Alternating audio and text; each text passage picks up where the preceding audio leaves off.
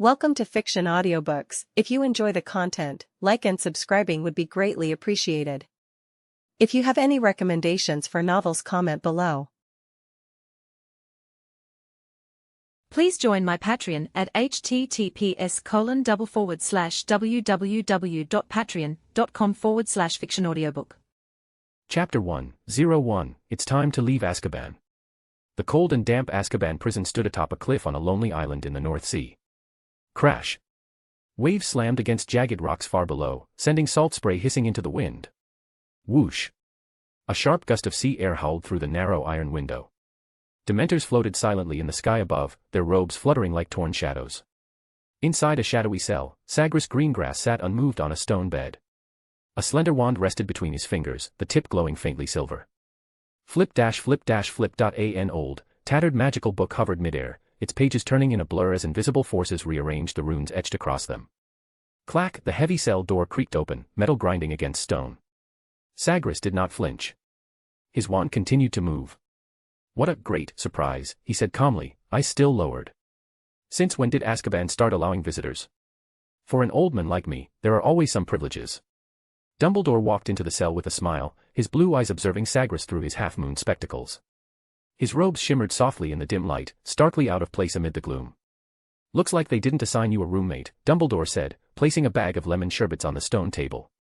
Sagres's fingers moved slightly, and the magical book in the air turned to ash and drifted down. He looked up at the old man, his gaze calm. "There are plenty of empty cells in Azkaban, Headmaster." "But they didn't even take your wand," the old man said, blinking playfully. "I understand your confusion. After all, it was you who personally cast the trace on my wand. But now." He waved the wand in his hand, his calm tone revealing a trace of pride. "Even the Dementors can't detect the magical signature from it." Dumbledore didn't reply. Instead, he looked around the cell, eventually settling his gaze on the anti-magic stone bricks of the wall, covered in carved magical formulas. "It seems that even here, you haven't stopped researching," he said, leaning in to get a closer look and reading softly. "Emotional magic energy conversion and the symbiotic relationship with Dementors. Looks like your prison life hasn't been too bad. Maybe this place can't hold you at all." The old man smiled and popped a fizzing sherbet into his mouth. "Just passing the time," Sagres replied, waving his wand to erase the markings on the wall. "Perhaps it's old age catching up with me, but lately I've been thinking, expelling you from Hogwarts 5 years ago might have been the greatest mistake of my life," Dumbledore said with a sigh. Sagres frowned at those words. "Professor Dumbledore, if you've come to mock my situation, you can leave. Studying those foolish Dementors is already enough to bore me. I don't need another self-righteous visitor." Dumbledore sighed, a trace of helplessness in his tone. "Sagres, I never intended to mock you. I expelled you back then because I believed your research had touched upon dangerous edges. I had to think of the safety of the students at Hogwarts." "Dangerous, huh?" Sagres shook his head. "Magic itself is dangerous." He tapped his wand on the stone bed and conjured an oak chair. "Of course, I understand your actions at the time, and I've never held a grudge against you for them." Hearing that, the old man smiled again, pulled the chair over, and sat down. The oak seat let out a soft creak. "I'm quite glad to hear you say that. After all, in the 5 years since you left Hogwarts, you haven't contacted me even once by letter." Dumbledore's half-moon spectacles caught a faint glint of light. "I heard about your situation from Phileas. I know you've never stopped seeking the true essence of magic all these years, and now you've achieved remarkable results. To be honest, I'm genuinely pleased." "If you're here for a purpose, I suggest you speak plainly," Sagres interrupted, raising a hand. "You've done enough preamble." "Ah, of course. What I mean is, based on your past achievements, you deserve a better research environment." As he spoke, the old man drew a wax-sealed letter from his robes. "At the same time, Hogwarts is in need of a charms consultant, someone to guide senior students in their theoretical research and practical work on spells, teaching all those who've passed their OWLS." Sagres took the letter but didn't open it. His fingertips brushed over the Hogwarts crest on the seal as he murmured, "Return to Hogwarts."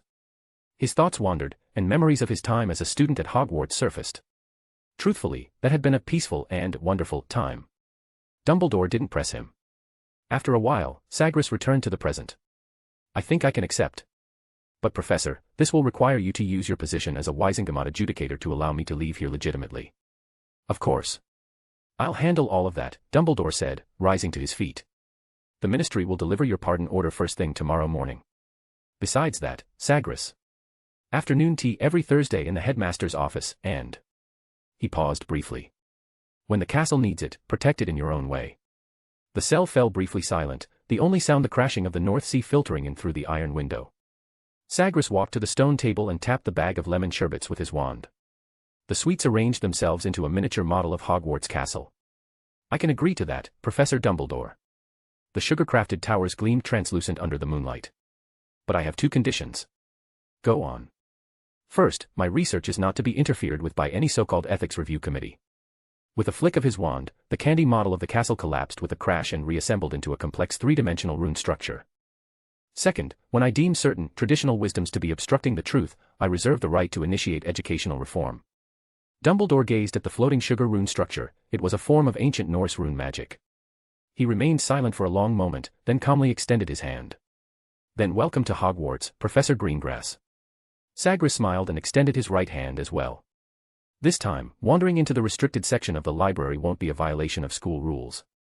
Indeed, but please don't replace the index page of most patenti potions again, Dumbledore said, blinking. Madame Pant still believes it was a misfile on her part. As he watched Dumbledore disappear via Phoenix apparition, flashes of memories that didn't belong to this world occasionally surfaced in Sagres's mind, glass beakers in a laboratory from another universe, chalkboards covered in formulas, endless experiments. But those scenes were always swiftly pushed aside by reality, the look of disgust from his family in childhood, his mother's screams, the Cruciatus Curse, and the cold silhouette of his father walking away. As a transmigrator, Sagres had once felt pleased with his setup at the start. After all, most people who received a transmigration script ended up as orphans with dead parents, while he had both parents alive and came from one of the Sacred 28, the Greengrass family. In his initial vision, as a noble of the wizarding world, he imagined he would at least live a life free from want, enjoying the wonders of magic in a leisurely, carefree manner, perhaps even setting up a hedge fund to short Gringotts or something similar. Let these old fossils of the magical world experience what was called Muggle ingenuity, and properly fulfill a sense of personal value. But reality had quickly dealt him a heavy blow. From the moment he transmigrated to this world up until before he entered Hogwarts, the British wizarding world had been shrouded in Voldemort's rule. That's right, he knew Voldemort would eventually be defeated, but at that time, the Dark Lord was still very much in power, and the boy who lived was still in his mother's womb. Most importantly, all he knew was that Harry Potter would be the savior, Voldemort the great villain, and that Harry would ultimately defeat him. But as for when or how that would happen, he had no idea. And the Greengrass family, as die-hard supporters of Voldemort, was made up almost entirely of Death Eaters. His father was a silent and taciturn unspeakable in the Ministry of Magic, and his mother was a Muggle-born witch. Yes, Sagres was a half-blood. Though his mother was a beautiful Muggle-born witch, she deeply despised Sagres's half-blood lineage. She made no effort to conceal her hostility toward him, as if by doing so, others would forget that she herself wasn't pure blood. If it had only been the hatred and abuse from his family, that might have been tolerable. But later, the Greengrass Death Eaters, in order to demonstrate their loyalty to Voldemort's pure blood ideology, actually used Sagres's mother as a sacrificial offering. That pitiful woman, once devoted to and supportive of the Death Eaters, was tortured into madness with the Cruciatus Curse by the very people she revered, and then finished off with a killing curse. Just like that, her life came to a hasty, meaningless end.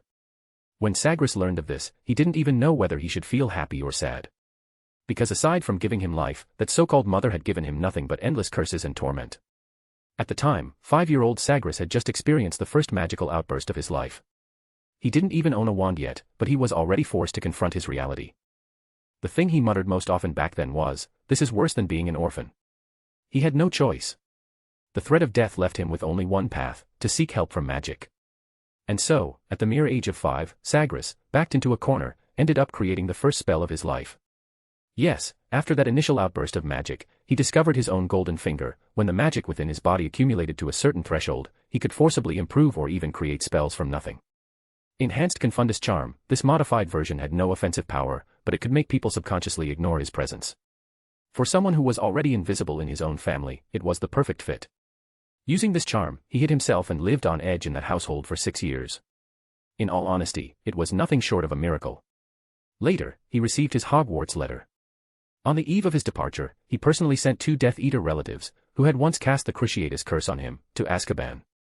As for his father, he had already been sentenced to prison when Voldemort fell, most likely already dead by now, kissed by a Dementor. Flap, flap, a raven landing at the window broke his train of thought. Sagres took the scrap of Dementor cloak from the bird's beak. With a tap of his wand, the fragment turned to ash, and a wisp of ghostly blue energy flowed into his body. The flame-shaped rune scar on his wrist glimmered faintly under the moonlight, a souvenir from a dark magic experiment, and the very reason he could walk through Azkaban unafraid. It's time to leave. Chapter 202, Hogwarts Express. The number 93 was nailed to a mold-stained brick wall in Diagon Alley. Passing wizards all assumed it was an abandoned warehouse. Sagres tapped the bricks lightly 3 times with his wand, and they shifted like piano keys, revealing a spiral staircase leading down to a basement, his temporary residence rented at the price of 2 galleons a week. It used to be the sugar cellar of a dessert shop. "Antisesame scour jiffy," he said, waving his wand at the oak barrels coated in layers of icing. Amid the scent of aged cream, 12 barrels automatically connected into a long desk, and the toffee syrup stuck to the walls melted into amber-colored desk lamps. When the Daily Prophet slid in through a crack in the window, the headline on the front page read, "Order of Merlin recipient cleared of charges, to teach at Hogwarts." The accompanying photo showed his back as he walked out of Azkaban, the sea breeze lifting the hem of his black robes. Beneath the headline was a copy of the Ministry of Magic's pardon decree. Sagres folded the newspaper into a paper crane and tossed it into the fireplace. The flames licked over the words, "Dangerous Genius," in the headline, and in the blink of an eye, it was reduced to ash. Suddenly, a warm splat of bird droppings landed on the pardon decree. "You're 27 seconds late," he said without looking up. Ash rained down as the raven Noctis folded its wings, which shimmered with a metallic sheen, and held a perfectly sealed letter in its beak. This creature was a cursed construct he had picked up in the ruins of Demstrang. Its left eye had been embedded with a piece of obsidian capable of refracting magic. Now it survived by feeding on Sagres' magic, and in return, the raven, named Noctis, served as his messenger. Sagres glanced at the letter. Instantly, from his dragon-hide trunk, a quill and a piece of parchment floated out. He pulled out a small handful of mithril shavings. Noctis immediately flew down to perch on his forearm, tilting its head and letting out a sharp, grating cry. "Quiet." Scolded, the raven turned away and began pecking at the mithril shavings. At the same time, the quill scratched smoothly across the parchment. Required texts for Advanced Charms Theory and Practice. Advanced Charms Applications, Miranda Goshawk, 1897 Revised Edition. An Introduction to Magic, Society for the Study of Ancient Magic. Advanced Magical Topology, Sagres Greengrass, Manuscript Facsimile Edition. The pen paused briefly, then added a final line in smaller script. Recommended Tools. Mithril-plated slide rule. Dual-sided crystal prism. As he placed the stopper back on the inkwell, sunlight streamed through the basement's high window, casting a soft glow on the side of his face. Sagres loosened his shirt collar and stood before the fitting mirror. The Hogwarts professor's black robes automatically adjusted their cut until the silver thread embroidery of the Ravenclaw crest appeared on the left side of his chest. It was a privilege granted to him as an alumnus. The scent of coal ash billowed from platform 9 3/4 in the thick steam. Sagres walked through a crowd of new students pushing luggage trolleys, the hem of his black robes brushing against the suitcase of a red-haired boy. On the exposed corner of the case, a chocolate frog card showed Dumbledore's image winking at him. "Move. Move. This stupid trunk's falling apart." Ron Weasley's shout and the snap of bursting trunk springs exploded at the same time. A pile of magical textbooks, along with magazines, comic books, newspapers, half a bag of leftover Bertie Bott's every flavor beans, and even a limping old rat, flew past Sagres' boots. Behind him, another boy wearing glasses was trying to tape up the cracked trunk. "Reparo," Sagres said with a gentle wave of his hand. The scattered items flew back into the trunk at greater speed, and the brass clasps reassembled themselves into a sturdier geometric structure. Ron stared wide-eyed at the now intact suitcase. Sagres asked, "Red hair? Are you from the Weasley family?" He noticed the worn wand sticking out of the boy's pocket, white ashwood with a faint crack running through the grain. The tip glowed faintly, and the unicorn hair core was frayed and exposed. Before Ron could answer, Sagres continued, "Even a first year should know a basic repair charm. Especially a Weasley." Seeing the two boys frozen on the spot, at a loss for words, Sagres shook his head and turned to walk toward the rear of the train. The whistle drowned out their stammered thanks. After he entered the compartment at the very end of the last carriage, a layer of frost immediately formed on the doorknob, an enhanced repelling charm that made passers-by subconsciously ignore the compartment. Hermione Granger pushed open the door to a compartment. "Has anyone seen a toad?" "Neville's lost his toad." Harry and Ron, who were in the middle of snacking, looked up and shook their heads at the girl in the doorway. Just then, a gust of wind from the window flipped open the Daily Prophet, revealing the front page headline, "Order of Merlin recipient cleared of charges. Controversial genius returns to Hogwarts." In the accompanying photo, a handsome man in black robes had a profile as cold and sharp as a sculpture. Behind him, the iron bars of Azkaban twisted into a blurred backdrop under the morning light. Merlin's beard. "He's actually going to be a professor at Hogwarts." Ron's nose was nearly pressed to the paper, with chocolate frog crumbs stuck to the edge of the headline. "It says here he blew up 5 wizards with magic." Harry leaned in for a closer look. In the photo, Sagres suddenly raised his eyes and glanced toward the camera.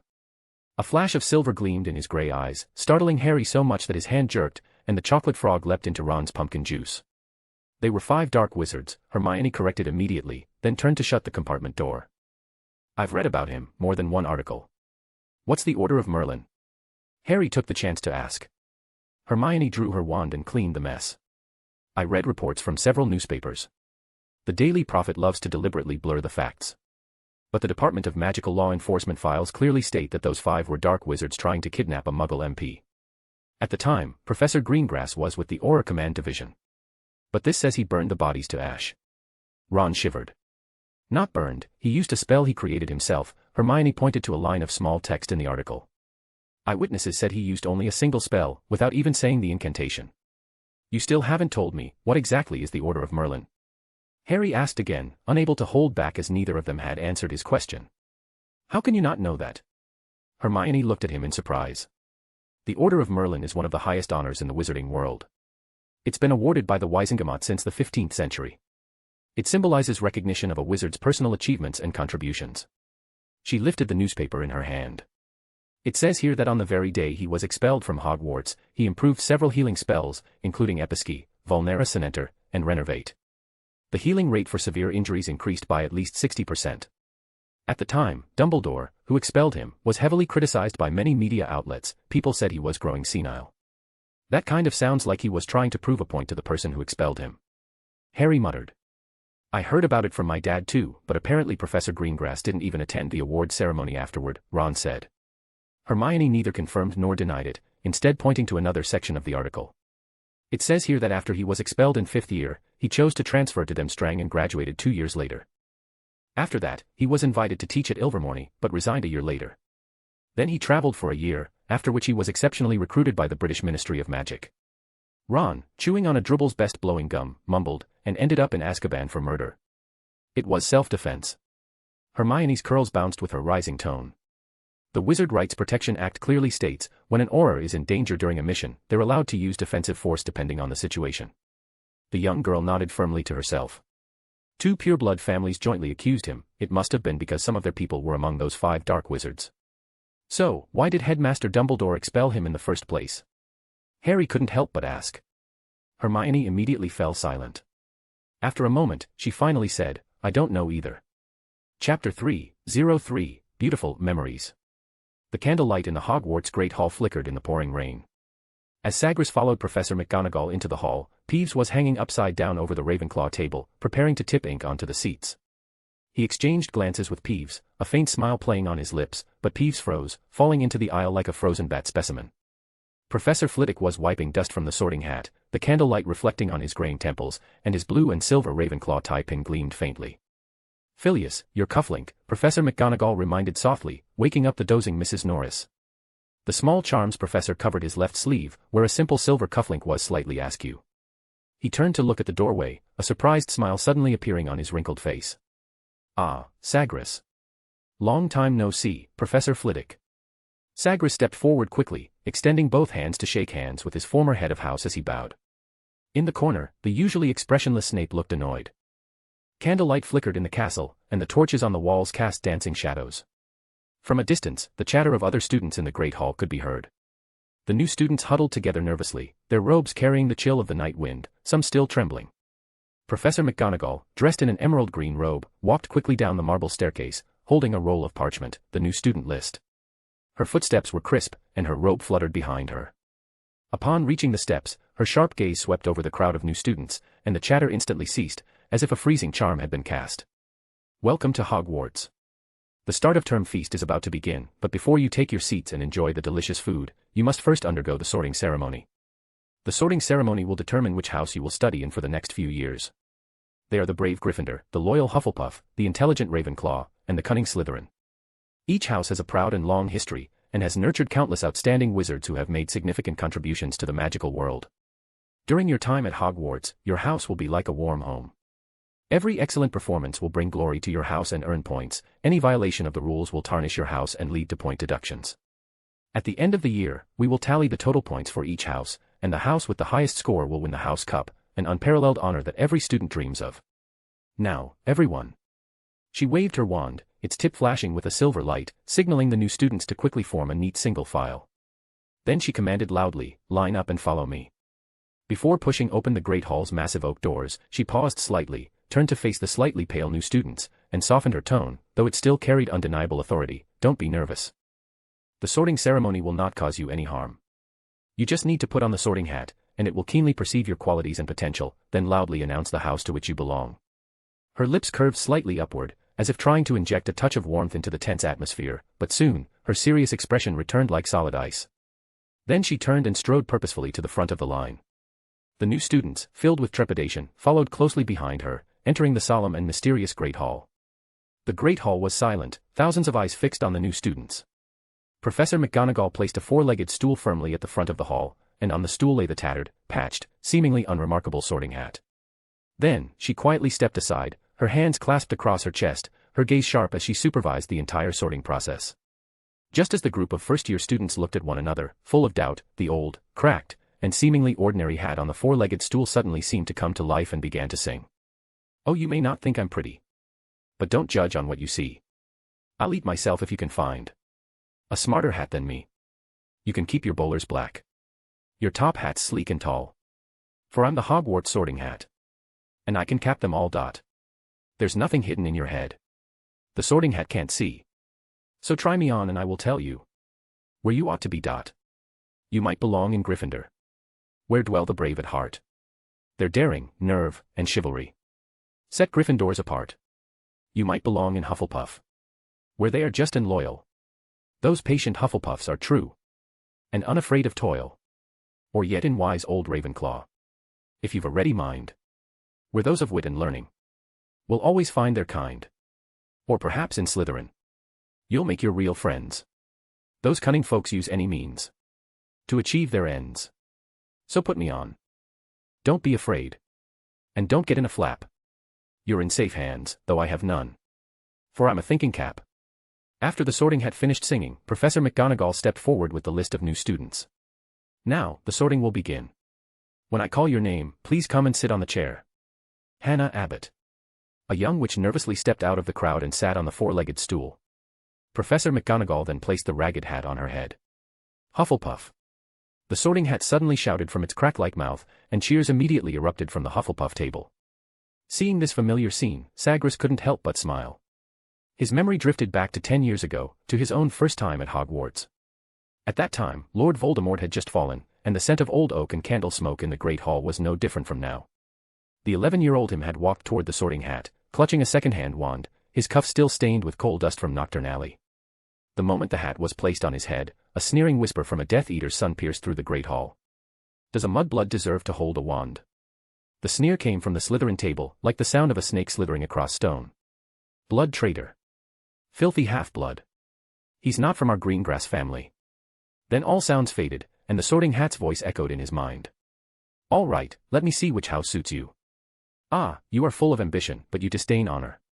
You are courageous, yet you scoff at recklessness. You are loyal enough, and absolutely fair, but you also seem unable to tolerate laziness and mediocrity. Oh yes, you possess excellent wisdom, but at the same time, an unparalleled arrogance and detachment lurk within you. How strange, you possess the qualities of all four houses, yet in your thoughts, you oppose each one. This is a difficult choice. Send me to Ravenclaw." "Ravenclaw. Well, it certainly suits you, though you may not necessarily suit it. But if you insist, then Gryffindor." The sorting hat's voice snapped Sagres, seated at the professor's table, out of his memories, followed by a wave of enthusiastic applause from the Gryffindor table. Phew. He looked up and saw that the famous Harry Potter had been sorted into Gryffindor House. The Gryffindor students looked delighted, and a pair of twins whistled and shouted, "We have Potter. Potter is ours." Sagres raised an eyebrow. It seemed the title of Boy Who Lived was very popular, even though the boy in question was still just an 11-year-old child. His gaze moved along the long table, eventually realizing that Potter was the bespectacled boy he had encountered on the Hogwarts Express. Recalling the boy's reserved demeanor and worn-out glasses at the time, he immediately understood one thing: the boy clearly hadn't been living well in his Muggle family. However, Sagres felt much more at ease. He understood Dumbledore's reasoning. The headmaster had sent the boy who lived to the Muggle world not only for protection but probably for another reason as well. After all, everyone in the British magical world had known Harry's name before he could even walk or speak. This infant became famous for something he couldn't even remember. If he had remained in the magical world, he would have been surrounded by constant praise and attention.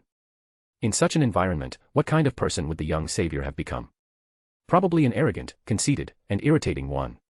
There were many such examples in pureblood families, so Sagres felt that the savior's current condition was actually quite acceptable. Aside from seeming a bit lacking in confidence, he didn't appear to have any other bad habits. Oh, ***, add this to your library. Chapter 404, The Dangerous Genius First Class. As the starlight from the great hall's ceiling filtered through the stained glass windows, Dumbledore tapped his golden goblet. The dancing frosted gingerbread men froze instantly, then scurried back to their plates under Professor McGonagall's sharp glare. Before dinner begins, I have a few announcements to make. Dumbledore continued, seeing that everyone's attention was now focused on him. First years should note that the forest on the grounds is forbidden to all pupils. And a few of our older students would do well to remember that as well. Also, Mr. Filch, the castle caretaker, has asked me to remind you all that no student is permitted to use magic in the corridors. Seeing no objections, he continued. Quidditch trials will be held in the second week of the term. Anyone interested in playing for their house teams should contact Madam Hooch. And, I must tell you that this year, the third-floor corridor on the right-hand side is out of bounds to everyone who does not wish to die a very painful death. Oh, in addition to that, we are fortunate to welcome 2 new professors this term. The headmaster's blue eyes swept across the staff table, and it was then that Sagres finally put down his knife and fork. The first is our new defense against the dark arts professor, Professor Quirrell. The man in the purple turban rose in a hurry, accidentally knocking over his mead. As the spilled liquid was about to soak his copy of Curses and Counter-Curses, Sagres frowned and tapped the table's edge with his finger. The liquid flowed back into the cup, restoring it to its original state under Quirrell's stunned gaze. Dumbledore's introduction continued, and given the Ministry of Magic's new regulations, to enhance the practical abilities and theoretical foundations of Hogwarts graduates, the school board has approved a new course, Charms Theory and Practice. As he spoke, he gestured in introduction, and Professor Sagres Greengrass, Dumbledore's tone was as lighthearted as if he were introducing a new flavor of cockroach cluster. He will be responsible for this new subject, and all students who have passed their OWLS must take this course. Upon hearing this, the students reacted differently. Draco Malfoy, at the Slytherin table, couldn't help but mutter mockingly, "My father said some people don't even have a NEWT certificate." "Keep it down." Crabbe and Goyle, beside him, quickly stopped him with nervous glances. Although Malfoy was somewhat displeased, he did not continue speaking. At the staff table, Sagres stood and nodded to the headmaster. He didn't silence the students' whispers, as he considered such praise or criticism meaningless. However, the Raven Loctus suddenly descended from the ceiling, landing on his shoulder. "Quiet." A hoarse whisper scraped from the raven's throat, like rusty door hinges grinding. The eerie sound made everyone's hair stand on end. At that moment, the obsidian embedded in the creature's left eye glowed faintly, and it still held half a piece of mithril in its beak. Sagres raised his hand to calm the agitated Loctus, and then his calm voice reached everyone's ears. "I am Sagres Greengrass. Some of you may know me, a madman, a scholar, a murderer. Arrange it as you please. But as a friendly reminder, in my classroom, truth becomes a hungry beast, so I hope you're prepared in advance." With that, he sat back down in his seat. The great hall fell silent for a moment, then a burst of enthusiastic applause erupted from the Ravenclaw table. They were welcoming their former Ravenclaw alumnus, the once-renowned, dangerous genius. Moments later, the feast officially began with Dumbledore's announcement. "I think Dumbledore has lost his mind." Daphne Greengrass waved a dinner knife with an exaggerated expression. "He actually let a murderer teach us. What can a half-blood mongrel teach? How to brew a potion from a mudblood's snot." Pansy Parkinson pouted. "Seems like you've got a serious issue with your cousin." "Shut up." At those words, Daphne flared up like an enraged rooster. "He's a filthy mudblood, the family has already disowned him." "I thought so too. Otherwise, how did I hear he personally sent your 2 uncles to Azkaban?" Malfoy couldn't help but interject when he overheard their conversation, though his tone was more mocking than curious. "Humph, Malfoy, don't forget why he was imprisoned recently. My mother said he blew 5 people to smithereens with just one spell." Draco tapped his goblet with a silver fork. "What your mother says doesn't matter at all, she can't even tell the difference between a Dementor and a house elf." Daphne pulled out a copy of the Daily Prophet and slapped it onto the long table. "At least she can tell that 2 of those 5 dark wizards he blew up were your father's Death Eater colleagues." "How dare you? Keep your voices down." Crabbe finally couldn't take it anymore. He whispered nervously to everyone, "Didn't your parents warn you not to provoke him? He's already spilled the blood of more than one pure-blood family." The long table suddenly fell silent, the only sound remaining the grating of knives and forks against porcelain plates. After the feast, in the Gryffindor common room, Harry and Ron sat by the fireplace, discussing the mysterious professor. Lately, news of the new professor had been everywhere. Harry stared at the flickering shadows in the fire, his scar throbbing faintly. He remembered Professor Greengrass's gaze toward Professor Quirrell during dinner. It had looked exactly like Uncle Vernon's expression when he found a spider spinning a web in the jam jar. To be honest, he always felt something was off, but Ron insisted he was just being overly suspicious. That bird was really scary, wasn't it? Ron said with a bit of exaggeration.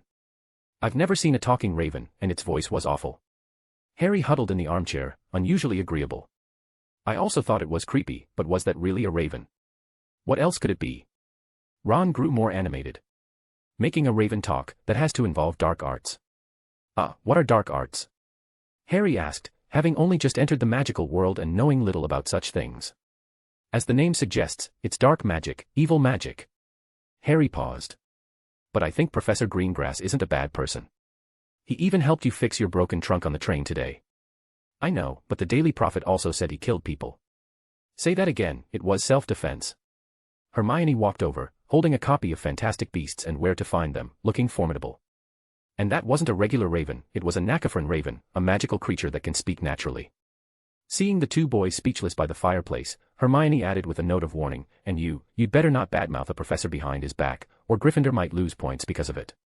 Without waiting for a reply, she turned and walked away. Harry and Ron exchanged glances, their bewilderment almost overflowing. Who does she think she is? The Minister of Magic. Forget it, Ron. I think Hermione must have made Professor Greengrass her idol. Idol? What's that? Something like a spiritual leader, I guess. Now I understand, like Death Eaters worship you-know-who. Charms class premiere. Tuesday morning's Charms theory class was Sagres's first lesson as a teacher at Hogwarts. When he walked into the Charms classroom in the Ravenclaw Tower with Introduction to Magic in hand, he found that the classroom layout had completely changed since his student days. The original oak long tables had been replaced with circular stone platforms, and a floating crystal prism had been added to the center of the room. He stepped onto one of the stone platforms, quickly scanned the students in the room, and then nodded. Very good, everyone is here. I think we can skip introductions, but since this is a new course, I must explain a few things before we begin. Sagres drew his wand and tapped the podium lightly. At once, the entire podium rose from the floor and hovered in midair. Ignoring the gasps from the sixth-year students, the Introduction to Magic book in his hand melted into liquid, which floated into the air and rearranged itself into a constantly shifting string of words, Charms Theory and Practice. This course will only cover two things, the theory of charms and practical spellcasting. Scanning the students, who sat as orderly as a group of quails, Sagres couldn't help but reveal a faint smile. It seemed his iron-fisted methods over the years hadn't been entirely ineffective. He thought this silently, but what he said was strictly related to teaching. Unlike Professor Flitwick's Charms class, this course does not cover the standard book of spells. The liquid words shifted accordingly. Charms theory will help you build a magical cognitive system. By analyzing the historical evolution of spells, it will make you aware of the blind spots in the current teaching system. Upon hearing this, a Ravenclaw student couldn't help but raise her hand to ask, but Professor, hasn't the knowledge in the standard book of spells already been historically validated? Sagres didn't turn his head.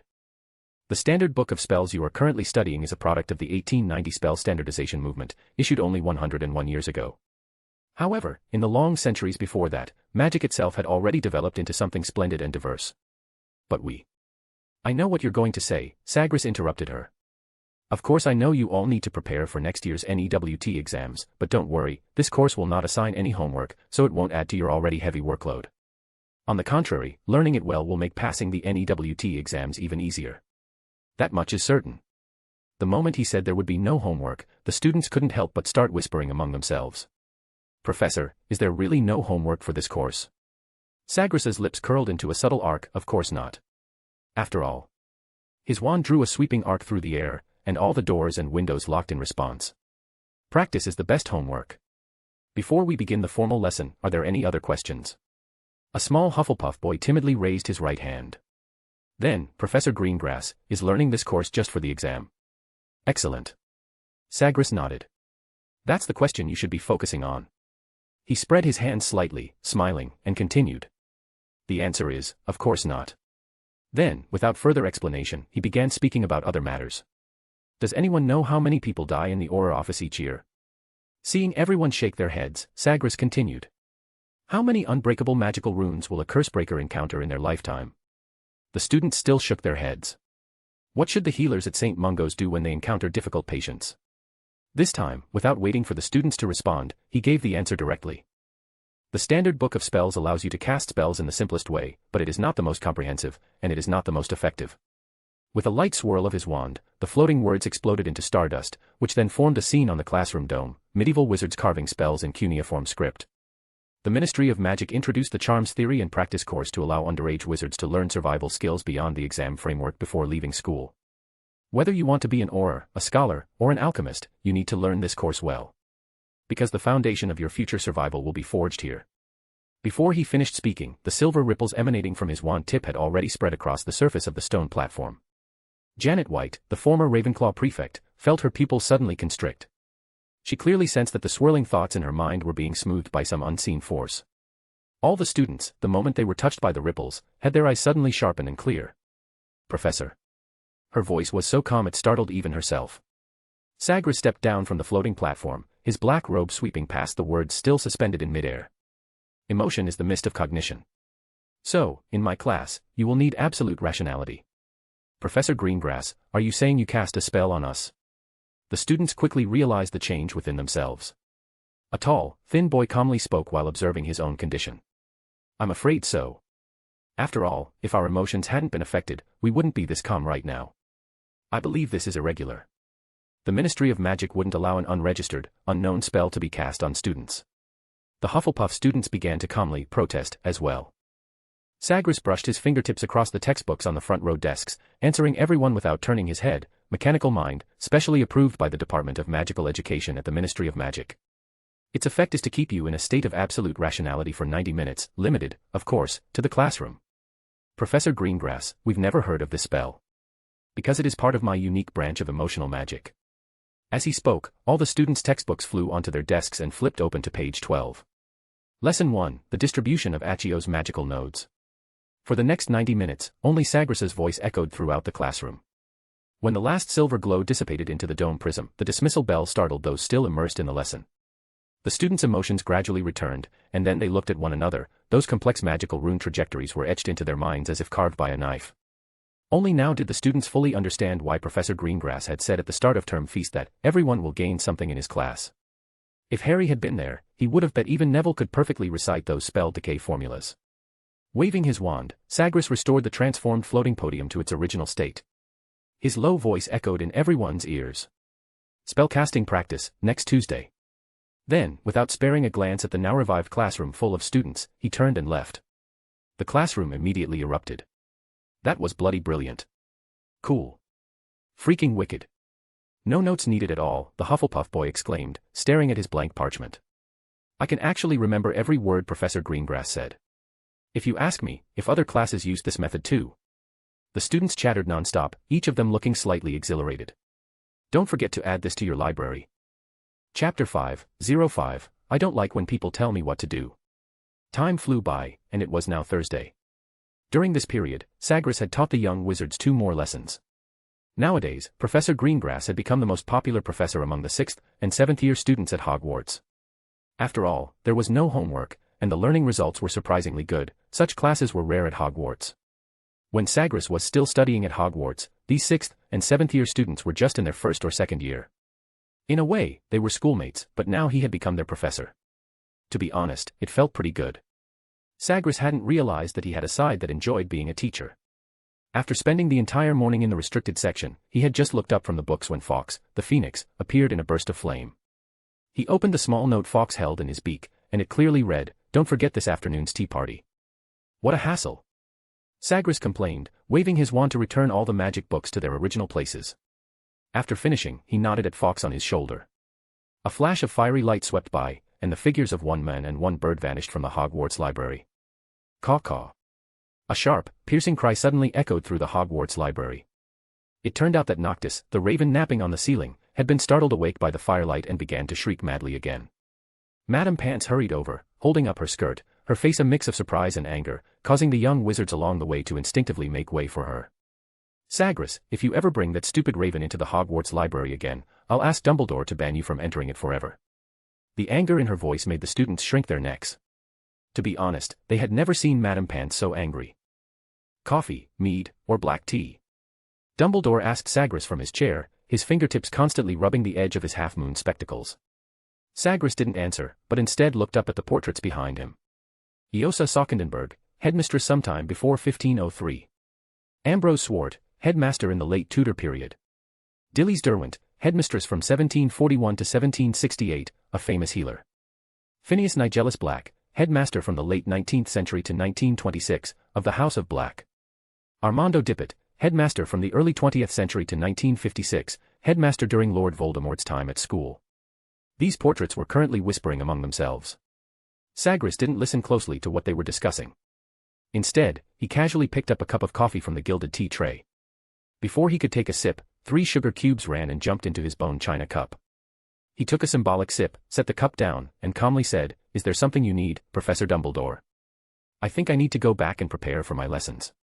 "Sagres, since you started working here, aside from immersing yourself in the sea of books in the Hogwarts library, I've never seen you step into your office to prepare for lessons," the headmaster mercilessly exposed his clumsy lie.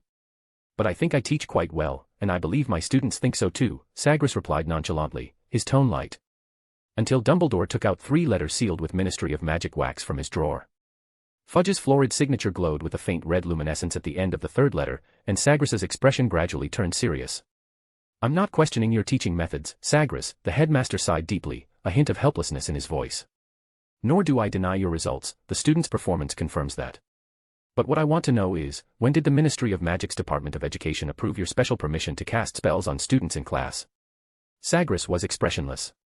"Professor, I believe we reached a consensus when we were in Azkaban." Dumbledore nodded at that. "I admit we did, but even so, you should have informed me beforehand. Furthermore, lying to a group of underage students is certainly not what a professor should do." Sagres was a bit annoyed. This scene was somewhat reminiscent of when he was expelled. However, he forced himself to calm down. "I don't think that counts as a lie. You should know my spells would never cause any harm to the students." Sagres calmly raised his hand, his fingertips lightly touching the letters. A pale flame rose from his finger, instantly burning them to ashes. "And I dare say, if Lord Voldemort or Grindelwald were sitting here right now, the Ministry of Magic would never dare to send such letters. They lack respect for you, headmaster." "That's only because people fear them, child," the headmaster's voice held a trace of weariness. "I don't believe that's right. I respect your choice, Albus." This was the first time he had called the headmaster by his given name. "But I'm not like you. I don't like people telling me what to do." He took out his wand and drew a silver mark on the table. "I don't like it, especially when I'm not wrong. My request is simple, whether out of respect or fear, don't cross the line, and don't provoke me." Dumbledore opened his mouth, but Sagres interrupted him before he could speak. "They can certainly play politics in the wizarding world, but they need to know their audience. To be honest, it's partly your responsibility, headmaster, that they've become this way. Your tolerance has fueled their arrogance." Dumbledore's voice was unusually low. "The greater the power one possesses, the less authority one should wield, as no one can guarantee they won't make mistakes." Sagres nodded. "I don't object to that, Professor Dumbledore. As I said, I respect your choice." He then shifted the topic. "However, I am not you. I don't have your broad-mindedness, so if those politicians who play power games in the wizarding world come looking for me, I will show them what the underlying logic of the wizarding world truly is." As his words fell, his figure instantly vanished without a trace. Dumbledore looked at the now empty office with some surprise, but finally sighed with relief. Dilys Derwent on the wall suddenly spoke. "The child is right, Albus. Sometimes, fear is more persuasive than respect." Dumbledore didn't answer directly, merely tossed a screaming sugar cube into his tea. "He can even apparate at Hogwarts now, Dilys." He raised his teacup and took a small sip. "He is more powerful than I expected." "You can't control everything," Armando Dippet added. "Besides, this child is completely different from Tom, you don't need to worry about that." Dumbledore said nothing more. He took out his old wand and tried to repair the mark Sagres had left on the table, only to find himself powerless. A scoff came from behind him, and Dumbledore turned around, but he couldn't tell which portrait it had come from. Crack! The explosive sound of Sagres's apparition startled a few ravens near the pumpkin patch. He brushed the grass clippings from the hem of his robe and looked up at the crooked wooden house before him. Twilight blurred the outline of the forbidden forest into a blue-gray, and the warm yellow light leaking from the cottage windows diffused into the damp air. Operating at Hogwarts was no easy feat, even Sagres had expended a fair amount of magic. However, he felt it was worth it. Dumbledore needed to understand that he was no longer the fifth-year student he once was. He had come here to ask Hagrid for some magical materials. Snape had some as well, but given their relationship, Sagres figured it would be difficult to get anything from his former potions professor besides a glare. Knock, knock, knock. The dull thud of knuckles on the door startled the occupants inside. Sagres knocked again, but it took a while before the door opened a crack. Professor Greengrass. Good afternoon, Hagrid, Sagres greeted him. He peered through the narrow opening and vaguely saw two figures inside. Do you have other guests? Oh, do come in, Professor, and speak, Hagrid said, shifting his massive body as he yanked the door wide open. The hinges groaned under the strain. It's Harry and Ron. I invited them over for tea to celebrate their enrollment. Sagres narrowed his eyes, the oil lamp inside cast a flickering halo on the oak table, and two small figures were nearly swallowed by Hagrid's custom-made giant armchairs. Harry's fingers were unconsciously picking at a chip in his teacup, and Ron's ears were flushed red beneath his bright red hair. Sagres looked at the two boys sitting at the table and, uncharacteristically, greeted them. Good to see you two again. Gee, good afternoon, Professor. The two boys scrambled to their feet, stammering as the words caught in their throats. Sagres nodded slightly. Hagrid's tone was cheerful. Fancy a rock cake, Professor? Call me Sagres, Hagrid. He waved away the copper plate Hagrid offered. I came here to ask you for a favor. Tell me, Professor, how can I help you? If possible, I'd like to purchase some unicorn tail hair and whomping willow branches, Sagres said simply and directly. To be honest, he preferred dealing with Hagrid. Bye. It's my honor to help you. Hagrid patted his hairy chest, his booming voice making the hanging pot tremble slightly. He reached up and pulled a patched dragon hide pouch from a wall hook, rummaged through it briefly, and pulled out a handful of pure white hair. Just collected last week, and combed under the moonlight a few days ago. As for whomping willow branches, are last year's all right? Of course. Thank you for your generosity, Hagrid. You're too kind, Professor. If you need anything else, please feel free to come to me anytime. Thank you, Hagrid. Sagres placed the materials into his pocket. As he thanked him, he waved his wand again, and the messy house instantly began to tidy itself, becoming neat and cozy in the blink of an eye. Hagrid looked amazed and quickly thanked him, but Sagres waved his hand. It's just a small thing I can do. He stood up to bid them farewell, and at the door, he turned back to Hagrid and said, Leave the Christmas tree transportation and decoration to me this Christmas, Hagrid. Please don't refuse. Hagrid was stunned by these words. He instinctively said, Oh, of course. Then he broke into a pure smile. I mean, no problem at all. Thank you, Sagres. Hagrid leaned against the doorframe, smiling as he watched Sagres leave. Harry suddenly pushed Fong aside and leaned in. Hagrid, are you very familiar with Professor Greengrass? Familiar. He wiped his beard with a hand the size of a baking tray. As you can see, we do know each other, but certainly not intimately. Of course, we've had quite a few dealings, Hagrid added. Ron asked, then why did you give him so many magic materials for free? Those things aren't cheap. Don't think like that, Ron. Professor Greengrass was invited back to teach at Hogwarts by Dumbledore. Hagrid picked up a rock cake and popped it into his mouth. Don't let his youth fool you, his accomplishments are anything but small. Don't worry, Hagrid, we've learned plenty about his accomplishments these past few days. Harry and Ron exchanged glances, both recalling how Hermione had been lecturing them about it non-stop, which left them feeling a bit helpless. Harry said, Tell us something we don't know, like the Gringotts robbery you just mentioned. I won't say another word about that. Hagrid immediately declared. Then do you know why Professor Greengrass was expelled? Ron leaned forward, his face full of curiosity. At this, Hagrid's broad back visibly stiffened. He looked reluctant, but this time he didn't refuse. This isn't a secret, I can tell you. But you can't tell anyone else. It's always bad to gossip about people behind their backs. Chapter 606, Beautiful Past. Late at night, in the restricted section. Moonlight streamed through the high window, weaving a black net across the mold-stained parchment. Sagres looked at the potion in his hand, hesitated repeatedly, and finally pried open Noctis's beak, forcing it down its throat. But before that, to prevent the stupid bird from going mad again, he had already cast a throat-locking tongue-tie on it. The raven's metallic-sheened black feathers trembled slightly, and distinct patterns began to emerge. While waiting, he couldn't help but recall his experiences over the years. He had been in this world for 21 years, and by now, Sagres had successfully created 7 magic spells using his awakened ability, and had further derived and improved a series of spells from them. These spells had once been his foundation for survival in this world. But now, this gift that came with his transmigration had stopped functioning 3 years ago, on the night of his coming-of-age ceremony. This ability's prerequisite was the enhancement of magic, and a wizard's magic would not grow indefinitely. From his first magical outburst at 5 years old to the solidification of his magic tide as an adult, over these past 10+ years, Sagres's magic growth had become increasingly slow, almost completely stagnating at 18. This was the inherent magical shackle of a wizard. Everyone was like this, and even a transmigrator could not break it. Although his total magic far surpassed that of an average adult wizard, in reality, it was only comparable to the combined magic of 3 seasoned hit wizards. He estimated it probably couldn't even catch up to a magical genius like Dumbledore. However, even if his total magic was inferior to Dumbledore's, he was certain that the power of his spells was absolutely no less than his, because he knew that his spells had long broken through the shackles of total magic. Magic control as precise as a surgeon's scalpel was enough to forge every drop of magic into a deadly blade. This almost obsessive pursuit could be traced back to that turbulent period. His childhood experiences had made him extremely insecure, so in the decade or so after leaving the family, he had been frantically absorbing knowledge, and, of course, seizing power along the way. From dark arts to ancient war magic, and then to ancient rune magic, Sagres accepted all comers. He walked among ancient, decaying ruins, time and again extracting long-forgotten magic from texts and making it his own. Hogwarts, Demstrang, Ilvermorny, United States, he had virtually read all the books in the libraries of these 3 schools. In the year or so he traveled afterward, he also successively visited Beauxbatons in the French Pyrenees, the Moon Mountain Magic School in Uganda, Africa, and the Magic Institute on Japan's volcanic island.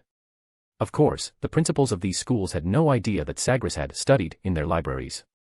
Over a decade of day and night study, nourished by countless magical texts, the boy who had once curled up in the Greengrass family's private library had now transformed into a wizard who could make the entire magical world tremble. Improving spells. Creating magic. This had long become an instinct ingrained in his bones. The difference was that he no longer relied on external power, but on the knowledge in his own mind. Sagres tapped the table lightly with his finger. Noctis, who was preening its feathers, looked up, its obsidian eyes reflecting the deepening curve of his lips. He recalled the life-or-death crisis in the North Sea 3 years ago. At the time, he had been attempting to improve apparition, and the spatial ripples caused by the spell had disturbed a sleeping Norwegian sea monster. Tentacles like giant pythons shot out from the trench, suddenly tightening as they touched him. Yet Sagres was still immersed in the illusion woven by the creature, not even noticing the briny seawater filling his nasal cavity. Even now, the memory still sent shivers down his spine. The monster's mental infiltration had been able to bypass his magical barrier, which he had never relaxed over the years. If not for Noctis's piercing cry, choking on water, which tore through the illusion, he might have long become a skeleton in the sea monster's lair. Fortunately, he had that stupid bird with him, even though it often made Sagres's temples throb. Sagres, who had nearly capsized in the gutter back then, looked at the giant beast before him. After a brief moment of fear came uncontrollable rage. He unhesitatingly pulled out his wand and directly used his most powerful spell. Boom. A violent torrent of magic erupted with a roar, and scarlet spell-light tore through the curtain of water. Then, the mountain-like giant octopus was blasted into minced meat. And that damn trip to France. Noctis, due to its gluttony for the mithril bindings on the ancient books in the Beauxbatons library, awakened a dark arts book that had been dormant for 2 centuries. The panicked raven had darted between the vaulted beams, its feathers brushing against ancient texts that successively activated magical wards, eventually escalating into a school-wide dark creature invasion alert. When he grabbed the raven by the neck right under the gargoyle patrol's nose, the idiot was still clutching half a gnawed-off piece of mithril in its claws. Heh. His memories were interrupted by footsteps. Sagres looked toward the door as Snape, wrapped in a large black robe, glided in. He expressionlessly surveyed Sagres, but an unmistakable look of disgust appeared in his eyes when they landed on the raven. Sagres, only you would employ such a peculiar creature. Hearing this, Sagres nodded in agreement, his tone serious. Indeed, Professor Snape. The potions professor's disgust became even more apparent. What exactly are you plotting, staying in the restricted section late at night? His tone carried overt scrutiny and suspicion. As you can see, Professor. He pointed to the raven on the table. I'm researching the dark arts, and, of course, how to rule the world. Snape let out a scoff. Just as he was about to retort, Sagres waved his wand at the raven, and Noctis immediately flew to his shoulder. Caw-caw. The throat-locking tongue-tie had been lifted at some point, and it stood on Sagres's shoulder, letting out 2 piercing cries. Shut up. You idiot. Sagres snapped. Then he explained apologetically to the open-mouthed Snape, my apologies, Professor Snape, I wasn't referring to you. Sagres. Snape's face darkened, his low voice filled with anger. Perhaps you should learn how to respect your former professor. Of course, Professor Snape. Sagres gave a polite smile. Rest assured, I certainly have absolute respect for you. But if you truly feel I've offended you, then deduct points from me." After speaking, he bowed slightly to Snape, and as he turned to leave, he looked back and added, "Oh, I forgot, you can't deduct points from me now, Professor. After all, I'm no longer a Hogwarts student." With that, he ignored the grim-faced Snape and left the Hogwarts library with Noctis the Raven. Sagres knew Snape disliked him, and likewise, he intensely disliked his former potions professor. Their feud had a long history, and the reason for their animosity was quite simple. During Sagres's student days, he was almost constantly accompanied by insults and curses. Among them, the students of Slytherin House were particularly active, truly the masters of foul-mouthing. At first, Sagres paid no attention, because in his view, these insults weren't even insults. One might ask, how much harm could attacking a wizard with a modern adult soul actually cause him? It could only be said that the harm was minimal, and the insult was not strong at all. So Sagres didn't even bother with pleasantries, choosing simply to ignore them. But his constant forbearance did not make this group of morally skewed students restrain themselves. Sagres's silence instead fueled their arrogance, causing them to push their luck. Chapter 707, Beautiful Past. When verbal attacks proved ineffective, they resorted to ambushing him with dark curses. At first, Sagres also inadvertently fell victim a few times, his face swelling like a pig's head, or his body growing hair. Although the negative effects of these minor curses weren't severe and Madame Pomfrey could fix them in a few minutes, Sagres couldn't possibly stay on high alert with his wand out all day long. After all, insults were one thing, but physical attacks were intolerable. He wasn't just a Ravenclaw who only focused on studying, it turned out his practical abilities were also strong. For the next period, Sagres spent his days attending classes, frequenting the Hogwarts library, and precisely intercepting lone Slytherins to give them their daily, practical lessons, with his wand tip pressed against their trembling throats. For a time, Hogwarts was in an uproar. However, most of the time, after Sagres punished someone, he would cast a healing spell on them, at least to remove superficial wounds, otherwise, he would be given detention. As for psychological trauma, that was not within his consideration. Perhaps Sagres was too heavy-handed, and these underage young wizards were severely frightened, to the extent that members of some pureblood families began to pressure Snape. The young head of house repeatedly sought out Sagres for talks, even resorting to verbal threats. Initially, Sagres was cooperative, but he quickly realized that the Slytherin head was not there to solve problems at all. He was extremely protective of his own, lacked fairness, and, without distinguishing right from wrong, gave Sagres detention. This infuriated Sagres, and he tried to report it to Dumbledore, but to little avail. Having no other choice, Sagres, with nowhere to turn for help, redirected his anger onto the Slytherin students. This time, he didn't wait for others to provoke him, instead, he actively sought out trouble with them, and after he was done, he would even heal them fully. When students reported him, he simply denied it. Sagres still remembered what he had said at the time, "Professor, you said I used a cutting spell on him." He wore a face full of confusion. "How is that possible? How could I use such an aggressive spell on a classmate?" "You must be mistaken. Besides, they don't even have a scratch on them. If this isn't a misunderstanding, then it's blatant slander." "What? You said I cast a spell on him and then healed him. Who would do something so boring?" This tug-of-war ended when Dumbledore branded his second-hand wand with a trace. The moment the old wand touched the Ewed shaft, Sagres sensed the warning lurking behind those half-moon spectacles. He understood that from then on, Dumbledore could see every spell he cast with that wand, if the headmaster wished. That dusk, Sagres leaned against the top of the Ravenclaw Tower, letting the mountain wind fill his robes. Finally, he chose to seal the second-hand wand in a dragon-hide case and then desperately practiced silent, wandless casting at the top of the astronomy tower. To be honest, everyone in the magical world should be grateful that Sagres is a transmigrator. After all, if it weren't for the imprint of 9 years of compulsory education from his previous life, Sagres might very well have become another Dark Lord. During that time, he spent his days either in class or in detention, and only in the quiet of night could he secretly slip into the Hogwarts library, reading ravenously. At that time, Snape, just like today, would always come to the Hogwarts library late at night to catch him. Sometimes, Sagres would luckily escape, but more often, he would be caught and then continue to be given detention. Peeves also contributed a lot to this. Initially, Sagres would feel angry and disheartened, but as time went on, he gradually let it go. Fortunately, his diligent practice was not in vain. The power of his silent, wandless magic was now almost identical to when he used a wand. Later came the matter of his expulsion in 5th year. After self-studying a large number of spells in the Hogwarts library at the time, the young Sagres began to try creating his own spells, without external aid.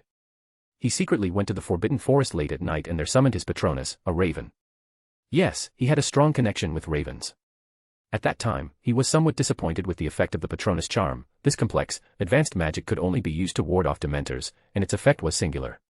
He was determined to combine the Patronus with other magic to enhance its offensive power. Ultimately, he chose the Fiendfire Curse. Whoosh!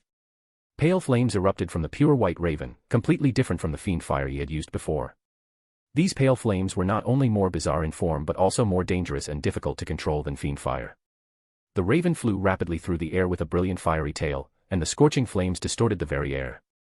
For a moment, Sagres thought he had succeeded. But then, his Patronus began to wail, eventually turning to ash in the flames. The Fiendfire Curse, this terrifying dark art, burned everything around Sagres to ashes. He was fortunate the spell did not go out of control, he had not fallen into the situation of playing with fire and getting burned. The attempt at creating a new spell ended in failure, but Sagres was not too disappointed. However, Snape, that persistent fellow, appeared again.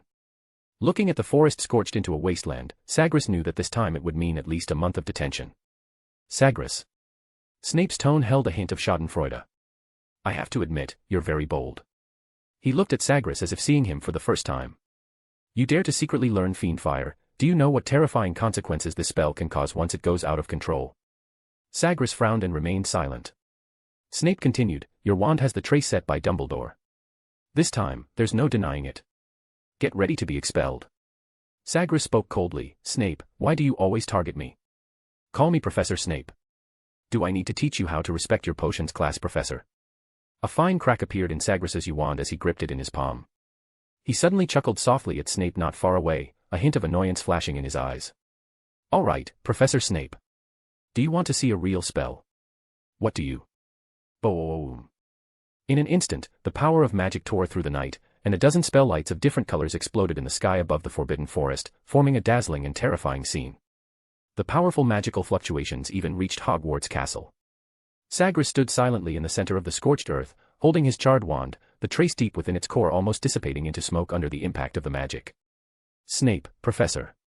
Sagres stared coldly at Snape emerging from the forbidden forest, his voice full of chill. If I had wanted to, you would have died just now. Snape pursed his lips and said nothing, but the shock in his eyes showed that he was not as composed as he appeared. Sagres's voice was low and cold, sharp and hurtful like a knife. If I hadn't restrained myself again and again, do you think you and those pure-blood brats from your house would still be studying at Hogwarts unharmed? Recalling his school life over the past few years, Sagres's heart churned. He realized that he really was about to leave this ancient castle, but before that, he had to speak his mind. You and Dumbledore have no sense of fairness whatsoever. Is it just because of my bloodline? Sagres turned to Dumbledore, who had appeared in the Phoenix's firelight, his face growing even uglier. Yes, bloodline. My esteemed headmaster, the great Professor Dumbledore, when those noble surnames cursed my origins, when I was being hexed and slandered, why didn't you appear as quickly as you did today? Oh, I understand. Sagres nodded. You're here to expel me. I'm afraid so, Sagres. You violated too many school rules. Dumbledore's voice was calm and firm, a complex glint flashing in his eyes. Sagres turned to look at Snape, his eyes full of indifference. As you wished, Severus Snape, I've finally been driven out of Hogwarts by you. Then he gave Dumbledore a long, deep look, said nothing more, and simply operated away. There was nothing more to say. It was just a pity he hadn't finished reading all the books in the Hogwarts library. That was Sagres's last thought in the moment before leaving. Don't forget to add this to your library. Chapter 8:08, There's a Troll. In the dungeons. Time flew by, and by October, Hogwarts grew colder. The first month of school passed peacefully, with only a few minor incidents. The most frequent thing Sagres heard was that Harry Potter had been chosen as the youngest seeker for Gryffindor in 100 years. Next was Professor Quirinus Quirrell of the Defense Against the Dark Arts class, who had turned classroom instruction into a textbook example of failure. This puzzled Sagres, as Professor Quirrell, like him, had once been in Ravenclaw House. Furthermore, he heard that Professor Quirrell had excelled academically during his studies, demonstrating outstanding theoretical knowledge, with the only drawback being his lack of confidence and his introverted, sensitive nature. When Sagres was a student, Professor Quirrell had briefly taught Muggle studies at Hogwarts, he had attended his class, and honestly, it wasn't taught very well. Quirrell's attitude toward Muggle culture was somewhat contradictory, both interested and implicitly prejudiced, which was common in the wizarding world. However, despite his unsatisfactory teaching performance then, it wasn't as bad as it was now. According to students' descriptions these past few days, this rehired professor had not improved over the years, instead, he had become much worse. However, none of this concerned Sagres. Dumbledore had invited him back, and even if Quirrell taught poorly, Sagres didn't need to worry about him, he only needed to teach his own classes well. Sagres fiddled with the raven's obsidian eyes. His research had hit a bottleneck recently, and he needed to do something else to distract himself. For example, replacing one of this guy's eyes. And he had already commissioned someone to custom make it. With a flutter, a grey owl carrying a parcel landed at the office window. Sagres opened the window, took the parcel, and simultaneously pulled out a handful of mithril flakes.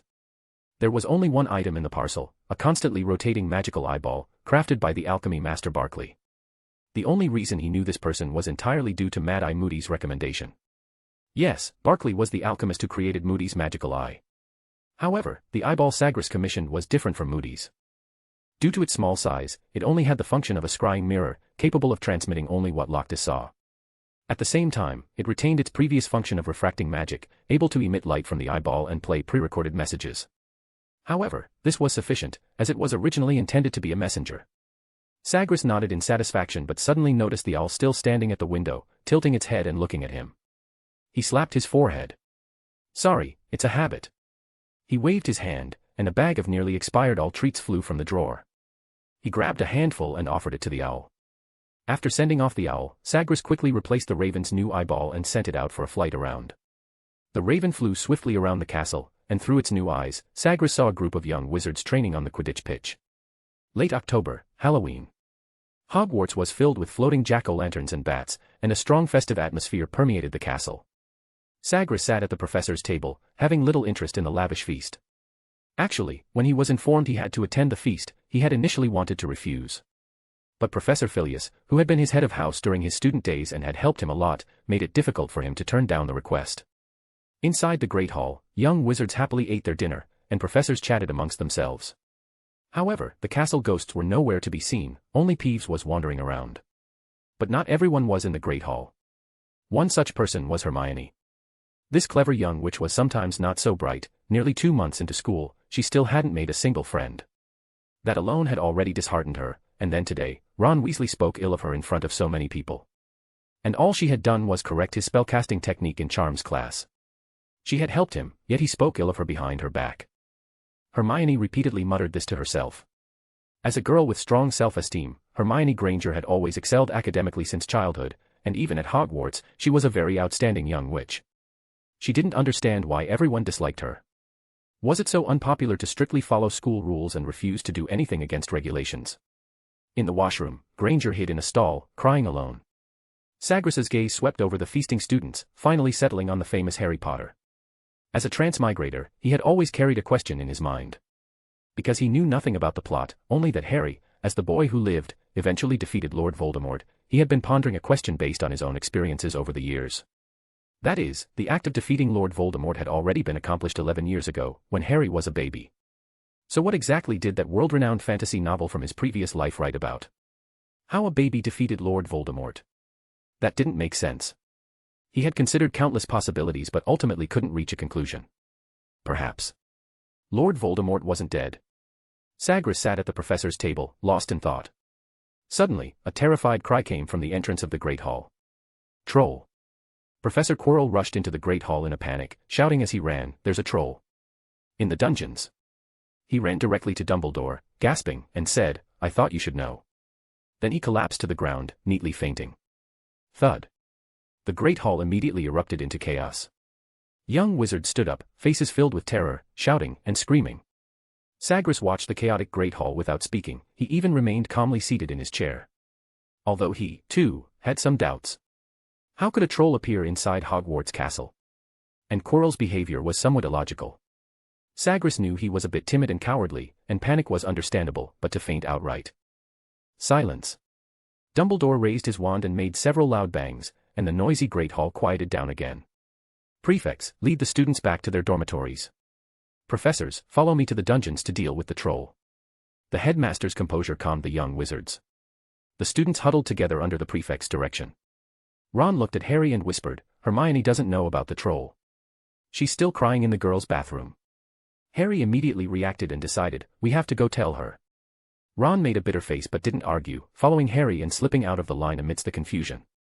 And Sagres, upon hearing Dumbledore's instructions, also stood up and waved to Noctis on the chandelier frame. The raven immediately swooped down and landed steadily on his arm. Sagres and several professors went to the dungeons together. During this time, Dumbledore and Snape left the group and disappeared.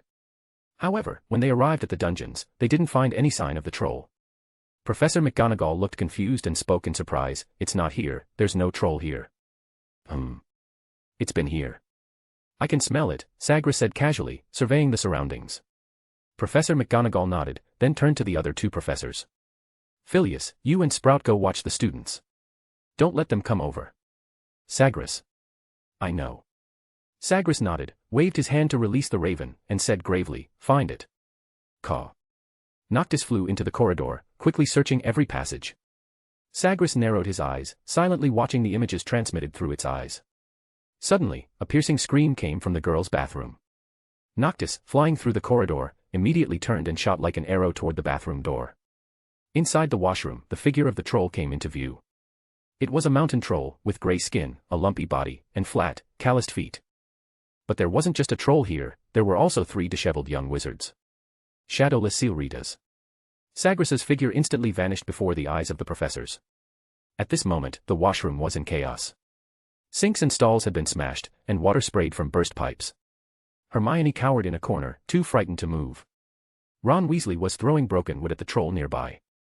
Harry was being held upside down by his ankle, dangling in the air in the troll's grip. And the troll, holding a wooden club in one hand and Harry in the other, was about to strike the young wizard with a blow. The raven immediately let out a piercing shriek. Hermione Granger was filled with regret at that moment.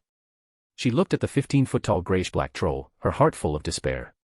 All her previous courage had vanished. She watched with her own eyes as Harry Potter climbed onto the troll's back to save her, sticking his wand into its nostril. She wanted to help too, but her legs were trembling, and she couldn't even stand up. For a moment, she felt that everything she was experiencing was an absurd dream. At first, she thought it was a beautiful dream about magic, but then, a terrifying troll suddenly appeared in that dream. Now the club was about to swing, and as the boy was pounded into minced meat, the beautiful dream would shatter, and everything would quickly turn into a nightmare from which she couldn't wake. Desperate, Hermione curled up helplessly in the corner. Then she saw a strange scene. The new professor's raven flew in through the doorway. After a piercing shriek, Professor Greengrass appeared out of thin air. He raised his wand at the troll and chanted a spell decisively and coldly. Crimson Tear. Blood-red light shot from the tip of his wand, striking the troll in the blink of an eye. Splash. The mountain-like troll instantly turned into minced meat. The powerful magical fluctuations blew the collapsing flesh onto the washroom walls, casting a huge crimson, monstrous shadow. The troll died just like that. The 3 young wizards were safe, but they were still shaken, especially Harry, who was drenched in troll blood and guts, the stench making him nauseous. Scour Jiffy. Sagres put away his wand and pointed a finger at the 3 students. An invisible wave of air swept over them, and the 3 immediately looked brand new. The filth on their wizard robes was gone, cold sweat and tears disappeared, and even the strands of hair stuck to their foreheads became dry and smooth. Ignoring the stunned trio, Sagres continued to cast spells.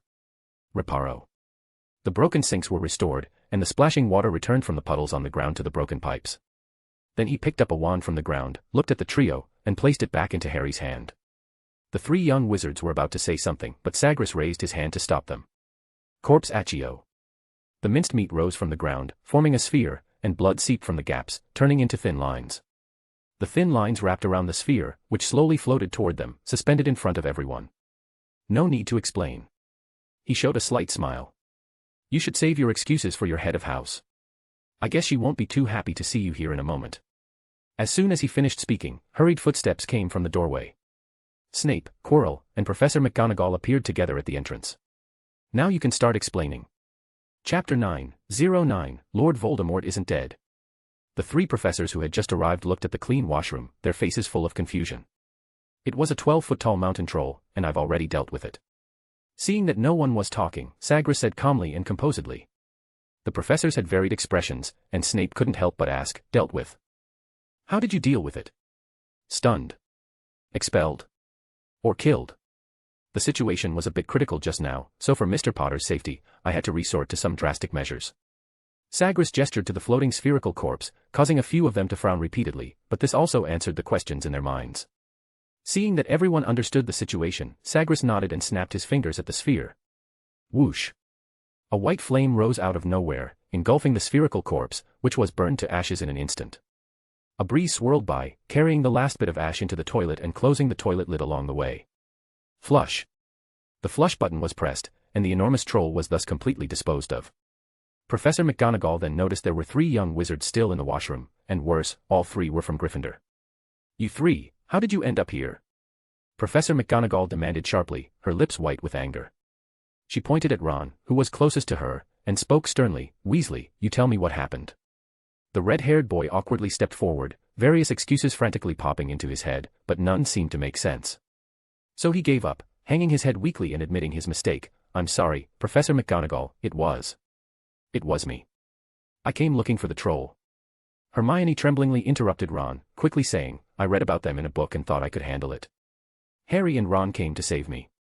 Professor McGonagall was a bit surprised. She probably hadn't expected Miss Granger, who was always so sensible, to have such a reckless moment.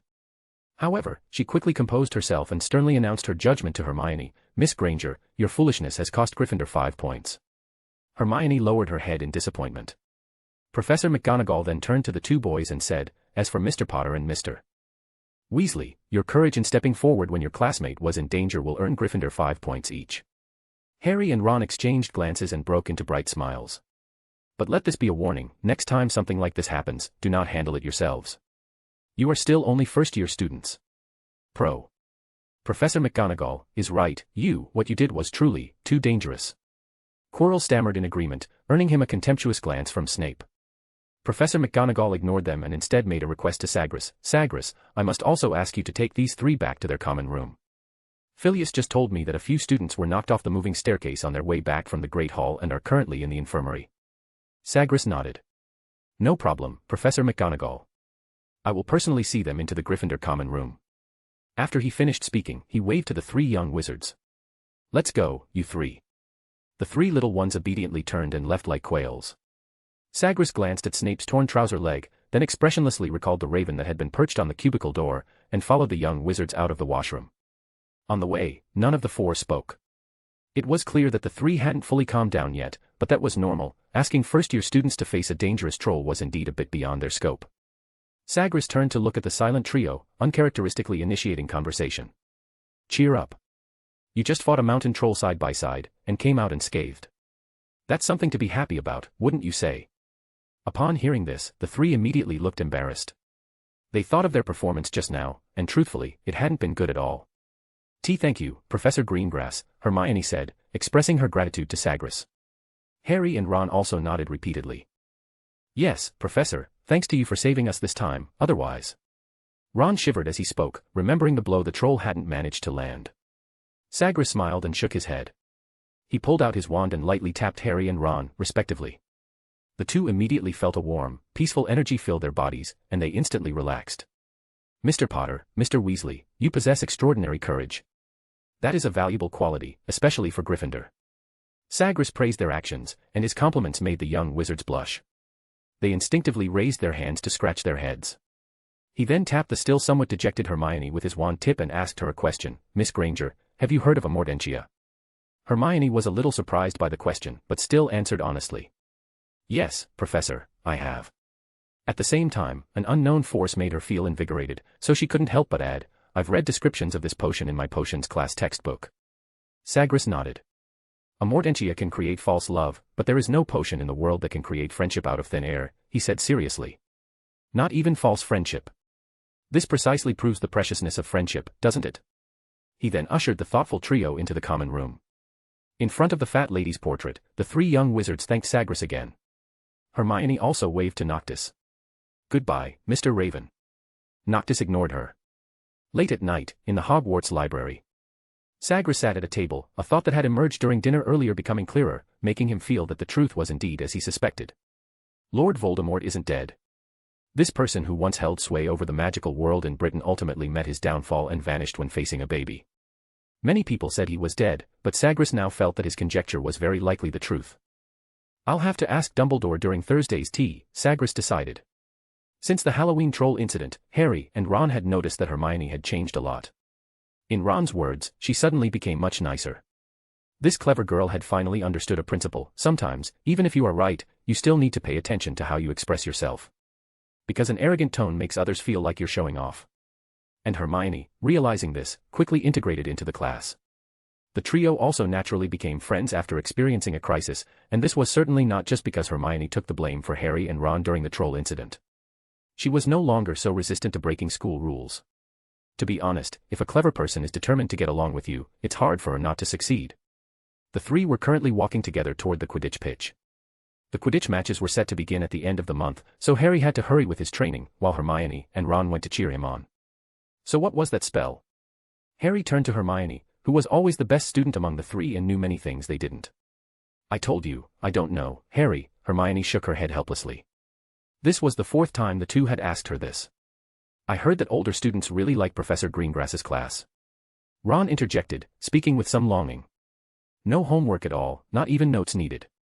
Most importantly, everyone seems to get much smarter in his class. That's because he cast spells on the students. Draco Malfoy appeared with his two cronies, speaking in his slow, annoying tone. He also claims it was approved by the Ministry of Magic's Department of Education, but Fudge told my father there's no record of it at all. Oh, right, Fudge is the current Minister for Magic, you know that, right? The Golden Trio completely ignored the sudden appearance of the Malfoy trio. Ron even turned to Harry and Hermione, as if no one else was there, and said, look at him acting all high and mighty, you'd think his dad was the Minister for Magic. Draco's face turned ugly. He blocked the trio's path, his voice full of malice. Weasley, it seems you, like your father, enjoy dealing with Muggle-related things. He glanced at Hermione beside Ron and continued to mock him with a look of disdain. If I were you, I'd go home immediately and see if your fat mother isn't secretly eating in the kitchen again. Don't insult my mother. Ron angrily rushed up to Malfoy and grabbed his collar, but before his fist could land, a hollow voice came from behind him. Weasley, Gryffindor will lose 5 points for your fighting. Snape had appeared behind them at some point, and his first words cost Gryffindor 5 points. Ron was furious. He looked at Malfoy's smug expression and couldn't help but retort, that's not fair, he insulted my mother first. Contradicting a professor, another 5 points off, Snape said expressionlessly.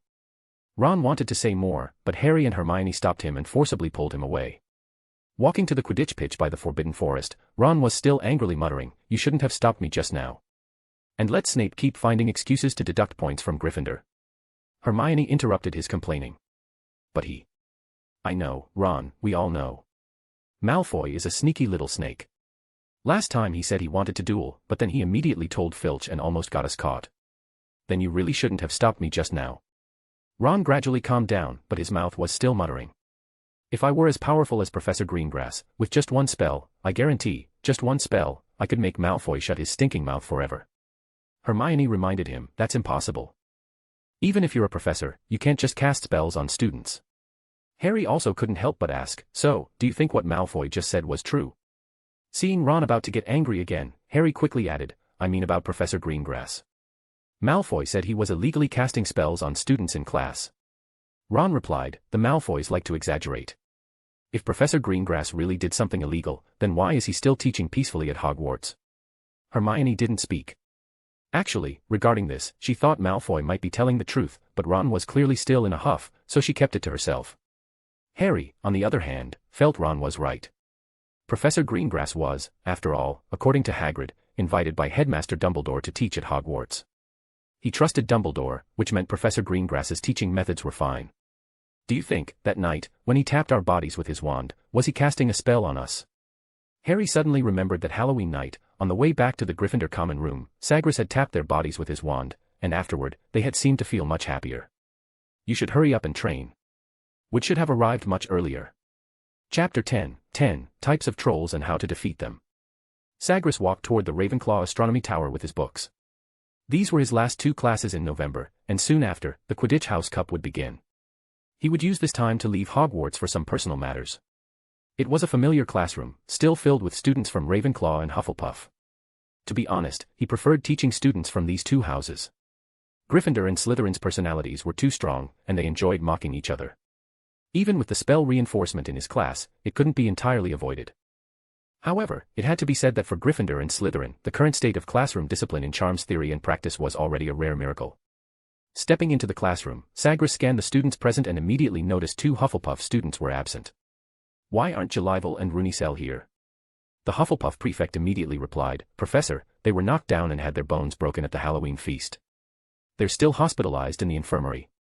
Sagres nodded, tapped the desk to signal for quiet, and opened his textbook. Today, we'll be discussing the evolution of Stupefy and the distribution of its magical nodes. Professor. Jenny raised her hand, interrupting Sagres. He frowned, motioning for her to continue. Can you teach us how to deal with trolls? I heard that the troll that broke into Hogwarts on Halloween was dealt with by you. Sagres refused without hesitation. It's not that I'm unwilling to teach you, but dealing with dangerous creatures is the responsibility of your Defense Against the Dark Arts professor. So I think you've come to the wrong person.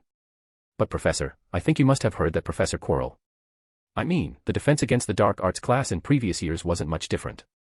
We haven't learned many useful things in this class. Looking at the dozens of approving eyes in the classroom, Sagres pondered for a moment, then finally closed Introduction to Magic. His expression was no longer so serious. Since you insist, I will teach you some basic knowledge about trolls. Hell yeah. I knew Professor was great. A few joyful shouts immediately rang out in the classroom.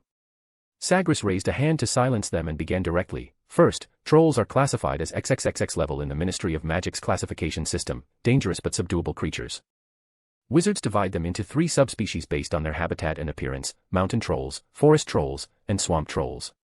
Sagres looked at the eager faces and couldn't help but sigh inwardly. Hogwarts' Defense Against the Dark Arts curriculum was practically useless, and the students' complaints were indeed not unfounded. Thinking of this, he explained in more detail. The first type, mountain troll. They are the largest in size, with light gray skin that is rough and covered in warty protrusions. Their bodies emit a foul odor, and their teeth and nails are dirty and yellow.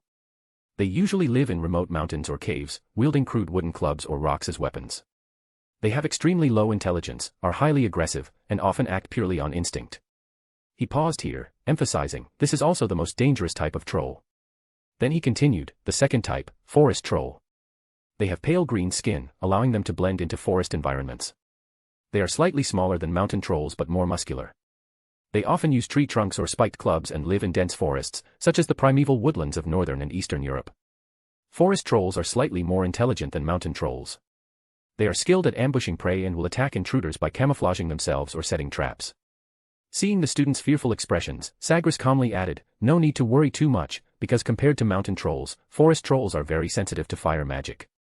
Flames can effectively drive them away. He continued the introduction, the third type, swamp troll, also known as river troll. They have grayish-purple skin with scale-like textures, adapted to aquatic environments, and wide, webbed feet for easy movement on riverbeds.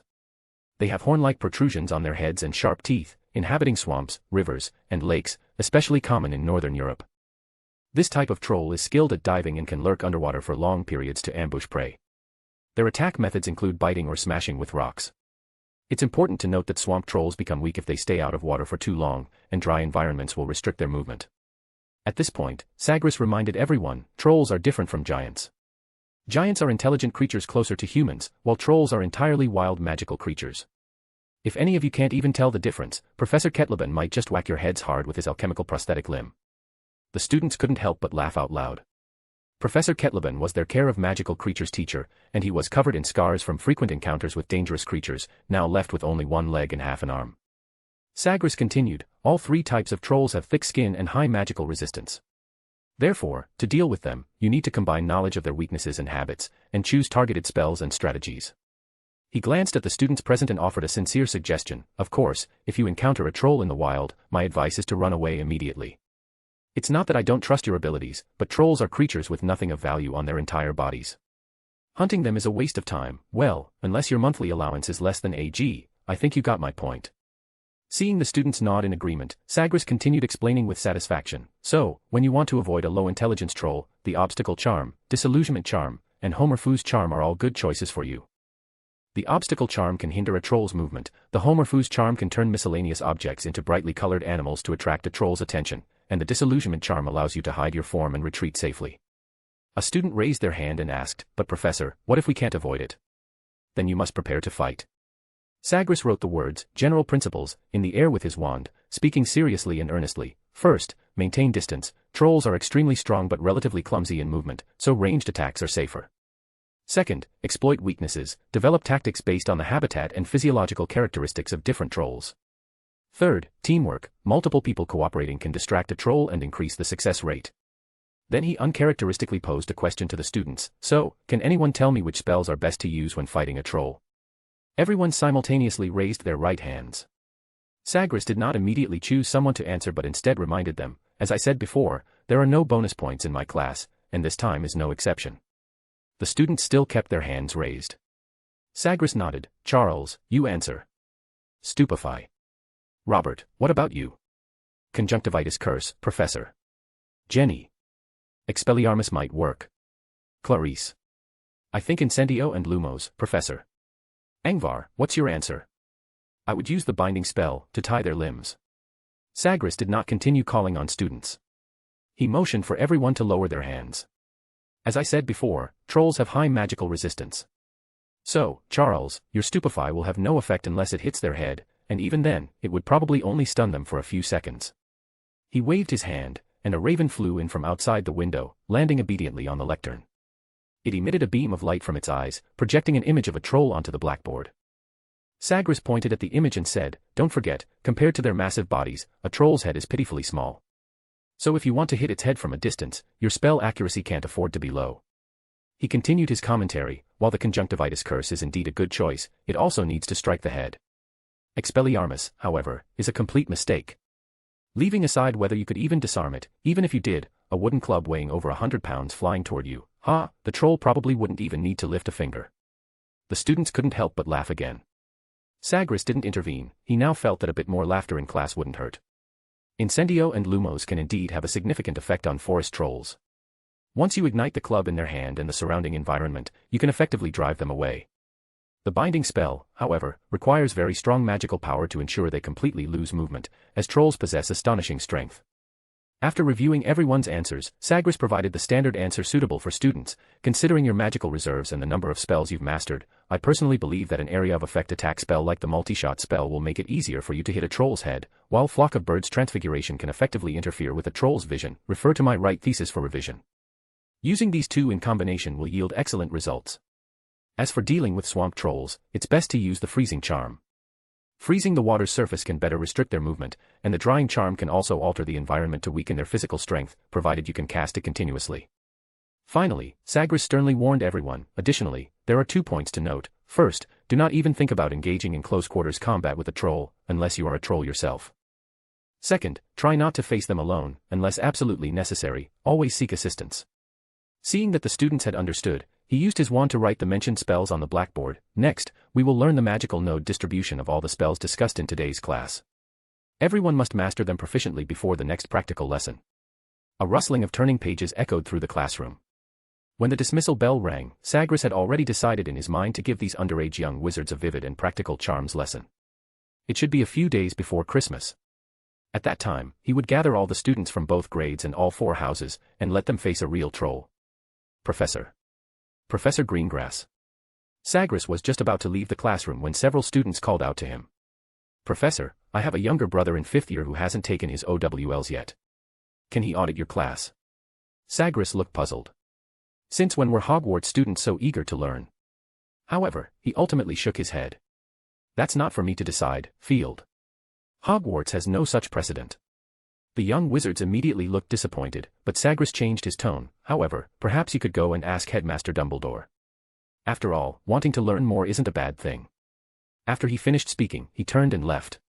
Upon hearing his words, the students immediately reacted and excitedly called out to their companions. They were going to gather as many people as possible and organize a petition at Hogwarts. Chapter 11, Desperate Quarrel. Sagres checked the wall clock, then took out his pocket watch to confirm the time, and finally picked up his coat and left the office. The Quidditch House Cup was about to begin, and the students' enthusiasm was at an unprecedented high. He would be leaving Hogwarts for a while tomorrow morning.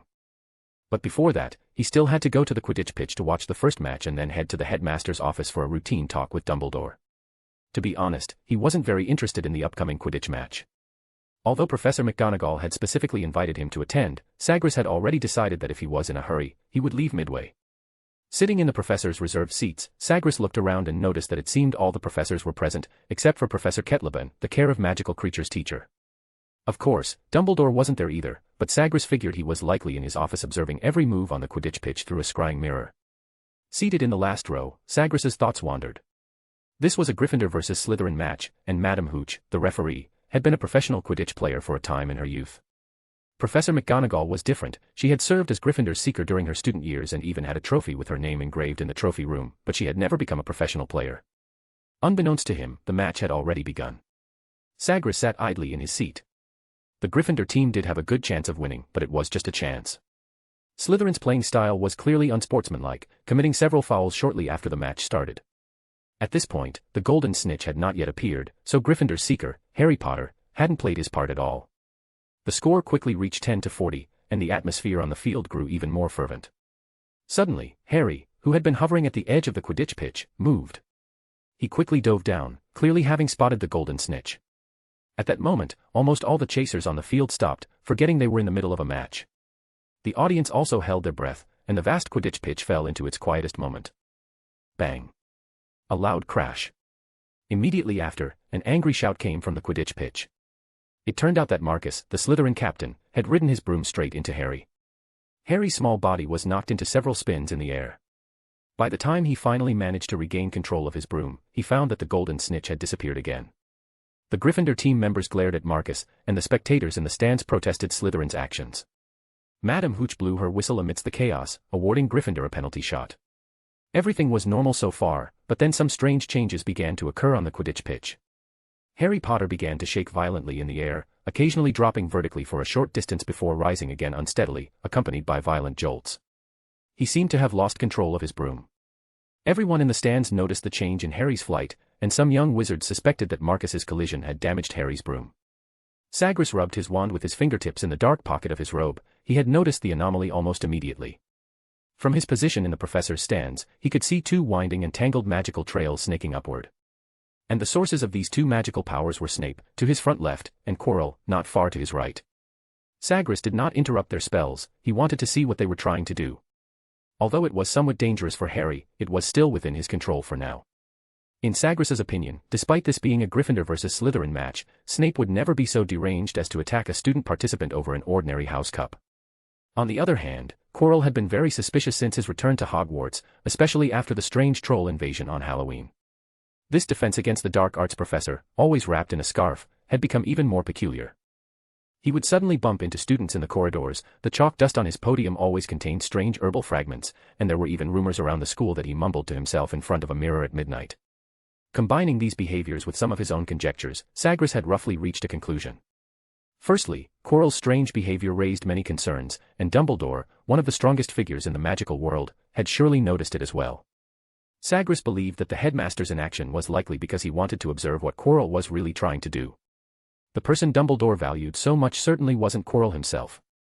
So, behind this abnormal Quirrell, there must be an even more astonishing truth hidden. The answer seemed self-evident, perhaps, just as Sagres suspected, Lord Voldemort was not dead. The Dark Lord who had disappeared for more than 10 years had returned, and Quirrell was his minion, sent to test Hogwarts. He believed his guess was close to the truth, but Sagres still had questions. In his opinion, Quirrell's series of actions after entering Hogwarts were very puzzling. His disguise was ineffective, and his performance was clumsy. If he truly had been sent by Lord Voldemort to infiltrate Hogwarts for a mission, he should have patiently laid low. After all, true vipers often lurk in hidden corners, and his blatant approach would only draw everyone's attention to his presence. Especially this time, casting a spell on Harry in plain sight, even without Snape's intervention, with so many professors present, how much harm could he actually cause Harry? So what was his purpose? To display his presence? To attract others' attention? A flash of realization crossed Sagres's mind. Yes, to attract attention. He suddenly thought, what if everything Quirrell had done wasn't on the Dark Lord's orders? What if it was all just his own choice? His thoughts became clearer. Sagres recalled Quirrell's series of actions and realized that perhaps his purpose wasn't to cause harm. He seemed to be desperately trying to attract others' attention. Like a coerced hostage, trying every means possible to ask for help. Thinking of this, Sagres looked at Harry, who was about to be thrown off his broom, and immediately drew his wand and swished it in the air. Finite incantatum. With that quiet incantation, Harry on the Quidditch pitch finally tamed his broom. Below the professor's stands, Hermione looked at her wand in surprise. The fire she had just lit on Snape's robes had suddenly gone out with a quiet knocks. At the same time, a gasp came from the audience, and Hermione looked through the gap, only to see that Harry had regained control of his broom and had once again spotted the Golden Snitch. Hermione breathed a sigh of relief. The reason she was here was entirely because, when Harry's broom lost control, she had observed through her binoculars that Snape was casting a spell on Harry. She had read in a book that this continuous dark art spell required the caster to maintain eye contact with the target while muttering incantations, and Snape's actions just now matched that description perfectly. She had seen it clearly through the binoculars. Even if Dumbledore were here, it wouldn't change what she saw. So, after realizing why Harry was in danger, Hermione immediately displayed the courage of a young Gryffindor. She briefly explained the situation, shoved the brass binoculars into Ron's arms, and set off for the professor's stands to create a distraction. Honestly, if it hadn't been for Sagres's counterspell, she might have succeeded. A confused Hermione had just returned to her seat when an excited Ron grabbed her and vividly recounted what he had seen through the binoculars. That was when she learned that, just before Harry's broom returned to normal, when she had lit Snape's robes on fire, Professor Greengrass had taken out his wand and swished it in the air toward the out-of-control Harry, and then everything returned to normal. No wonder she had vaguely heard someone casting a spell from below the stands. Now that she thought about it, it had indeed been Professor Greengrass's voice. Finite incantatem, she remembered the spell. It sounded somewhat like, "Stop the spell." She made a mental note to look it up in the Hogwarts library after the match. Sagres did not know that their confrontation in the stands had been observed from beginning to end. Quirrell, after his spell was interrupted, left the stands in a hurry, and Snape also followed quickly behind him. Seeing Harry Potter, now free from danger, finally catch the snitch, Sagres stood up, patted the dust from his robes, and left the Quidditch pitch amidst the cheers of Gryffindor's victory. Chapter 12, Felix and the Frost Moon. Dumbledore forgot to give him the password. Sagres stood before the Griffin statue outside the headmaster's office on the 7th floor of the castle, his fingers tapping his wand impatiently. Fizzing whizbees, the carved patterns on the stone statue glowed faintly, then dimmed. Lemon sherbet, the statue remained unresponsive. Cockroach clusters, sparks flew from his wand tip as he prepared for one last try. Raspberry jam, the statue's amber eyes finally rotated, and with a creaking sound of gears, it slowly opened a passage. Sagres ascended the spiral staircase, the rhythm of his boot heels striking the ground quickening. "Good afternoon, Sagres." The headmaster's cheerful voice came from before the fireplace, but Sagres was not in the mood for conversation. He replied indifferently, "Good afternoon, Professor Dumbledore. Just came from the Quidditch pitch." "How was the match?" "It was absolutely splendid, Professor." He pulled over an oak chair and sat down, praising it expressionlessly. "Oh, come on, Sagres, all the professors know you've never liked Quidditch." Dumbledore took off his half-moon spectacles to wipe them. "I think you've misunderstood me." Sagres leaned forward. "I mean, the match between Lord Voldemort's minion, Quirrell, and your minion, Snape, was very splendid." Dumbledore looked up, speaking sternly, "That's not funny, Sagres." "I'm not joking either, Headmaster." The headmaster's movements gradually ceased, and the portraits of past headmasters on the wall held their breath. "It seems you know more than I imagined." Sagres disliked such enigmatic behavior. He replied with a hint of sarcasm, "Compared to you, the wizard who knows the most secrets in the magical world, I am truly ignorant in this regard. Don't tease me any more, Sagres. At least in some aspects, I can't compare to you." Sagres was noncommittal. "So, can the mutual flattery segment be over?" Dumbledore nodded and asked gently, "So, how much do you actually know about this matter?" "It's all just my speculation, at least in this matter, I truly know nothing," Sagres replied unhurriedly. "All right, you're still as sharp as ever. Your guess is almost the truth, but there's one thing you got wrong." Dumbledore told him seriously, "Severus has never been my minion, although I am indeed having him secretly investigate Quirinus." Sagres raised an eyebrow but said nothing. The old man fell into thought, as if sighing in a whisper, "Yes, Lord Voldemort. I never believed he died. I thought so over 10 years ago. But at that time, the entire British magical world was immersed in the joy of victory, and I truly couldn't bear to stand up and tell everyone this cruel truth." Note, Dumbledore isn't calling Voldemort Tom, or he'll have a lot more to explain to Sagres. Dumbledore broke free from his memories, his eyes once again becoming profound. "I have been searching for clues about him all these years. Perhaps he was indeed severely injured back then, otherwise he wouldn't have lain dormant for so many years. As for Quirinus..." The old man shook his head. "I don't know if he is still the Quirrell he used to be. He was very sensitive during his student days and always wanted to make a name for himself, eager to gain everyone's approval. His voice gradually became serious, he took the wrong path in his pursuit of magic, he was bewitched. Lord Voldemort sent him to Hogwarts to retrieve something that can heal his injuries." "What thing?" Sagres asked instinctively. "I cannot say, Sagres. This item does not belong to me, I am merely keeping it in trust." "Then keep it elsewhere, far from the school." "That I cannot do." "I understand." Sagres let out a light chuckle. "Another secret." He didn't mind Dumbledore's secrecy but brought up another question. "Have you ever considered that perhaps Professor Quirrell was coerced? After all, his actions truly don't resemble those of a competent infiltrator." "Perhaps so." Dumbledore stood up. "But Sagres, I searched for a full decade before I found any trace of him. So I cannot let this opportunity slip away, as I do not know if I can afford to wait another 10 years. But I can assure you, if there's a chance, I will guide Quirinus back to the right path. Sagres waved his hand. There's no need to assure me. After all, I'm not close to Professor Quirrell. Don't worry, I won't alert the enemy or interfere with your plans. Thank you, Sagres. The old man finally smiled. Would you like a candy? No, thank you. Sagres stepped back half a pace. If there's nothing else, I'll take my leave. Wait, Sagres. What? Sagres asked, leaning against the doorframe. You did well on Halloween night, and again today on the Quidditch pitch. Of course, your teaching is also quite excellent. It seems I finally made the right decision. The old man spoke calmly and seriously. You are indeed very well suited to be a professor. You flatter me. Sagres shook his head.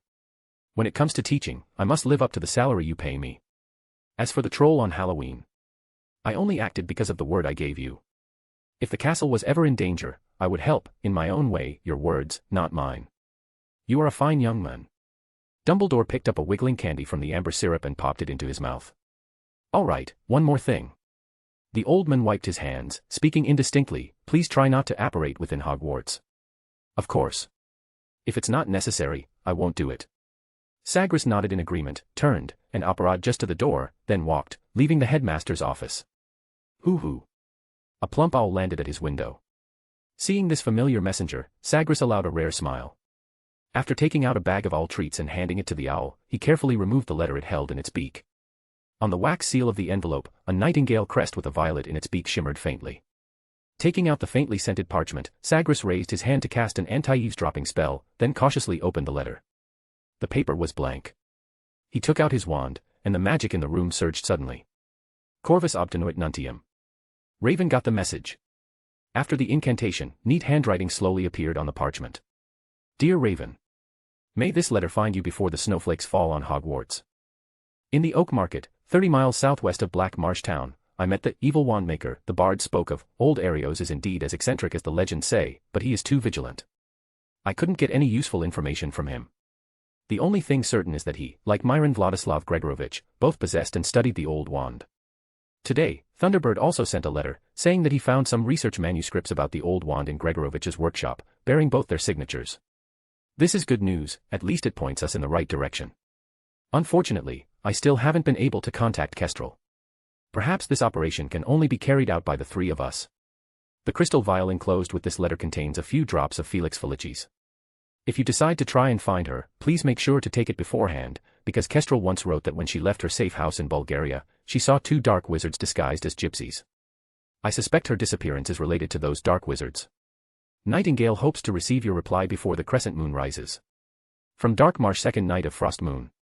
On the back of the letter, scrawled in invisible ink. Beware of the camping tents east of the market, there are at least 9 wizards and 2 werewolves there. They cast the viper's venom curse on my tent 3 times this morning. Sagres read the letter with a frown. After a moment of thought, he immediately decided on his next course of action. First, I'll meet up with Nightingale, then we'll search for Kestrel together. As for the dark wizards and werewolves mentioned at the end of the letter, his eyes narrowed slightly, a dangerous glint flickering within them. I hope they don't make any foolish decisions. Before leaving, he poured the contents of the crystal vial into a glass. A ball of flame rose from his fingertips, reducing the remaining parchment and envelope to ashes. Chapter 13, Bloodbath in the Marsh. Shadowless swiftness. Sagres's figure instantly vanished from where he stood. In the headmaster's office, Dumbledore suddenly looked up in the direction of Sagres's office, his aged face filled with helplessness. Rotting mud gurgled beneath his shoes as Sagres followed the scent of blood, cutting through man-eating vines that blocked his path, arriving at the town Nightingale had mentioned in her letter. Black fiend fire burned in the town. He bent down and picked up an ice crystal wrapped around a werewolf fang from the soft, wet mud. This was Nightingale's method, a signature spell he had custom designed for her before he entered Azkaban. The chaotic state of the scene indicated only one thing. She had been attacked. Crushing the ice crystal in his hand expressionlessly, Sagres drew his wand and decisively shot a brilliant spell into the sky. Kree-kiek. Boom. The spell carried a piercing sound, finally exploding into the terrifying shape of a black crow's head high above. 2 seconds later, a purple spell shot up 800 yards away, bursting into the elegant silhouette of a nightingale. Sagres let out a sigh of relief, then transformed into a black crow shadow, rising from the ground and rapidly flying toward the direction of Nightingale's signal. The scenery on the ground flashed by. He saw intermittent bloodstains and 3 badly mangled corpses.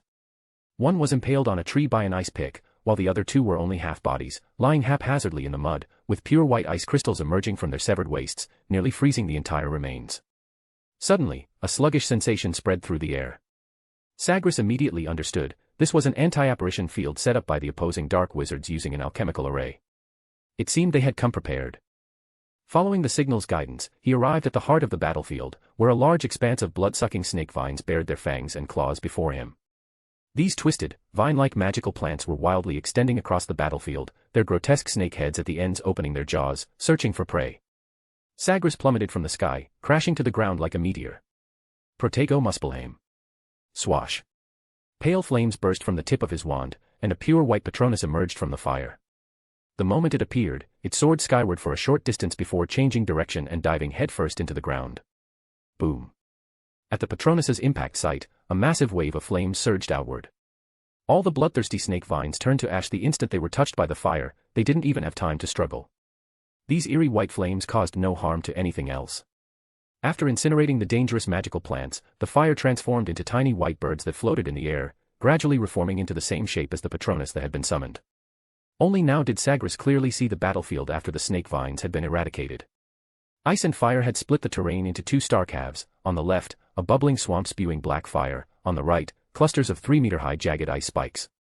On the dividing line between ice and fire, a black-robed corpse was impaled by an icicle, its posture still frozen mid-spell from the moment it died. As soon as the battlefield came fully into view, 5 black-robed wizards emerged from the black flames. Behind them shambled a large group of newly conjured inferi, following in their wake. Sagres ignored the grim-faced dark wizards and instead turned his gaze to the right side of the battlefield.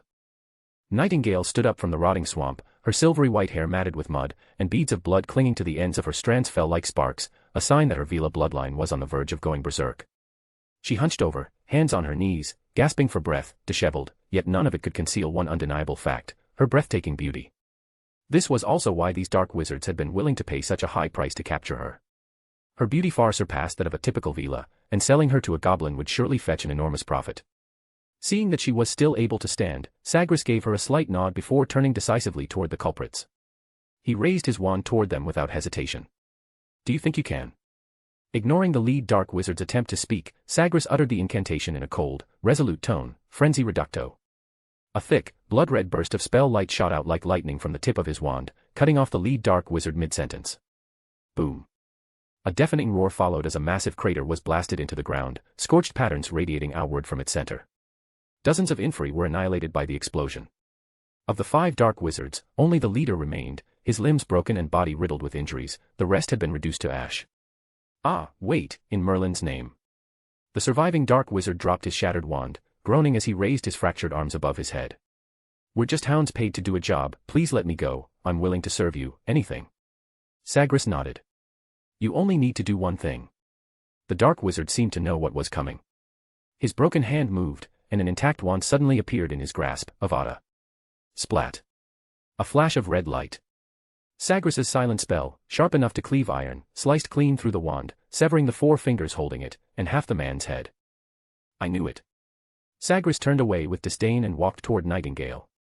"Watch out." Just as he helped Nightingale to her feet, an urgent cry burst from her lips. A tall werewolf suddenly leapt from the boiling mud, pouncing toward Sagres with sharp claws wreathed in burning black flames. Scarlet Rend. While the werewolf was still midair, Sagres' wand had already aimed at its expected landing point. A searing red light flashed, and the lunging werewolf was instantly reduced to a puddle of red liquid, splashing back at even greater speed. No. The moment the werewolf was torn apart and melted by the spell, an angry roar echoed from afar. Sagres twirled his wand, and the swirling red liquid abruptly solidified into dense, blood-colored crystals that shot toward the source of the voice. Then he waved his hand, summoning a gentle breeze that scattered the lingering smoke on the battlefield. Only then did he clearly see the figure who had just cried out in rage. "I wonder who it is." Sagres' voice was calm as still water. "Turns out it's the infamous werewolf leader, a wanted criminal who kills muggles for fun. Fenrir Greyback." As his words fell, a tall figure emerged from the dissipating smoke. Though he had reverted to his human form, his twisted face and sharp, yellowed teeth still bore clear werewolf features. Under the earlier barrage of blood-red crystals, Fenrir was riddled with small wounds. His matted fur was soaked in mud and blood, making him appear grotesque and savage. "I know you, Sagres." A hoarse voice grated from his throat, full of hatred and disgust. As he spoke, his yellow eyes flicked toward Nightingale behind Sagres, his disgust even more pronounced. It was this woman who had caused them heavy losses, even costing his brother's life. Greyback dug a blood-red crystal from his flesh and clenched it tightly in his hand, his brother's blood. Greengrass family cub, let's end this here. I won't. Did I say it would end here? Sagres coldly interrupted the werewolf, his wand raised in warning. Do you want to be marked by the Blood Moon Alliance? Greyback suppressed the urge to transform, grinding out each word through clenched teeth. Kill me, and you'll become the target of every werewolf's hunt. Hey, hunt me. Sagres scoffed. By you. A mongrel cub infected by a wild dog. He twirled the battered, second-hand wand in his hand, shaking his head with disdain. Or do you actually think you're someone important? The insult cut deep. Rage filled Greyback's face, his spine cracking audibly as fury surged from his chest to his throat, a whoa. Like the sound of metal grinding mixed with viscous, bloody foam, Fenrir Greyback's last shred of sanity vanished with that howl. Saliva mixed with blood dripped from his fangs, and the hot breath he expelled while howling carried the stench of rotting flesh. He, a mad wizard who had willingly infected himself with lycanthropy to gain power. He, a werewolf leader who had harmed countless muggles and infected many wizards. He, a magical creature who spread endless fear and left behind countless bloody curses. Was now being pointed at with a wand by an inferior wizard, insulted like a dog being scolded. Anger gave him strength. When the transformed werewolf Fenrir pounced, wrapped in a foul gust of wind, Sagres raised his hand and cast a silent freezing charm, instantly freezing the savage creature like an insect in amber. Then, with a casual flick of his wand, Sagres stirred the swamp water. Under the effect of the Homerfoo's charm, the liquid transformed into a cage of sharp spikes, once again trapping the werewolf who had just broken free. Immediately after, the spiked cage ignited with flames, cruelly torturing the already wounded werewolf until he was completely mangled. A series of humiliating attacks silenced the angry howls in Greyback's throat, leaving only the whimpers of a defeated dog. But he still muttered under his breath, "You wouldn't dare kill me, you can't bear the mark of the Blood Moon Alliance's pursuit." Sagres leaned in close, extended his wand to Greyback's rapidly beating heart, and said indifferently, "Then let your werewolf cubs try. Magici lightus." A strange light flashed from the tip of the wand. Fenrir began to scream uncontrollably, and in his gradually weakening wails, he reverted to his human form. Fenrir Greyback was dead. Chapter 14, Valus Nicia, the Nightingale. Sagres walked over to Nightingale, tapping her body with the tip of his wand, and an invisible current of air immediately swept away the mud clinging to her. He supported her shoulder with one hand and used his wand with the other to cut open the fabric on her shoulder. A ghastly wound extended from her shoulder to her back, with tree-like black veins spreading out from it. Sagres frowned slightly and, ignoring her resistance, tore off her blood-stained cloak. Vulnera Senenter. A verdant glow lit up, and a wisp of black smoke rose from the wound. Injuries caused by dark arts usually require specific counter-curses to heal, but fortunately, Sagres's mastery of healing spells was not lacking. Although the healing spell had clearly had limited effect just now, he remained confident in his ability to treat her. Episki. Another flash of pure white light passed, but the effect was still minimal. This time, Nightingale finally couldn't help but let out a faint, pained groan. He raised his wand again, preparing to cast another spell, but the weakened Nightingale suddenly grabbed his wrist. Under his questioning gaze, she murmured, "Safe house, Tree Hollow." Then she suddenly fainted. Sagres looked at the unconscious Nightingale, thought for a moment, then snapped his fingers. Invisible ripples spread out, and soon, tiny silver-white strands of broken hair and drops of blood flew in from various parts of the town. After placing all of them into a crystal vial, he picked up the unconscious Nightingale and Operat. Moldova, Twilight Forest. After a soft pop, Sagres appeared before a tall oak tree. Nightingale, sleeping in his arms, let out a soft groan but showed no signs of waking. He nodded at the large tree and chanted an ancient, obscure incantation. Immediately, the trunk of the tree indented, forming a 2-foot-high hollow. The space inside was quite spacious, clearly enhanced with an undetectable extension charm. Sagres raised his chin, and a soft light immediately lit up the interior. A branch hung down from the ceiling of the hollow, quickly growing and weaving itself into a wooden lounge chair. After gently laying the horizontally cradled Nightingale down, Sagres walked to the entrance and cast several layers of powerful protective charms. Turning back to look at the unconscious Nightingale, he couldn't help but sigh. After all, dealing with a woman like her was truly troublesome. Vila, a highly deceptive and dangerous magical creature, commonly found in Eastern Europe. They typically appear as extremely beautiful women, with silver-white long hair, smooth skin, and captivating looks. When unconscious, their bodies may even emit a faint glow. Of course, Vila also have another form, a bird-like monster with a sharp beak, flaming wings, and ferocious claws. They can intermarry with humans, and their descendants may inherit some Vela traits. And Nightingale, or more accurately, Velis Nicia, was a half-Vela. Her mother had Vela blood, and her father had snow demon blood, which caused her to exhibit atavistic and mutated features. Before Sagres met her, Nightingale, in order to prevent others from falling into obsession because of her beauty and causing disturbances, had chosen to live in seclusion for many years in the primeval forests of Moldova. Helping the still unconscious Nightingale sit up, Sagres directly thrust the tip of his wand into the wound on her back. The black patterns writhing beneath her skin suddenly let out a shriek, then were slowly and resolutely stripped from her body. Dark magic slowly surged from the wound toward the wand. Sagres felt a slight warmth in his palm, and by the time he had completely drawn the magic from Nightingale's body, he discovered that some of the dark curses had seeped from the wand into his own hand. This was somewhat unexpected, but he wasn't too concerned. However, when he picked up his wand, he found that the old wand had been corroded by the curse and appeared to be completely unusable. Sagres felt a moment of sentimentality. He had found this wand in the Greengrass family attic when he was a child, and it had been with him since he was 6. Although it had never been a perfect fit, he had never replaced it all these years. Placing the decayed wand on the table, Sagres gently stroked Nightingale's back with his other hand, and the ghastly wound immediately vanished without a trace. 2 consecutive nonverbal spells were cast, and her torn clothing was also restored to its original state. After carefully laying her flat on the lounge chair, he instinctively glanced at her, only to find she had already opened her eyes. Sagres casually withdrew his hand and calmly nodded at her. The curse has been cleared. No scars remain. Nightingale stared blankly at Sagres' right hand, which had been corroded by the curse during the healing, and said nothing. Sagres frowned and conjured a teapot, pouring out a steaming drink and offering it to her. Those dark wizards couldn't cast such a powerful curse. What exactly happened? Nightingale slowly took the drink, her voice low and hoarse. Arios ambushed me. He stole the kraken heart you gave me. Sagres neither comforted her nor blamed her. He simply offered a calm suggestion, so now we're looking for 2 people, Kestrel and Arios. My suggestion is to find Kestrel first. As he spoke, he pulled a thumb-sized dark blue gem from his cloak. A kraken has 2 hearts. As long as Arios still carries yours, finding him won't be difficult. Nightingale nodded. She set down her teacup and took Sagres' right hand, which was covered in dark veins, falling into a long silence. Can it be healed? Of course. Sagres pulled his hand away from hers and casually snapped the decayed wand on the table into 2 pieces. If there are no other issues, I suggest we depart immediately. After speaking, he handed her 3 crystal vials, containing her silver hair, blood, and tears, respectively. Keep your things safe. I'll take half of the potion you brew. Nightingale paused for a moment, then gave a graceful smile. Do you have any leads on her? No, but I know who does. Sagres extended his left hand, and Nightingale, understanding, reached out her pale right hand to meet his. The moment their hands touched, their figures instantly vanished. Snap. With a short-distance apparition, Sagres and Nightingale crossed the border of Moldova and arrived in the Balkan Peninsula. The 2 walked into a secluded village and, guided by the villagers, found a Romani fortune-telling tent.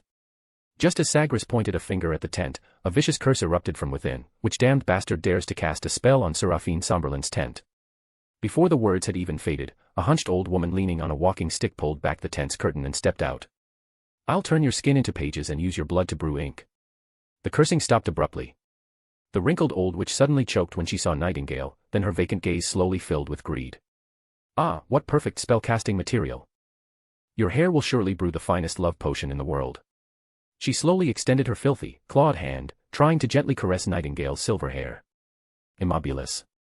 Sagres immediately cast a nonverbal freezing charm, immobilizing the old witch. Then a pile of stones rose from the ground, and a silent Homerfu's charm transformed all the stones into sharp spikes, surrounding her. Now I ask, you answer. Sagres looked at her calmly, ignoring the fear and malice in her eyes. A month ago, outside Hoff's apothecary in Bulgaria, 2 wizards dressed as Romani set up a tent there. He stared into her malicious eyes and asked without emotion, tell me where they are now. The witch suddenly realized she had regained the ability to speak. She tried to pull out her wand, but her body clearly still wasn't under her control. Don't make me search for the answer in your mind myself. Believe me, you won't like that method. Seeing that she wasn't being very cooperative, Sagres calmly offered a reminder. Whether it was his threat that worked, or the old witch, who called herself Seraphine Somberland, finally understood her situation, she immediately became quite cooperative. Okay. Let me think, I need a crystal ball. Sagres extended his palm, and 3 crystal balls of different sizes immediately flew out of the tent and hovered in his hand. The smallest one, I want the smallest one. The deep purple crystal ball responded to her choice, slowly floating in front of Seraphine. Only then did she realize her arm could move freely again.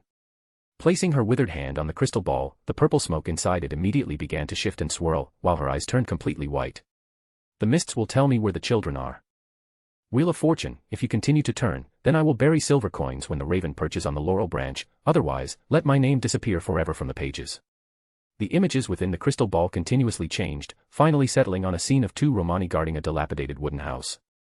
Sagres immediately understood. He extended his hand to Nightingale, their hands met, and the popping sound of apparition echoed once more. Velas Nisha image. I've created AP tier for those who want to stay 2 weeks/January 2nd chaps ahead of WN. The P at Trian will be 12 chaps ahead by tomorrow Heartsuit. It's at CH21 right now. P at Trian.com/darkdevil. Chapter 15, Kestrel and Thunderbird. Snap.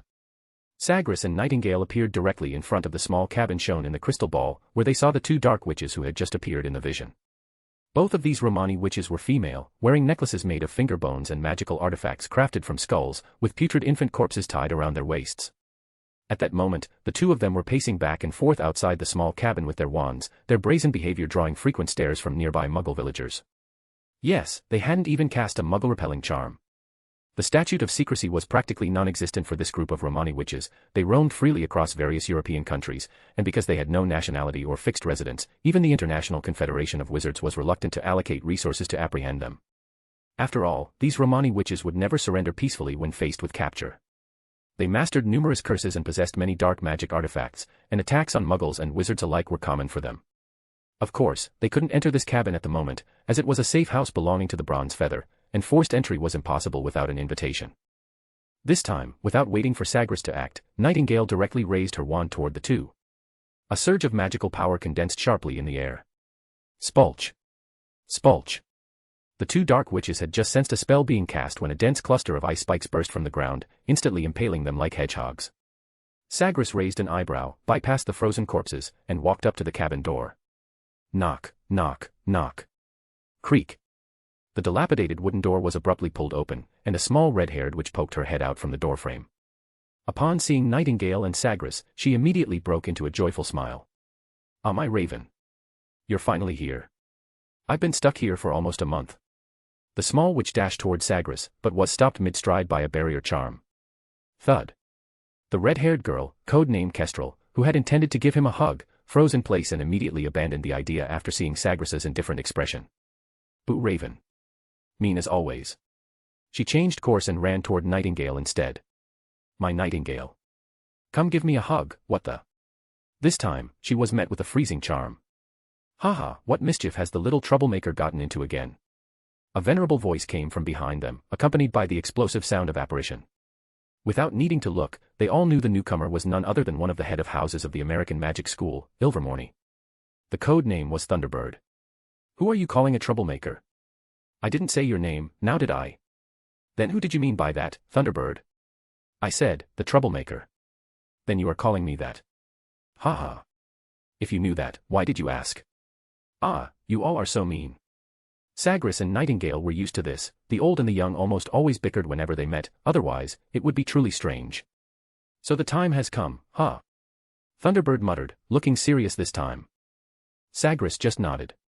The four gathered temporarily in the small cabin. The reason for their appearance here was quite simple. About a year ago, Sagres, who had just joined the Bronze Feather, wanted to find a suitable wand. Kestrel, with a playful attitude, performed a divination on the matter, unexpectedly resulting in a true prophecy. In the prophecy, Sagres and Nightingale would obtain the materials for 4 wands from a magical ruin, and Thunderbird would complete the creation of the wands for them. Over the past year, the four had expended considerable effort on this matter, and now that the time for the harvest had come, Sagres had to ensure everything was foolproof.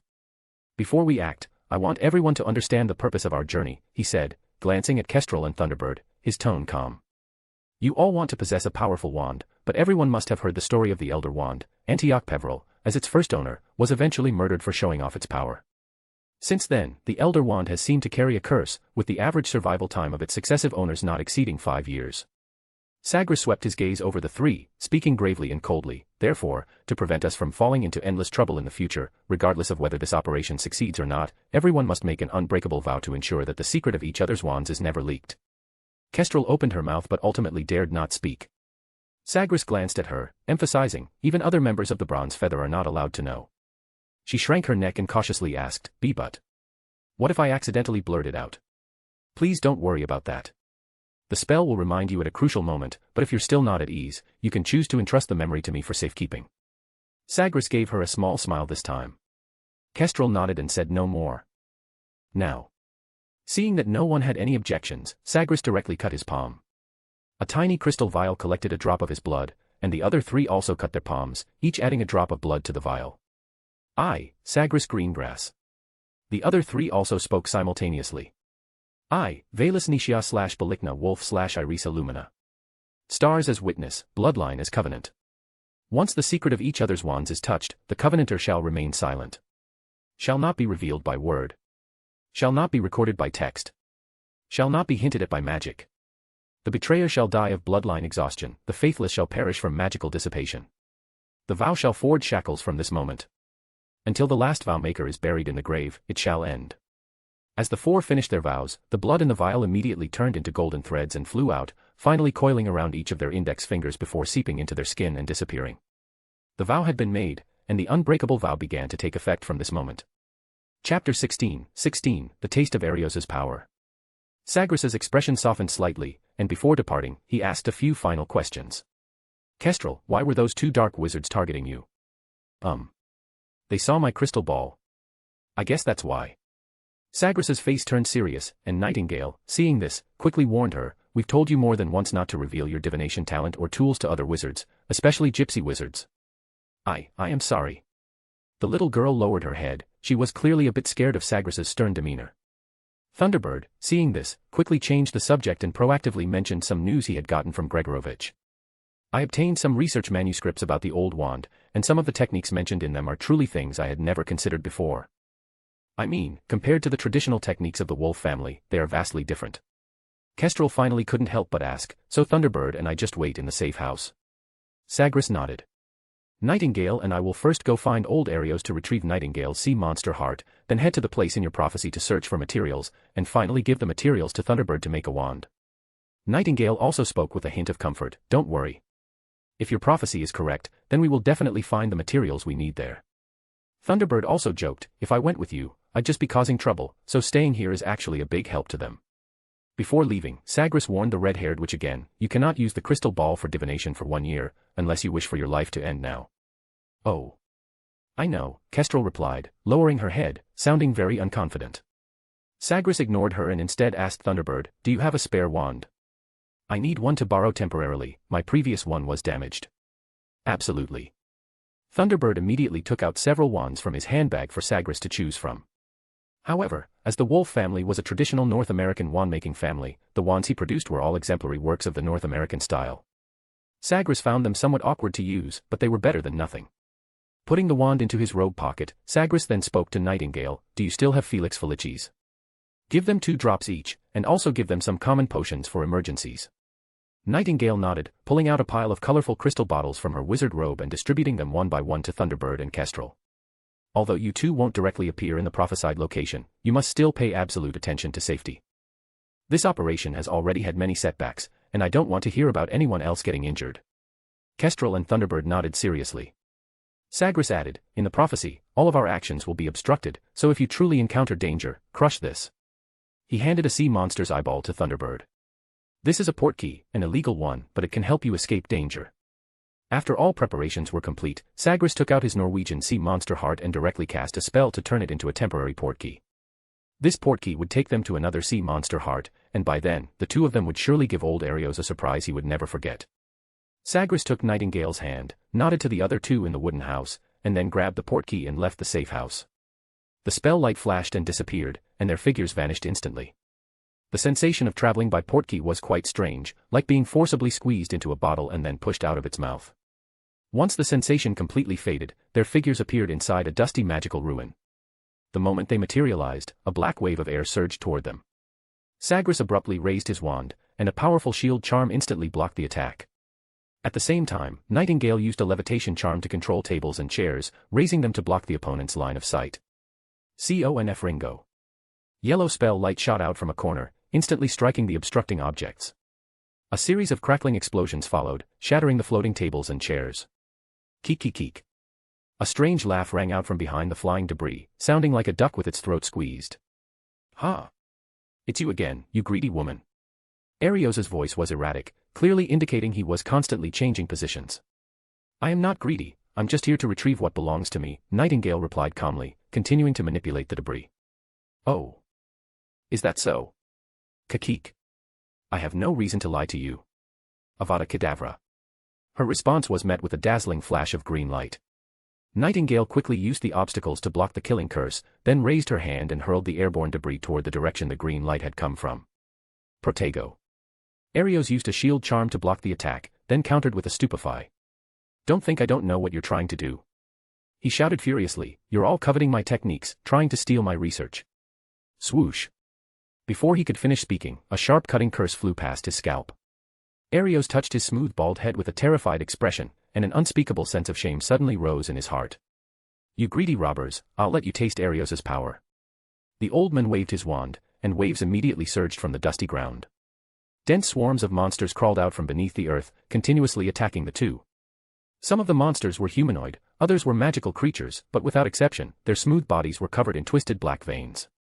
Haha, I almost forgot, you were also hit by my spell. The old man suddenly remembered that in a previous battle, this woman had been hit by his spell. This discovery filled him with joy, because she was about to be cursed and turned into his puppet, just like this group of monsters. Kiki, honestly, you truly surprise me. Arios twirled his wand, and black smoke surged from the tip. To still be able to use magic after being hit by my spell, it seems you have extreme endurance. Stop spouting bullshit. Kiki, this ain't bullshit. In the 90+ years I've mastered this magic, few have been able to do that. Venomous plague. He suddenly pointed his wand at the two, and the black smoke immediately transformed into 3 slender poisonous snakes. In a flash, they flew into Sagres's palm. Ha! So someone helped you transfer the curse. Arios looked even more pleased. Very good, so it was you who cut off my hair, wasn't it? Sagres did not answer his question, because an indescribable pain was currently radiating from his cursed right hand, making it impossible for him to concentrate. Chapter 17, the one who shouldn't have stolen. Seeing this, Nightingale immediately raised a dense mist of ice to slow down the monsters, then decisively used a banishing charm to push Sagres away, trying to distance him from the battlefield. Don't mind me, kill him. Sagres endured the pain and issued the command, then cast Mechanical Mind on himself. A sweep of blue light passed over him. Though the physical pain remained undiminished, the clarity that had been eroded by agony returned to him once more. Frenzy Reducto. Sagres turned and cast an exploding charm. The terrifying blast scattered the horde of monsters, but some, already eroded by the curse, had managed to approach, and the situation remained dire. From the shadows, Arios was startled by Sagres's astonishing destructive power. Realizing things were getting out of control, he immediately decided to flee. Sagres sensed his intention at once. He blasted the monster in front of him to pieces with a blasting charm, then instantly pointed his wand at the old man from a distance. Protego Muspelheim. Pale flames ignited at the tip of his wand, and a pure white Patronus, trailing roaring fire, charged swiftly toward Arios. The flames incinerated all the monsters in its path, clearing a direct line between Sagres and Arios. Summon Dispel. Arios hastily cast a dark curse to block the incoming Patronus. Dispel. Finite Incantatum. The old man cast several banishing charms in succession before finally managing to dispel Sagres's Patronus. Huff. Huff. Huff. This guy is dangerous. He panted heavily, then steeled himself and released a red curse toward the monsters. Flesh Decay. As the hoarse voice fell, all the monsters' speed suddenly increased. The black veins on their bodies bulged grotesquely, then burst open, spraying poisonous, curse-laden blood. The situation grew increasingly dire. Sagres used a blocking charm to hurl several approaching monsters away, then followed with a cutting charm to shred them midair. Holy Light Expulsion. A pure white blade of light shot from his wand. The cursed monsters struck by the light blade disintegrated into scattered bones on impact. At that moment, Nightingale quickly closed in on Arios, but several dog-like monsters pounced at her from the side. Quicksand Trap. The dog-like monsters were instantly sucked into the vortex of quicksand and buried. Bog Abyss. A long, marshy barrier appeared between the monsters and Sagres, halting their frenzied charge. At last, Sagres had his hands free. Nether Fiend Fire. Snap. Arios apparat hastily from the spot and popped at a distance. Fuck, that was close. Arios was just about to seize the chance to escape again, but Nightingale had already approached from the side. Cold currents condensed in the air as ice spikes flew. The old man fled in panic, using an acceleration charm in haste, barely managing to dodge the fierce attack. Cold sweat trickled down his smooth scalp. Arios turned around in exasperation, cast another killing curse toward Nightingale, and then, without even glancing back, prepared to apparate away. Nightingale controlled the ice spikes to block the green light of the killing curse, then a precise blocking charm instantly sent the old man flying. Arios still tried to risk splitting himself by operating midair, but before he could cast the spell, he was struck by another of Nightingale's spells. Expelliarmus. The red light hit his chest, and the wand in his hand immediately flew out. Silencio. Old Arios crashed through the corner wooden shelf and hit the ground, unable to even groan. Funiculus immobilize. Magical ropes appeared out of thin air, binding him tightly. Finite Inca, ugh. A freezing charm extinguished his last shred of hope. Several rapid spells in quick succession completely subdued Arios. Nightingale then used magic to lift him from the ruins. After lifting the silencing charm from the old man, Nightingale pointed her ebony wand at Arios's neck and coldly threatened, "Make them stop." Keh. Kiki. This curse has no counter-curse. I said, make them stop. Kill me, you foolish woman. Crucio. Ha. Filch Arios will never yield to you. Kill me. With that broken stick of yours, kill me, right now. Crucio. Stop, Nightingale. Sagres's voice brought Nightingale back to her senses. She turned her head and saw that Sagres had already dealt with all the monsters and was now walking over, stepping on severed limbs. Pale fire crows danced around him, and wherever they passed, flesh and remains turned to ash and scattered. Sagres walked up to old Arios and lightly touched the old man's gaunt chest with his wand. He had now completely mastered the use of mechanical mind. Altering a person's emotional state was as simple as operating a machine. It was a more refined emotional magic than Cruciatus, capable of selectively stirring various emotions hidden deep in the heart. Old Arios was still dazed, but suddenly, an intense anger surged within him. Bluish-gray veins bulged at his temples as rage overwhelmed him. Losing all sense of reason, he began to curse furiously, "You fucking parasites, fucking robbers, get out of my domain. Failures who don't even deserve hawthorn wood, and you want to steal my wand. Ha! Don't even think about it. It's fused with my bones and blood. Anyone else who tries to use it will suffer backlash, your organs will come spewing from your nostrils. Did that idiot Gregorovich send you? Is that it? Wasn't he always hiding in his workshop, dreaming day and night of surpassing Garrick Ollivander? What? To achieve that pig who uses the old wand as a gimmick has started to covet my research too." Sagres tapped Arios again with his wand, and an indescribable sadness immediately enveloped the old man, who let out a sorrowful, guttural wail.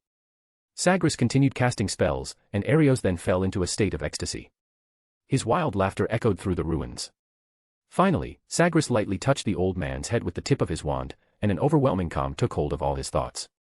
Sagres endured the pain in his arm, his voice cold. "We are following a prophecy to find the wand.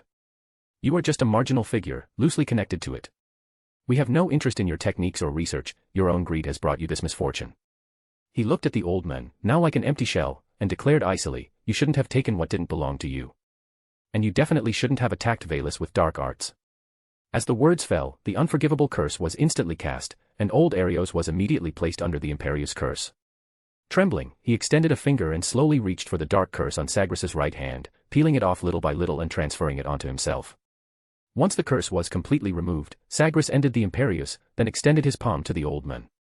"Now return the Kraken heart." Chapter 18, A Legendary Wand. Is that so? Arios muttered distractedly. "You never thought of stealing my research results." Nightingale calmly told him, "We're just looking for materials. Someone else will complete the wand making." "Who?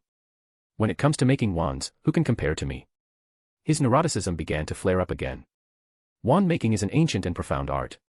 Only I can create something comparable to the Elder Wand. Only I can do it, only I." A look of madness appeared on his aged face. "Who did you find to make the wands?" Without waiting for them to answer, he continued with disdain and contempt, "The traditional European faction represented by the Ollivander family is nothing but conservative, not innovative.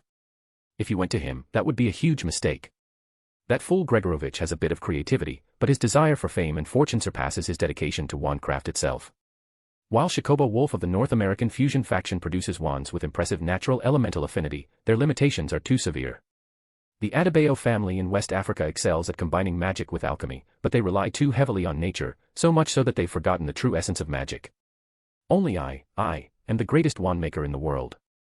The old man used his trembling hand to push aside his robes and pulled out several differently shaped wands from the swaying leather pouch at his waist. Aren't you here for wands? Then I'll show you what true legendary creations look like. He carefully took out the first wand, holding it reverently to show them. The body is made of ancient cypress wood, with a thunderbird tail feather core. The amber embedded in the wand's head contains the remains of ancient insects. When used to cast natural magic, its effects far surpass those of other wands. Only one step remains, injecting the user's blood into the vascular channel to complete it. The second wand, a spine-shaped wand body carved from self-healing yew wood, with a universal core made from the heart tendon of a mountain tyrannosaurus. It still needs to be soaked in mooncalf blood for a year to be completed, but even as a semi-finished product, the defensive magic it casts is already exceptionally powerful. The third wand, a very rare twin cherrywood wand body. It also requires the fetal hair of 2 twin unicorns that died in labor as the core, absolutely rare. An undoubtedly world-shattering creation. The offensive magic it can release is unmatched. Believe me, I've tested countless combinations, this is the most perfect.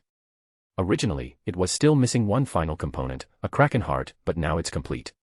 It only needs a drop of the user's tears to be ready for immediate use. For the last wand, Arios picked it up, still wrapped in velvet cloth, his tone filled with emotion. The wand body is crafted from everlasting flower wood, and the core consists of 3 components, the tail feather of a thestral killed by the killing curse, the hair of a yeti driven mad by the Cruciatus Curse, and the spinal cord of an alchemy whose will was broken by the Imperious Curse. The 3 intertwine to form the core, possessing infinite potential. The spiral thorn patterns wrapped around the wand's body can store residual magic from multiple spell casts. The stronger the user's magic, the more powerful the spell's output. It can perfectly adapt to every kind of magic. It is my peak creation, painstakingly crafted. What it lacks is a master who can absolutely control it. The pride on the old man's face gradually faded. No one can control it, at least, not yet. He looked at the 2 young people before him and said something that surprised them both. If you can control it perfectly, I am willing to offer all my achievements with both hands. Is that so? Sagres picked up the translucent immortal flowerwood wand and immediately felt its uniqueness. He casually cast a few spells, and the immense power secretly surprised him. Nightingale asked the old wizard, what counts as perfect control? Old Arios's eyes went blank, and he suddenly laughed. He has already done it. The old wizard wore a lonely expression. An ordinary wizard would fall into madness the moment they picked it up, because it amplifies the desires in people's hearts, making them unable to cast even the simplest spells.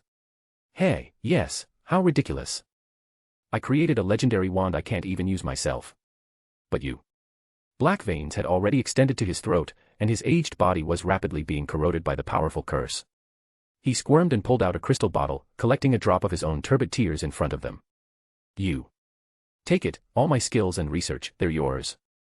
Sagres and Nightingale looked at him calmly, making no move. Please, help me, even if it's just finding anyone, as long as it can be passed down. Sagres finally nodded.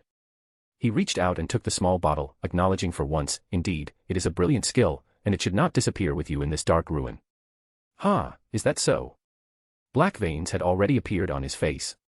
He endured the pain and pointed at the everlasting flowerwood wand in Sagres's hand. One last request, kill me with this wand, with that beautiful flame magic of yours. Sagres did not respond. Seeing this, the old man earnestly said to him, I have lived for 131 years, countless people have died under my wand, undoubtedly. I am a complete scoundrel, but for the sake of these wands, please fulfill this small request of mine. Sagres finally, slowly, pointed the wand at the old man's chest. A white flame ignited from the wand tip, instantly engulfing the old man completely. Then he silently waved the wand, and a small pit immediately appeared in the ground. Nightingale tossed in a few tiny ashes, along with the wand Arios had used, and buried them. Sagres also summoned a stone slab to serve as a tombstone. Nightingale carved words into the slab with her wand. The grave of a wicked man, the end of a legendary wand maker, later comers, never take Filk Arios's bone and blood wand out of greed, otherwise, you will invite evil retribution. After completing all this, she stood up and exchanged glances with Sagres. So, we have now achieved our goal. I think so. Sagres scanned the surrounding environment, he had actually discovered it long ago. This was the place mentioned in the prophecy. The hidden door to the north contained the objective of their trip, some rare materials for making wands, though they were clearly no longer needed now. Sagres put away the everlasting flowerwood wand, then handed the twin cherrywood wand to Nightingale. The other 2 unfinished wands also had their designated owners. The matter had come to an end. It was time to return to Hogwarts. The new wand's image. Note, hey readers. Just a quick heads up, the wand was originally called Immortal Flowerwood Wand, but a friend of mine had a bit of cultivation PTSD, understandable, right? So I decided to rename it Everlasting Flowerwood Wand starting 13 chapters ahead on the Pat tier. I've come back to fix it here, but if you still spot a few stray Immortal S instead of Everlasting up to the next 13 chaps, just pretend I wasn't being lazy. Grinning face with sweat. Chapter 19, Why Are You Here? Please check the notes/thoughts section at the end of the chapter Hard Suit. Before leaving, Sagres and Nightingale briefly explored the ruins. The place was clearly ancient. Nightingale's long boots crunched over lichen-mottled flagstones, and the glow from her wand tip startled a flock of sleeping bronze feather beetles. As those thumb-sized magical creatures flapped their wings, they traced faint green paths through the damp air, like meteors streaking across the night sky. The architectural style suggests it dates back to the Tudor period. Nightingale touched the bas-relief on the stone door, where vine-like golden fern fronds emerged from the relief's eye sockets. It was originally a magical plant cultivation area. Arios hardly touched these 13th-century plants when he renovated it. Sagres used his Everlasting Flowerwood Wand to pick up a dark red plant hanging from the archway, carefully sidestepping its thorny tendrils. Collect what you need, leave the rest here, and I'll leave a permanent portkey so you can come back anytime, Sagres said. Nightingale nodded in agreement, her glass potion bottle already hovering beside her, the wood spoon on its cork automatically collecting rare specimens. This ruin, preserved since the Tudor era, contained many rare species. They even discovered 2 plants listed as functionally extinct by the Ministry of Magic. This delighted Nightingale, as her inclusion in Bronze Feather was not due to prowess in offensive magic, but rather her ability to brew over 10 complex potions, an impressive feat for a young potion master. I'll return directly to Hogwarts, Sagres said, handing 2 unfinished wands to Nightingale. Aside from Bronze Feather assignments, I probably won't leave otherwise. Nightingale nodded, taking the wands, and spoke with some hesitation, Sagres. What is it, Valis? Next July, I'll be taking up a professor position at Beau's Batons. What is Maxime having you teach? Potions class. That is indeed what you excel at. Sagres nodded seriously. But I have a suggestion. What suggestion? Wear a veil, otherwise your students might not learn anything. Puffed. I'll seriously consider it. Nightingale laughed, and the glow-in-the-dark ferns on the ceiling of the ruins suddenly flickered in unison, as if winking. Cast frost magic at least 3 times a week, it will greatly help suppress the Vila bloodline in your body. Sagres tapped her dragon hide pouch at her waist with his wand. And, remember to remind them of the unfinished steps when handing over the wands. Then he plucked a glowing luminous rose. Its petals solidified the moment they touched his wand, transforming into a perpetually fresh brooch. This is a portkey. How can you casually give a lady a rose? Nightingale teased, a cunning smile on her lips. You've become too gentle lately, Mr. Greengrass. Indeed, perhaps I've been charmed by you. I now suspect I accidentally mixed a Mortentia into the Felix Felicis I gave you. Nightingale winked at him. That would have been quite redundant. Sagres replied dryly. Veritaserum would suffice. PFT, bahaha. You've changed a little. Spending time teaching children instead of killing enemies does that, Sagres said while thinking. Or maybe the old bastard gave you a drugged candy. Nightingale laughed even more brightly, then put away her potion bottle and decisively waved goodbye to Sagres. Then, farewell, Sagres. Before her words had fully faded, she vanished in a flash of silver light. Sagres smiled, then operated back to Hogsmeade. He remembered Dumbledore once saying that operating directly into someone's home was very impolite, no different from kicking down their front door. He figured that Hogwarts, in the headmaster's eyes, was probably like home too, so operating away from the castle was fine, but operating directly back might truly anger Dumbledore. Christmas was approaching, and Hogsmeade Village was covered in a thick layer of snow, with the edges of the lake frozen solid. Sagres encountered 2 unexpected people here, the Weasley twins. As he walked down the street, the 2 brothers were just squeezing out of Honeydukes. The Weasley twins looked rather embarrassed when they realized they had bumped into a professor. It was clearly an unexpected encounter for them. If I'm not mistaken, today isn't a Hogsmeade weekend. Sagres calmly asked the 2 brothers, so, gentlemen, who will tell me why you are here? Fred, Professor, it's a misunderstanding. George, yeah, after all, who would risk violating school rules just to come to Hogsmeade? Fred, even if someone would, it certainly wouldn't be a Weasley. George, and even if it were a Weasley, it definitely wouldn't be us 2. Fred, exactly, George and I probably just got temporarily lost. Sagres raised a hand to interrupt the 2 brothers' nonsense. What a coincidence. I happen to know the way back to Hogwarts. The two brothers immediately wilted but had no choice except to follow Sagres toward the castle. Don't look so down, Sagres said to the two young wizards behind him without turning his head. Going back with me now won't cost you any points. Or you can choose to stay in Hogsmeade, and then I'll deduct 5 points from each of you. Fred, thank you, Professor, but I think it's better if we go back to Hogwarts. George, Fred is right. But Professor, why are you in Hogsmeade? Sagres turned to look at them, speaking with a half-smile. If I were you two, I'd keep quiet right now. The twins immediately got the message and stayed silent, no longer trying to pry. Sagres shook his head, leading the two brothers through the wind and snow toward Hogwarts. The weather was cold, but the owls were unusually busy during this time, as it was already mid-December, and many young wizards were sending letters home to inquire about staying at school for the holidays. In Potions class, Malfoy and his cronies, as always, were causing trouble. I find it quite regrettable. Malfoy said slowly, with a hint of deliberate sarcasm in his tone, while squinting at Harry, because those who have to stay at school for Christmas are all homeless. Puffed. Crabbe and Goyle snickered nearby, trying to add fuel to Malfoy's mockery with their laughter. Harry, however, focused on weighing the lionfish bone powder, ignoring their provocations. Ever since the last Quidditch match, Malfoy had held a grudge against Harry for hogging the limelight on the field. Anger and jealousy intertwined in his heart, so he once again used Harry's lack of a home to mock him. The news that young wizards could stay at Hogwarts for Christmas made Harry overjoyed. He wouldn't have to go back and face Uncle Vernon's bullying, nor would he have to see Dudley's hateful face. This would be the happiest Christmas he had had in years. Whenever he thought of this, a warmth and anticipation surged within him, making Malfoy's taunts much more bearable. Read 12 chapters ahead on p@Treant/darkdevil.del. Chapter 20, Christmas is around the corner. Harry tried to focus on the task at hand, attempting to ignore Malfoy's presence by keeping busy. He knew that no matter how much Malfoy provoked him, he couldn't let this Christmas lose its deserved joy. He was genuinely happy to stay at Hogwarts for Christmas. Meanwhile, Ron's parents planned to visit Charlie in Romania, and the Weasley brothers, still at school, had nowhere to go, so they also stayed at Hogwarts for Christmas. After Potions class, they left the underground classroom, only to find their way blocked by a huge fir tree at the entrance to the Great Hall. Hermione, sharp-eyed, spotted the giant feet peeking out from under the fir and immediately greeted him enthusiastically. "Hello, Hagrid." "Hello, Miss Granger. Christmas is coming soon. Are you staying at Hogwarts too?" Hagrid responded. Hermione shook her head. "I'll be taking the Hogwarts Express home tomorrow to spend Christmas with my parents." Ron also poked his head through the fir branches. "Hello, Hagrid. Do you need help?"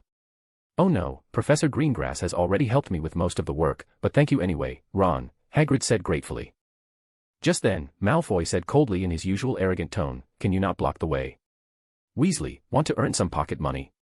"Right, the gamekeeper's hut is truly a luxurious palace compared to your house. You." Upon hearing this, Ron, who already disliked Malfoy, immediately flared up and lunged at him. "Weasley." Snape's cold voice came from behind them. Ron released Malfoy's collar but was still panting angrily.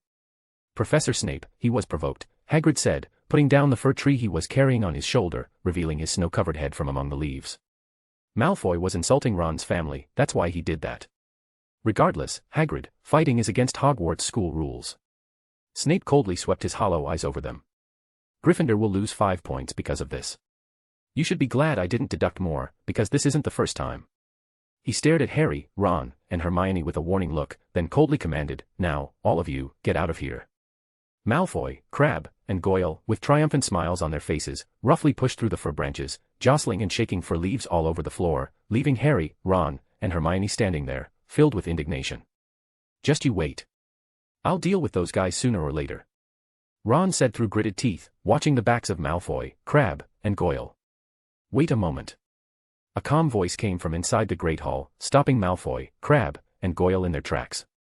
"If the three of you can't restore this fir tree to its original state, then you'll have to go to the Forbidden Forest and cut down a new one for me yourselves. It's Professor Greengrass."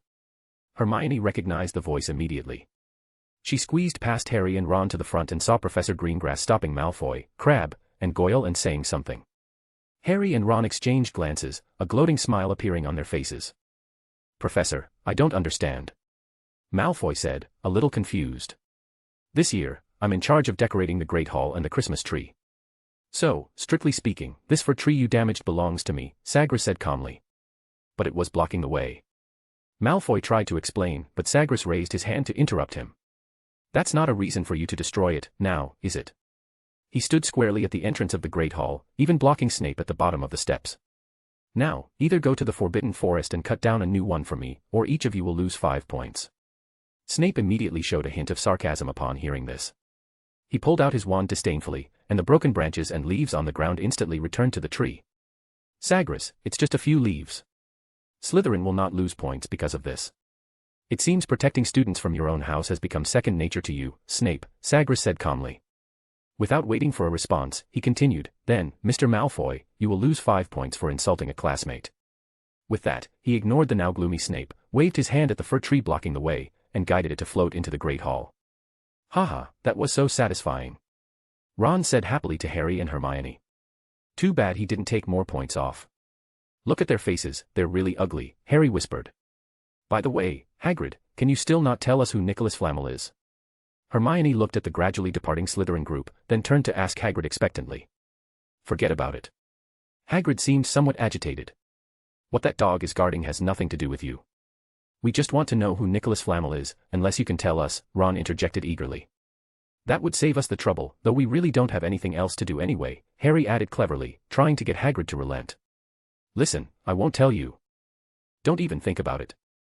Hagrid resolutely refused, his tone leaving no room for negotiation. All right then, it seems we'll just have to find the answer ourselves.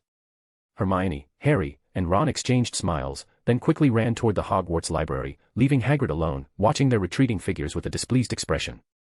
What's wrong, Hagrid? Sagres asked the distressed Hagrid while waving his wand at the Christmas tree. Ah, nothing, Professor, Hagrid quickly replied.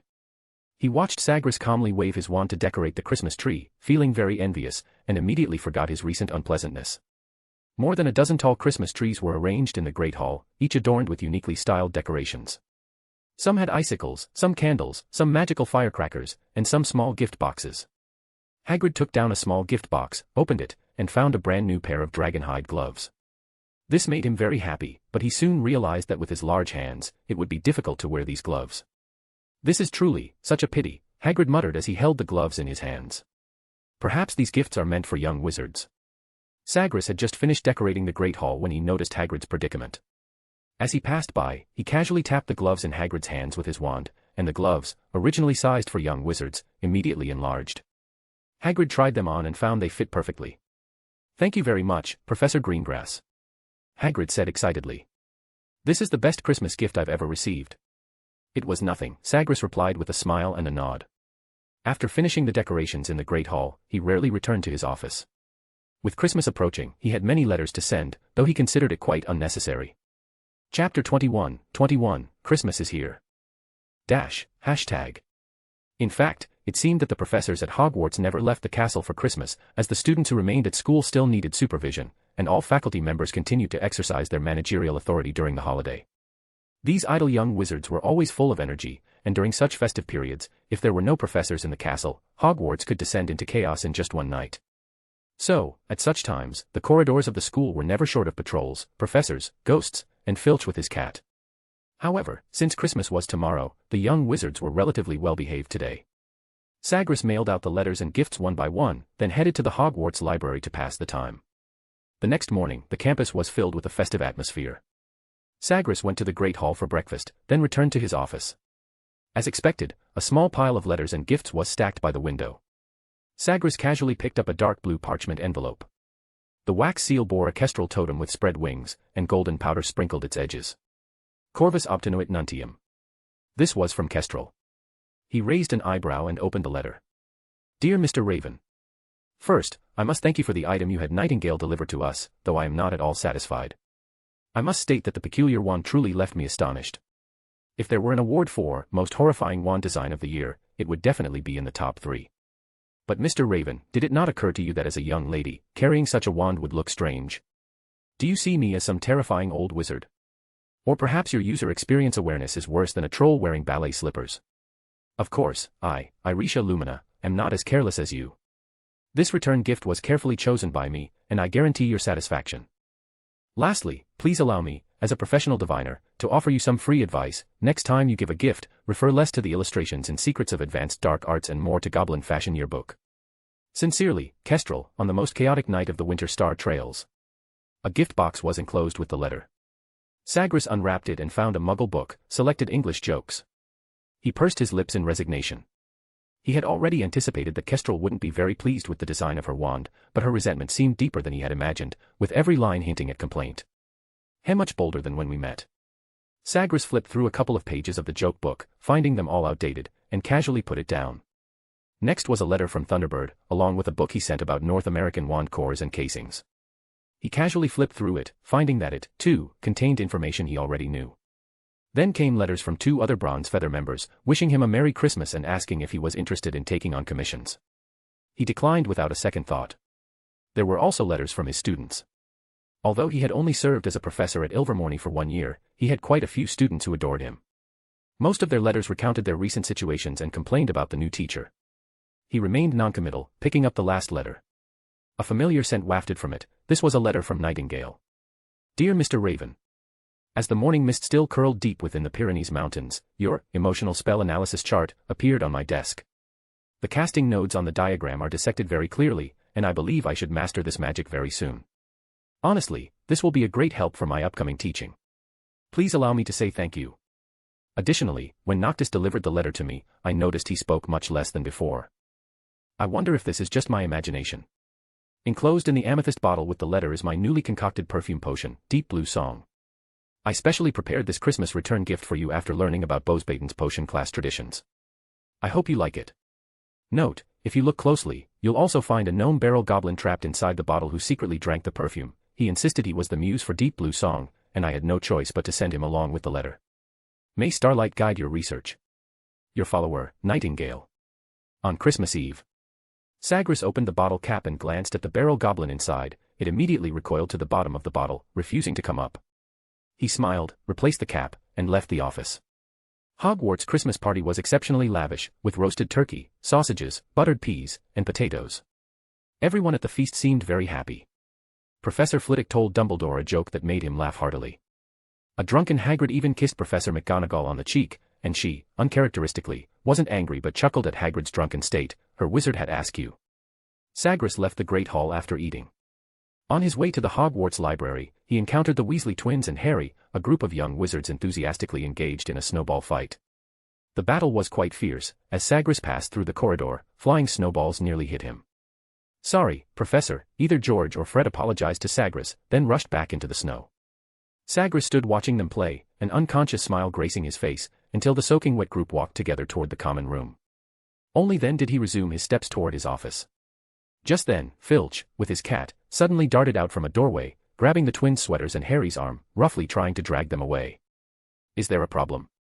Sagres asked coldly, seeing the agitated Filch. Professor, look at the corridor, it's all water. Filch tugged at the young wizards he held. They did it, I'm going to turn them over too. But that doesn't violate school rules, Sagres interrupted directly. He didn't like this self-important old squib at all, as Filch had caused him no end of trouble since his student days. Sagres slowly walked up to them and tapped each of them with his wand. The young wizard's soaked clothes instantly became dry. Then he waved his hand, signaling them to leave. The Weasley brothers and Harry, their faces showing grateful smiles, quickly left Filch's side. Sagres ignored the displeased Filch and turned to walk away. He felt he was already being generous. After all, the only ones in the entire school who could get along amicably with Filch were probably Snape and a cat named Mrs. Norris. When he was a student, Filch often cooperated with Snape to catch students out after curfew in the castle. If they were unlucky enough to also encounter Peeves causing trouble, then point deductions and detentions were practically guaranteed. Sagres returned to his office, putting the matter of Filch out of his mind.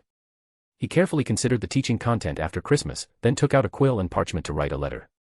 Dear Snowy Owl. I have a request regarding troll specimens. In next month's Charm Theory and Practice class, I need to demonstrate the differences and countermeasures for 3 troll subspecies, mountain troll, river troll, forest troll, to my students. I kindly request your assistance in providing the following individuals. 1. Alpine rock troll, must have intact horns, for demonstrating its attack methods. 2. Rhine river mud troll, preferably with aquatic barnacles, for analyzing water-based mutations. 3. Black forest moss troll, please ensure the glowing fungal moss on its back is undamaged. Enclosed with this letter are 3 undetectable extension crystal vials, each containing a static opal enchanted with a powerful shrinking spell. When a troll enters a 10-yard radius, recite, subdue, and the spell woven into the stone will compress it to doll size. During captivity, the troll will fall into a dreamless sleep, with its life activities completely static. 1. Specimens are for academic demonstration only and will be returned in the same manner afterward. 2. As thanks, I will present you with a phoenix feather quill found in Nocturne Alley. The quill's shaft is engraved with, "To the craftiest cargo escort." I wonder if it's the one you lost last year. Your friend. Raven. Sagres put the parchment and 3 crystal vials into an envelope, then pressed a raven-shaped seal into the wax. He then summoned Noctis, first feeding him a large handful of mithril, and only then handing him the envelope. Watching the messenger raven fly away, he couldn't help but imagine the expressions the young wizards would wear when they returned to Hogwarts after Christmas and saw the surprise he had prepared for them. Heh. That would also be a good opportunity to test their understanding of the knowledge. Chapter 22, The Book of Answers. After first year, Harry Potter received the invisibility cloak, a gift from Dumbledore left by his father. A constant impulse lingered in his mind. Donning the invisibility cloak meant that Hogwarts Castle was open to him. He could go anywhere he wished. He wouldn't be caught by Filch, nor seen by any professor. He could even use the invisibility cloak to check the restricted section of the Hogwarts library to find out who Nicholas Flamel was and understand what that annoying Snape was looking for behind the trapdoor. However, he had a thought he told no one. He wanted to be alone the first time he used the invisibility cloak, because it was something his father had left for him. Harry thought this, then took action when night fell. Passing through the common room archway cloaked in the invisibility cloak, walking past the moving staircase and long corridors, he slipped into the Hogwarts library entrance. Everything went surprisingly smoothly. Until he encountered someone in the restricted section, Professor Greengrass. Fortunately, the bookshelves concealed him, preventing him from startling the other person. Professor Greengrass appeared to be reading very intently. Harry quietly hid his lamp under the invisibility cloak, then tiptoed past him from behind. He didn't check what book Professor Greengrass was reading. The restricted section was vast anyway. He just needed to secretly take a book back to his dormitory and return it tomorrow night. He moved through the bookshelves, completely unnoticed by the professor. Harry was very pleased with his invisibility cloak, which made him even more curious about his father. What kind of person was he? Why did he possess such a magical invisibility cloak? Had he done the same when he was a student at Hogwarts, roaming the castle at night cloaked in the invisibility cloak? A series of questions flooded his mind. Harry absent-mindedly walked between the bookshelves, then he seemed to hear a sound, a voice calling to him. He stopped in front of a row of bookshelves, reached out, and took down a thick book from the shelf. The Book of Answers, it read on the cover. The faint call grew stronger, as if telling him that if he opened this book, all his doubts would be answered within, just as its title promised. Normally, Harry would have refused without hesitation, because Ron had told him many times that books of unknown origin were very dangerous. But at that moment, he was completely captivated by the book, so much so that he opened the flyleaf without hesitation. Ah! A piercing scream suddenly erupted from the book. On the book's cover, a grotesque face seemed to struggle to squeeze out, and the scream came from its mouth. Harry was startled by the sudden change. He slammed the book shut and frantically shoved it back into place. The screaming stopped. Everything that had just happened felt like an illusion, but his reason reminded him it was all real. Because he could hear footsteps approaching, and more than one. Harry pulled on the invisibility cloak and stood up abruptly, knocking over his lamp in his panic, but he couldn't worry about that now. The footsteps were getting closer. If he were caught, how many points would Gryffindor lose? He ran out of the restricted section without looking back, narrowly avoiding Filch and his cat at the Hogwarts library entrance, slipping past their wide-eyed stares and rushing into the darkness. After running blindly for a while, Harry felt he had gone far enough, so he stopped to catch his breath. Professor, you said to inform you if I found anyone wandering around the school or trespassing in the restricted section. Harry was startled by Filch's sudden voice and almost cried out. Restricted section? Who is it? Did you see him? Snape's voice followed, and Harry became even more terrified. It's me. Sagres emerged from the darkness. He held a book in his left hand, and a faint cry still emanated from its flyleaf. Sagres, it's you again. Snape spat his name through gritted teeth. What do you think you're doing? Doing what I do every day, Sagres replied expressionlessly. Aren't you two lovers still up to the same old tricks as years ago? After speaking, he walked over to Filch and thrust the book he was holding into his arms. The action startled Filch, making him involuntarily take a step back. The Book of Answers, a standard dark arts text, detailing the damage caused by various dark spells. Sagres looked faintly into the darkness, then pointed at the book in Filch's arms. His expression was cold, and his tone stiff. Can't I read it? Or do I need to report to you? No need, Professor. Filch strained his neck back as far as possible, as if trying to get away from the book. He's just trying to do his job, Snape said, reaching out to take the book from Filch's arms. "Oh. Are insults and corporal punishment of students part of the job as well?" Sagres looked at Snape with a half-smile. "As expected of your partner, after all, protecting Slytherin students is part of your job too." Without waiting for a response, and ignoring Snape's grim expression, he took the book directly from his hand and walked into the darkness without looking back. He hadn't entirely meant to pick a fight with the two of them, rather, he had discovered something more interesting. From the moment he had begun reading in the restricted section, he had noticed a young wizard illegally roaming there at night. Moreover, the student used a very rare item, an invisibility cloak, a powerful one. Such an item was not common among Hogwarts students, and Sagres had seen ordinary invisibility cloaks before. They were vastly different from this one. If not for the faint footsteps that betrayed the intruder's position, he wouldn't even have noticed someone hovering in front of him under an invisibility cloak. This indicated it was a magical item of exceptionally high quality. If he'd had this when he was a student, neither Snape nor Filch would have seen so much as a strand of his hair. He had just sensed that the person had hidden in an abandoned classroom not far from where they had been speaking, so he planned to return and check once Snape and Filch were gone. However, Sagres estimated that the other person was a young wizard. After all, a professor could access the restricted section freely and had no need for an invisibility cloak. As the light from Snape and Filch gradually disappeared, Sagres quietly returned to the door. He cast a disillusionment charm on himself, then entered the classroom. It was Harry Potter, who now stood in front of a massive mirror, his expression complex. Sagres glanced at the inscription across the top of the mirror and immediately recognized it as the Mirror of Erist, also known as the Mirror of Desire. Those who stand before it can see their deepest desires reflected within, and countless people have become lost in its allure. Sagres pursed his lips, thinking this must be another one of Dumbledore's tricks. Otherwise, how could such a magical item be placed here so casually? Not even the door was locked, could it be any more obvious? With that thought, he looked around but found no one else present. Shaking his head, he concluded that Dumbledore was likely giving the boy a test to train Harry. So Sagres no longer paid attention to the young wizard standing before the mirror and quietly left this trap meticulously set by Dumbledore. Read 12 chaps ahead. P@Trian/Dark Devil. Chapter 23, I don't need a mirror to tell me what I want. The next day, Sagres, who had stayed late in the restricted section, suddenly looked up, his expression turning strange. After listening intently for a moment, he sighed and walked toward the classroom where he had seen the Mirror of Erist the night before. Sure enough, Harry was there again, and he wasn't alone, he had even brought a companion. Sagres was somewhat speechless. Do young wizards from Gryffindor never consider the consequences? They encounter such an obviously magical item and dare to loiter in front of it every day without checking its function and origin in the Hogwarts library. And even if Harry, a newcomer who had just stepped into the wizarding world, was ignorant, how could the red-haired Weasley be so unreliable? He even fought with Harry over the right to use the mirror. Do you think this mirror can predict the future? Ron asked curiously. A glimmer of expectation flashed in Harry's eyes, then vanished. Impossible, my family is already dead. Ron, I want to look again. Ron stared intently at the mirror, saying without turning his head, last night you had the mirror all to yourself, now it's my turn to enjoy it. Are you only thinking about your house cup trophy? What's the point of that? Harry reached out and pushed him. I want to see my parents, they are very precious to me. Don't push me. Maybe I can also see something special. Sagres couldn't bear to listen any longer.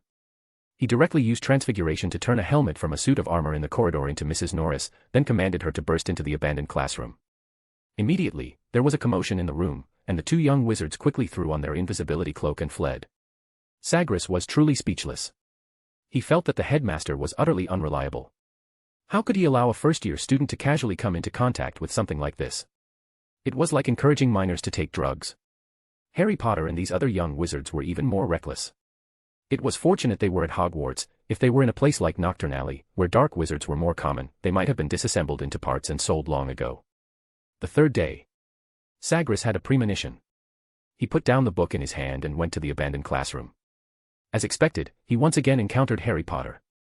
Harry sat blankly in front of the mirror, staring at it in a daze, so absorbed that he didn't notice Sagres walk up behind him. He watched his family in the mirror still waving and smiling at him. He felt happy, but he knew they could only ever appear in the mirror, and then, he felt immensely sad. With both feelings intertwined, Harry felt pain for the first time in his life.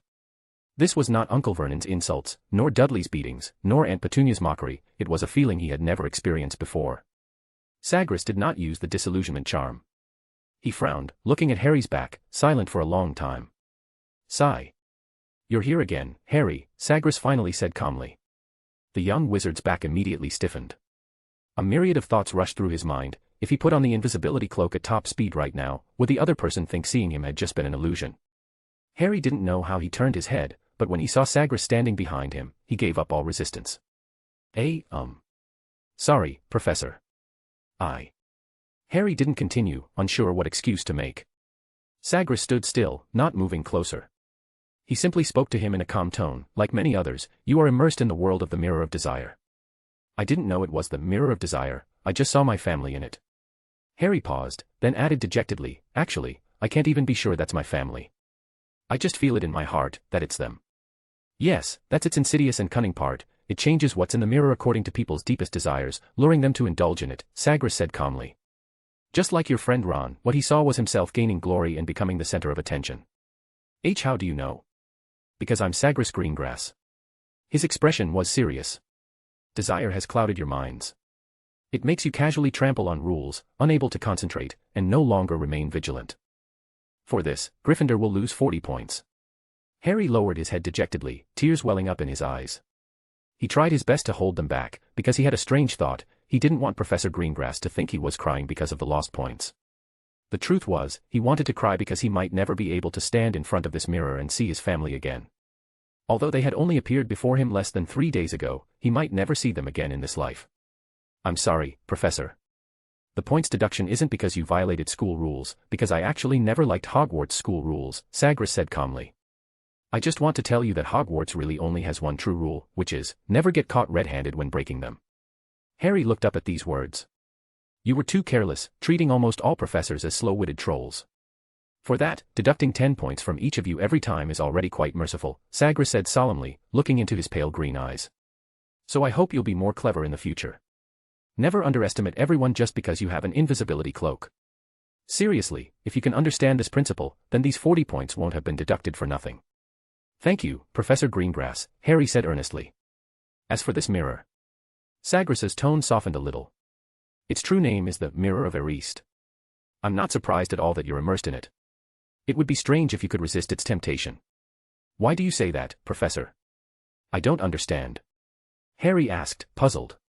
People are always vulnerable when facing their desires, they go mad for them, they sink into them, and they rush toward them without hesitation, even if they know it's fake, Sagres said, looking at Harry.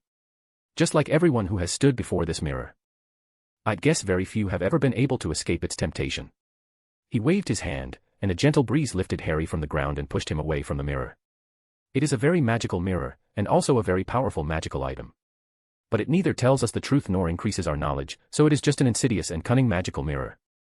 For some people, it isn't even as useful as an ordinary mirror. Patting the young wizard's head, Sagres said earnestly, I'll tell Dumbledore to have this mirror removed. Harry, don't try to find it again. Professor Greengrass, can I ask you some questions? Of course. A professor's duty is to help you find answers. What did you see in this mirror? I never look into this mirror, Harry, I don't need a mirror to tell me what I want, Sagres said with a rare smile. I hope the same for you. Harry nodded in surprise. For a moment, he even thought the professor might be lying, but when he looked up and saw his smile, he understood that the professor was telling the truth. Now, go back. Put on your invisibility cloak, tread lightly, avoid Filch and his cat, and get a good night's sleep. He looked into Harry's eyes and said seriously, the coming days might be a bit difficult, but as long as you choose to, you can always let it go. Harry nodded firmly, then picked up his invisibility cloak. Sagres waved his hand, watching the boy leave the classroom. Chapter 24, Lessons in Terror, Taught with Elegance. Are you going to keep hiding? All expression vanished from Sagres's face as he looked toward a desk near the door, where Headmaster Dumbledore's figure slowly materialized. The other party smiled, not at all embarrassed at being spied on or exposed. You've done very well, Sagres, truly, even I couldn't have done better, Dumbledore said with a touch of exaggeration. Is that so? Professor Dumbledore, then you've done quite terribly, because even I couldn't do such a thing. How did you come up with the idea of using the Mirror of Erist to tempt an orphan who's never seen his parents since childhood? Sagres frowned, his eyes scrutinizing. Do you feel a sense of accomplishment in toying with a young wizard who has suppressed his desires all his life? Or do you think Harry Potter should take a good look at the parents and relatives murdered by Lord Voldemort, just to solidify his hatred for him? You've misunderstood me, Sagres. Dumbledore walked calmly to the Mirror of Erist and said gently, I merely hope this child can undergo some trials, so that when he encounters hardships in the future, he can see his true self and not be blinded by illusions. I understand your meaning, headmaster. You're saying that to prevent Harry Potter from losing himself in the future, you'll let him completely fall into despair while he's still a student. Is that it? Sagres scoffed. Sagres, you know that's not what I mean. The headmaster smiled, shaking his head as if seeing him for the first time. But you care about them more than I imagined. I didn't realize you also have a kind heart. How about it, doesn't it get tiring, always putting on a cold facade? At least not as tiring as you putting on an amiable facade, Sagres said with disdain. You must have already planned the boy's ending in your heart, haven't you? What, have I disrupted your plan? He utterly loathed the other party's self-righteous, wise demeanor, arbitrarily arranging others' fates simply because they were weak. In his view, this was the arrogance peculiar to the old, something he had already experienced once as a student at Hogwarts. I think you've truly misunderstood me. Dumbledore looked at the mirror and said to Sagres without turning his head, actually, even if you hadn't come out to stop him today, I would have stepped in and said these things to him myself. Then what's the point of all this? There is a point, Sagres. Of course there is. He finally turned around. I understand human hearts better than you do. More than power, I'm willing to believe in things like love and tolerance. You don't believe in power because you already possess enough of it. Sagres completely disagreed. Inner strength needs something to rely on. You want a first-year student who hasn't experienced life or death and has no experience whatsoever to develop inner strength. Harry has already experienced life and death, Sagres.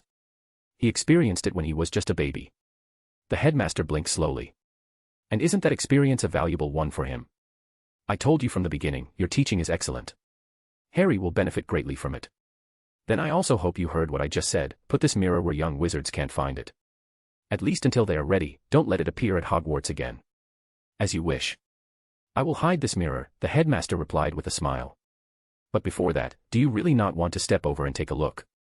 Do you really want me to look, Professor Dumbledore? Sagres asked calmly, his expression unreadable. The headmaster opened his mouth but didn't answer. Sagres turned and left the classroom.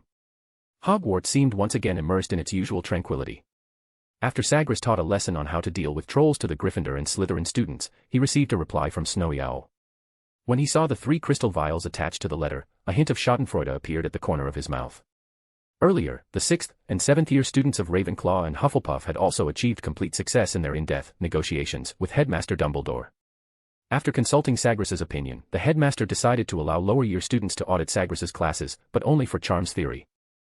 After all, practical courses carried a certain level of risk and were not suitable for young wizards who hadn't even taken their OWLs. At this time, Sagres's practical course on trolls was also being meticulously prepared.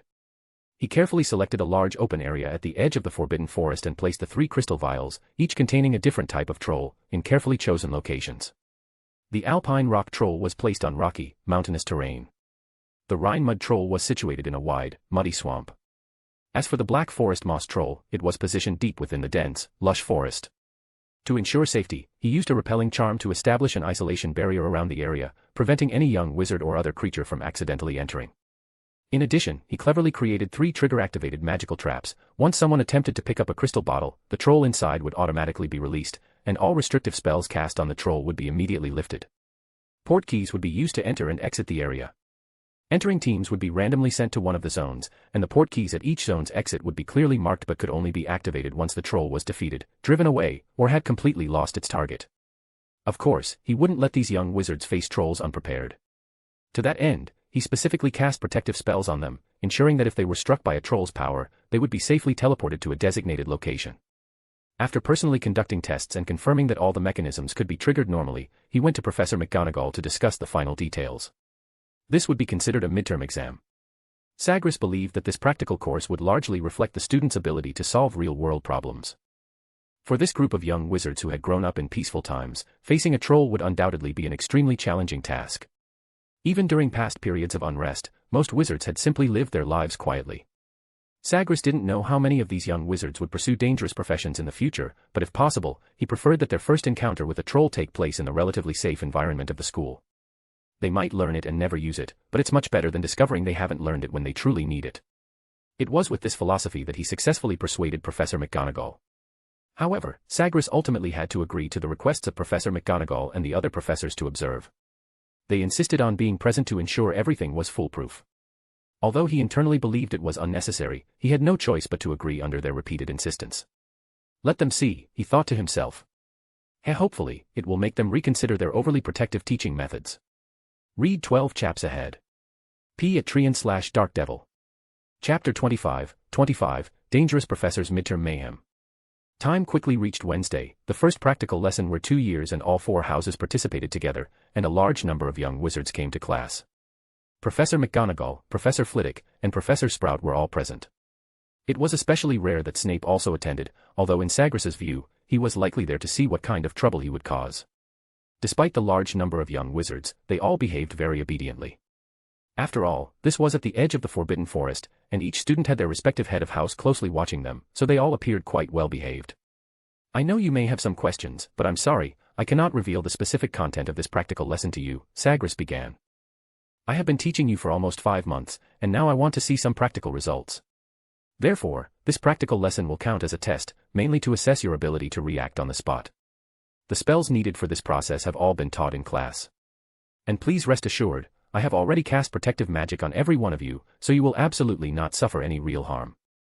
After calming the slightly excited young wizards, Sagres continued, before the test begins, you can form groups freely. 3 groups of students will enter the test area at a time. Remember, your goal is to find a crystal bottle covered with runes. As long as you successfully take it out of the test area, you will have completed the challenge.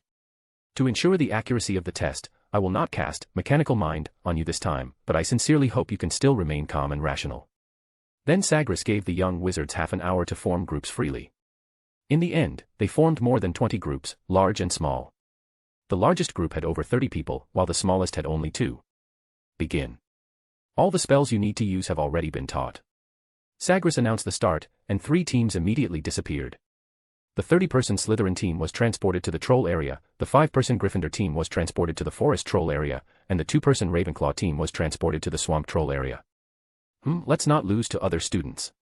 The 30-person team was composed of all 7th-year students from Slytherin House. After passing through the entrance, they arrived in a rugged mountainous area covered with boulders. The students quickly dispersed and began searching for the crystal bottle. Accio, crystal bottle, a student tried to use the summoning charm, but as expected, it had no effect. Revealio, another student attempted a revealing spell to uncover hidden items. I found it, it's embedded in the stone. A Slytherin student shouted loudly. Half of the crystal bottle was embedded in a boulder in front of him. He tried Relatio several times without success. Let me try. Another student stepped forward. He whispered a few incantations, and a flash of light flickered from the tip of his wand. The stone around the crystal bottle began to vibrate slightly, eventually loosening. Success, the surrounding students gathered around, watching curiously. Not yet. I think we have to work together to get it out, the student with the wand said, turning to the others. Conf Ringo. A girl cast a blasting curse directly at the boulder, which immediately cracked in several places as small stone chips flew out. Stop, you'll break the bottle. Use your brain, do you really think the bottle would break that easily? Together, use the blasting curse to destroy the stone. The students gathered, wands pointed at the stone, and chanted in unison, Conf Ringo. As the spell rang out, the boulder shattered into pieces. The runes on the crystal bottle began to flash, and a powerful force suddenly surged from within, forcing the students to retreat. What is that? Someone shrieked in horror. Through the crystal bottle, everyone saw a massive figure breaking free nearby. It was a mountain troll. The troll roared, its huge fist smashing into the ground and sending stones flying. Fuck. The students scrambled to dodge, some cast defensive spells, while others tried to flee. Stay calm. Walter, the Slytherin prefect, shouted. Use the impediment jinx, don't let it get close. The students responded quickly, lights from their wands weaving together to form a barrier, attempting to block the troll's advance. Professor Greengrass said to aim for the head. Professor said to avoid it first. Idiot, how can we avoid it with so many of us? Take it down. The exit is behind it. Impedimenta. Bombarda. More than 30 people used magic together to deal with a single troll.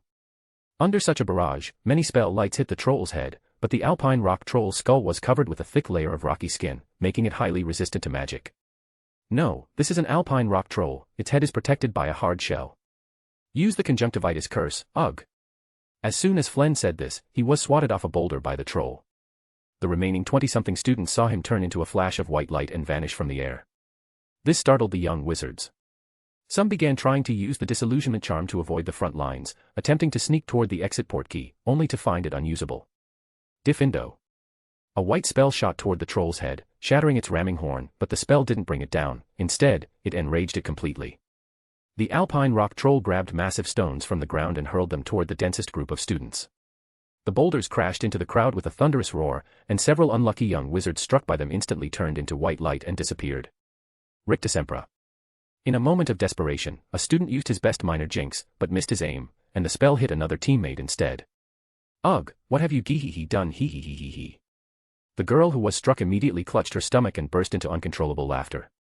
The troll stepped forward and, using its broken ramming horn, sent her flying. She vanished in a flash of white light. Idiot. What have you done? You can't blame me, she ran too fast. Another student used transfiguration to turn a rock into a pile of large white rabbits. The rabbits scattered immediately, drawing the troll's attention. Seeing this, other students waved their wands one after another. Amidst the flashing glow of transfiguration spells, colorful small animals leapt through the smoke. The troll's dull yellow eyes rolled around, and it suddenly slammed the massive stone in its hand onto the ground. As shards of rock flew everywhere, 2 Slytherins fleeing in panic were struck and turned into phantoms as they disappeared in white light. Some young wizards who tried to escape during the chaos were also caught in the blast, disappearing under the whistling, flying boulders. In just over 10 minutes, the 30-person team had been scattered by the troll's charge, with only about 10 remaining. However, nearly all of the remaining students had used the disillusionment charm, and the troll finally calmed down. The students stumbled toward the exit, and this time, they successfully teleported away using the port key. Meanwhile, the 5-person Gryffindor team quickly settled on a tactic after encountering a forest troll in the dense woods. Instead of hiding with the disillusionment charm, they chose to cast Incendio to ignite the nearby trees. Flames were deliberately directed toward the tree canopy, and the tall fir trees turned into towering torches over 10 meters high. The forest troll retreated in a panic, and its back, covered in glowing moss, was set ablaze, forcing it to retreat completely. Fuck yeah, mate. That was bloody brilliant. The Ravenclaw duo was not so lucky. As soon as their crystal bottle touched the swamp, a 3-meter-tall mud troll rose from the corrosive water. The two were startled. Melinda, who reacted first, immediately cast Glacius, but her wand was knocked into a flash of white light by the troll as soon as it touched the water. What happened? The other student reacted more slowly. She clearly panicked after seeing her companion disappear.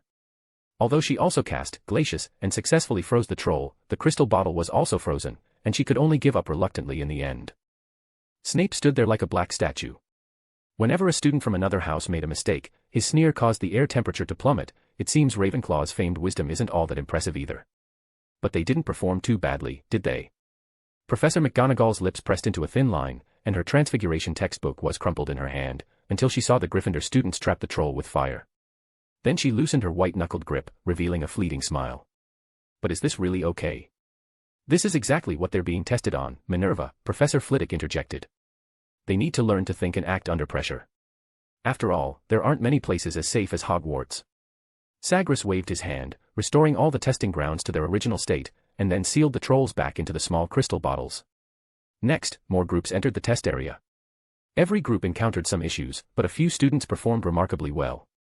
Joffrin, a 6th-year Ravenclaw student, used trenching 3 feet transfiguration to dig a trap, successfully trapping the unintelligent mountain troll. Coopers, a 7th-year Hufflepuff student, used the levitation charm to position a stone over the swamp troll's head, then used Sonorous to irritate the troll to look above, controlled the stone and smashed it onto the troll's head, directly stunning it. Pian, a 7th-year Slytherin student, used the swamp curse to trap a forest troll, easily passing the assessment. Grace, a 6th-year Gryffindor student, used Bombarda Maxima and collapsed the ground to bring down the troll, then followed up with a boulder impact to strike its head. Some students used the disillusionment charm to avoid the troll entirely. Others employed a multi-shot spell to directly stun a forest troll. Some used Glissio to cause a mountain troll to slip and fall, others used the drying charm to weaken a river troll, and a few used transfiguration to alter the terrain to their advantage. Ahaha, brilliant. These children have more dueling potential than I imagined, Professor Flitwick clapped and laughed. But it's not easy to make them proficient in these spells, and I know that better than anyone. Professor Sprout also nodded. Indeed, it seems Professor Sagres's teaching methods are effective. Finally, when the last group of students emerged from the test area holding the crystal bottle, a cheer erupted across the edge of the Forbidden Forest. Read 12 chaps ahead. P at Trian/Dark Devil. Chapter 26, Making Headlines, Again. Well done. Sagres scanned the crowd. More than 70 of you passed the test. To be honest, this ratio has exceeded my expectations. Professor, is there a reward for those who passed the test? A reward? Sagres hadn't considered this question. He felt there was no need to reward students simply for passing such a test, but since someone had asked, he decided to give a perfunctory answer. The runic crystal vial is the reward. Everyone who successfully passes the test will receive one from me. He held up the crystal vial in his hand and explained to everyone, it has been enchanted with an undetectable extension charm and an unplottable charm. It can be used to hold magical flames or alchemical liquids, and of course, it can also be used to store food, keeping it fresh, indefinitely. He could even mass-produce such simple alchemical items, as they were merely basic applications of runic magic, with almost no technical content apart from a few ancient rare runes. Nevertheless, the ability to hold alchemical liquids and magical flames already far surpassed most similar items on the black market. If sold, their value would not be less than 6 galleons. Flap. Flap. Hoot. Hoot. Hoot. On a new day, as the young wizards were still enjoying breakfast in the Great Hall, the male owls shattered the Great Hall's calm. The front page headline of the Daily Prophet glowed blood-red under the candlelight. Hogwarts sees dark arts combat training. Over 200 students' lives hang by a thread. The accompanying picture was a snapshot of a Slytherin girl being struck by a troll, even though she was now sitting safely in the Great Hall, eating. What in the bloody hell is this? Ron asked, looking confused as he held the newspaper. Didn't Fred and the others say that Professor Greengrass's practical class was a complete success? What's that all about? Harry snatched the newspaper. He quickly scanned the headline, then carefully read the report. Bang. What rubbish. No one was injured in class at all. He angrily slapped the newspaper on the table, saying indignantly, didn't Professor McGonagall tell us that all students were protected by magic? And look at the audacity. They even photoshopped fangs onto the troll. Hermione picked up the newspaper and started reading, placing her pumpkin juice cup heavily on the table. She noticed Ron staring at the anonymous interview at the end of the article. An heir to an ancient family confessed that certain professors are turning the school into a fighting arena in Nocturne Alley. Another pureblood family conspiracy. She immediately understood. This is slander. Why are they always targeting Professor Greengrass? I heard that Professor Greengrass sent members of several families to Azkaban before he became an Auror. Ron clearly knew some secrets of the pureblood families, or perhaps it wasn't a secret at all. Some were even killed by him on the spot. Of course, those were extremely dangerous dark wizards, and they were more or less connected to certain families. You mean, it wasn't just that one time? Professor Greengrass has done many similar things. Harry couldn't help but ask. Yes.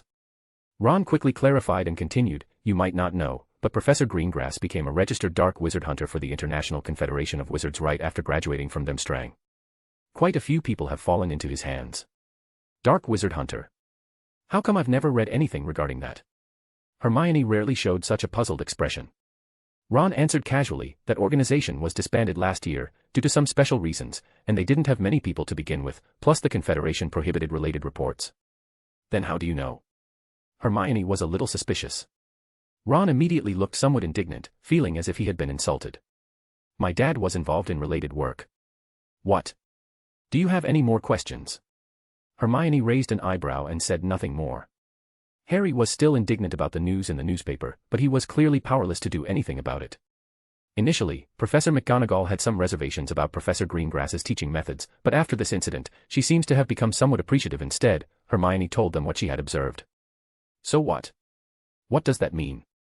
Ron said indifferently. It means that Professor Greengrass's teaching methods are perfectly fine, and even very effective, Hermione stated with certainty. Aside from Snape, the other 3 heads of house have all affirmed Professor Greengrass's teaching results. Doesn't that prove the point? It's strange that the Daily Prophet dared to write such a report without any investigation. Harry was somewhat puzzled. That's not strange at all. Hermione said. The Daily Prophet does this often. They don't care what the truth is. Hermione is right, Ron added. That's why our family hardly ever reads the Daily Prophet. Oh, by the way, the school has a new rule, Hermione suddenly told them. Lower year students can also audit Professor Greengrass's charm theory class. I've already signed up. Do you want to come with me? Ugh. We already have enough classes. Ron exclaimed. We don't even have time to rest. Harry actually wanted to go too, but he also had Quidditch training, and his time was already limited, so he was also preparing to refuse Hermione's suggestion. Is your answer the same? Hermione looked at Harry, who was about to speak, and said angrily, Humph. Then you'll never get to see my notes, or my homework. Ron's face instantly filled with dread, and he quickly waved his hands in denial. You misunderstood, Hermione. I meant that we already have enough classes, so no one cares about adding one more. Exactly. Ron is right, and besides, it's Professor Greengrass's class. Of course we have to go. Harry shouted uncharacteristically. Snape was already messing with him, not getting Hermione's notes would be a death sentence. Heh. That's more like it. Hermione slightly lowered her head and wore that wicked smile she had when setting Snape's robes on fire that day. You know, not just anyone can go. But I got the three of us spots from Professor McGonagall. Chapter 27, Breaking News, He's Here. Meanwhile, in a cellar adorned with the Flint family crest, Carbot Flint was gently tapping a stack of parchment with his wand. We need more, authentic medical records, he said, his pale fingertips brushing over the image of Sagres lecturing in the crystal ball. Have Mrs. Not tell everyone that her daughter's injured arm was grazed by a troll during class and was diagnosed with permanent magical damage. Another tall figure emerged from the shadows. Will that be enough to get him expelled from Hogwarts? It's just an excuse. A hint of disdain flashed across Carbot's face, but the other party clearly didn't notice. The Board of Governors can use this as a reason to pressure Dumbledore, and tomorrow I'll have the Daily Prophet publish calls to dismiss this dangerous individual. Finally, members of the pureblood families will temporarily withdraw their students from Hogwarts. He paused and glanced at the other person. Cornelius Fudge has already sent a letter to Dumbledore. As long as we continue to expand our influence, getting him expelled from Hogwarts will naturally not be a difficult matter. And once he leaves Hogwarts, without Dumbledore's protection, I hope it's as you say. The figure stepped fully out of the shadows, his tall body leaning slightly forward as he coldly told Carbot, otherwise, you will pay the price for this. Humph, worry about yourselves instead. Carbot ignored the other's threat. Although he's a bastard, he's not easy to deal with. You don't need to worry about that, another gray-haired woman emerged from the darkness. She pushed the tall man aside and then softly told Carbot, you just need to do your part. She gently stroked Carbot's collar with her hand, but he subtly took a step back. Seeing this, the gray-haired woman's smile didn't falter, but a cold glint flashed in her eyes. So, when are you planning to leave here? Carbot asked coldly. I don't think we'll leave until he leaves Hogwarts. You mean you're going to stay in my manor indefinitely? He sounded somewhat incredulous. Ahaha, where else would we go? The gray-haired woman replied with a smile. Carbot's face was grim, but he suppressed his anger and turned to leave. Once he's expelled from Hogwarts, you must leave here immediately. The man and woman slowly retreated into the shadows without answering. After leaving the cellar, Carbot immediately stopped concealing the disgust on his face. He picked up his wand and cast a cleaning spell on his collar, but as if that wasn't enough, he had a house elf change him into a new coat. A bunch of filthy creatures. He kept muttering as he wrote a letter to the editor-in-chief of the Daily Prophet. In the headmaster's office, Sagres calmly held the newspaper. Professor Dumbledore smiled and handed him a letter sealed with the Ministry of Magic's emblem. It seems we've run into new trouble. Sagres didn't take the letter. He looked at the newspaper, silently noting the editor-in-chief's name, Barnabas Guffey. The Board of Governors currently demands the suspension of all outdoor practical lessons and Professor Dumbledore. He calmly interrupted the headmaster. When did you start running errands for Cornelius? Sagres, you cannot be so harsh to an old man. Sagres held up the newspaper. Then don't blame me if your minister's taken to fetching sticks for inbred aristocrats. I'm not blaming you at all, Professor Dumbledore said with a smile. Oh. Then what's the point of me sitting here now? Without waiting for Professor Dumbledore to answer, Sagres tossed the newspaper onto the desk. Never mind, I'll handle it myself. No, Sagres. Professor Dumbledore sat up straight, his expression finally turning quite serious. As the headmaster, this is what I should do, and you need to calm down now. I am calmer than anyone. Sagres calmly stood up, looking down at Professor Dumbledore. You might not know, but I cast spells on myself every day just to keep myself calm. Even so, I still hope you can leave this matter to me. Professor Dumbledore looked into his eyes and said earnestly. Professor Dumbledore, you may have your ways, but I have painstakingly pursued the true meaning of magic for so many years, not to play political games with others. Sagres tapped the letter and newspaper on the table with his finger. You should understand what I mean, but these people clearly don't, so I need to teach them a good lesson. Sagres' plea. After speaking, he ignored the other party's attempt to continue the conversation, apparat to the door and left the office directly by walking. Sagres' expression remained calm as he descended the spiral staircase, but inwardly, he was very displeased. When he was in Azkaban, the other party had promised him that as long as his teaching ensured student safety, he would be free from interference by these messy review committees. But it had only just begun, and Professor Dumbledore had already thrown the problem to him. If Professor Dumbledore truly wanted to solve it himself, why would he call him here to discuss the issue? To test his attitude. Or to ask for his opinion. Coincidentally, he had some minor opinions about those Ministry of Magic officials who were merely occupying their positions. So, this time, he was going to teach these people a lesson, one that would make them instinctively run far away whenever they saw or heard his name in the future. Sagres recalled the exaggerated reports in the Daily Prophet. He softly muttered the editor-in-chief's name, Barnabas Guffey. Snap. The next moment, his figure vanished into thin air.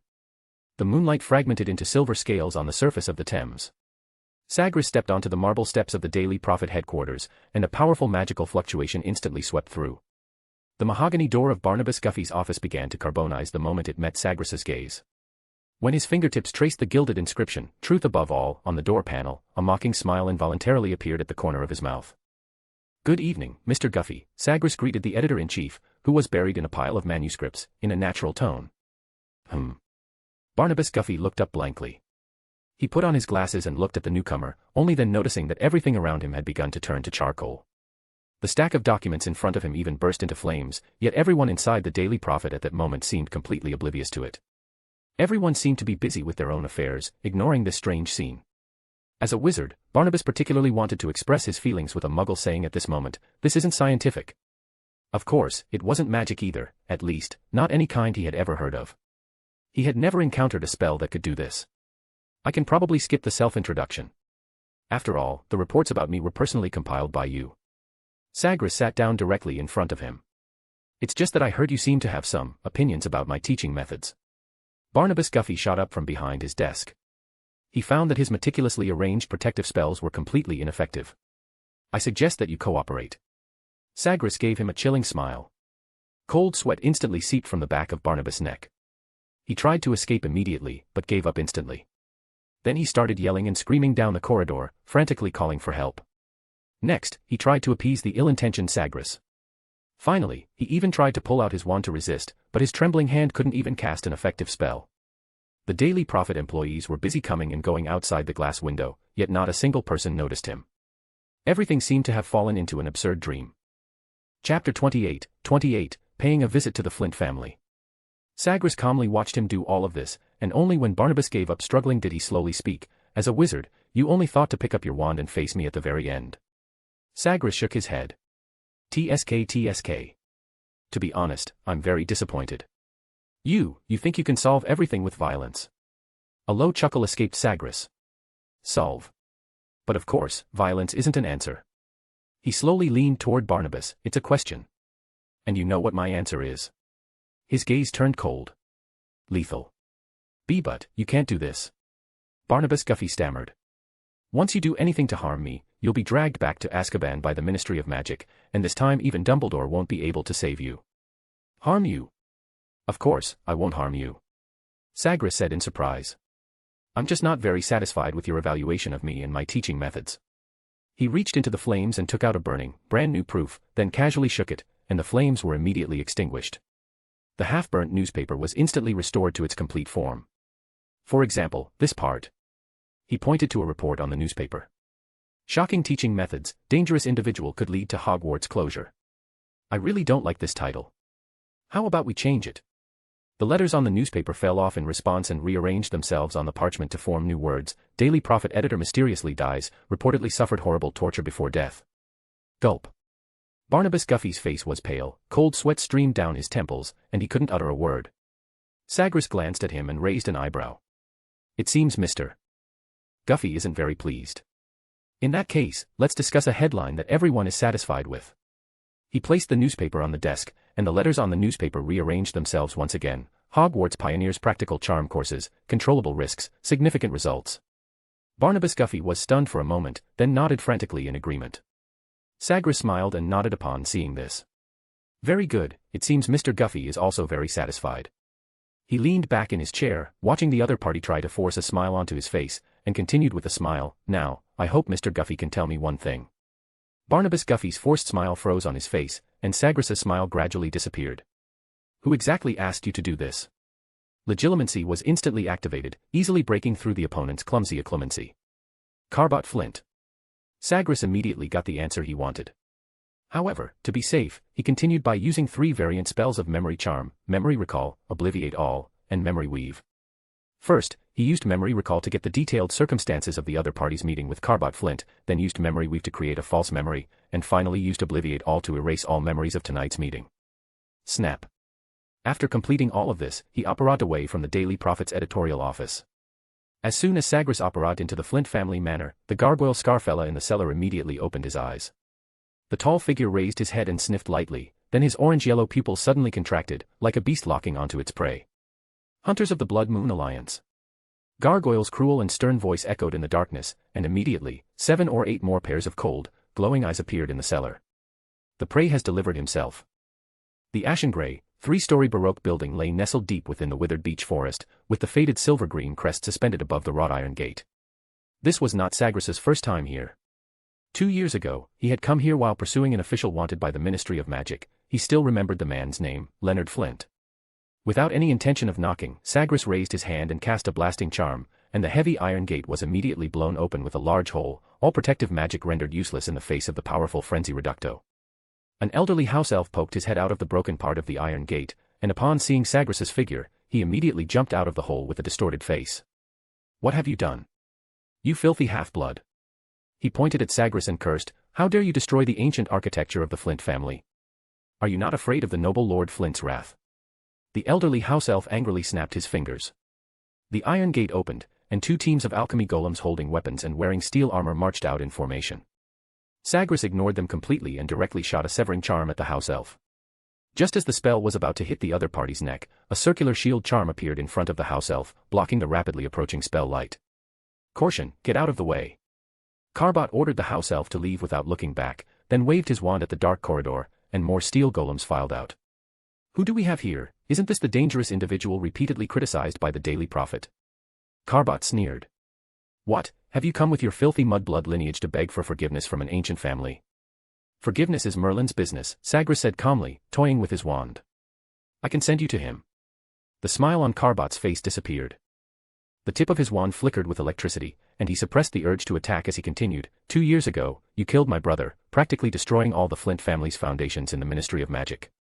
Are you talking about that madman who wanted to use his wife's brain matter to repair the family tree because she gave birth to a squib?" Sagres smiled indifferently. "I guess the Flint family's tapestry is almost eaten away by squib branches." Sagres. Carbot rose in a rage. "The Flint family's long lineage has crushed countless powerful enemies, and you don't even have the right to be a doorman in my family's cemetery. As foolish as ever, huh?" Sagres paid no mind to the insult. He waved his hand to clear the poisonous thorn vines that had grown from the ground, then drew his wand and walked toward the other party. "Filthy half-blood, I must say, you're very brave." Carbot's tone was somewhat strange, suppressed anger mixed with sarcasm. "Do you think you can walk out of the Flint family's territory alive today?" Sagres couldn't help but let out a soft laugh upon hearing this.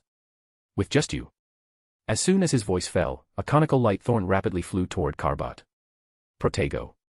Carbot quickly used a shield charm to block, but the huge impact directly knocked him flying until he hit the wall and stopped. "Ow." A piercing werewolf howl came from not far away, and Sagres looked at the werewolf rushing toward him in the distance, a strange smile involuntarily appearing on his face. "I was wondering why you had the guts to bother me. Turns out you have these wolf cubs backing you up." He calmly walked forward, his Everbloom wand lightly pointing at Carbot, who had fallen into the corner. "Do you know there's a saying, leading a wolf into the house?"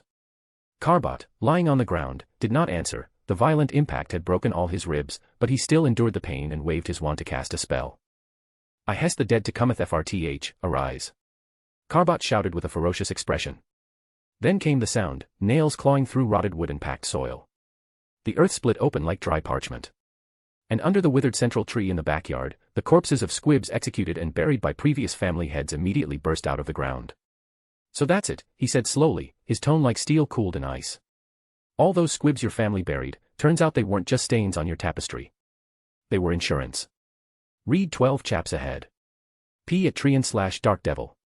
Chapter 29, The Art of Massacre. The Flint family truly made a grave mistake. Sagres chuckled to his own word then waved his wand disdainfully. Iron Torrent. The steel golems that had reached him and raised their weapons instantly melted into scorching molten iron, flying toward the undead creatures that had emerged from the ground. "By the way, you should thank me," Sagres said as he walked. "What? If I hadn't killed Leonard, it wouldn't have been your turn to be head of the Flint family, would it?" "Shut up. Avada Kedavra." Carbot continued to furiously wave his wand, and a green light shot towards Sagres. Sagres casually flicked his wand, and a stone wall immediately rose from the ground, blocking the rushing werewolves and simultaneously intercepting Carbot's killing curse. Tomorrow morning's Daily Prophet headline might change. His steps were unhurried, and the stone wall between them slowly dissipated as he approached. Finally, Sagres arrived in front of the other party, looking down at him. The Flint family suffers werewolf attack, head Carbot Flint unfortunately dies. How do you like this headline? The steel golems and alchemy golems behind him had all melted into molten iron by the iron torrent, and the undead that had burst from the ground were also burned to ashes by the molten iron. Sagres looked at the other party's terrified face and nodded calmly. It seems you don't like it very much. But it doesn't matter, as long as I like it. He raised his hand and waved his wand. A severing charm rapidly shot toward the dark corridor. The house elf attempting a sneak attack quickly used a shield charm to block, but the crimson spell light instantly melted upon touching the circular shield charm. The elderly elf immediately fell into confusion upon seeing this scene, and then his shield charm transformed into densely packed red spell blades, shooting like lightning toward himself from behind the shield. Splash! The house elf named Cortian was cut into pieces, scattered on the ground. The last glimmer of hope in Carbot's eyes vanished with it. He slumped to the ground, his malicious gaze fixed on Sagres. Sagres calmly met his gaze and said emotionlessly, I guess, in less than 3 seconds, you'll be begging me to kill you. I will never submit to you. Well, getting your flesh stripped from your bones will help you change your mind, Carnum Exu. Ah! Sagres coldly retracted his wand. It seems I overestimated you, a waste who can't even beg for mercy. Waving his hand to remove the stone wall surrounding the werewolves, a group of werewolves leaped from the wrought iron bridge of Flint Manor and once again rushed toward him. A levitation charm threw the half-dead Carbot toward the rushing werewolves, and the leading tall werewolf fiercely swung its sharp claws at the approaching obstacle, immediately tearing Carbot in half. Sagres raised an eyebrow and calmly cast a spell on the rushing werewolves. Hominum Revelio. Whoosh! A powerful magical fluctuation swept through instantly, and the group of rampaging werewolves immediately reverted to human form, then fell heavily to the ground. So they're all famous wanted criminals. Sagres glanced around and found that he recognized several of them. The slightly panicked pack of werewolves quickly regained their composure and transformed back into werewolves amidst a series of howls. Scarface, who was at the forefront, had corrosive saliva dripping from his fangs, but he collided with a transparent membrane 3 feet from Sagres. It wasn't a shield charm, but a mirror impact. The tall werewolf was instantly knocked flying, and Sagres even calmly stated his identity, Gargoyle Scarfella, former interrogator for the Ministry of Magic's Dangerous Creatures Division, who escaped after being discovered conducting dark arts experiments on werewolf prisoners, and is now the tactical commander of the Blood Moon Alliance. Looking at the other party's tall figure, he couldn't help but shake his head. Tisk. Too bad he looks like a brainless idiot. Is the position of tactical commander really not a joke? Gargoyle was enraged by his words, and after landing, he howled and charged at him with even greater speed. Too eager to die, huh? A/N, courting death, skull. Sagres muttered coldly, sending him flying again with a sandstorm, followed by an earthbind that generated a patch of rock spikes where he landed. Squelch. This time, Gargoyle was impaled like a hedgehog by the rock spikes and never stood up again. At the same time, Sagres dodged 3 shots of corrosive pus, then waved his wand at an extremely fast speed. Leporem Repel Lens. The corrosive pus immediately flew back in the direction it came from at an even faster speed, directly hitting the gray-white furred werewolf that was leaping toward him. Arg. The other party screamed, fell to the ground, and struggled to transform back into human form. Sagres pointed at the struggling woman on the ground and continued to calmly comment, Scab Seraphina, a St. Mungo's healer by origin. Obsessed with developing new plagues by mixing werewolf venom and potions, she voluntarily joined the Blood Moon Alliance to obtain live experimental materials. He raised his eyelids. I heard you cultivated a parasitic plant using werewolf saliva that can grow on the victim's vocal cords and emit screams until death. Without waiting for an answer, a crimson tear ended her pain. Then he turned and waved his wand at the distant iron-cast corridor bridge, and the heavy steel instantly animated into a giant python, wildly twisting its body to join the battlefield. A werewolf leaping from the first floor toward Sagres was too late to dodge and was whipped away by the snake's tail. At this moment, Sagres was still speaking non-stop, Gramadeir Bullock, a squib-born alchemist's assistant, who, to follow Fenrir and fight against magic discrimination, actively killed his savior. A bone-shattering charm turned him into dust, and he continued to wave his wand without pause, chaotic reassembly. The curtain torn by another werewolf on the left had not yet fallen, but the scattered velvet immediately reassembled into a barbed net, trapping him in midair. The twin werewolves, Tick and Topak, deformed conjoined twins, who like to carve a 2-headed wolf mark on their victims' corpses. He raised his wand, and a conical buzzing blast shot from the wand tip, directly causing the two-headed werewolf to bleed from its nose and mouth, its internal organs shattered. It was then that Sagres noticed he had stepped into a swamp of pus and blood, and blue flames had ignited where the blood had touched. He waved his wand disdainfully. Frostfire reversal. The flames immediately receded from his feet, rapidly rolling back through the blood swamp into the werewolf pack. Ice magic froze the werewolves' legs into ice sculptures, and fire magic burned their flesh to rot.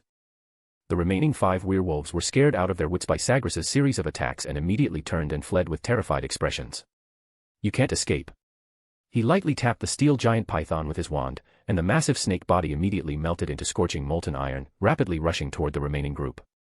The first 2 werewolves to escape decisively dispelled their werewolf forms and pulled out their wands, about to apparate. But Sagres was faster. Displacement reversal.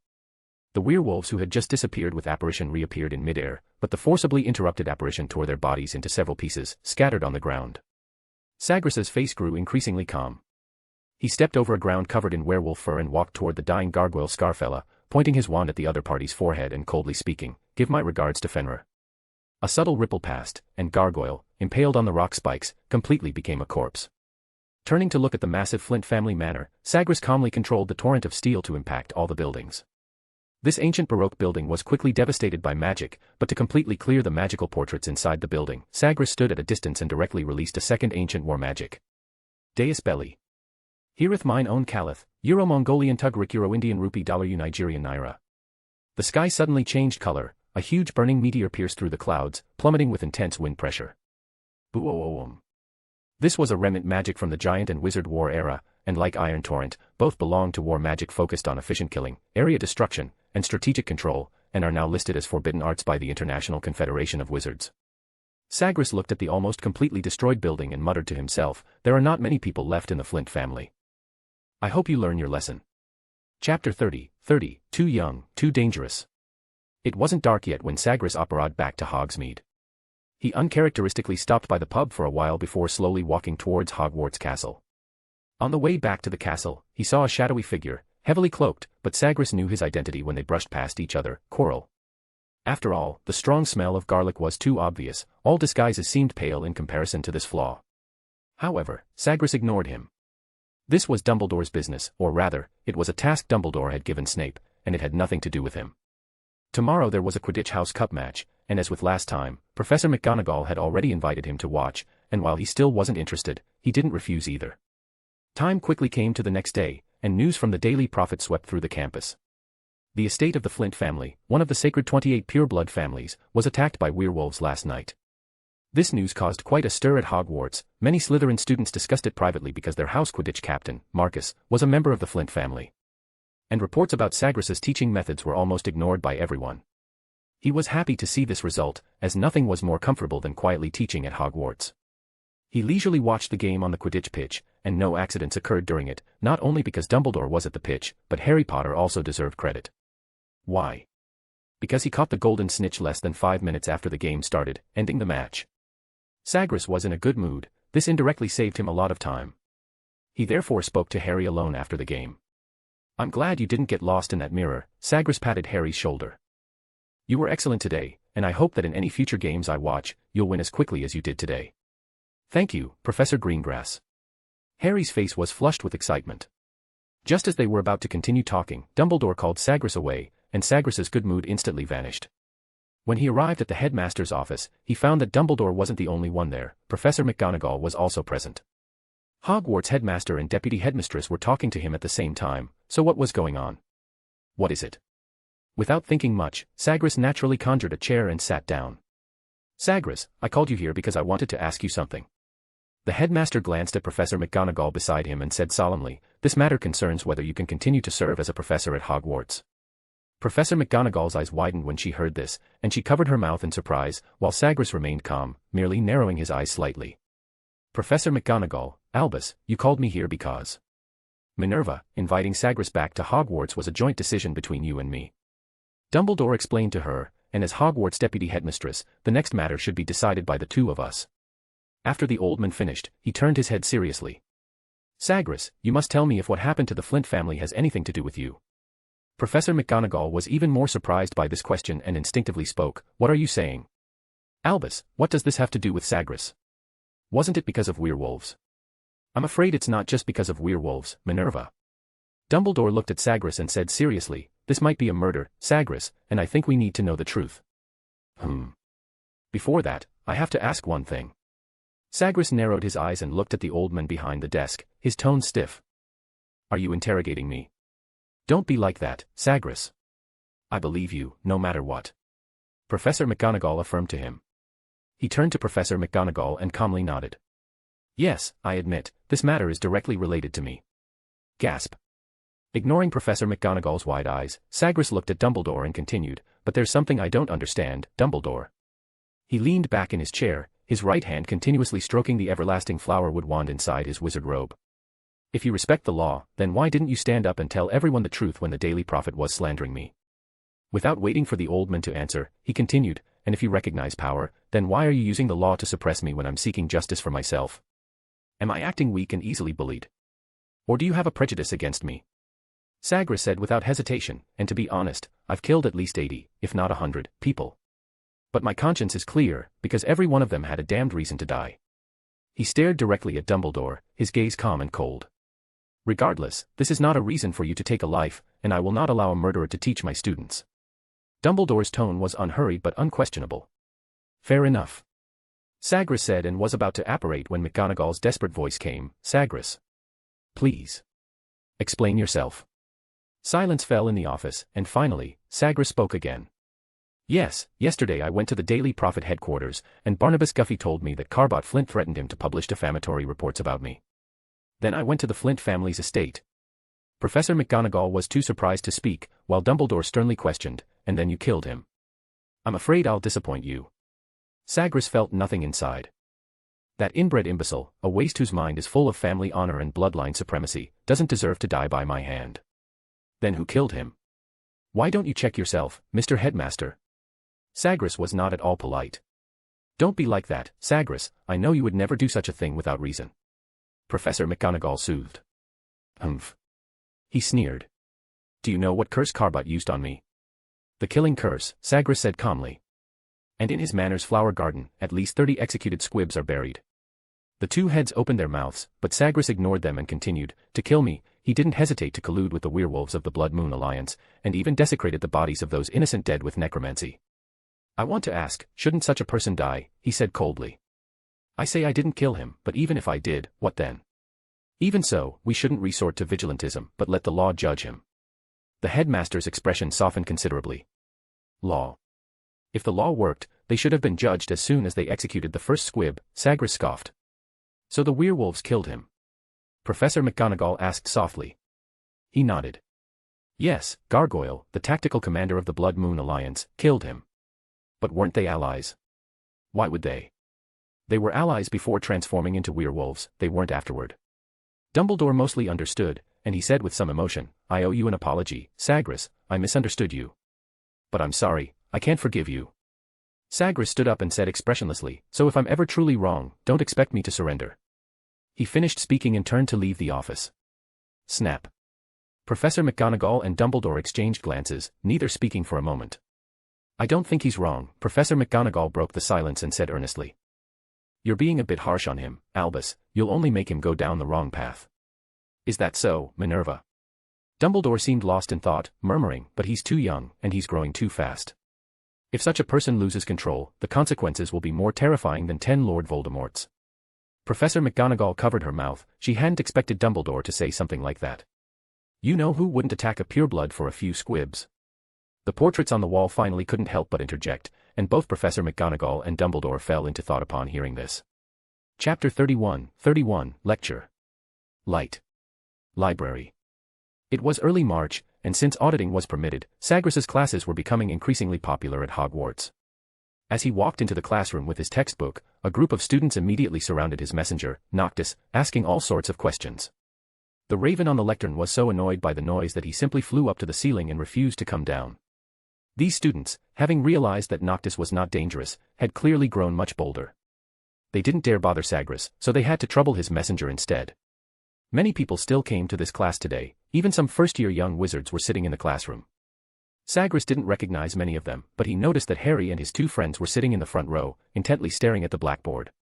Harry and Ron felt that auditing Professor Greengrass's class was the wisest decision they had ever made, though they seemed to have forgotten that Hermione had initially coerced them into coming. They had all learned a lot in this class. Although they hadn't learned some of the spells yet, it still greatly helped their daily schoolwork. Harry had also bought 3 crystal vials from the Weasley twins, which had originally belonged to 6th-year students. These 3 small vials cost him a full 17 galleons. Even though he was never short of galleons, he still felt a bit of a pinch. However, after getting the items, he no longer thought so. The runic crystal vials made by Professor Greengrass were very practical. Harry would secretly fill them with food every time he ate in the Great Hall, and then share it with his Gryffindor friends when he returned to the common room. To be honest, every time he enjoyed a midnight snack, he felt that the money was well spent. Harry also gave one to Ron and one to Hermione. Ron filled his vial with butterbeer, which was against the rules, while Hermione used hers to carry Hogwarts library books. Sagres walked into the classroom, put down his textbook, and immediately began teaching, without any preamble or unnecessary chatter. Today, we will be studying the distribution of magic nodes for Lumos. He placed his textbook on the desk, snapped his fingers casually, and the classroom was immediately plunged into darkness. Now, put away all your foolish fantasies. Lumos is not an ambient light from a romantic story, but the first barrier against darkness. A few soft laughs came from the dark classroom, but then Sagres's Lumos illuminated the entire room. The core of the spell lies in control rather than creation. The orb of light at the tip of his wand suddenly split into a swarm of fireflies, resting on the shoulders of the astonished students.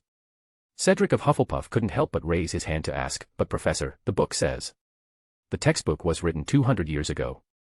The firefly on Cedric's shoulder shattered into specks of light, landing on his desk and imprinting glowing words, "Auditors are not allowed to ask questions." Cedric awkwardly scratched his head. Puffed. Scoff. His deskmates on either side couldn't help but cover their mouths and laugh when they saw it. "I'll reiterate, my class generally has few questions, and therefore almost no extra credit." He glanced at the student sitting obediently and said calmly, "And because the auditing students are from different years, your learning progress will vary." Many younger students hadn't learned many spells at all, and the spells he discussed in class covered everything up to the OWL's exam, which meant that some of the content he taught was completely new to the younger students. But that's your problem to consider. Sagres continued to wave his wand, saying without looking back, "Lumos is a very simple spell, but its uses are very wide-ranging, dispelling darkness, blinding flashes, contacting teammates. And if you can utilize environmental magic resonance to change the shape of Lumos." He waved his wand, and all the fireflies transformed into miniature ravens. "Then, congratulations, you've learned decoy tactics." The tiny orbs of light continuously changed shape, finally transforming into the likenesses of the students listening to the lecture on their shoulders. Sagres looked at the astonished students in the classroom and nodded with satisfaction. Any simple magic can be expanded into a great many possibilities. He only understood this truth when he was almost an adult. Fortunately, it wasn't too late, as many wizards would never realize this problem in their lifetime. Waving his wand again, the glowing little figures on the students' shoulders stood up and even pulled out a glowing wand to cast an even smaller Lumos. Such precise magic control was by no means simple. Sagres believed that very few people in the wizarding world could achieve this now. Next, he taught them how to use light to transmit messages and how to separate light to repel dark creatures. Even as the class neared its end, the students were still immersed in the dazzling lights. When class ended, Hermione used the runic crystal vial Harry had given her to store the tiny herself from her shoulder, seemingly in a very good mood. Waving his hand to dispel the darkness in the classroom, Sagres's wand drew light trails, and all the Lumos light clusters gradually disappeared. Remember, the most dangerous darkness is never the shadows cast from outside, but the moment of hesitation when you cast a spell. Seeing the students perk up their ears, he finally waved his wand. Everyone's textbooks were immediately filled with glowing spell notes. These are some advanced uses of Lumos. Time is limited, so I won't elaborate on each one. Those who want to learn more can take a look. Before putting away his textbook and leaving the classroom, he turned around and added, "Oh, and the writing will only last until tomorrow morning's breakfast." Several students immediately picked up their quills and began copying the notes from their textbooks. Sagres, upon leaving the classroom, went directly to the Hogwarts library. He had no classes for the next 2 days, so this would be a rare period of leisure. This school year was coming to an end in 3 months, and many courses had entered the review phase. Young wizards had more and more homework, and Sagres often saw them buried in their studies in the Hogwarts library. This was good. While it was true his class had no homework, the other professors' homework was certainly not little. Having these young wizards obediently sit in the Hogwarts library researching was definitely better than letting them rack their brains and squander their energy, because no one knew what they might get up to in the castle. Chapter 32, The Stone, Dragon, and Letter. Hagrid, are you here in the Hogwarts library for something? A slightly puzzled question made Sagres prick up his ears, recognizing it as the voice of Harry's good friend, Ron Weasley. Just browsing. Hagrid's figure was somewhat evasive, and he tucked a few books into his coat, saying with a hint of slyness, "You still haven't figured out who Nicholas Flamel is, have you?" "Ha, we knew who he was years ago," Ron said triumphantly. "And we also know what that dog is guarding on the 3rd floor, it's the Philosopher's Stone." "Shush, shush." Hagrid almost clapped his hand over Ron's mouth. "Don't be so loud." As he spoke, he looked around to see if anyone was paying attention. A strange smile appeared on Sagres's face in the distance. He took out his wand and tapped his ear to hear more clearly. "Actually, we wanted to ask you something, Hagrid," this was Harry's voice. "Yes, besides Fluffy, is anyone else guarding the Philosopher's Stone?" "Shush." Hagrid didn't want to stay there any longer. He felt that these young wizards couldn't keep their mouths shut at all. "Listen, don't say another word. At least not here." He squeezed his massive body out from between the bookshelves and leaned closer to the 3 young wizards, whispering, "Students aren't supposed to know about this, or Dumbledore will think I told you everything." "It makes no difference," Ron said blankly. "You practically told us this information yourself." Hagrid helplessly covered his face, no longer trying to communicate with them. He turned and left the Hogwarts library unhappily. He seemed to be hiding books in his coat. Hermione said with a frown. "Do you think it's connected to the Philosopher's Stone?" Harry also became interested. "I'll go see what books are on that shelf," Ron said, putting down his homework and walking toward the shelf where Hagrid had been. A few minutes later, he returned to the wooden table with a large stack of books. "Dragons." He widened his eyes and spoke mysteriously to his 2 companions. Hagrid was looking for books about dragons. He spread the books one by one on the table: Dragon Species of Great Britain and Ireland, Dragon Breeding for Pleasure and Profit, and From Egg to Inferno, a Dragon Keeper's Guide. "Hagrid did want a dragon, he said so when we first met, but at the time I thought he was joking." Harry recalled what Hagrid had said when he first picked him up for Hogwarts. "But that violates the law made by the Wisengamot," Ron said. "According to the Warlocks' Convention passed in 1709, dragons are classified as XXXXX class creatures, and unauthorized private breeding is illegal and will be punished by the Ministry of Magic." Seeing their rather unconcerned expressions, Ron added, "And dragons are very dangerous. You should know about Charlie being bitten by a wild dragon in Romania. But there are no wild dragons in England." "Who said that?"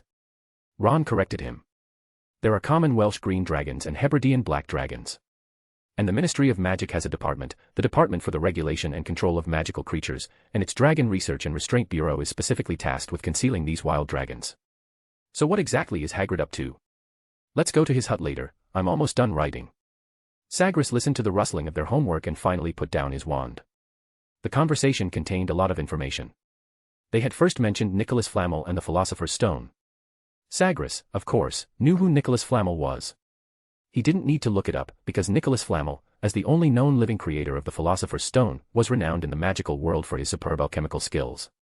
And the Philosopher's Stone, as a very rare alchemical product, could not only turn base metals into gold but also grant immortality. Of course, immortality was still a question mark for Sagres, but its ability to greatly extend a person's life was unquestionable. After all, Nicholas Flamel and his wife's age of over 600 years was enough to prove the point. Listening to their conversation, was the Philosopher's Stone currently at Hogwarts? So, was Lord Voldemort sending Quirrell back to Hogwarts to get the Philosopher's Stone? Was it to heal his injuries, or to gain immortality? Sagres thought of many questions. Although he didn't care at all, Dumbledore would handle it if the sky fell, and if things ran their course, Harry Potter would eventually defeat Lord Voldemort. He was very certain in his heart, and even if Harry Potter failed, it didn't matter. He wanted to see how powerful this former Dark Lord truly was. Everyone said Lord Voldemort's mastery of the dark arts was unparalleled, but Sagres felt his own achievements in this area were no less impressive. There was a saying in the magical world that frequent use of the dark arts would corrode the user's mind, causing them to unknowingly fall into darkness. While he didn't scoff at this notion, he never worried about the erosion of the dark arts. His mechanical mind allowed him absolute control over his emotions, so he had a clear understanding of the state of his soul. This was his confidence in fearlessly researching the dark arts. At the same time, because he could adjust his emotions at will, the upper limit of his spell power was very high. This was also common knowledge in the magical world. Strong emotions could significantly amplify spell power. Although he always chose to suppress his emotions in combat, this was only because he had not yet encountered an enemy that required abandoning reason to face. As for the other thing Harry and the others had just mentioned, Hagrid wanting to raise a dragon, he thought, was that even a big deal? He himself knew many spells that could allow one to secretly raise a dragon. Of course, as soon as he thought of Hagrid's unreliable personality, he dismissed the idea. The three young wizards' worries were not unfounded. A few more days without classes passed peacefully. That day, as Sagres returned to his office from the Hogwarts library, a snowy owl landed steadily at his window. Opening the letter clutched in its beak, his brows furrowed involuntarily. Dear Mr. Raven, I am writing this letter to you from the Ronnie Black Market in Belgium, hoping for your assistance. Those cockroaches in the underground auction houses always say that astrologers calculate planetary trajectories even to pour a cup of tea, so this time I need to draw upon your unique insights into the ecology of the Forbidden Forest. Last month, at an underground auction in the Black Market, I adopted a special guest at the cost of 3 ounces of cursed mithril. This centaur warrior, he calls himself Leon, had his right forehoof corroded by a dark wizard's chaining curse, leading to his capture by a poaching team. I rescued him from the poaching team and made a classical agreement with him. If I could return him to the Frosta clan in the northeast corner of the Forbidden Forest, he would interpret a horoscope for me and give me magical materials worth 3,000 galleons, unique to the Forbidden Forest. Of course, you are aware that the Forbidden Forest is no longer the cozy model of the International Statute of Magical Creature Migration. The Ministry of Magic's monitoring copper eagles are not only increasingly sensitive, but more troublingly, the Frosta clan still carves the 17th century wizard siege on their cave walls, and every member of their clan harbors great malice toward wizards. And I myself, due to some special reasons, cannot travel to Britain. So I thought, if I could get your help, then completing this transaction might not be so difficult for me. Friday at midnight, if you are willing to help, I will arrange for personnel to transfer Leon to Hogsmeade Village. In return, attached are 2 pieces of information you might be interested in. 1. I heard you've always been very interested in time turners. Coincidentally, I acquired a dilapidated time turner when I was in Egypt recently, and it can be your reward. 2. The complete copy of De Vermis Mysteriis that you have been tracking is currently lying in the lowest layer of the Balk family's vault. If you wish, I can obtain it and exchange it with you. Sincerely, Snowy Owl. On the night of waning moonbeam. Sagres put away the letter, thought for a moment, and then took out a new piece of parchment to write a reply. He originally didn't want to get involved, as it concerned the illegal trade of intelligent races, but the information provided by the sender was too appealing to him, so he ultimately decided to help. The difficulty of this commission lay in how to collect the materials Leon promised. Centaurs have always been hostile toward human wizards, so it would not be easy to make these proud, intelligent creatures willingly hand over magical materials. Additionally, he changed the handover location in the letter to the edge of the Forbidden Forest, as Hogsmeade was a wizard village with many eyes and ears, and the Forbidden Forest was clearly safer. Finally, he handed the letter to the well-fed Snowy Owl and watched it leave Hogwarts. Chapter 33, You 3 are in trouble. On the other side, the hairy trio was quietly discussing Hagrid in the common room. So far, the worst had happened. Hagrid did indeed have a dragon, and even worse, the hatchling was seen by Malfoy when it broke out of its shell. During this time, Malfoy kept looking at the trio with a malicious smile, which left them somewhat at a loss. Fortunately, they had persuaded the irrational Hagrid to entrust the hatchling to Ron's older brother, Charlie.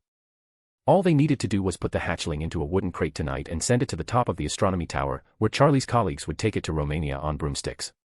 Don't worry too much, Hermione. Harry, uncharacteristically, comforted the anxious little witch. Once tonight is over, and we've safely sent Norbert away, whatever Malfoy says will be useless. Who would believe him? Exactly. Ron also nodded emphatically. These past few days, every time I see Malfoy's smug, stinking face, I just want to punch him. He even borrowed a book from me today, but I could tell he was clearly trying to mock us. Did you lend it to him? Harry asked. Of course I did, Ron replied. I needed to keep him calm, didn't I? What if he really went and complained to the Ministry of Magic? Hermione closed her book and confirmed with Ron again, it's 12 tonight, right? The letter said that time, right? You've asked several times, Ron replied helplessly. Yes, that's right. If you're still worried, I can show you the letter again. As he spoke, he opened his textbook and suddenly froze under Harry and Hermione's gaze. Oh no. He raised his head in horror, his voice hoarse. I just remembered, I put the letter in the book. Hermione's eyes widened, and she asked him incredulously, don't tell me it's the one Malfoy borrowed. I wish I could tell you it wasn't, but it is that one. Ron said with a bitter face, and Harry and Hermione sighed in unison. It's too late to change the plan now, Harry told the two. We don't have time to send another owl to Charlie. This is the only way we can get rid of Norbert. We have to send him away tonight. But Malfoy won't let us off. Hermione said pessimistically. If he reads the letter, he'll know this is his last chance to expose us. Don't forget we have the invisibility cloak, Harry reminded them. Malfoy doesn't know we have that. Harry's right. No matter how smart they are, they won't think we can turn invisible, Ron quickly agreed. That night, when the three of them went to Hagrid's wearing the invisibility cloak, they found Fong dutifully guarding the door of the hut, his tail still bandaged. Hagrid, with tears in his eyes, put the dragon into the wooden crate, almost sobbing as he bid farewell to Norbert inside the crate. I've packed some mice and brandy for you. Eat them if you get hungry on the way. His voice was hoarse and low as he turned to the trio, who had lifted the invisibility cloak, and said, I also packed his toy bear to prevent him from feeling lonely during the journey. A loud tearing sound came from inside the wooden crate, and Hermione estimated that the toy bear had already fulfilled its mission prematurely. Goodbye, Norbert. Hagrid cried. I'll come see you. Don't forget me. Harry and the others also felt sad about their separation, but it was very late, and they could not delay any longer. Harry stepped forward and covered the wooden crate with the invisibility cloak. At the same time, the three of them also ducked under the invisibility cloak.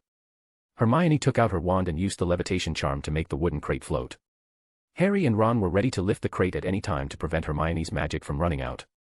They didn't know how they transported the crate to the top of the astronomy tower, every step felt like an ordeal. Even when they walked up the long staircase, they unluckily encountered Peeves. He was holding a bucket and a brush, oiling the stairs and humming an unknown tune. Harry and the others tried their best to avoid being discovered by him. Just a little more, we're almost there, Harry panted, struggling to reach the corridor below the top of the tower. Suddenly, there was a commotion ahead, scaring them so much they almost dropped the box. Fortunately, they remembered they were invisible, so they quickly retreated into the shadows, closely observing the spot only about 10 steps away from them. They saw two shadowy figures entangled with each other, one tall and one short, with a lamp faintly flickering. It turned out to be Professor McGonagall, wearing a plaid nightgown and a hairnet, tightly clutching Malfoy's ear with one hand. Detention, she shouted sternly. 20 points from Slytherin. Wandering around the castle in the middle of the night, what are you trying to do? No, Professor, let me explain, Harry and the others are coming, he's got a dragon. Malfoy pleaded urgently. Nonsense. You can't even make up a decent excuse. Come on, let's go to Snape and see what he'll do with you. Professor McGonagall said angrily, dragging Malfoy in another direction. The trio under the invisibility cloak were overjoyed when they saw Malfoy being caught by Professor McGonagall. Ron was ecstatic, and even Hermione, who had been gloomy lately, couldn't help but smile. They carried the wooden crate to the top of the astronomy tower, but Charlie's colleagues had not yet arrived. I can't believe Professor McGonagall ended up solving our problem for us. I'm so happy, I even want to dance to celebrate. Hermione took light dance steps, shaking off her previous dejection, her mood quite joyful. Don't. Harry and Ron stopped her. I think you need to calm down right now. All right. Hermione shrugged easily. But Malfoy looked so funny just now. At this, the three of them remembered the scene of Malfoy being dragged away by Professor McGonagall by the ear and couldn't help but giggle. A few minutes later, 4 wizards on broomsticks descended from the darkness, interrupting their conversation. Charlie's friends cheerfully greeted them. They tied the wooden crate containing Norbert to their broomsticks with straps, while telling the trio about their time studying at Hogwarts. Their voices were a bit loud during the conversation, and Harry even awkwardly reminded them. Everyone worked together to secure Norbert, then the trio shook hands with them one by one, and immediately after, they rode their broomsticks and left the tower. The matter finally came to an end. They had gotten rid of Norbert, and the return journey was no longer burdened by the wooden crate. The trio's steps seemed much lighter. There could be no better outcome, the dragon was safely sent away, Slytherin had points deducted, and Malfoy would be in detention. I'm so happy, nothing can spoil this joy now. Oh. Is that so? A hoarse voice suddenly appeared, followed by Filch's pale face emerging from the staircase corner. The 3 young wizards froze. They had forgotten the invisibility cloak on the rooftop because they were too pleased with themselves, and now Filch had caught them red-handed. Look what I've found. A triumphant expression spread across Filch's face. He deliberately drew out his words, his gaze sweeping back and forth between the 3. Well, as much as I don't want to spoil your joy, I still have to say, you're in trouble. 12 Advanced Chaps, P at Trian/Dark Devil. Chapter 34, 50. Each. Filch dragged the group toward Professor McGonagall's lounge on the first floor, only to unexpectedly run into Sagres, who had just left the Hogwarts library, on the way. Professor. Filch was startled. He bowed and respectfully called out. Good evening, Filch. Sagres glanced around and quickly understood what had happened. Good evening, Professor. I caught a few young wizards out after hours and was about to take them to Professor McGonagall. Sagres nodded without speaking, and also did not move out of the way. Filch's expression slowly became a bit awkward. Professor, you can deal with these young wizards. I'll pretend I never caught them. Filch said with difficulty, believing that this professor, who had often been out after hours during his student days, wanted to give Harry and the others special treatment. You've misunderstood, Filch. Sagres stopped the other party from continuing, simultaneously extinguishing the glimmer of hope that had just ignited in the three young wizards. This is what you should do. Taking them to Professor McGonagall is the correct decision. After speaking, he ignored Filch's surprised expression, walked in front of the trio, and after a moment of silence, spoke again. Harry, it seems you haven't taken my words to heart. He was referring to the reminder he had given Harry in front of the mirror of Eriste, and the other party clearly understood his meaning, lowering his head in disappointment and embarrassment. I'm sorry, Professor. You don't need to apologize to me.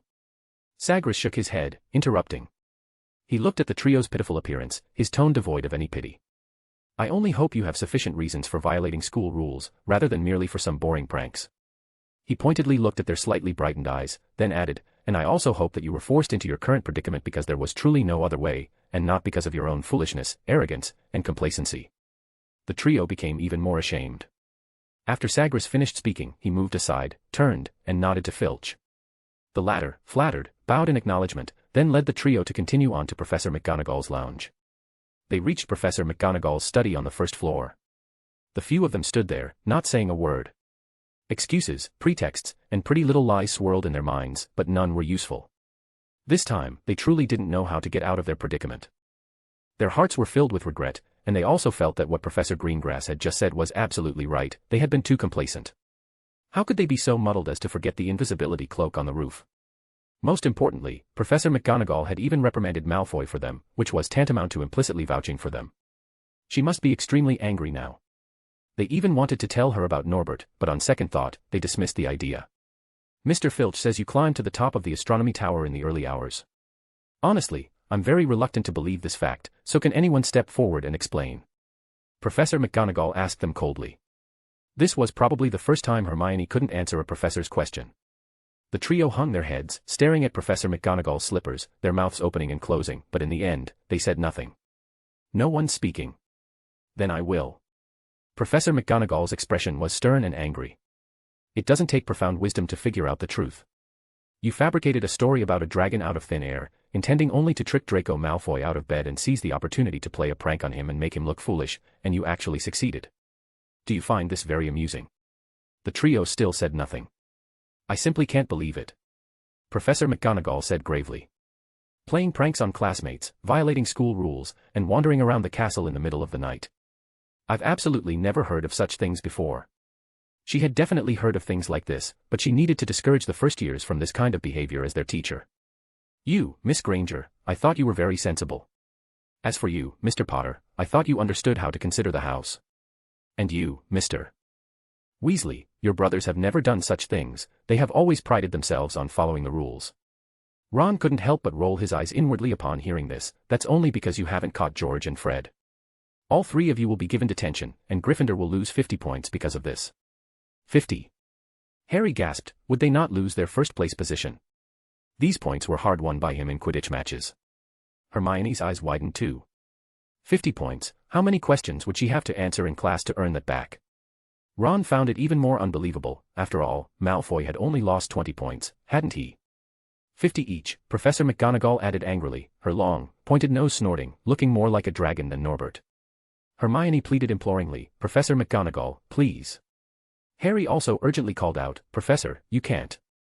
Ron was also about to speak, but Professor McGonagall roughly interrupted them, roaring unequivocally, don't tell me what is to be done and what is not. The three young wizards immediately fell silent. Now, all of you go back to bed, immediately. The trio returned to their dormitory like zombies, utterly dejected and not saying a word. Losing 150 points at once, the trio were practically sleepless all night. They lay in their respective beds, never having dreaded the arrival of dawn so much. Sure enough, when the Gryffindor students heard the news, they found it incredibly unbelievable. Potter became even more famous, but this time he became the target of everyone's criticism. No matter where he went, he could hear others' mockery. Hermione and Ron were in a slightly better situation, because people would always say, Harry and his two sidekicks. Harry clearly drew a lot of fire for them, but it wasn't really much better for them either. George, hey, Ickle Ronnie-kins. Fred, heard you guys lost 150 points for Gryffindor. The twins approached with smiles on their faces. Since last night, they were the only two who had actively spoken to the trio. Haven't you two been losing points ever since you started school? Ron retorted angrily. That's right. But we've never lost 150 points. At once. Not even half. Maybe combined. Not even combined. Not in a single month is what he means. Right, he is. The twins exchanged words, then walked away with their arms around each other's shoulders. They're right, we were so stupid to make such a mistake. Hermione said sadly. Professor Greengrass could have let us off the hook, but he didn't, right? Ron, you can't expect a professor to cover for you.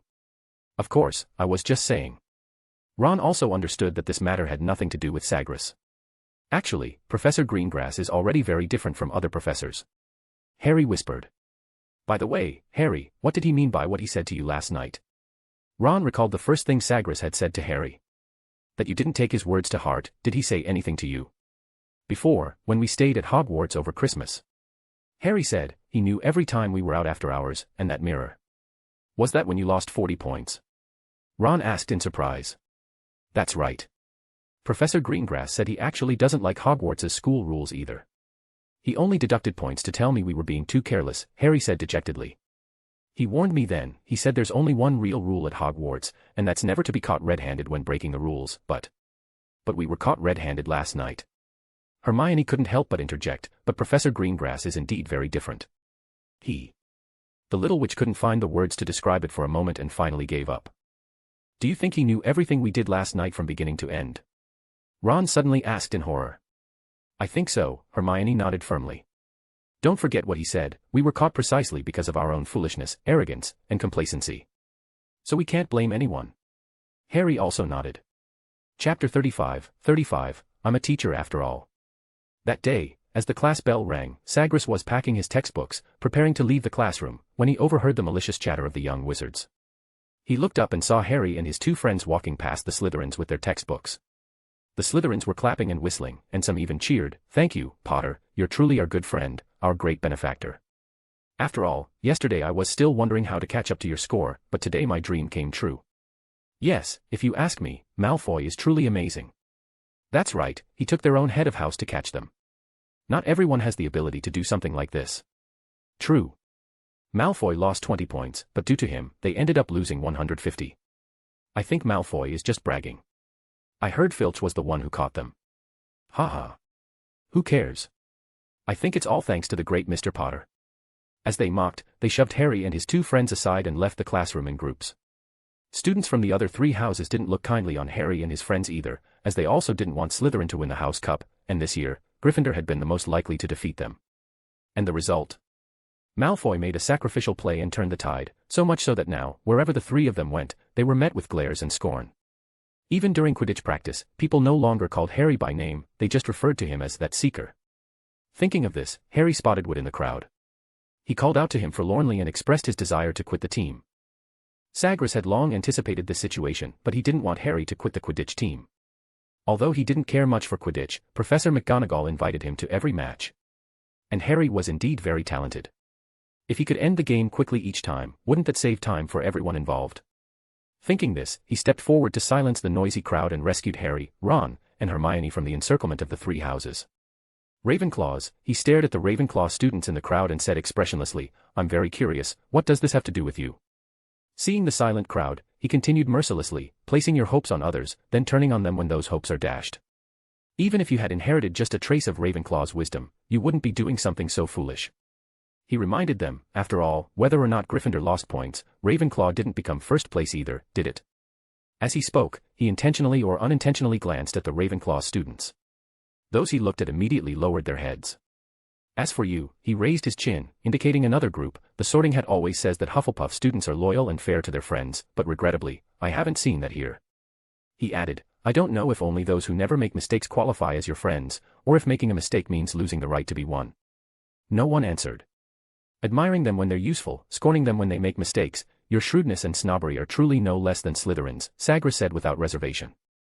At this point, even the Gryffindors were somewhat embarrassed, because when Harry won Quidditch points, they all called him the savior, but now that points were lost, they immediately disassociated themselves with self-righteous indignation. Looking at the silent crowd, Sagres raised his chin expressionlessly. Now, leave here. Immediately. The students scurried out of the classroom like startled quails, and Harry and his two friends also prepared to leave, but they found that they couldn't move at all. In less than a minute, only the trio and Sagres remained in the classroom, and at that moment, they were finally able to move their feet again. As for you, Harry, Sagres turned to the young wizard, you want to quit the Quidditch team. Harry stammered, suddenly lacking the courage to say that he would quit. Sagres looked at him, his tone calm, I'm sorry, but I couldn't see any trace of Gryffindor in you. I only saw a coward who turns and runs when faced with difficulty. His voice was cold and firm, like a dagger piercing Harry's heart. After all, quitting won't bring back the lost points, it will only ensure you never have another chance to earn them back. Harry lowered his head in shame. And you, Miss Granger, I heard you haven't dared to answer questions in class these past few days. Hermione also hung her head, looking very dejected. Sagres then turned his gaze to Ron. Mr. Weasley, do I need to go on? Ron shook his head, looking much more composed. The three of you, this is a lesson, and also a test. He looked earnestly at the three young students, his tone softening slightly. I know you've had a tough time these past few days, but perhaps this isn't a bad thing. He picked up his textbook and gestured for the three to follow him. The four of them passed the herbology classroom, walked through the Quidditch pitch, and finally arrived in front of Hagrid's hut. The three exchanged puzzled glances, but Sagres offered no explanation, he simply knocked on the wooden door. Creak, the door opened. Professor? Harry? Is something wrong? Hagrid asked, surprised to see them. Yes, there is. Can we come in first, Hagrid? Of course, please come in. The group entered the hut. Sagres sat down without ceremony, while Harry and his friends stood awkwardly. Hagrid, do you know that Harry and his friends lost 150 points for Gryffindor because they helped send away the dragon you were raising? This direct question immediately plunged the room into silence. The young wizard's eyes widened, and Hagrid's mouth hung open. No one could utter a single word. Sagres completely disregarded their silence. His tone was calm and composed. Hagrid, you've already been expelled from Hogwarts once, but clearly you haven't learned your lesson. Are you tired of your job as gamekeeper? No, Professor, I'm very sorry, I apologize, I just... Hagrid stammered in a panic, unable to form a complete sentence. You don't need to apologize to me. After all, I didn't do anything. Sagres gestured to the young wizards beside him. You should apologize to them. These three have been ostracized by everyone because of the point deduction, and you, as the instigator, have only cared about that young dragon from beginning to end. At this, he shook his head. To be honest, it's a bit disappointing. They voluntarily took on a problem for you, yet when they encountered trouble, you didn't even offer a word of comfort. Hagrid stood in the wooden hut, his huge body like a stone wall. He stood there silently, not moving an inch. Harry and his friends wanted to speak up in Hagrid's defense, but one look from Sagres silenced their unspoken words. It was your decision to raise a dragon in secret, against the law, despite being warned not to by Miss Granger. They helped you because they were worried you'd get into trouble. And in the end, they were the ones who paid the price. Their children. At an age when their values are still forming, and if they get in trouble, get ridiculed by everyone, and do not even get comfort from the very person they were trying to help. It teaches them that doing good leads only to pain. That loyalty is a mistake. And that lesson. He glanced at the trio beside him, can last a lifetime. Sigh. Don't let your friends get dragged into the mud because of you again. Please consider the consequences before making decisions next time. After saying this, he stood up and led the young wizards out of the wooden hut. But they hadn't gone far when Hagrid caught up and sincerely apologized to Harry and his friends, and the young wizards generously forgave him. At this point, Sagres finally saw smiles return to their faces. Chapter 36, The Cloaked Shadow. After bidding farewell to Hagrid, everyone slowly walked toward the castle. The young wizards were lost in thought, silent, until Hermione was the first to speak. Professor, you won't report us and Hagrid to the Ministry of Magic, will you? Sagres replied without turning his head, hey, of course not. After all, I have no evidence, nor did I catch you red-handed, right? The young wizards couldn't help but smile when they heard this. Thank you, Professor. Don't thank me. I already said I didn't do anything, he said. I just hope you can understand some truths from this incident. Mistakes are not terrible, what's terrible is failing to learn from them. Loneliness is not terrible either, because it is the whetstone of growth, capable of making you sharper. The young wizards were thoughtful. He patted their heads and continued, what's more, this time you had each other's company. If one day in the future, you have to face challenges alone, then I hope this lesson can help you. As soon as Harry and his friends said goodbye to Sagres and returned to the common room, a note from Professor McGonagall found them. Detention begins at 11 tonight. Go to the entrance hall to find Mr. Filch. The content of all 3 notes was the same. They looked at each other, but unusually, they didn't complain, because they felt they truly deserved the punishment. Just as Professor Greengrass said, Ravenclaw and Hufflepuff students had no right to glare at them, but Gryffindor students had every reason to complain about them. This was the reality they had to face, accept the punishment, and then find an opportunity to earn back the points they had lost. It was close to midnight when Sagres timed his departure from the Hogwarts library, heading alone to the edge of the Forbidden Forest to await the contact arranged by Snowy Owl. Meanwhile, Harry, Ron, Hermione, and Malfoy had been taken by Filch to Hagrid's hut not long ago. Their detention was to patrol the Forbidden Forest with Hagrid. Despite Malfoy's repeated protests, even to the point of bringing up his father on the school board, the detention assignment remained unchanged. Malfoy nervously swallowed, muttering under his breath, "We can't go into this pitch-black Forbidden Forest. I heard there are all sorts of strange things in there, maybe even werewolves."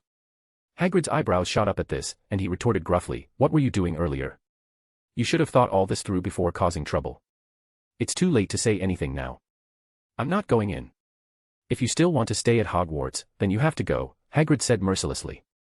"Even your father can't change that. Of course, if you want to be expelled, then go back to your dormitory and pack your bags." Malfoy froze in place as if under a body-binding curse, glaring at Hagrid with eyes spitting fire. His lips were tightly pressed, as if he wanted to say something, but in the end, he chose silence. The trio was happy to see Malfoy frustrated, and they weren't worried about the detention at all. After all, Hagrid has been doing this job for decades without any problems, so there's no reason we'd encounter danger just by being here, Hermione whispered to Harry and Ron. But Hagrid's next words immediately dispelled that notion. "Listen up, everyone.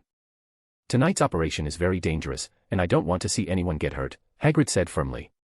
"Hermione, I take that back." He led everyone to the edge of the Forbidden Forest, holding the lamp high above his head. The light swept like a searchlight, illuminating a winding path that gradually disappeared into the dense woods. "Look over there." Hagrid's voice was exceptionally clear in the night. "See that shimmering light on the ground? Silvery white. That's unicorn blood. A unicorn in the Forbidden Forest was attacked by another creature and is severely injured. This is the second time this week. Last Wednesday, I found a dead unicorn. What we need to do now is find that poor creature and give it some help." The trio was somewhat stunned, filled with doubt, unsure whether Hagrid's words were meant to scare Malfoy or if they were true. What if, and I mean, is there a possibility, that we'll encounter the monster that harmed the unicorn first? Fear made Malfoy's voice tremble. He no longer cared about the trio's mockery. "As long as you're with me or Fong, the creatures in the Forbidden Forest won't harm you," Hagrid said confidently. "Now, we'll follow the blood trail. Remember, don't fall behind, and don't leave the path." The group slowly began to move. The Forbidden Forest was pitch black and silent. They walked for a while and reached a fork in the path. Hagrid had originally intended to split into 2 groups, but to be safe, he decided to stay together. "Are there really werewolves in the Forbidden Forest?" Harry asked. "Perhaps. I sometimes hear howling." "Then could it be a werewolf that killed the unicorn?"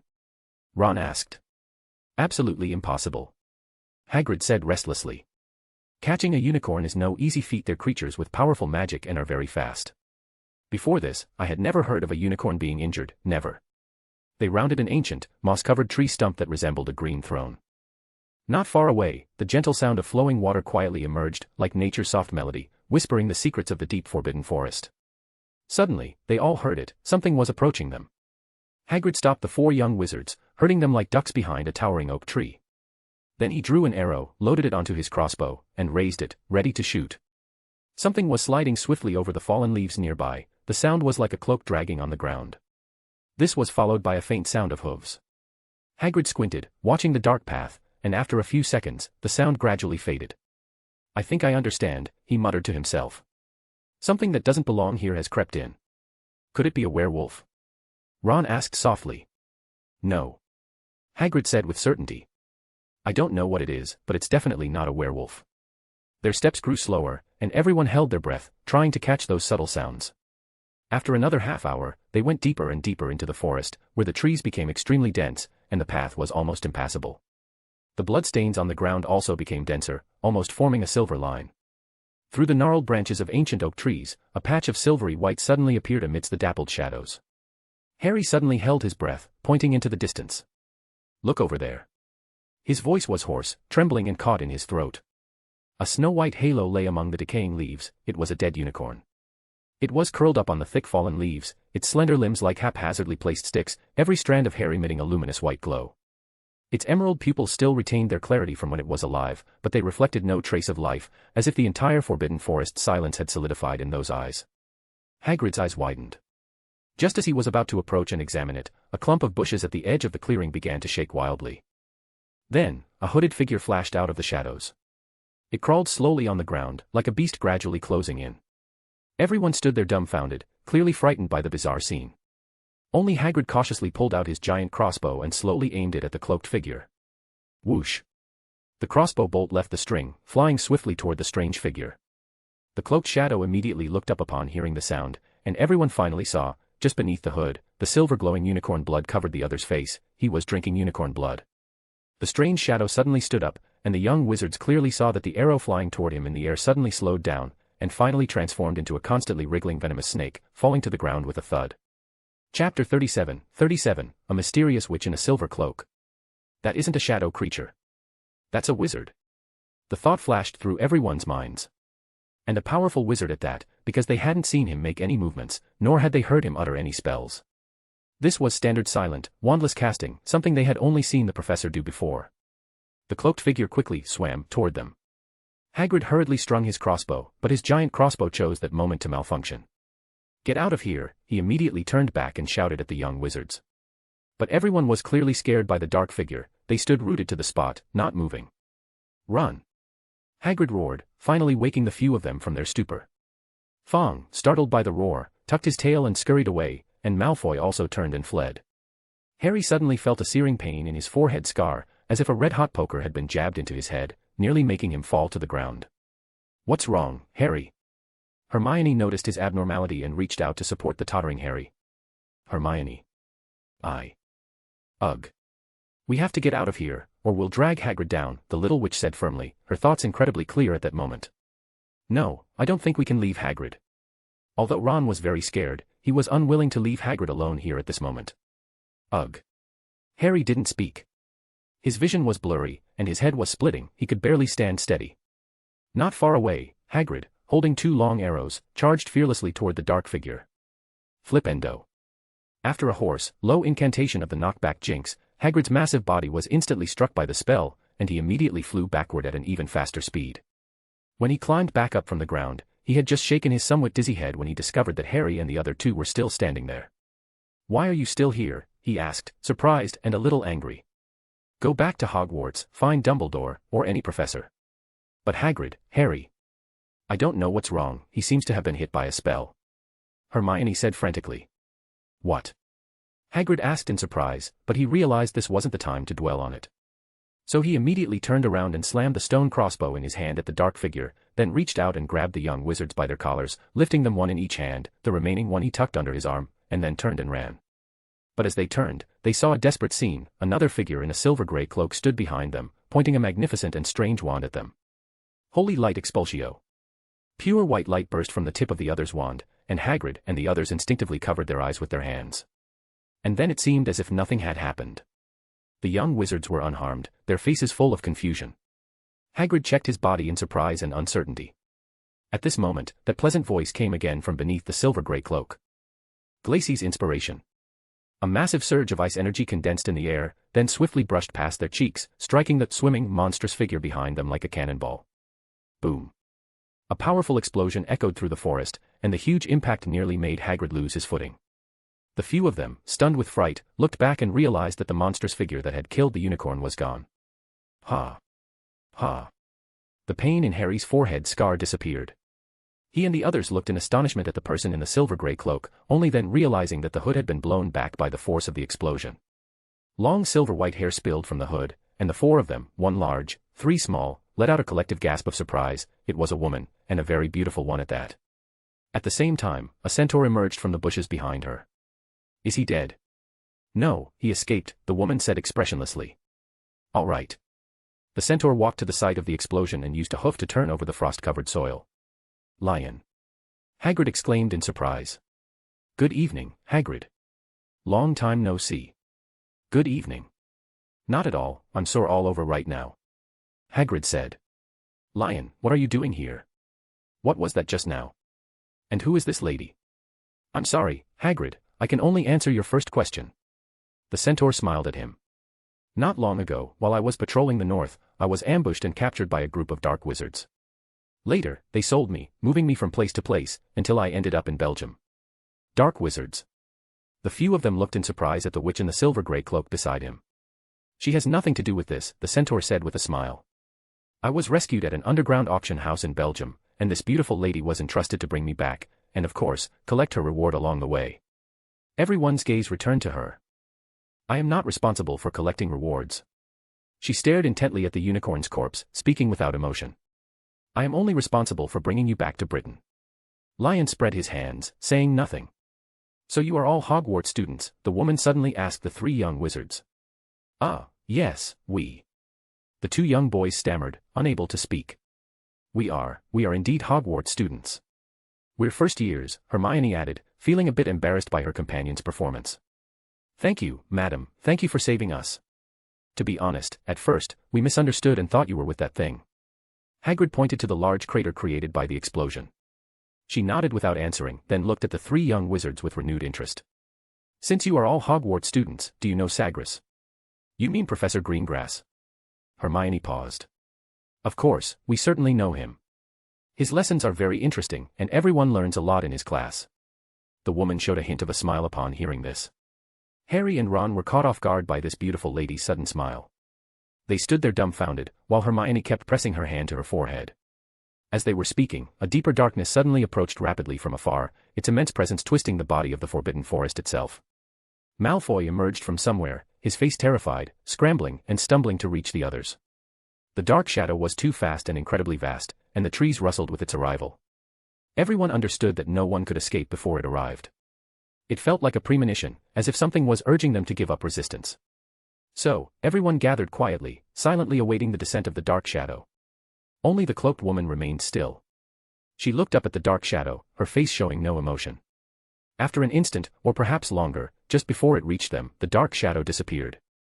The wind suddenly ceased, and the trees stopped swaying. In its place came a familiar voice. Who can tell me, what happened here? Appearing with the voice was the figure of Sagres in his black robes. Chapter 38, Mars is very bright tonight. 2 hours earlier, Sagres had waited a long time at the edge of the Forbidden Forest but saw no one. Just as he thought the other party had encountered an accident, a magical fluctuation suddenly arose from deep within the forest. He rose from the stone, frowned as he looked toward the Forbidden Forest, then transformed into a giant shadow and quickly flew toward the source of the explosion. A few minutes later, Sagres saw everyone gathered in an open clearing. Who can tell me? What happened here? He demanded. He landed on the ground, narrowed his eyes, and, looking at the dead unicorn not far away, asked. Good evening, Sagres, someone was chasing them. Professor? Oh. He is here. Professor Greengrass. Oh. Thank goodness you are here. Finally, we'll be safe. Sagres frowned, trying to find some useful information amidst the clamor of voices, but he quickly gave up. Quiet. A silencing charm was instantly cast, and everyone immediately fell silent. Sagres pointed at Nightingale. Valus, you tell me. Only then did everyone realize they knew each other. All right, Sagres. Nightingale said with a smile. I accepted the commission. I was supposed to meet you at the edge of the Forbidden Forest, but while waiting for you, I found something unusual. Perhaps a dark wizard. I'm not sure. Then I quietly followed him and rescued your students from him. At this point, she pointed at Hagrid. And this big guy, of course. Sagres nodded, then turned to Harry, Hermione, and Malfoy, thinking to himself, these young wizards are really troublesome. Not only do they sneak out at night in the castle, but they even dare to sneak into the Forbidden Forest. He had already decided in his heart that he would deduct a lot of points from the 4 of them and give them a whole month of detention. No, 3 months. Make them report to their head of house every day after class. But before that, he still needed to get a clear understanding. So you 4, he pointed at the 4 young wizards. Who will tell me why you are here? He spoke with a stern, expressionless face. If you can't give me a reasonable explanation, then all your free time from now on might be spent in detention. Looking at the 4 students gesticulating and wanting to speak, he finally pointed his finger in the air at Hermione. Miss Granger, you tell me. Professor, we weren't breaking school rules this time. Hermione realized she could finally speak and quickly explained, this is detention. Professor McGonagall sent us here. Sagres raised an eyebrow, so the price of breaking a school rule is breaking another school rule. He was somewhat speechless, grumbled a few times in his mind, and then stopped dwelling on the issue. Hermione continued to recount, we were assigned to search for an injured unicorn with Hagrid, and we encountered another, dying, and the killer of the unicorn was also here. A creature or a wizard? It tried to attack us, and Hagrid told us to run, but we couldn't. I mean, Harry couldn't move for some reason, but I could, and Ron said we should not. And you can take your time, Miss Granger. Sagres cast a cheering charm on her, and Hermione visibly calmed down immediately. She also realized she had been a bit too excited, looked up at Nightingale, and said somewhat awkwardly, then this lady appeared, she saved us. Sagres narrowed his eyes, many thoughts flashing through his mind, but in the end, he said nothing and turned back to Hagrid. Hagrid. Professor, Hermione is right. Hagrid was also somewhat agitated. That thing was attacking unicorns and drinking their blood. I found one dead last Wednesday, and this is already the second one. After listening to Hagrid, he felt he was one step closer to the truth, but to prevent missing any crucial information, he continued to ask questions. Hagrid, you know the Forbidden Forest very well. What do you think that thing is? I don't know, Professor, but I don't think it's a person, it's more like some kind of animal. Animal? I don't know, maybe a vampire, he said uncertainly. It was wearing a cloak, we couldn't see clearly. Sagres nodded without speaking, then looked at the centaur. Do you have anything to say? If you ask me, Mars is very bright tonight. The centaur said out of the blue. Sagres glanced at him, thinking that these centaurs were indeed as rumored, a bit mystical. This was a common ailment among seers, they definitely knew something, but since they chose to protect themselves, he couldn't force them. Stepping toward the corpse, he bent down to carefully examine the unicorn's torn throat. The silencing charm had been lifted, but the young wizards had nothing to say at this point. I don't think it's a vampire. Nightingale suddenly interjected. My holy light spell couldn't harm it, so it definitely isn't a dark creature. I think I understand. Sagres said without turning his head. Alas, it's always the innocent who suffer first, the centaur said sadly.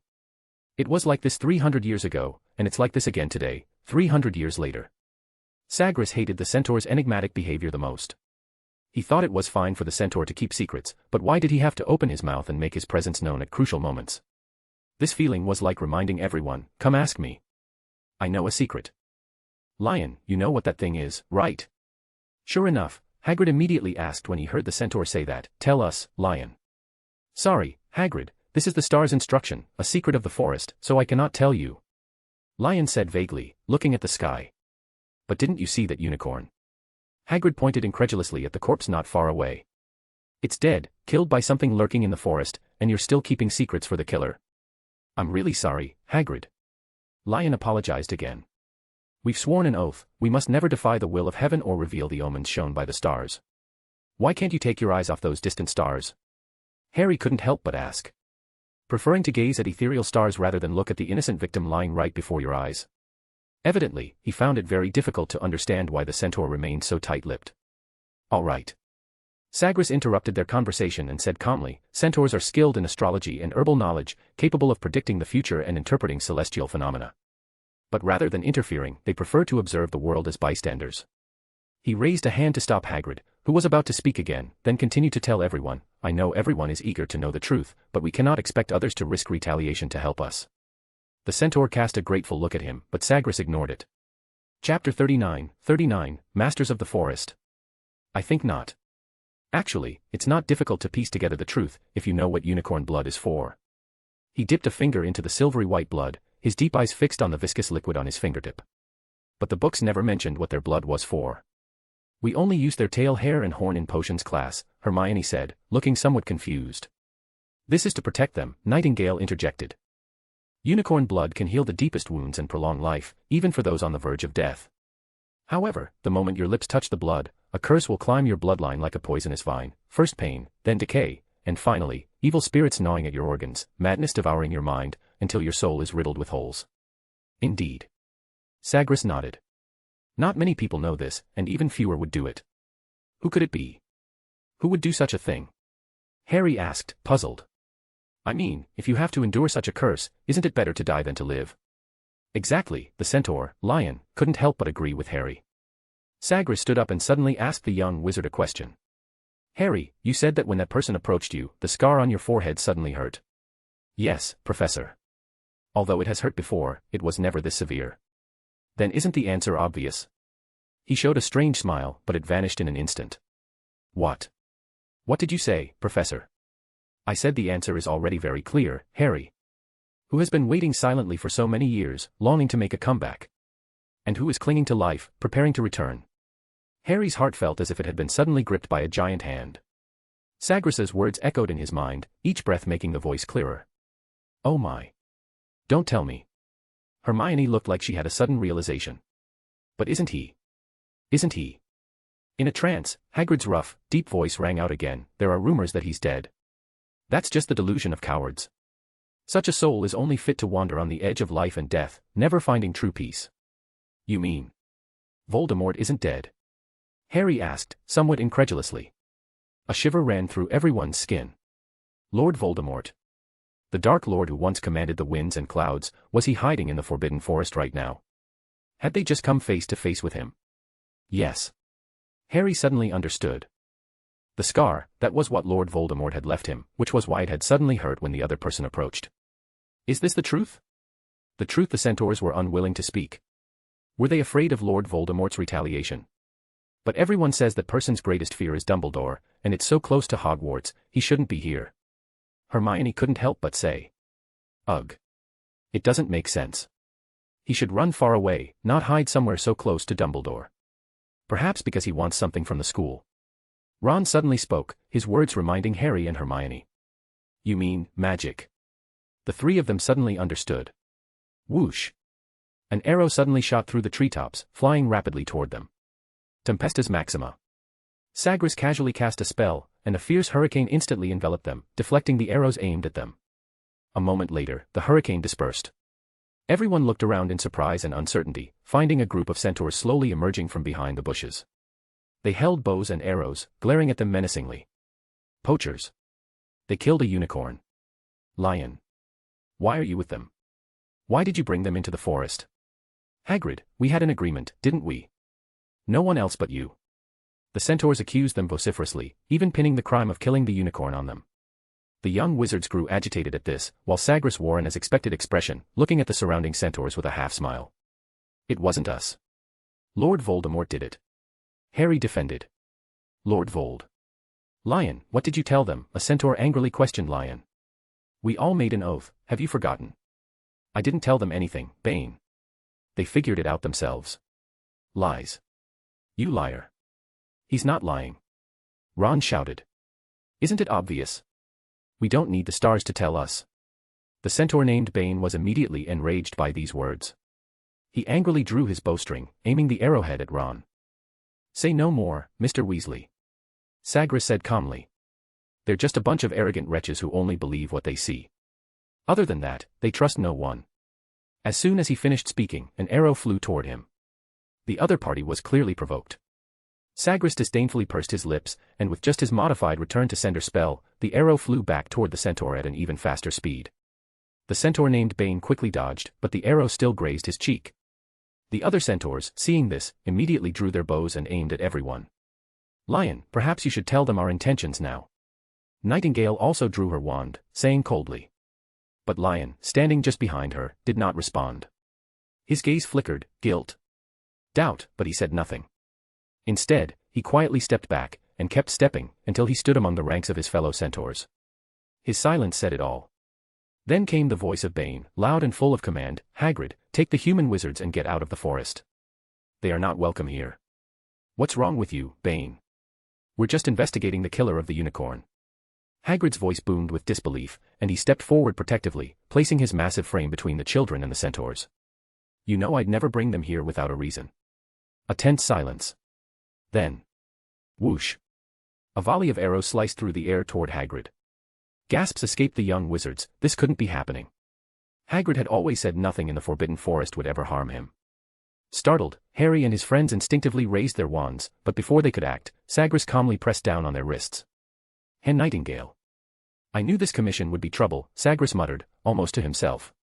His black robe billowed with the first hints of stirred magic. But it doesn't matter, dealing with trouble is what I'm best at. Just stand still, okay? He reassured the young kids with a calm smile. He didn't use his wand. He simply lifted a hand and pointed. The arrows froze midair. Then, one by one, they ignited with a blue-white fire, crumbling to ash before they could fall to the earth. The silence that followed was deafening. Sagres's eyes swept over the group of centaurs.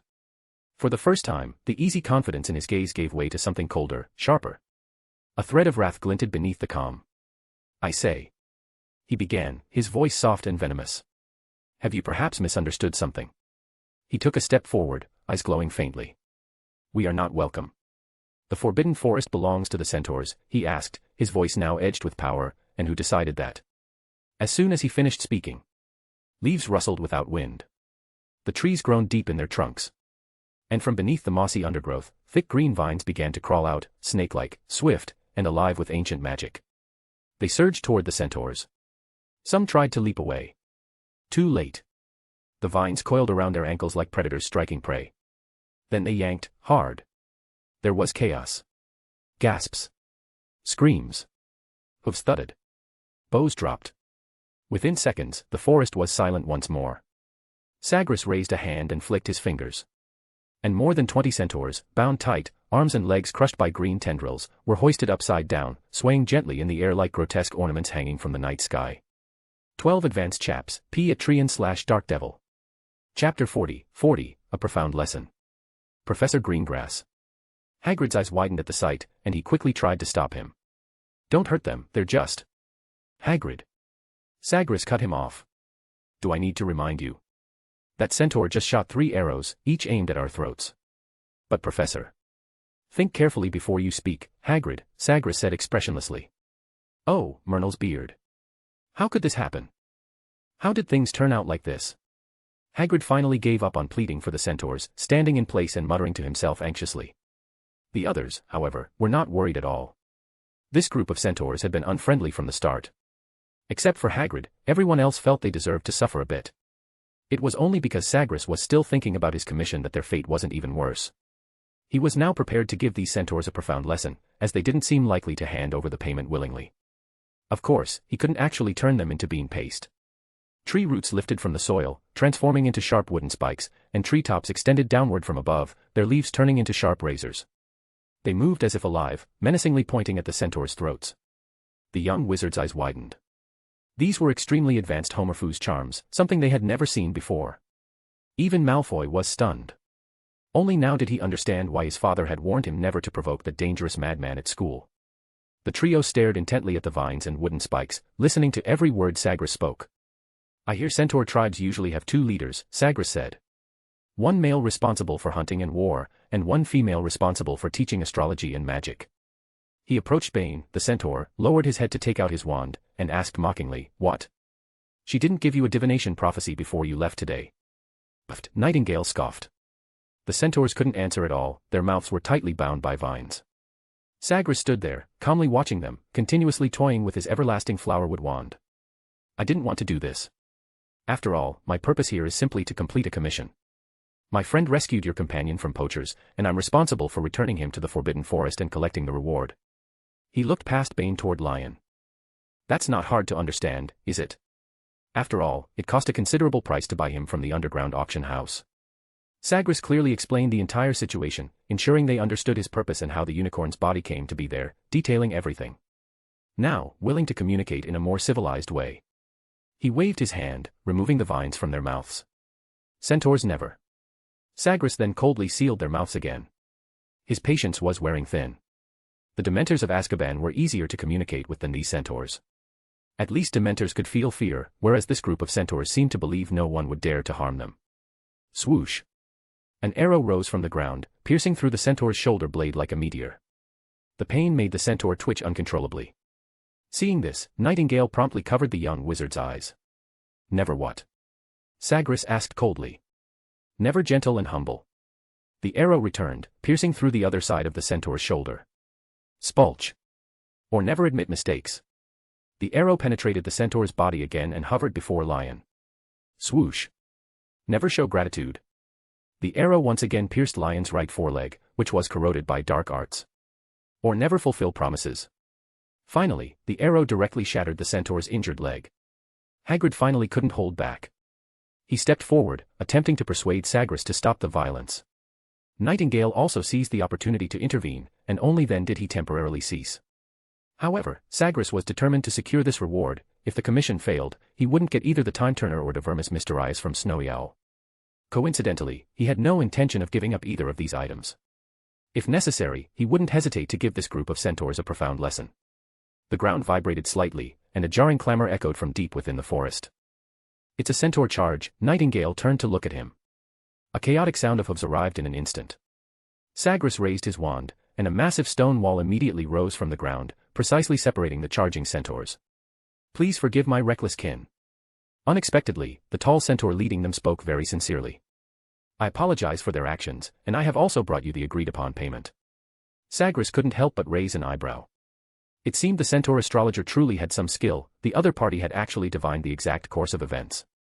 Of course, there was another possibility. Kestrel had told him before that when a person's fate was about to undergo a major change, divination could more easily yield effective conclusions. Perhaps it was precisely because of this series of foolish actions that the centaur's tribe had fallen into crisis, allowing them to derive such accurate prophecies. I can accept your apology, Sagres said calmly. However, in addition to these materials from the agreed-upon payment, you will also need to provide a free astrological reading for Snowy Owl. His polite demeanor somewhat surprised the young wizards. The other party had just been aiming bows and arrows at them, and the professor had even left permanent marks on 2 centaurs. Yet, in the blink of an eye, both sides were calmly negotiating. This was likely something only a qualified Slytherin could achieve. Of course. The centaur leader nodded. Before I came here, a Snowy Owl had already found her with an astrological prophecy. That's even better, Sagres replied, very satisfied. He opened the pocket on his wizard robe, and all the materials brought by the other party floated into the air one by one, continuously flying into the pocket, which he had enchanted with an undetectable extension charm. On the way back to the castle, Nightingale said goodbye to them and then left using apparition. However, this beautiful and powerful lady left a deep impression on the young wizards. Professor. Hermione asked hesitantly, is Miss Velis a Vila? Harry and Ron looked bewildered, clearly not knowing what a Vila was. Sagres, however, looked surprised. He hadn't expected the little witch to know so much. We shouldn't talk about someone behind their back, but Velis and I are good friends, so it's okay to talk about it. He smiled. Velis does have Vila blood, but she's not a pure-blood Vila. How is that possible? Hermione seemed somewhat incredulous. Only a few pure-blood Vila can attract females. So if she's just a half-blood, her influence on me shouldn't be this strong. Sagres understood completely upon hearing this. He smiled and explained to Hermione, that's because she also has another magical bloodline, Snow Elf. These 2 bloodlines intermingle, leading to some special changes. He seized the opportunity to warn them, don't be too afraid. You can learn Occlumency after your 6th year. This spell can effectively reduce mental interference and resist temptation. All along the way, the trio kept asking various questions, and Sagres answered them one by one. Malfoy, uncharacteristically, remained silent. The events of that night had left a profound impact on him. First the cloaked spectre, then the hostile centaurs. Malfoy realized that his pure-blood status, which he usually prided himself on, was utterly useless in the Forbidden Forest. Or rather, the forest had its own set of rules. Perhaps it was the same outside the Forbidden Forest. The Malfoy family's esteemed position in Britain's magical world wasn't solely due to bloodline.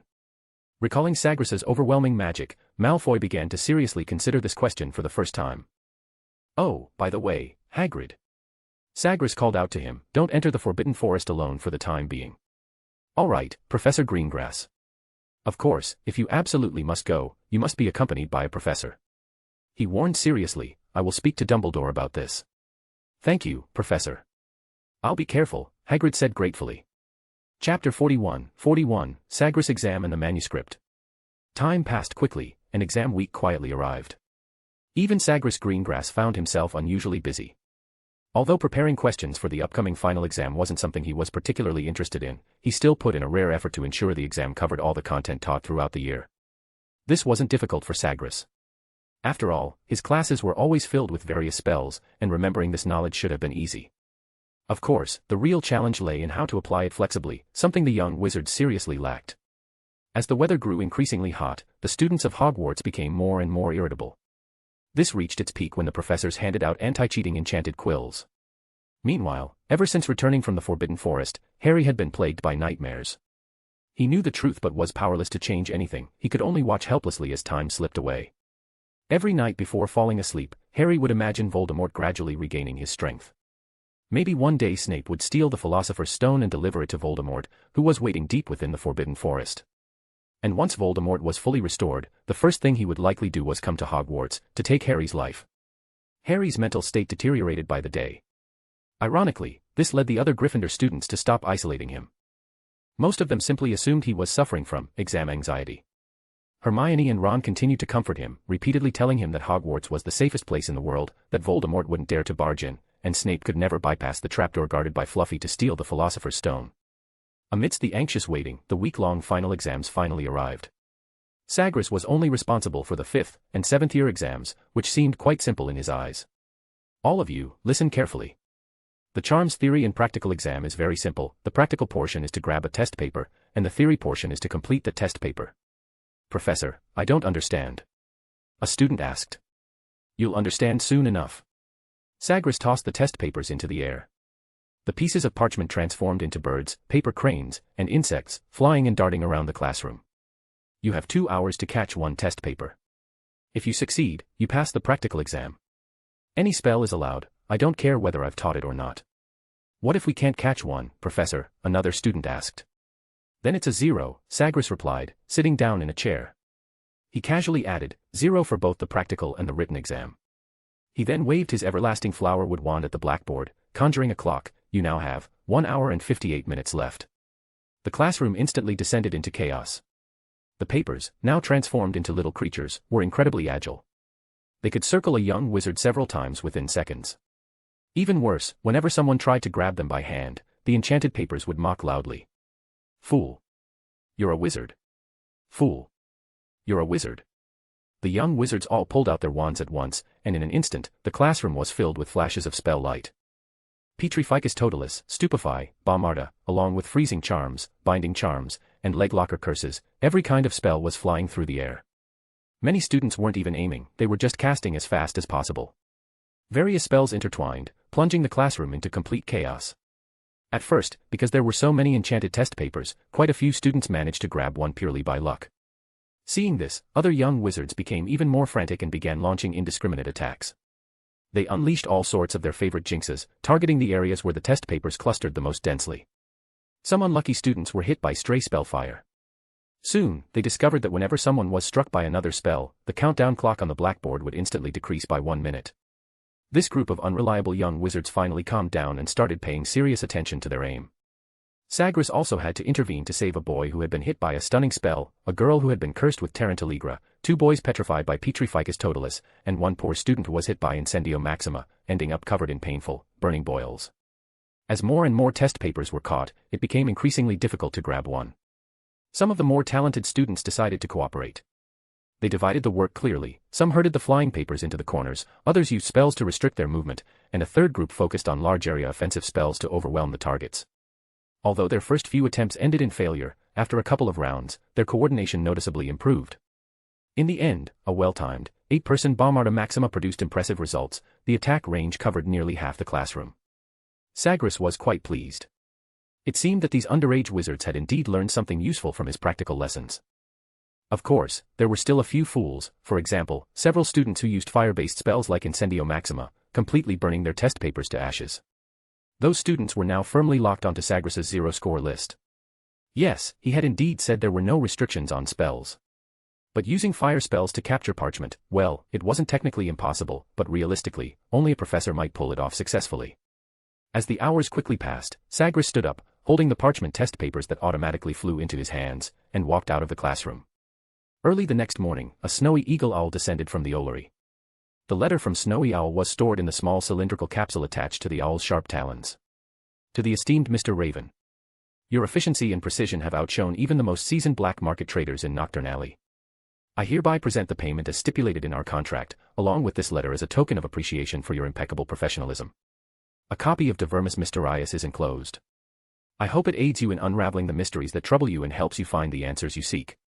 Additionally, I must say that this collaboration once again affirms the high praise the industry holds for you. If there were a hunter's medal, it would surely be yours without question.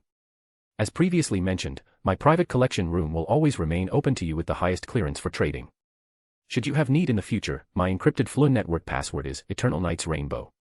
P.S. The time turner will be reserved for you until the bronze feather gathering at the end of July. I sincerely hope you will obtain it as you desire. Your devoted partner, Snowy Owl. In the eye of the storm, Norwegian Sea. Sagres pulled out the manuscript from the envelope. A faint, ghostly wail emanated from the parchment, sending an involuntary chill down his spine. The light in the room dimmed, forcing him to use his wand to cast light just to see the writing on the parchment. Every line of text seemed alive, writhing faintly under the weak glow. A faint aura of decay and darkness permeated the air, quietly resonating with some vague memory buried deep in his mind. Sagres frowned slightly. With a tap of his wand, a flash of light sealed the manuscript temporarily, preventing any power from leaking out. Though he had long looked forward to studying this manuscript, now was clearly not the time for in-depth research. First, he needed to finish grading the exam papers for this group of young wizards. Once the holidays arrived, he would have plenty of time to focus on his own matters. Chapter 42 Was Hagrid raised on Veritaserum? That day, after returning from the Forbidden Forest, Sagres found time to report what had happened to Dumbledore. The headmaster took it very seriously and ordered Hagrid not to enter the Forbidden Forest for the time being. However, Hogwarts was facing a problem. The school had always cooperated with Ollivander's wand shop. Hogwarts provided materials to Ollivander, and in return, he offered discounts to newly enrolled young wizards when purchasing their wands. This year, for various reasons, Hagrid had not yet collected enough unicorn tail hair. As a result, the task of entering the Forbidden Forest with Hagrid to collect materials fell to Sagres. Although he was extremely reluctant, he had no reason to refuse. The more capable you are, the more work you get. He kept consoling himself in his mind, almost casting a conf undo on himself. While collecting materials with Hagrid in the Forbidden Forest, he also searched for traces of Lord Voldemort but found nothing. The Forbidden Forest was too vast, and Voldemort, likely injured by Valus last time, had surely hidden deeper within. The final exams had ended, but the young wizards still needed to stay at Hogwarts for another week to wait for their results. This waiting period was pure torture for some students, especially Harry and Ron. Their grades had always been mediocre, and although Hermione had dragged them to revise before the exams, there was simply too much to memorize and recall. By the end, they had nearly given up. Ah, this is great, finally no more textbooks weighing me down, Ron sighed as he lay on the grass, his nose tipped with marigold pollen. This weather is perfect for napping. The three of them hid in the shade of a tree, dappled sunlight scattered across the ground, making them drowsy. Suddenly, Harry shot up from the ground, some chaotic fragments were wildly churning in his mind. Hagrid.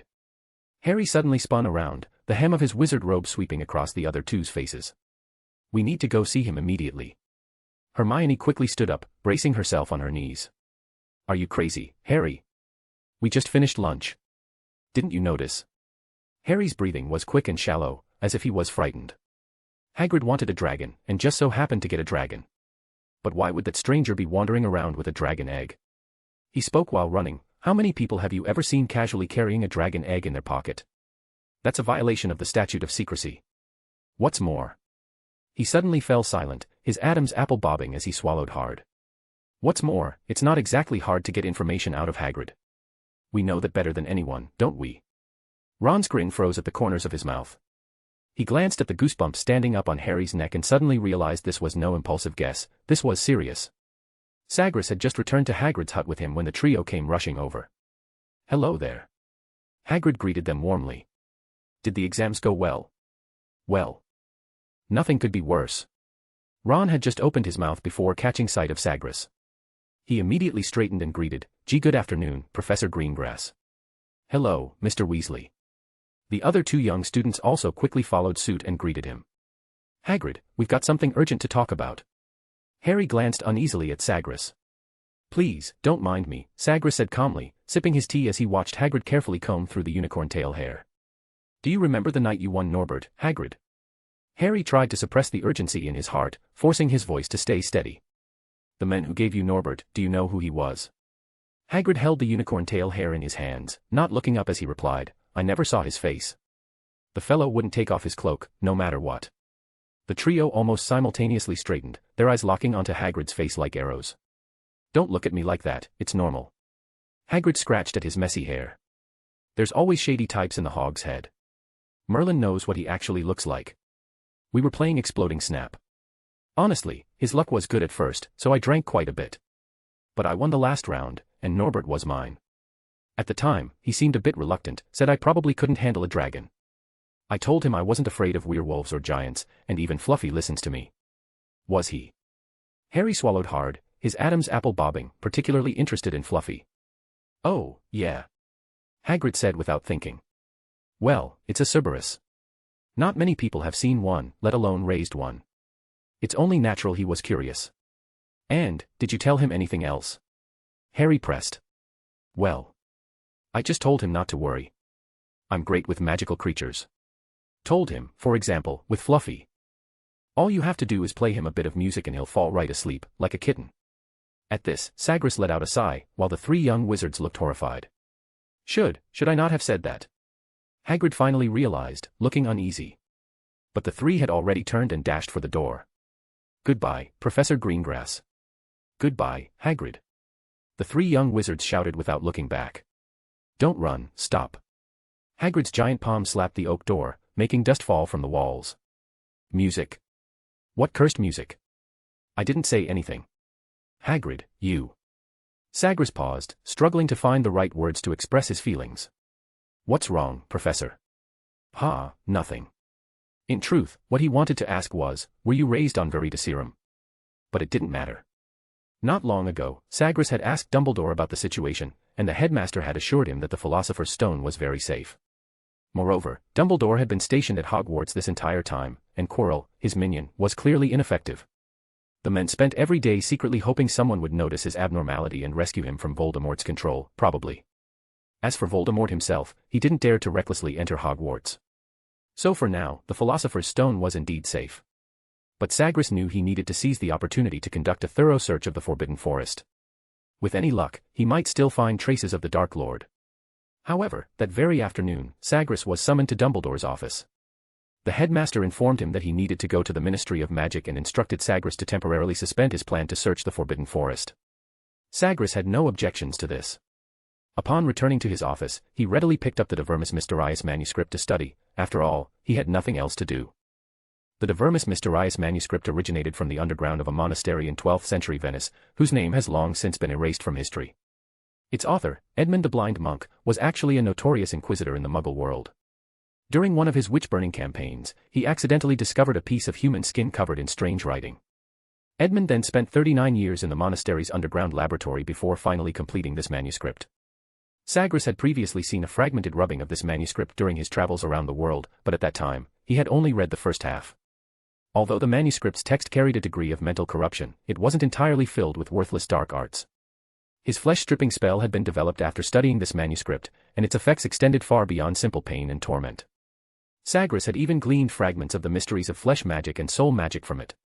If he could fully comprehend it, he might be able to create an entirely new branch of soul magic in a short time. De Vermis Mysteriis Manuscript.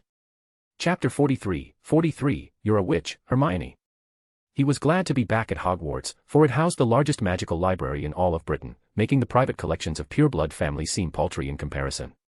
They might hold certain advantages in terms of social status, but even pureblood families almost entirely relied on school education as their primary means of magical inheritance. Therefore, the four founders of Hogwarts had accomplished something truly remarkable. They transformed the inheritance of magic from the traditional apprenticeship system into an academic system, which greatly propelled the advancement of the magical world. Sagres annotated and circled some obscure descriptions in the manuscript, then rose to head toward the restricted section, intending to consult the relevant materials. Suddenly, Sagres halted in his tracks, Peeves' grating, high-pitched voice echoed from around the staircase corner, especially shrill in the silent corridor. Who's there?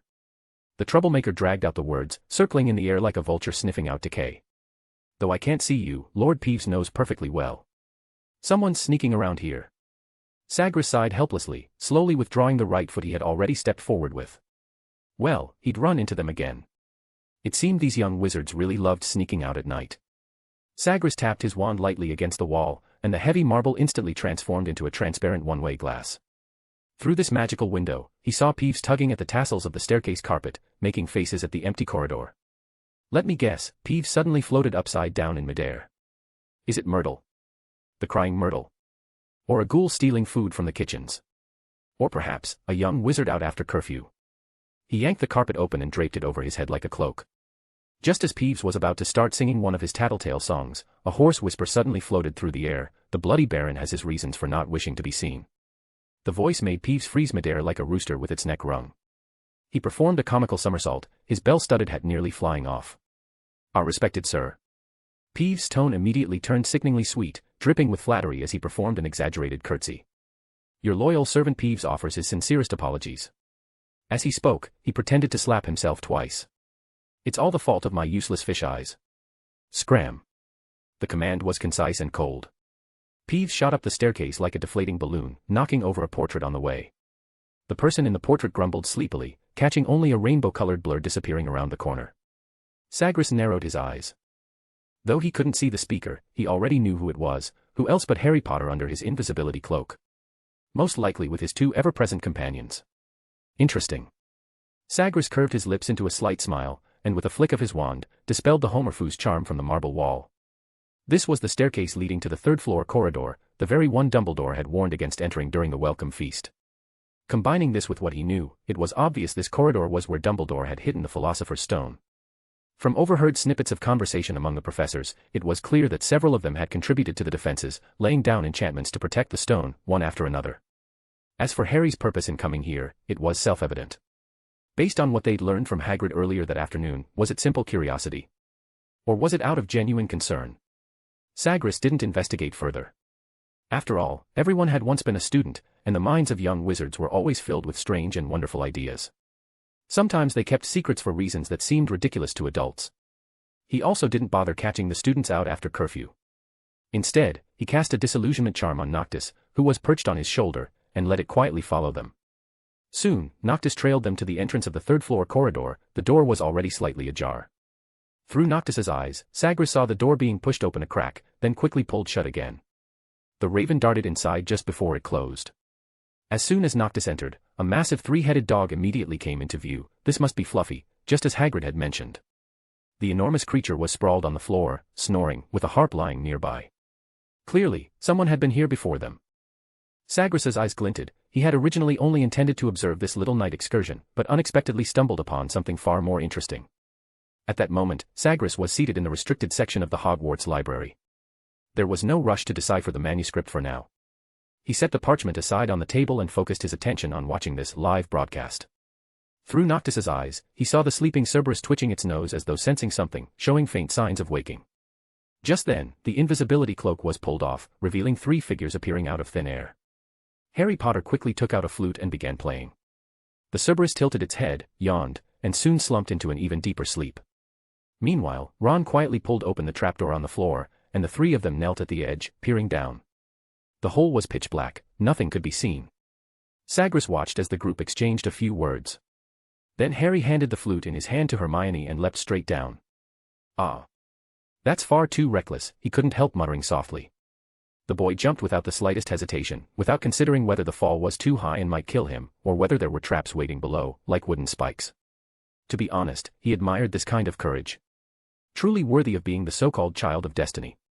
But for ordinary people, this sort of behavior was inadvisable, otherwise, they wouldn't even know how they died. Seeing the other two young wizards follow suit and jump after Harry, Sagres quickly controlled Noctis to dive into the hole as well. The pit was pitch black. Even through the raven's eyes, he could barely make out the surroundings. Black vines twisted and slithered everywhere, and upon closer inspection, they turned out to be Devil's Snare. The magical plant had already extended its tendrils like snakes, unconsciously winding around the hands and feet of the trio. Hermione, who had jumped in last, managed to break free just in time before the vines could fully seize her. She watched in horror as the two boys frantically struggled, yet the more they fought, the faster and tighter the vines coiled around them. Sagres couldn't help but chuckle slightly. This was the consequence of acting recklessly. "Don't move," Hermione suddenly shouted, her voice echoing in the damp cellar. "It's Devil's Snare. The more you struggle, the tighter it grips you." Ron's face had already turned purplish red, a thick vine coiled around his neck like a python.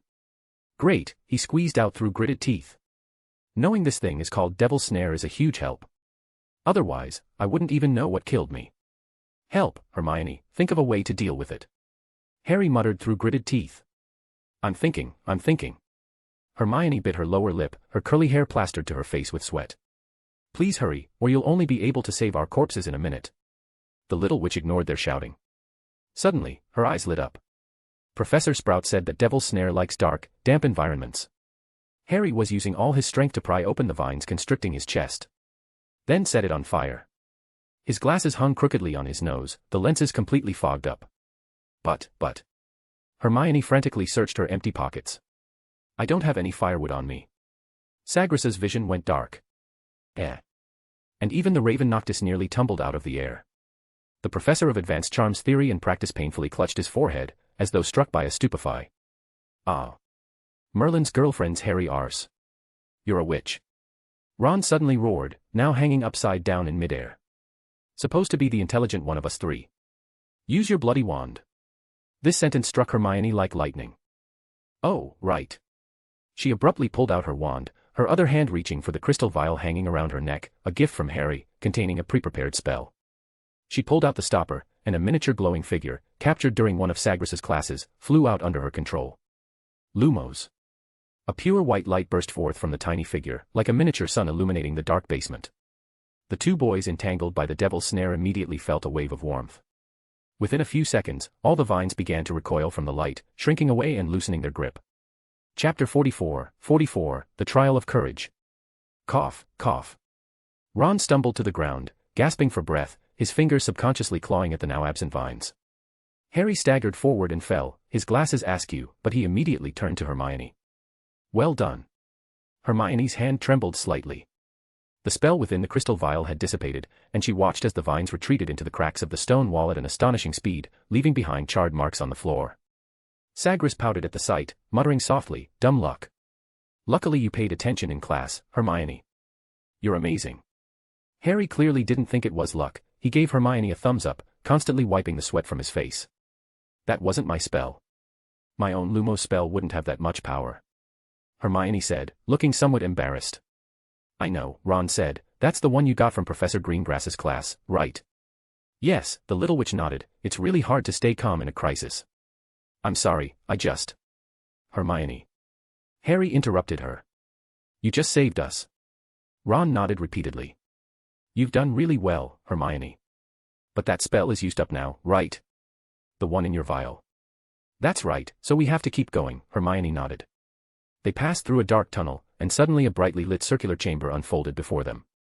On the towering vaulted ceiling, countless small, metallic glowing objects flew in circles through the air, like a shower of glittering jewels. Wait. Harry squinted, suddenly realizing something. Those aren't birds, they're keys, winged keys. He pointed to one of the bronze keys, clearly seeing the cold glint reflecting off its teeth. Hermione quickly scanned the room. Looks like this is a puzzle. Ah.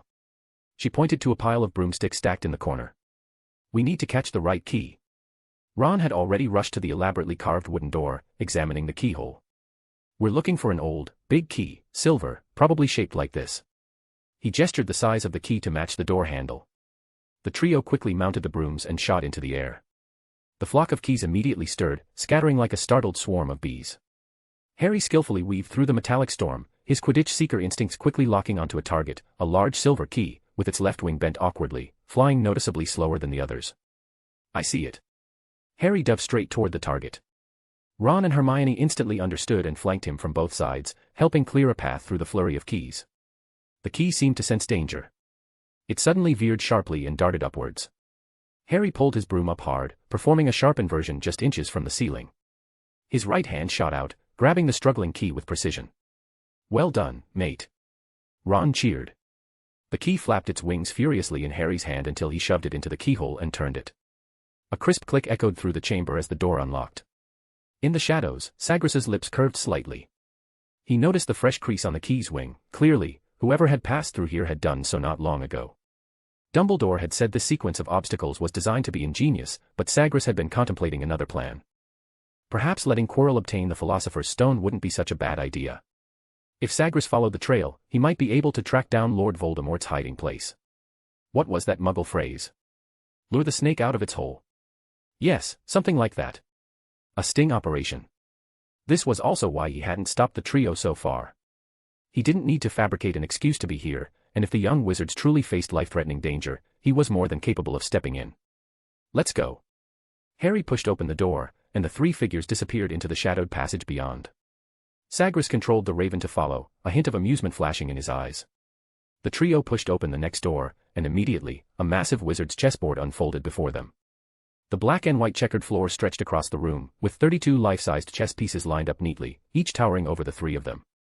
The white pieces on the opposite side were already poised, their cold, stone faces exuding a murderous aura.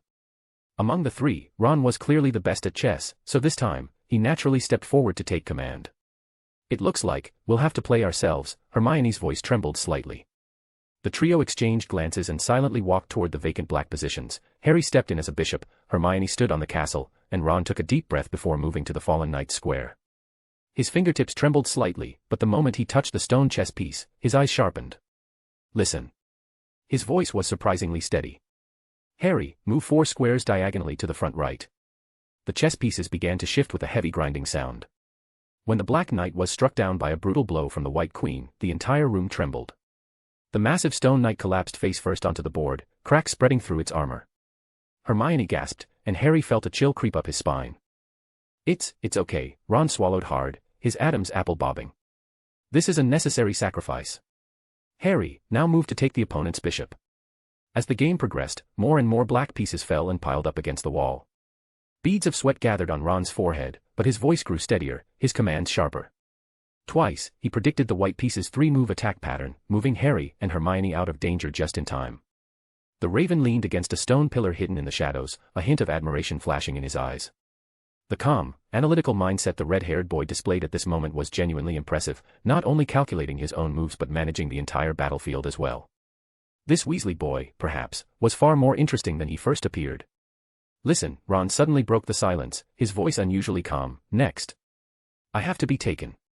"No." Harry and Hermione shouted in unison. Ron spun around, his eyes burning with determination. "This is chess. Some pieces always have to be sacrificed." He pointed firmly at the board. "If I make this move, the queen will take me. But at the same time, you can checkmate the White King, Harry. Don't. What are you hesitating for? Don't you still want to stop Snape or not?" Ron's voice suddenly rose, echoing across the empty chess chamber. Sagres, watching through the live broadcast, was instantly baffled when he heard this. What does this have to do with Snape? He wondered. Is it because that big bat always targets them in class, so they subconsciously treat him as the imaginary villain? Shaking his head, Sagres continued watching, confused but entertained. Ron straightened his collar, standing tall like a true knight. "Just do as I say." As Ron moved into position, the White Queen, just as he predicted, turned abruptly. Her stone scepter swung down with a terrifying whoosh. At the last moment before the blow struck, Ron managed to give Harry a trembling smile and silently mouthed, "Checkmate him." Then he was struck down, collapsing unconscious to the ground. Jiff. Harry's heart nearly jumped out of his chest, but he didn't waste Ron's sacrifice. 3 moves later, the White King toppled with a loud clunk, and all the white chess pieces simultaneously lowered their weapons. They had won. The door to the next challenge slowly creaked open. Harry and Hermione glanced back at Ron one last time, sadness written all over their faces, then turned and rushed through the doorway, hurrying down the corridor ahead. "Ron, Hermione choked. "He'll be fine," Harry said firmly, as much to convince himself as her. Ron Weasley was indeed fine, because Sagres arrived in time. With a simple charm, he healed all of the young wizard's injuries. Sagres gently stroked his chin, watching with interest. This chess match was more impressive than expected, not merely a test of strategy, but a trial of courage and determination. They did very well. Chapter 45, Friendship, More Precious Than Gold. Harry and Hermione's adventure continued. As they pushed open the heavy wooden door, a wave of stench, a mix of rotting flesh and mold, assaulted them. They immediately stumbled back, coughing, tears streaming uncontrollably from their eyes. Through their blurred vision, a colossal creature, at least 15 feet tall, was pacing the room, dragging a stone club. Each of its steps made the ground tremble slightly. Merlin's beard. Hermione's voice caught in her throat. This troll was even larger than the one on Halloween. Its grayish-green skin was covered in boils, and the animal hide around its waist gave off a nauseating odor. It suddenly stopped, tilted its head, and looked at the intruders, dull curiosity flickering in its small, murky eyes. "Don't just stand there, Hermione." Harry grabbed her wrist. "Remember Professor Greengrass's practical class? Fred said they taught us." "What?" Hermione looked confused. "Professor Greengrass's practical classes, loads of students learned how to deal with trolls, didn't they?" Harry shouted while running to draw the troll's attention. "You must know at least one of those spells." Hermione finally snapped out of it. Spells. Right, I know loads. Perfect. Use one, take it down. Let me think, let me think. The young witch muttered, slowly overcoming her fear. I've got it. Lead it over here. Hermione shouted to Harry, pointing to a spot not far in front of her. Here, lead it over. Okay. The troll tried several times to grab Harry but failed. Growing agitated, it began swinging its stone club at him instead. Harry narrowly dodged the club's heavy swings, evading with agile footwork and quick reflexes, but even so, cold sweat beaded on his forehead. At last, he managed to lure the troll to the designated spot, where Hermione stood ready with her wand. Bombarda. Hermione decisively cast the spell at the ground where Harry had just been. The moment the spell struck, the smooth floor instantly gave way and collapsed into a hole. The troll, focused on chasing Harry, didn't notice the pit beneath its feet and stepped right into it, immediately losing its balance. Boom. The massive creature crashed to the ground, its stone club flying from its hand as it fell. The club hurtled toward Harry, who had just turned back. Wingardium Leviosa. A perfectly timed levitation charm halted the club midair, saving Harry from being struck. Now take this, you big fuck. Hermione immediately directed the floating club to slam into the troll's head. The troll, which had just been struggling to rise, instantly went limp and collapsed, unconscious. A large, bloody lump had formed on its small, misshapen head. Ha. Huff. Hermione. Harry collapsed to the ground, his chest heaving as his heart pounded wildly. Hermione kept her wand aimed at the troll, her arm trembling slightly, but her eyes were resolute. Yeah. I know. That was bloody brilliant, right? No need to thank me. No. Hermione, a young student, shouldn't use such foul language. Harry said awkwardly, making the young witch blush with embarrassment. But that was indeed bloody brilliant. Harry smiled like a clueless fool. Shout up and let's just go already. She pulled Harry up. Professor Snape might already have the Philosopher's Stone. They stumbled into the next room, gasping for the relatively fresh air. But the scene before them made them freeze. On an ancient stone table, 7 glass bottles of various shapes were neatly arranged, their surfaces shimmering with an ethereal glow under the eerie blue fire. It's Professor Snape's trap. Harry said tightly, his fingers unconsciously brushing the scar on his forehead. At that moment, the door behind them burst into strange purple flames, while the exit ahead was sealed off by a wall of pitch-black fire. They were trapped in this deadly puzzle. Hermione quickly stepped forward, her trembling fingers unrolling a parchment scroll. As Harry leaned closer, he caught the scent of wormwood and mint wafting from the paper. Danger lies ahead. Hermione read softly, her voice echoing faintly in the enclosed chamber. As she interpreted each line of the riddle, Harry's eyes moved between the 7 bottles. In the slender crystal one on the far left, an emerald green liquid swirled. In the squat ceramic jar next to it, a dark purple potion writhed like a living thing. Frost had formed on the surface of the silver bottle in the center. A very clever challenge, Hermione murmured. But this isn't magic, it's logic. If you don't have a head for reasoning, you'll be stuck here forever. What? Are you saying we can't get out? Of course not, Hermione said. The answer is on this paper. Of the 7 bottles, one will let us safely pass through the black flames, and another will take us back through the purple flames. Harry watched Hermione as she concentrated on solving the riddle. He suddenly noticed the tears still clinging to her eyelashes, left over from the troll's stench. Just then, a bubble popped in the conical flask on the far right, and the amber liquid inside was visibly evaporating. Hermione. Harry warned nervously, I think these potions are evaporating. I've solved it. Hermione put down the parchment. According to the 4th clue, the second from the left and the second from the right taste the same, that means they're both nettle wine and won't help us get through the flames. Her wand tapped each bottle in turn. By process of elimination, the smallest one lets us pass through the black flames, and this round bottle here will take us back through the purple ones. How did you figure it out so quickly? Harry asked in disbelief. Hermione smiled.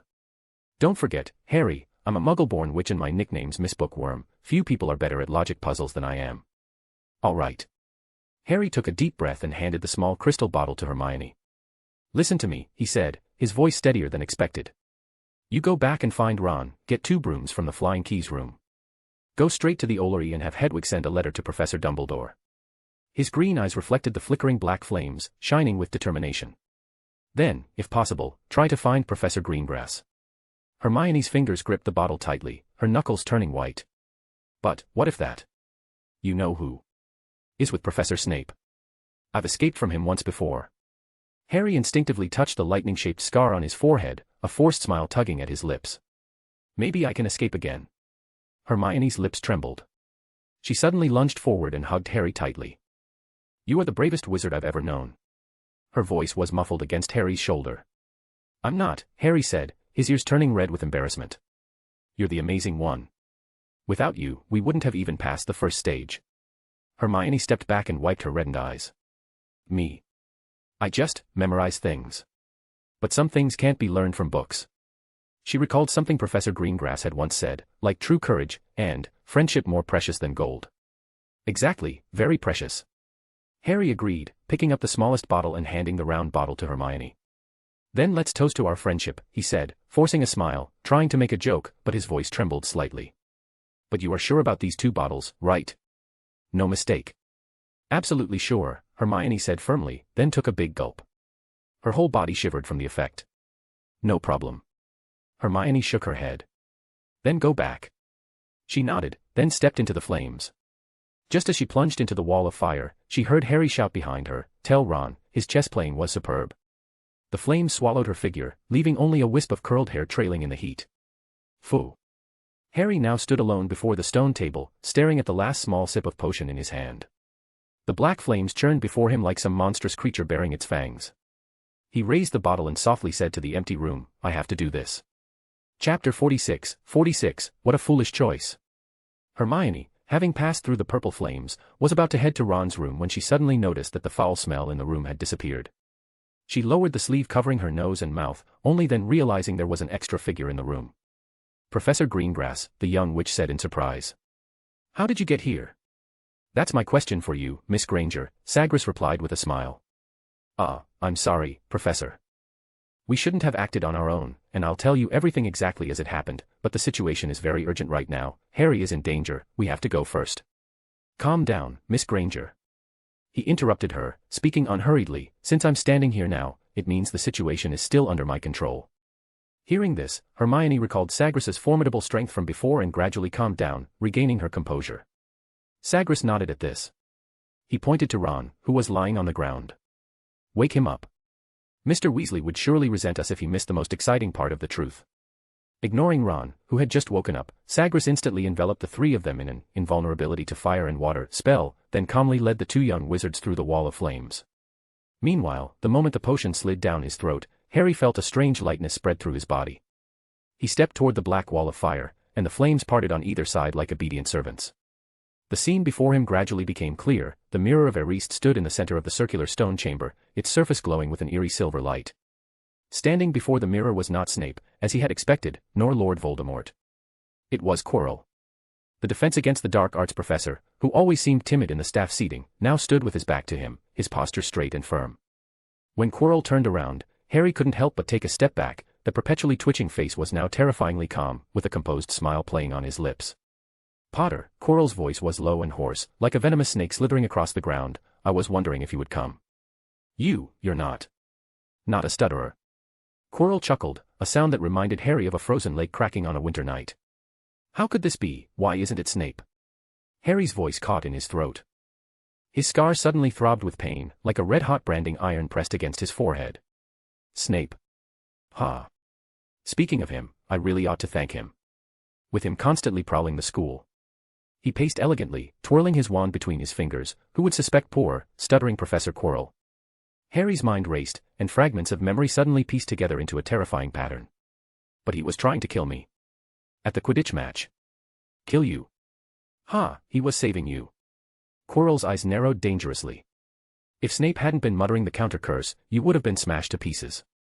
And that damned Greengrass. His voice suddenly twisted, and a ferocious look flashed across his face. He ruined my carefully planned scheme. Harry felt a wave of dizziness. Snape had been protecting him.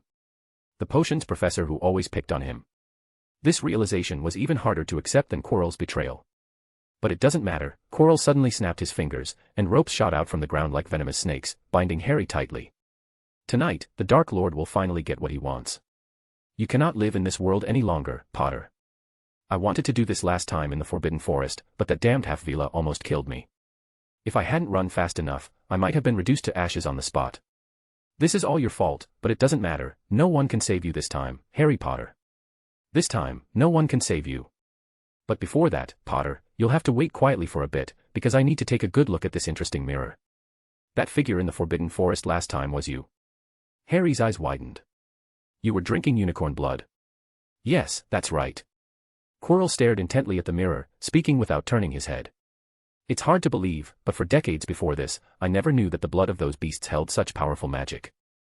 It's a pity that bastard Greengrass has been frequenting the Forbidden Forest lately, otherwise, my magic would definitely be far stronger by now. But aren't you afraid of the curse? Drinking unicorn blood will curse you. Harry mustered his courage and spoke again. Curse. Quirrell looked back at him indifferently. What are you talking about, Potter? Are you trying to stop me from studying this mirror with lies? With that, he ignored Harry and began circling the mirror, muttering to himself, I see the Philosopher's Stone. I see myself presenting it to my master and receiving generous rewards. Does this mirror have prophetic powers? Can it show what's about to happen? Quirrell muttered impatiently to himself. That's the mirror of Erist. Harry seized the opportunity, trying to stall for time and distract Quirrell. Sure enough, his words worked. Quirrell turned his head to look at him. You know about this mirror? Quirrell asked flatly. Tell me, Potter. Tell me its secret. Harry looked somewhat fearful, and in truth, he was very scared. If I tell you, will you let me go this time? Professor Quirrell, I don't want to die. The young wizard tried his best to appear like someone terrified of death, prepared to use any method he could to deal with his opponent. Oh, Potter. Quirrell chuckled. Begging for mercy, are you? The famous boy who lived. The savior of the wizarding world. I don't want to be a savior at all, Harry shouted. I just want to be a normal person. I understand, Potter. Quirrell slowly approached him, a false smile on his face. My master will certainly agree to your request. Though he is strict with me, he'll surely be merciful to you. Of course, you must tell me everything you know. Quirrell tried to soften his voice, while Harry frantically wove lies in his mind. This is the mirror of Erist. Harry said hesitantly. People can see their heart's desire in it, but what it shows isn't real. You mean, the Philosopher's Stone isn't here? Quirrell's smile vanished, replaced by a dark and menacing expression. Of course not, Harry spoke more and more fluently, several convincing little lies suddenly popping into his head. Professor Dumbledore always carries the Philosopher's Stone with him. I've seen it, it's in a small cloth bag. Quirrell's face grew darker and darker, so Harry quickly tried to appease him. But I can try to get it. The boy said proudly, Dumbledore favors me, you know. Maybe that's the only good thing about being the savior. But why would you do that? Consider it payment for sparing my life. Harry replied with a touch of excitement. I see. Quirrell nodded slowly. He bent down, bringing his face close to the young wizard. But Potter, if that's the case, why would this mirror be here? A mocking expression appeared on his face, as though he had seen through all of Harry's lies. Why would Dumbledore, that old fox, surround a worthless mirror with so many layers of protection? It's a trap. Harry quickly said. Professor Greengrass made him do it. Their goal is to mislead anyone trying to steal the Philosopher's Stone. The mirror itself is the bait. Harry thought to himself that he was really doing well today, fabricating lies on the spot with surprising ease. What did you say? Quirrell's eyes widened. He looked around in alarm and suddenly shouted, Master. We've been tricked, this is a trap. Just as Harry was growing confused, a deep, hoarse voice suddenly echoed from inside Quirrell's body, sending a chill down his spine. That boy is lying to you, you fool. Harry felt as if he had fallen into an icy pit, but the voice didn't stop. The Philosopher's Stone is in the mirror. If you can't retrieve it, use the boy, he can get it for you. Quirrell turned back to Harry, his expression so dark it looked like it could drip water. All right, Potter. He suppressed his anger and waved his hand, releasing the ropes that had bound Harry. You shouldn't have lied to me, though I don't blame you. Now, come here. Quirrell pointed to the spot in front of the mirror. Come here. Look into the mirror and tell me what you see. Harry didn't even know how he walked to the mirror. The voice he had just heard still echoed in his mind, and for a moment, he even thought it might have been a hallucination. I still have to lie, no matter what I see, I must lie. He kept reminding himself over and over. At last, he stood in front of the mirror, expecting to see his family again, but he quickly realized he was wrong. His reflection was pale, and the scar on his forehead appeared especially sinister in the dim light. Then, the image in the mirror gave him a mysterious smile, an expression he would never make himself. The Harry in the mirror reached into his robe pocket and pulled out a blood-red gem. The Philosopher's Stone glowed with an eerie light in that illusory mirror world, like a drop of congealed blood. The mirrored version of Harry gave a mischievous wink, and the moment he tucked the gem back into his pocket. Thump. Harry shivered. His robe pocket suddenly felt heavy, pulling downward. He could feel a warm sensation through the fabric. It was definitely not a hallucination. The Philosopher's Stone had appeared in his pocket out of thin air. He tried his best not to show any sign of abnormality, because Quirrell was standing right behind him. Harry could even feel the warm breath against the back of his head. Quirrell seemed to notice something was off and suddenly snapped, "What are you looking at? What did you see?" His voice was sharp, tinged with unease. Harry resisted the urge to touch his pocket and forced his expression to stay frightened. His reflection in the mirror had now returned to its original terrified appearance, as if nothing had happened. But through the wide folds of his wizard's robe, he could clearly feel the subtle warmth radiating from the Philosopher's Stone in his pocket, like holding a tiny, beating heart. "I saw a large crowd surrounding me," Harry said without hesitation, staring at his pale face in the mirror. "I also became a Gryffindor prefect. Oh, more than that, I became the head boy." Quirrell began to grow impatient, but Harry kept going. "I won the House Cup for Gryffindor, and I even joined the national Quidditch team." "Shut up. Get out of my way." Quirrell shoved Harry aside and leaned in toward the mirror himself. "Lying. That boy, he's still lying." The hoarse, low voice came again, but this time, Harry clearly saw, Quirrell's mouth hadn't moved at all. "Potter, get back here." Quirrell immediately shouted. "Tell me the truth, what did you see? Don't try to lie again. In front of the Master, all your lies are futile. Quirinus, let me talk to him. Let me talk to him, face to face." The voice said, "After all, he seems to be a child who enjoys lying. But Master, your power hasn't recovered yet. I still have enough strength for this." The voice now sounded irritated by Quirrell's hesitation. "Don't make me repeat myself, Quirinus." "Yes, Master, yes." Quirrell quickly bowed his head in fear. He reached up and began unwrapping the turban from around his head, revealing a bald scalp underneath. Then, Harry watched as Quirrell slowly turned around, presenting the back of his head. For a brief moment, Harry remembered the nightmares that had haunted him. He wanted to scream but no sound came out. He wanted to run but his feet wouldn't move. Because where the back of Quirrell's head should have been, there was a face. A human face, more terrifying than any Harry had ever seen.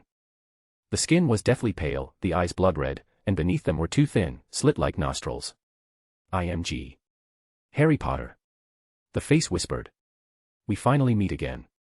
Harry felt himself sway and stumbled backward, collapsing onto the stone steps. "Look at what you've done to me." The face hissed softly. "I even lost my body, forced to wander the forbidden forest like a ghost, surviving only by feeding on snakes and rats." Harry couldn't speak. He was frozen, yet the face kept talking. "But it doesn't matter. I, the great and benevolent Lord Voldemort, can give you a chance, as long as you're willing to hand over the Philosopher's Stone in your pocket, then of course, I can spare your life." So Lord Voldemort knew everything. Harry's heart churned with a storm of emotions. He hadn't realized the other could use legilimency. He had assumed Voldemort could genuinely tell lies apart. What was there to fear, then? Harry suddenly felt a strange sense of calm. Hadn't he already prepared for this moment before stepping into the room? Or rather, he was supposed to have died at this person's hands 11 years ago. Thinking this, Harry forced his trembling legs to support him as he stood. "Don't be foolish, child. Don't be like your parents, thinking you can resist me," Lord Voldemort said venomously. "Didn't you just say it? You said you were willing to steal the Philosopher's Stone from Dumbledore for me, in exchange for mercy, for your life. Now I'm giving you that chance. Just give me the Philosopher's Stone. You wish." Harry suddenly shouted, his voice firm, and at the same time, he turned and sprinted toward the wooden door wreathed in black fire. "You cannot escape." Quirrell stepped back and moved to intercept him, while Lord Voldemort's face twisted into a sinister grin, eyes locked on Harry. But Harry's legs were suddenly bound by ropes that shot out from the ground, and he crashed heavily to the floor. Lord Voldemort's voice slithered through the room, as cold and sharp as a serpent on bone. "Courage, what a fascinating quality." His decaying face twisted grotesquely on the back of Quirrell's head. "Just like your father, rather die than yield." Harry felt the ropes biting into his skin, but the greater pain came from the sudden tearing of memories he had never known, now being recounted by the enemy himself. "Do you know? Your father didn't even have his wand at the time, such brave resistance, foolishness." Lord Voldemort hissed, his voice thick with morbid delight. My Avada Kedavra blasted him from one end of the room to the other, but he still blocked the stairs with his last breath, trying to buy time for your mother. A scene Harry had never witnessed before suddenly flashed before his eyes. A black-haired man in glasses, struck by a green light, hurled through the corridor like a broken puppet. "And your mother?" Lord Voldemort paused. "She could have lived. I gave her a choice, but she insisted on shielding your crib with her body." The snake-like face contorted. What a foolish choice. Avada Kedavra. Harry's heart lurched, but no green light flashed before his eyes, only Voldemort's mocking smile. Lord Voldemort stepped closer, speaking non-stop. I should have done this 11 years ago, Potter. I did try then, and it left me like this. 11 whole years. Tell me, do you really think you can escape again, like last time? Harry gasped, forcing down the sorrow in his chest. He reached into his pocket, pulled out the Philosopher's Stone, and with all his strength, hurled it into the flames. How dare you? Lord Voldemort's face instantly twisted with rage. He thrust out his hand and cast Accio at the airborne Philosopher's Stone, but before it could reach him, a raven swooped in and snatched the red gem from midair. Chapter 47, Your father was my most loyal follower. Mr. Noctis. Harry exclaimed in surprise.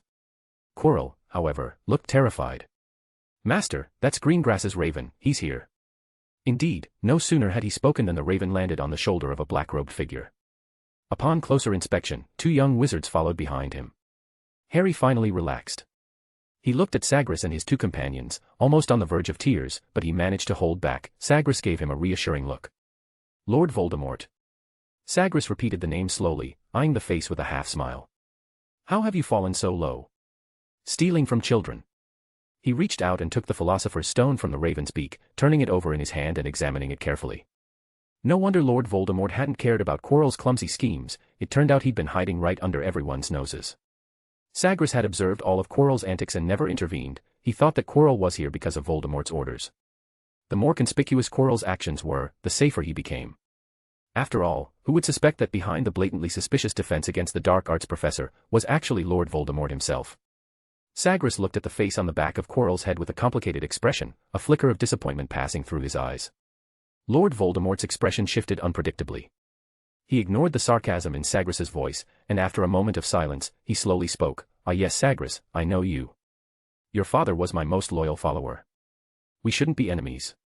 The 3 young wizards were immediately stunned by Lord Voldemort's words. Professor Greengrass's father had been one of Lord Voldemort's subordinates. Then what about him? They didn't dare to think further. Fortunately, Sagres's next words quickly dispelled their doubts. Yes, not just him. Sagres smiled indifferently. Many members of the Greengrass family once followed in your footsteps, but they're all still in Azkaban now. I know, it's a tragic truth. Lord Voldemort said coaxingly. Give me the Philosopher's Stone. Once I regain my strength, rescuing them won't be difficult. Rescue them. Sagres looked surprised. Why would I rescue them? I'm the one who put some of them there. Lord Voldemort and the young wizards were momentarily stunned, but Sagres continued calmly. After all, your pureblood ideology is absolute garbage. You don't understand that only constant evolution, fusion, and innovation can prevent the magical civilization from becoming a living fossil. Your view of magic is outdated and destined for failure. Silence, you filthy half-blood. Lord Voldemort finally lost control, his fury erupting. The ferocious look on his face caused the 3 young wizards to instinctively step back. The rule of pureblood wizards is destiny. How could a half-blood mongrel like you understand the true power that comes from noble bloodlines? Without a change in expression, Sagres handed the Philosopher's Stone to Hermione behind him, then casually drew his wand. Oh. Then you probably shouldn't have been groveling in the Forbidden Forest, drinking unicorn blood just to survive. He descended the steps slowly, each step bringing him closer, while Lord Voldemort subtly backed away. Magic doesn't care about your surname, Sagres said calmly. You should have realized that when you were living off snakes and rats in the Forbidden Forest. Avada Kedavra. Voldemort shouted. A piercing green light shot toward him like a bolt of lightning. Sagres didn't dodge. He simply flicked his wand, and a pale bird made of flame burst forth from its tip, colliding head-on with the killing curse. In an instant, the green light vanished without a trace. Very good. At least you still have the courage to raise your wand at me, he nodded at Lord Voldemort. Although the power is lacking, I can just about see a shadow of the Dark Lord you once were. Flipendo. Lord Voldemort continued casting spells, but Sagres casually waved his wand again. The black spell light disintegrated instantly. Still not enough, Sagres shook his head, frowning, his tone filled with scrutiny. If this is all you've got, then you may not leave here alive today. Crucio. This time, the red curse snaked toward him like a serpent, hitting Sagres directly, but it did nothing to slow his calm and resolute steps. Hey, Crucio. He chuckled, voice full of disdain. I learned that spell when I was 5. Honestly, my mother's casting was stronger than yours. Lord Voldemort was backed into a corner with nowhere left to retreat. In desperation, he slashed his wand violently, summoning a deep crimson flame that surged into the air and transformed into a massive, menacing serpent of fire. Not bad. A clever use of fiend fire. Sagres raised an eyebrow slightly. Finally, something interesting. Hermione, not far away, widened her eyes. The fiend fire curse. The other two young wizards couldn't help but ask, is it really that powerful? Of course. Hermione replied. Fiend fire is an extremely difficult magical flame to control. It has its own consciousness and is known as hellfire. It can burn through anything. Worried expressions crossed the young wizards' faces. But Sagres remained perfectly calm. He hadn't even stopped walking. Yes, fiend fire, the fire of destruction. Coincidentally, I've done quite a bit of research on that spell myself. Sagres walked directly toward the roaring serpent of flame. Let's see today who gets burned in this battle of fire. With that, he stepped straight into the fiend fire conjured by Lord Voldemort, but the expected tragic outcome never happened. Sagres passed through the sea of flames completely unharmed. The enormous deep red serpent transformed the moment it touched him, shifting into a pale bird of fire that immediately turned and shot back toward Lord Voldemort. Lord Voldemort quickly raised his wand and cast a counterspell. Sagres recognized it instantly. It was a highly advanced combination spell integrating finite incantatum, freezing charm, aguamenti, and an enhanced Homerfoo's charm. The giant white fiery bird was steadily held at bay by Voldemort's spell work and gradually began to dissipate. Truly worthy of the title Dark Lord, Sagres said, his expression unmoved. But in his eyes, mockery and disdain were unconcealed. But let me show you what the true mastery of flames looks like. Sagres tilted his head and slowly muttered, Protego Muspelheim. Lord Voldemort's face changed instantly. The trace of pride that had appeared a moment ago vanished, replaced by terror. The firebird he had just subdued was suddenly reignited by Sagres's incantation, transforming into a wild inferno that engulfed him completely. Urgha! A heart-wrenching scream echoed from within the flames, Quirrell's voice, full of agony. Sagres, please spare me. I was truly forced. Quirrell sobbed and begged. Sagres remained unmoved. He merely waved his hand, and the pale flames receded like a tide, revealing a disheveled figure curled up on the ground. Ah, Sagres, save me. Quirrell continued to cry out. I was helpless the whole time. Lord Voldemort controlled me. I wanted to confess the truth to you, but I never had the chance. Sagres stood there silently, his gaze piercing like firelight, saying nothing. At first, I only wanted to learn some powerful magic from him, and then report him when the time was right. But who knew Lord Voldemort would seize the opportunity to control my body? By the time I tried to resist, I was already powerless. Everything I did after that was to draw your attention, to make you see something was wrong with me. But every one of you turned a blind eye. Sagres, please, give me another chance. Even if it means going to Azkaban, even if I have to face the Dementors. Swoosh. A sharp, silent severing charm sliced through the air like lightning, striking the back of Quirrell's head. Before he could even react, his entire face had been cleanly severed by the spell. Yet Sagres's deeply furrowed brows still did not ease. Because despite the blood pouring from the gash, Lord Voldemort's face was still clinging tightly to the back of Quirrell's head. Carnum Exura. Sagres continued to cast spells on Quirrell. This was another terrifying use of this spell, forcibly separating a person's physical body and soul. Arg! Quirrell let out an even more piercing scream, but this time, the disguised Lord Voldemort could no longer escape. He was being forcibly peeled away from the back of Quirrell's head.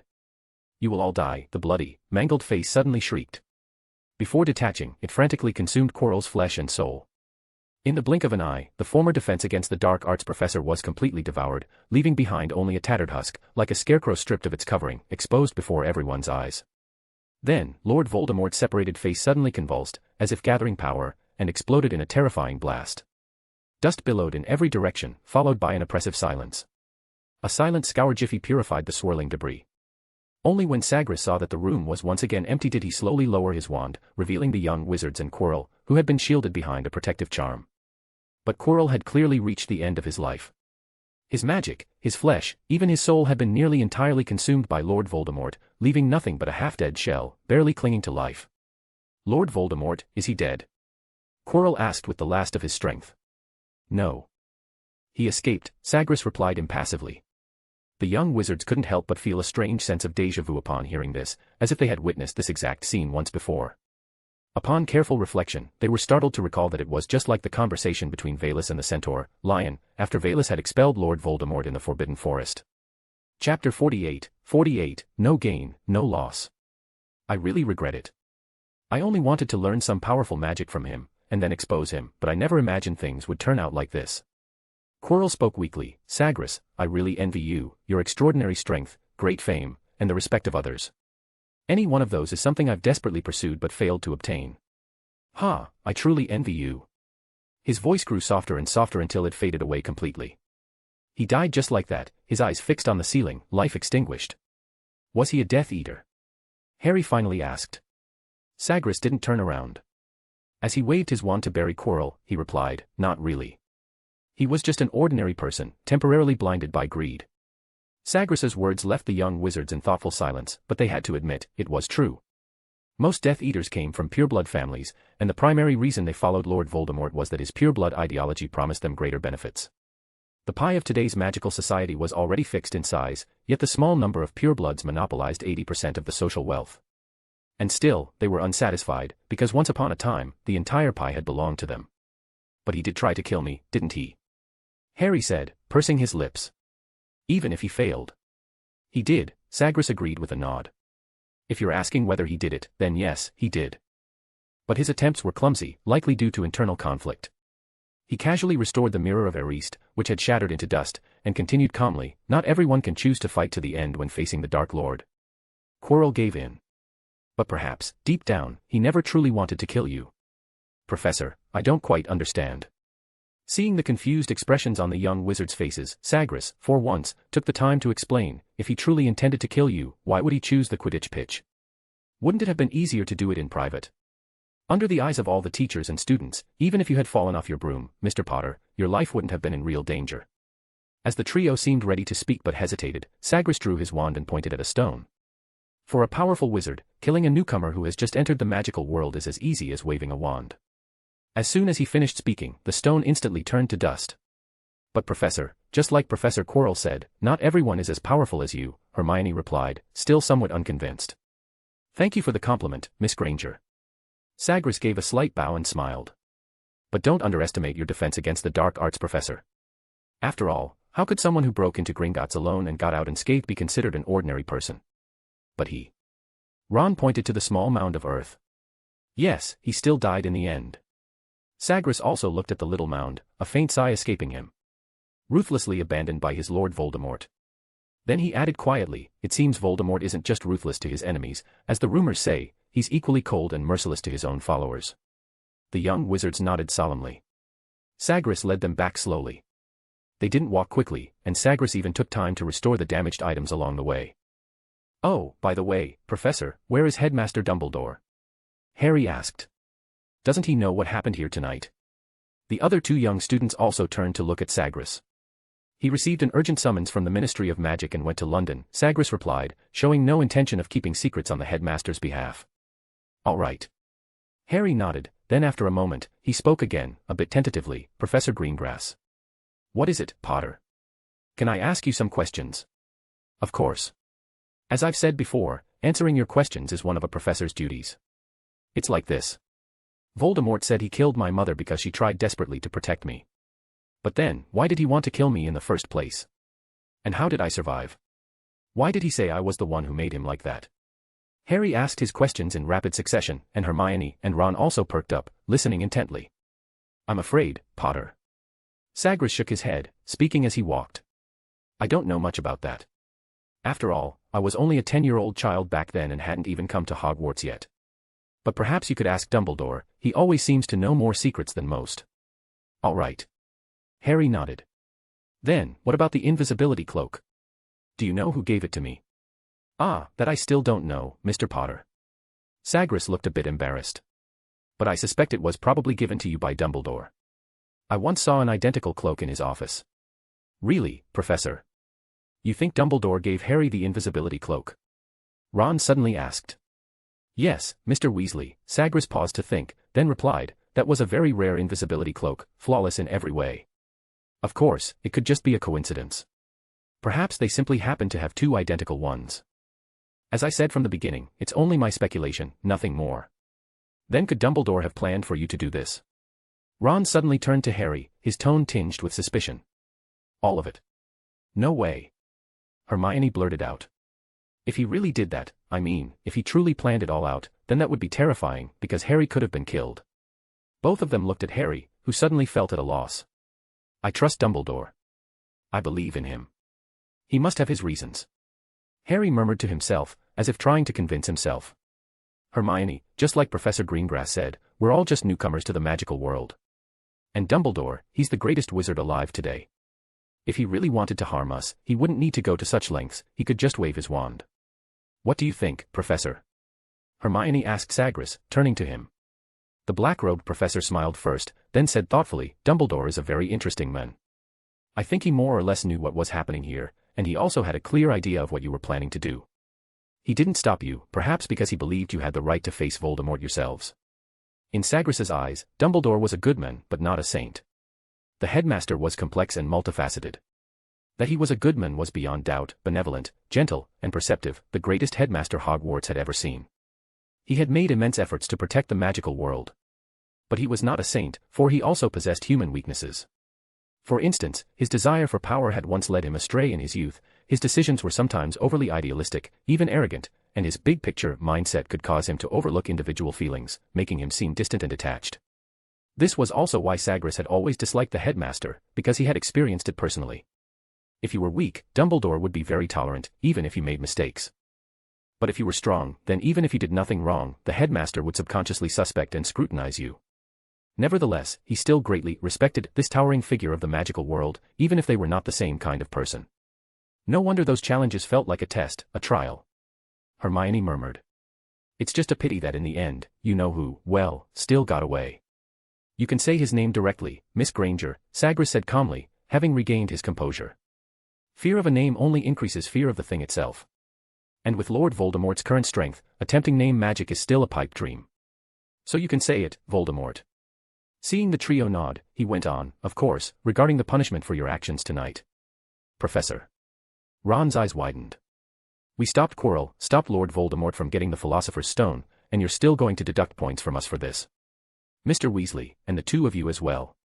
Sagres pointed at the trio. To be precise, you helped Voldemort get the Philosopher's Stone, and nearly caused it to be stolen. He raised his hand to stop the three, who were about to protest, and explained calmly under their astonished gazes. The final enchantment on the mirror was personally set by Dumbledore. It was a very clever method that utilized the mirror of Erist's ability to peer into one's deepest desires. He looked at Harry and said seriously, under the effect of that magic, only someone who truly wanted to obtain the stone but had no intention of using it could retrieve it. So if Quirrell had been acting alone, he would never have gotten the Philosopher's Stone, no matter how hard he tried. The same applies to Lord Voldemort. The three young wizards were left speechless. Of course, Sagres continued, shifting his tone, some of your actions during this period were indeed commendable. For example, Mr. Weasley. Ron immediately perked up. Your performance on the chessboard was quite impressive, especially your final moves. The courage you displayed was admirable. Ron's face turned red at once, but it was clear he was very pleased. But, Sagres added, considering your violation of school rules, I must still deduct 1 point from you. Believe me, other professors would have deducted more. I'm being very lenient. How much? 1 point. Ron blinked in disbelief. Do you think I deducted too little, Mr. Weasley? Of course not, Professor. Your decision is brilliant. Ron quickly replied. He wasn't upset at all, on the contrary, he seemed quite pleased. Miss Granger. Yes, Professor. Hermione immediately perked up. Your deductive reasoning is excellent, and you've learned many advanced magic spells ahead of time. Although you may get flustered in emergencies, I can see your progress. For instance, when facing the troll, your timing with spells was quite good. The young witch looked a bit embarrassed and pressed her lips together tightly. But considering your violation of school rules, I will deduct 2 points from you. That said, I'm also approving you to join my practical classes next semester. Of course, you may refuse. Really, Professor? Hermione's eyes lit up instantly. She had previously only been allowed to audit theory classes, so Sagres's decision filled her with delight. Of course it's true. Do you want to refuse? Of course not, Professor. Hermione quickly shook her head. I'd be honored to participate. That's good. Sagres nodded, then continued, Mr. Potter. I'm here, Professor, Harry answered at once. Potter, he paused for a moment, then spoke with a complex expression, honestly, I think the best thing you did was the lies you made up when facing Lord Voldemort. Harry immediately looked embarrassed. He thought Sagres was teasing him, especially since his lies had involved quite a few people, including Professor Greengrass, who was standing right in front of him. Please don't misunderstand, Potter. I'm being serious. Sagres noticed the young wizard's discomfort and offered a smile. That kind of quick thinking requires a flexible mind and the courage to remain calm in a crisis. I'm quite surprised you managed that. Although you didn't fool Lord Voldemort, that was only because he can use legilimency. Legili what? Harry asked, confused. Legilimency, Sagres repeated.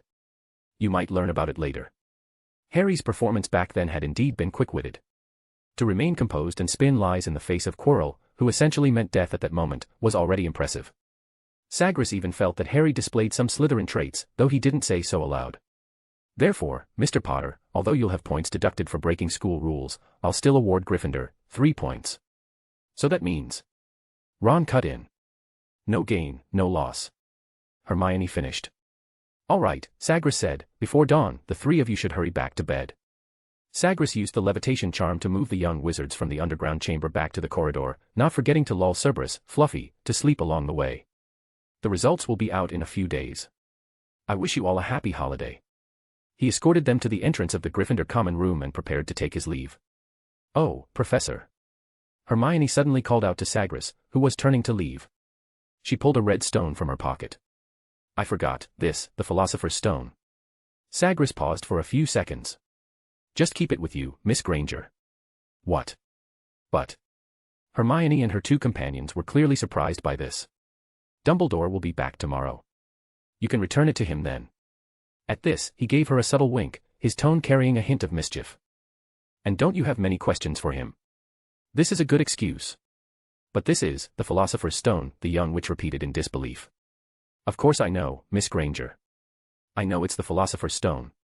It can not only turn any material into gold, but also grant immortality, and perhaps even other magical effects. Sagres smiled. But in truth, if you think about it carefully, you'll realize that it's not as wonderful as it seems, at least, not in some ways. Seeing the three young wizards still doubtful, he continued, with it, no matter how much wealth you want, or how long you wish to live, you can have it. Endless riches, eternal life, these are exactly the things humans desire most. But human desire is endless. If you own one mountain of gold, you'll crave another. If you live 1,000 years, you'll want to live another 1,000. It breaks the natural cycle of life and death, endlessly magnifying desire. That is a violation of natural law. The young wizards were speechless. Finally, Sagres slowly said, so I say, it's not as wonderful as you imagine. With that, he turned and left under their thoughtful gazes. I always feel. Professor Greengrass is trying every possible way to cause trouble for Professor Dumbledore, Ron said, somewhat puzzled. I think so too. Harry echoed. Chapter 49, The Right to Possess Immortality. Sagres returned to the Hogwarts library to continue his research on the manuscript. This time, no one disturbed him, and he unknowingly remained in the restricted section until the afternoon of the following day. Only when he finally felt some fatigue did he draw his wand and cast 2 consecutive spells on himself, Waking Requiem and Sleep Evaporation. Over the years, these 2 spells had gained him a great deal of time. They were his secret weapons for studying magic day and night. Waking Requiem functioned like a brief, spiritual rest. It could replace physical sleep, allowing the caster's mind and body to enter a restful state similar to sleep without needing to close their eyes or stop their activity. Sleep Evaporation, on the other hand, dispelled the need for sleep entirely. It temporarily suppressed physical fatigue and improved magical and physical recovery efficiency, enabling the caster to stay awake and operate at high performance. He had discovered these 2 spells in the Greengrass family's library. They were originally designed to create an unrelenting army of slaves. However, with the decline of the Greengrass family, these spells had long since been forgotten. At first, Sagres thought they were of little use, but after trying them by chance, he was pleasantly surprised to find how remarkably effective they were in refreshing himself. However, excessive use of these spells could lead to mania and emotional breakdown. But if one could manage to sleep once every 10 days, the side effects were nearly negligible. Especially after he created the mechanical mind, the side effects of these 2 spells became even less of an issue for him. Leaving the Hogwarts library, Sagres was on his way to the Great Hall to get something to eat when Professor Dumbledore's Phoenix, Fawkes, found him. Please come to the headmaster's office. Password, freezing Whizbees. That was what the note Fawkes carried read. Sagres pursed his lips, grabbed a few pies from a house elf first, and then made his way to the headmaster's office on the 7th floor while eating. The stone gargoyle slowly rotated open, and Sagres's black robe brushed past the flickering candlelight on the spiral staircase. Professor Dumbledore sat beside the phoenix perch, his fingers gently tracing the flowing crimson patterns of the Philosopher's Stone. "Good afternoon, Sagres." The headmaster's half-moon spectacles gleamed with amusement. "Do you think I should add a few more medals of contribution to Hogwarts?" Sagres picked up a drink from the tea tray, examined it carefully, then tapped the rim of the cup to replace the mead with coffee. "For Potter and the other two?" he asked casually while taking a sip. "It seems you don't blame them for acting on their own." "Sagres, though I am an old man, I was once young," Professor Dumbledore said with a smile. "The three of them were indeed a bit reckless, but their intentions were good, and they show excellent potential." "As you wish. You are the headmaster, but..." Sagres replied indifferently. "Did you summon me just for that?" The Philosopher's Stone in Professor Dumbledore's hand suddenly floated, casting a radiant light between the two of them. "Of course not, there's something else." The headmaster looked at the glowing Philosopher's Stone and said wistfully, "A miracle of 600 years of life will eventually return to dust." He sighed. "After discussion, Nicholas Flamel and I have agreed that destroying the Philosopher's Stone is the best course of action." "Destroy it?" Sagres's expression finally turned serious. Nicholas Flamel agreed as well. Professor Dumbledore nodded. "Then won't he and his wife die?" "Everyone dies, Sagres," Professor Dumbledore said with a gentle smile. "For young lives like yours, death may seem strange and terrifying. But Nicholas and Pernelli have long come to terms with it. Death is merely a peaceful slumber after a long journey. And for the truly wise, it is a new and magnificent adventure. But it's not what you imagined, is it?" The headmaster's smile deepened in his eyes. "You thought no one could resist the temptation of immortality, especially after having tasted it." Sagres said nothing, because that was indeed what he had believed. "You are very clever, Sagres," the headmaster said with emotion. "Among all the young people I have met, none are smarter than you." The old man was completely serious, there was not a trace of jest in his voice. "But at the same time, you are too proud. Deep down, you look down on every one of us. Even though your condescending attitude is well concealed, I can still see it. I think you've misunderstood." "I didn't." Professor Dumbledore raised a hand, stopping Sagres, and spoke with seriousness and gravity. "Perhaps even you haven't realized it, but I can see it, not through magic, but through something beyond magic that I've gained over the past 100 years. Muggles call it life experience." Sagres suddenly fell silent, unable to utter a single word. For a moment, he even wondered if the headmaster had used legilimency on him again, but reason told him he hadn't. After all, since his 3rd year, no one had been able to break through his occlumency without his awareness. But just as Professor Dumbledore had said, he himself had never realized this problem before. In these past 20 years, he believed he had been humble enough, eager to learn, and polite. But in reality, he had always carried the mindset of a transmigrator, looking down from above. He had always been secretly smug, thinking he had a cheat. And everyone in this world, in his eyes, was just a native. Although he had never shown it outwardly, it was a fact, deeply rooted in his heart. The headmaster looked at the silent Sagres and spoke gently. "I don't know what you've experienced, Sagres. Perhaps you've seen wonders no one else has seen, perhaps you've mastered magic that no one else understands. But I must tell you, these are not reasons for arrogance. If you continue to look down on others, you will eventually stumble because of it." The headmaster said earnestly, "Just as you believed no one could resist the temptation of the Philosopher's Stone. But in fact, Nicholas and his wife were long prepared. In thought, they are no less than you, in courage, they surpass you." "I understand." Sagres nodded. "Thank you, Professor Dumbledore. How that's heartfelt gratitude, I can tell." The headmaster laughed heartily, looking quite pleased. "But there's one thing, headmaster. I don't think destroying the Philosopher's Stone is a good choice." The headmaster was a little surprised to hear this. "Oh. Why? Are you also starting to take an interest in immortality?" Sagres shook his head. "That is not my path. I just think that as the pinnacle of alchemy, it would be a great pity to destroy the Philosopher's Stone. After all, it's the only Philosopher's Stone in the magical world, and perhaps it could guide future generations in certain areas. But every fragment of it could give rise to a new Tom Riddle," Professor Dumbledore sighed. "And you understand how it corrupts the heart, after all, it's the elixir of life." What a tempting phrase. Then put it somewhere safer than Gringotts, and entrust the secret to a mind that no legilimency master could ever penetrate. "You mean?" "I mean, carry it with you," Sagres said seriously. "Just keep it in your pocket. Trust me, it won't take up much space at all, and no one in this world will ever covet it again." The old professor fell silent for a moment, then gently placed the Scarlet Philosopher's Stone on the table. "But I think it's a hassle." After all, I'm already very old. Professor Dumbledore sighed, a trace of helplessness in his tone.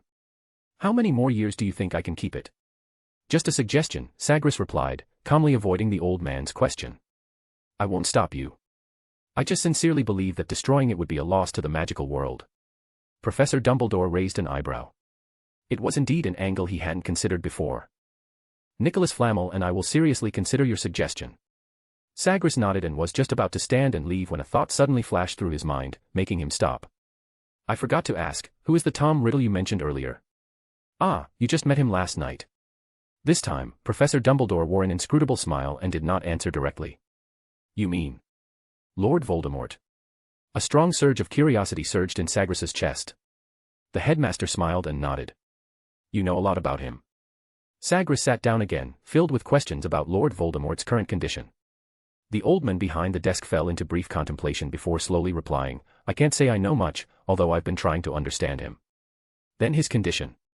Professor Dumbledore shook his head. I don't know either. I don't understand how he can still be alive.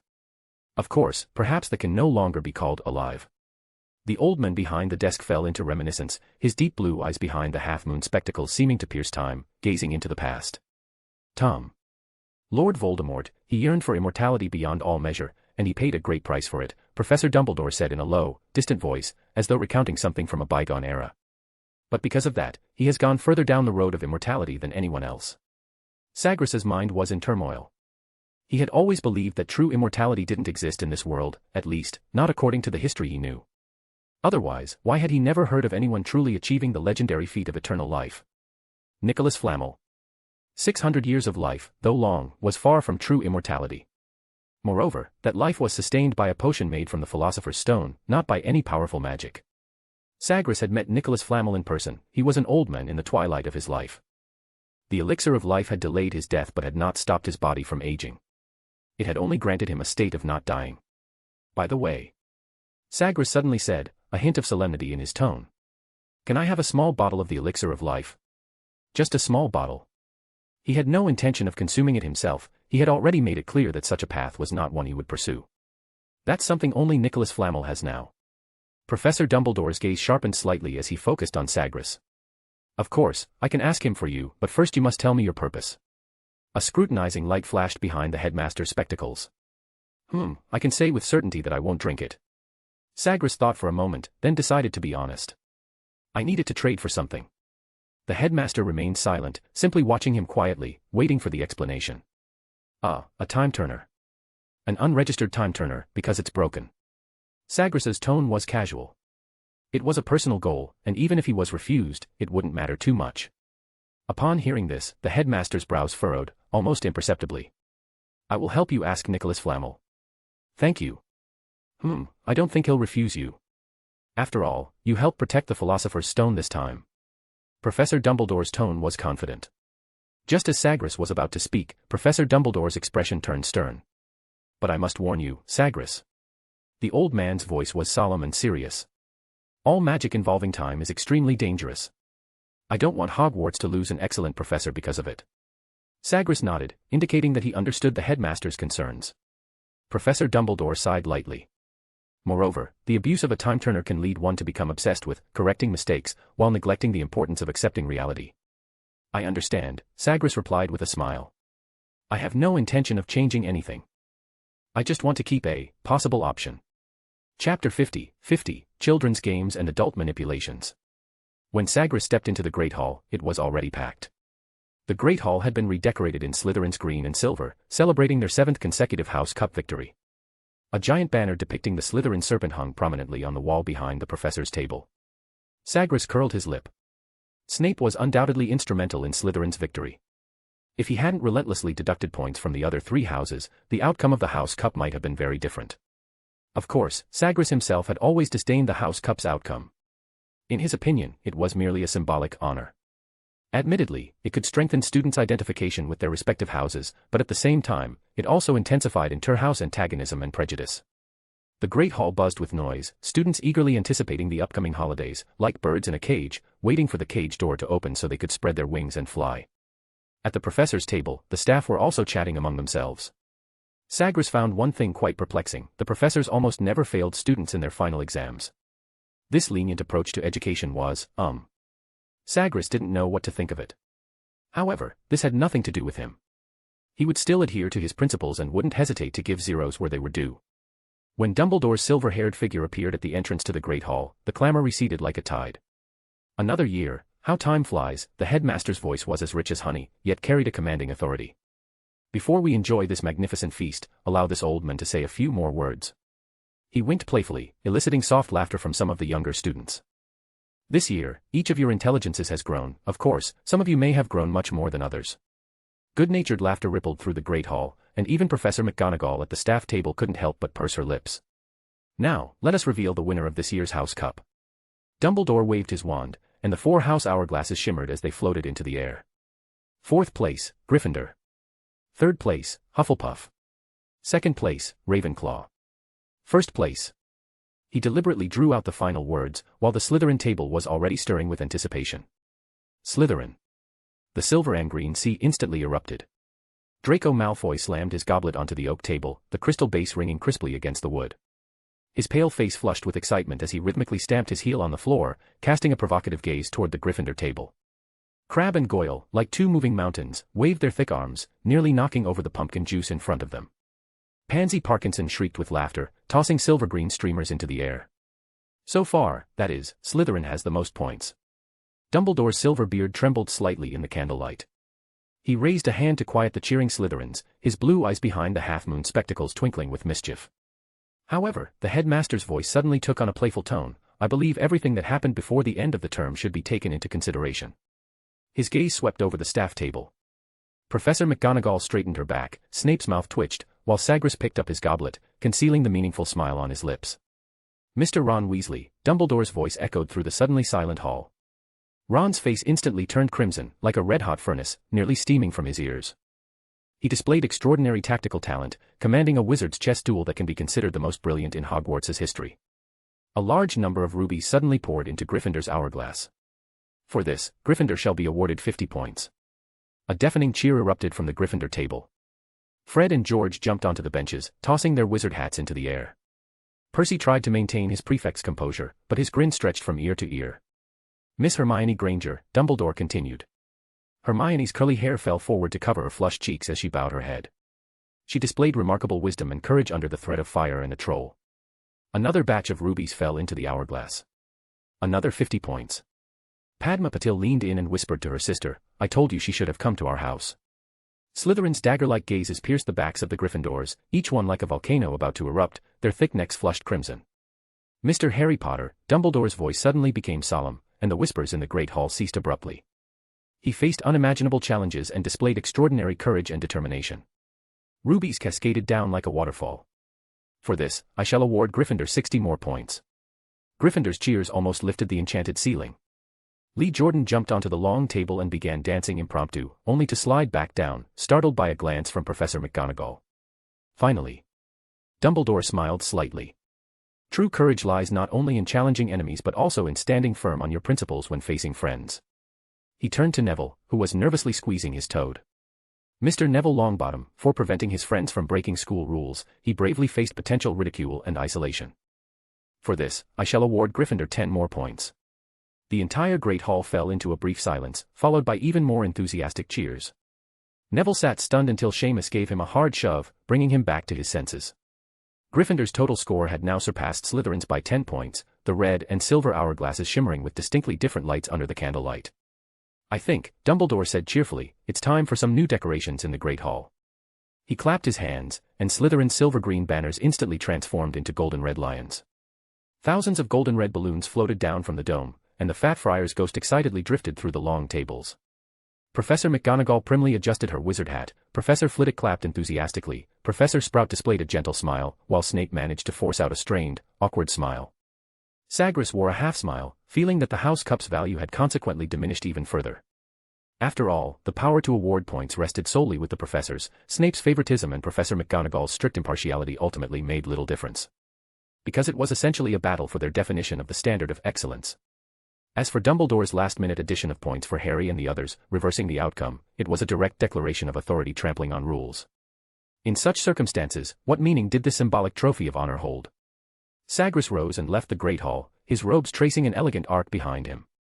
Dumbledore's trick left him feeling rather flat. While it was certainly amusing to see Snape's greasy old face turn green with anger, such a childish method of judgment was truly undignified. Puffed. Sagres held back a chuckle. Professor Greengrass. The young wizard's shouts came from behind, and Sagres turned to find the trio panting as they chased after him. Is there something I can help you with, you three? Sagres asked with a smile. At this time, Gryffindor's heroes should be enjoying the cheers of victory in the Great Hall. The trio exchanged awkward glances, looking a little embarrassed, their joy largely dissipated. Professor, we really didn't know Professor Dumbledore would give us points. Harry began. We know you already gave us points, but... Oh, come on. Ron's red hair was like a flame, and he instinctively retorted, Snape gave Slytherin at least 200 inexplicable points. This is just... Ron. Hermione suddenly looked up. That's not the point. The point is this is a bit out of order. The little witch struggled for a long time to find a less harsh word. Sagres couldn't help but find it somewhat amusing. It was clear that these three young wizards had indeed grown a lot. They hadn't been carried away by honor, instead, they had keenly perceived something deeper. However, this was Dumbledore's decision, and they had no reason to feel the slightest shame about it. He lightly waved his right hand, and the heavy curtains in the corridor were slowly drawn open by an invisible hand, allowing the orange glow of the setting sun to gently pour through the glass. Relax. He said softly. The House Cup is just a children's game, its purpose is merely to teach you to follow rules, for easier management. Ah. Is that so? A hint of confusion appeared on the trio's faces, clearly having had some illusions shattered by Sagres's few words. The black-robed professor calmly looked at them, then raised a finger to point at the exquisite scoring hourglasses on the Great Hall's dome, saying earnestly, the sparkle of those jewels is but a fleeting brilliance, true glory is not in the hourglass, but here. He pointed his wand at the young wizards' chests. The courage and wisdom in your hearts will not change with the addition or subtraction of points. This is also Dumbledore's purpose in doing this, I think he just wants to reward your exceptional courage. After all, the headmaster had originally intended to award them each a special contribution medal, but it seemed he ultimately changed it to points. Harry, so you can fully enjoy all of this with a clear conscience, without worrying about whether it's in order or not, Sagres said with a smile. I don't quite understand. Ron scratched his head. You're speaking too profoundly, Professor. Simply put, follow your heart, even if the hourglass goes to zero, Sagres explained. A raven gracefully flew from the end of the corridor, lightly landing on his outstretched arm, holding a letter in its beak. Now, enjoy your feast to the fullest, and the wonderful holiday that is about to begin. Waving his hand to shoo the three young wizards back into the Great Hall, Sagres turned and walked toward the Hogwarts library, his figure gradually disappearing at the end of the corridor. Fortunately, he had read many successology books before transmigrating. At least when it came to lecturing others, fooling a few underage young wizards was more than enough. Sagres thought to himself as he walked. Chapter 51, Members of the Guild. Night fell, and the stars were hidden behind thick, dark clouds. In the dense forest, Sagres, clad in a black cloak, carefully made his way through the thorny undergrowth. His hood obscured most of his face, revealing only a pair of deep, sharp eyes. This was his first time here, the path was overgrown with thick vines and poisonous mushrooms. He even saw a few muggles who had mistakenly eaten hallucinogenic mushrooms, animatedly chatting with tree stumps. They looked like campers, how they had even found this place was a mystery. With some reluctance, he led them out of the forest and still managed to arrive at his destination almost exactly on time. An ancient manor stood alone deep within the forest, and a nauseating stench permeated the air. Sagres passed through the fence and arrived at the manor's entrance, where two silent wax guards stood, stiffly scrutinizing him. He slightly raised his chin, revealing a badge engraved with a raven. Upon seeing it, the wax guards respectfully opened the large door. Inside the hall, candlelight flickered, illuminating numerous figures, most of whom had cleverly concealed their faces. Some wore grotesque masks, while others, like Sagres, were completely enveloped in heavy cloaks. Sagres glanced around and realized he seemed to be the last one to arrive. Oh! Look who's here. A cold, hoarse voice came from the hall. The speaker was a wicked dark wizard, wanted by the International Confederation of Wizards for 15 years, known by the codename Shrike within the Bronze Feather Guild. He was leisurely seated on a floating Persian rug, continuously tossing and catching a gold coin in his hand. I heard you've become a professor at Hogwarts. Shrike asked playfully. Sagres gave him a cold glance and said nothing. The members of the Bronze Feather were a mixed bag, and some represented nothing but trouble. He had no intention of wasting his breath. In the hall, Kestrel and Thunderbird wore masks, Nightingale wore a cloak, while Snowy Owl was dressed in a white fur coat, standing out brightly in the crowd. She had not concealed her face at all. In her words, how could a businesswoman conduct business if she hid her face? Sagres's gaze swept over these familiar figures one by one, then he gave a slight nod from a distance, signaling his arrival. All right, now that everyone has arrived. An old man with white hair clapped his hands, drawing everyone's attention. Please take your seats, we have new members joining us this time. Everyone sat down at a large oval table, and the old man smiled as he introduced an unfamiliar middle-aged woman to them. This is our new member, codenamed Wren. She has extremely high attainments in magical locks and is especially skilled at breaking various complex sealing spells. The middle-aged woman was clearly a bit nervous, as she hadn't made any adjustments to her attire. At the old man's urging, she awkwardly stood up and greeted everyone, but received few responses. Seeing this, the old man stood up again, smiling kindly. Raven, since you were the last to arrive, why don't you introduce the new member? Sagres did not refuse, but he also did not stand up. He merely leaned casually in his chair, expressionlessly pointing to the men who had just spoken to him and said in a cold tone, Shrike, a wanted criminal, a dark wizard, with a large bounty on his head. Ignoring the other man's angry gaze, he continued to point to the next person. Swift, a cursebreaker, skilled at finding magical ruins. The young man he pointed to quickly stood up and nodded to the new member. Wren. Kingfisher, a goblin craftsman, skilled in some forging techniques. That was a greedy-eyed goblin. He also hadn't done anything to his appearance. After all, his height was a given, making any disguise superfluous, like a chicken among cranes. Snowy Owl, a black market merchant. You can find her for buying and selling anything, she's very fair. Snowy Owl smiled at these words. Nightingale, a potion master. You can buy any kind of potion from her at a reasonable price.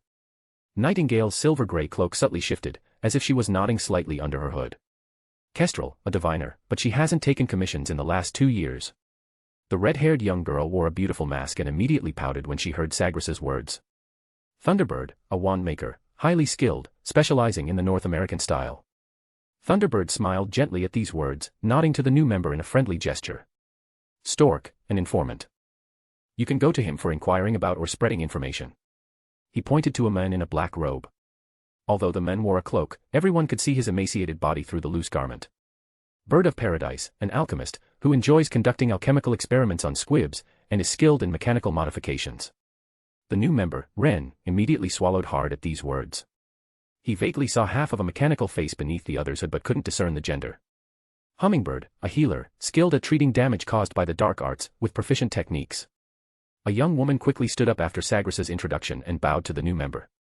Robin, a defense expert, skilled at constructing barriers and safe houses. A woman wearing a feathered mask pursed her lips and nodded, appearing quite serious. Falcon, a dark wizard, skilled in tracking and assassination. Pelican, a dark wizard, skilled in poaching. Lark, a dark wizard, skilled in stealing. Hoopoe, a dark wizard, skilled in transplanting magical creature organs. And finally, Albatross, a scholar. You were recommended by him, so I won't introduce him further. Sagres finally pointed to the white-haired old man who had spoken first, his tone carrying a hint of perfunctoriness. Ah, haha, what about yourself, Raven? Albatross wore an embarrassed smile, secretly regretting his decision. He now felt incredibly foolish for letting the ill-tempered Raven introduce the new member. Didn't you already say it? My codename is Raven. Sagres remained seated in his chair, not moving. The faces of the few individuals he had bluntly labeled as dark wizards quickly became extremely unpleasant. Their eyes flashed with anger, yet no one stood up to refute him. Sagres did not care in the slightest. In his view, these people were a motley crew. If he were to use stronger words, they were rotten fish and shrimp, the dregs of humanity, not worth mentioning. If it weren't for the Bronze Feather's rule against internal strife, he would have long since thrown these eyesores into Azkaban. Lots of new characters are introduced in this chapter, but don't worry. You don't need to remember every single one, I'll remind you when their role comes up later in the story. Just keep them vaguely in mind. Chapter 52, The Gravity of Treachery. Here, only a few people could be considered benevolent, and Sagres interacted with them the most. As for the others, either Sagres already knew what they knew, or there was no need to engage with them. The atmosphere was a bit tense. In the end, Albatross stepped forward to ease the tension and calm everyone down. Then, the old man methodically arranged for the newcomers to be seated and guided everyone back to the proper exchange of information. The matter was simple, the Cursebreaker Swift had recently discovered a hidden magical ruin. After a preliminary investigation, he was certain it was the resting place of a papal bishop from the 11th century. According to the ancient texts he consulted, this tomb contained numerous valuable magical artifacts. However, the layered and highly trigger-sensitive magical mechanisms deterred him. Ultimately, Swift chose to return to Bronze Feather to seek help from his companions. Everyone was very interested in this commission, except Sagres. He had already entered that ruin during his travels and found nothing of value inside, but he clearly did not intend to share that information. The next few commissions also revolved around the search for rare items and materials, and discussions rose and fell. Sagres, seated next to Snowy Owl, began to converse with her in low voices. "It can probably extend life by 5 years," he said uncertainly. "I'm not sure, but I heard the first use is the most effective." With that, he took a small bottle from his pocket and handed it to Snowy Owl. She took the bottle and examined it carefully, a slight smile playing on her lips as she nodded in satisfaction. Then, she took out an exquisite hourglass from her handbag and handed it to Sagres. "Just to be clear, this thing can't be used directly." Snowy Owl reminded him again. "It's already damaged."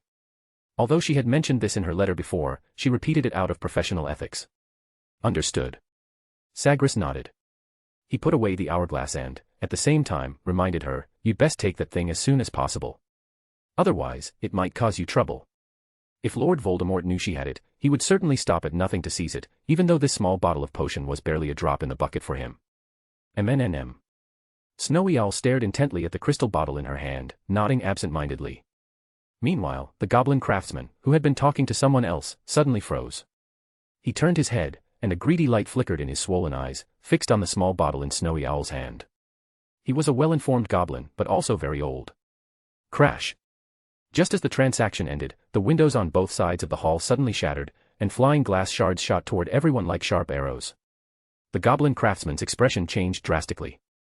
He abruptly overturned the table and shouted accusingly, "Did you bring a tail, Professor?" "Oh."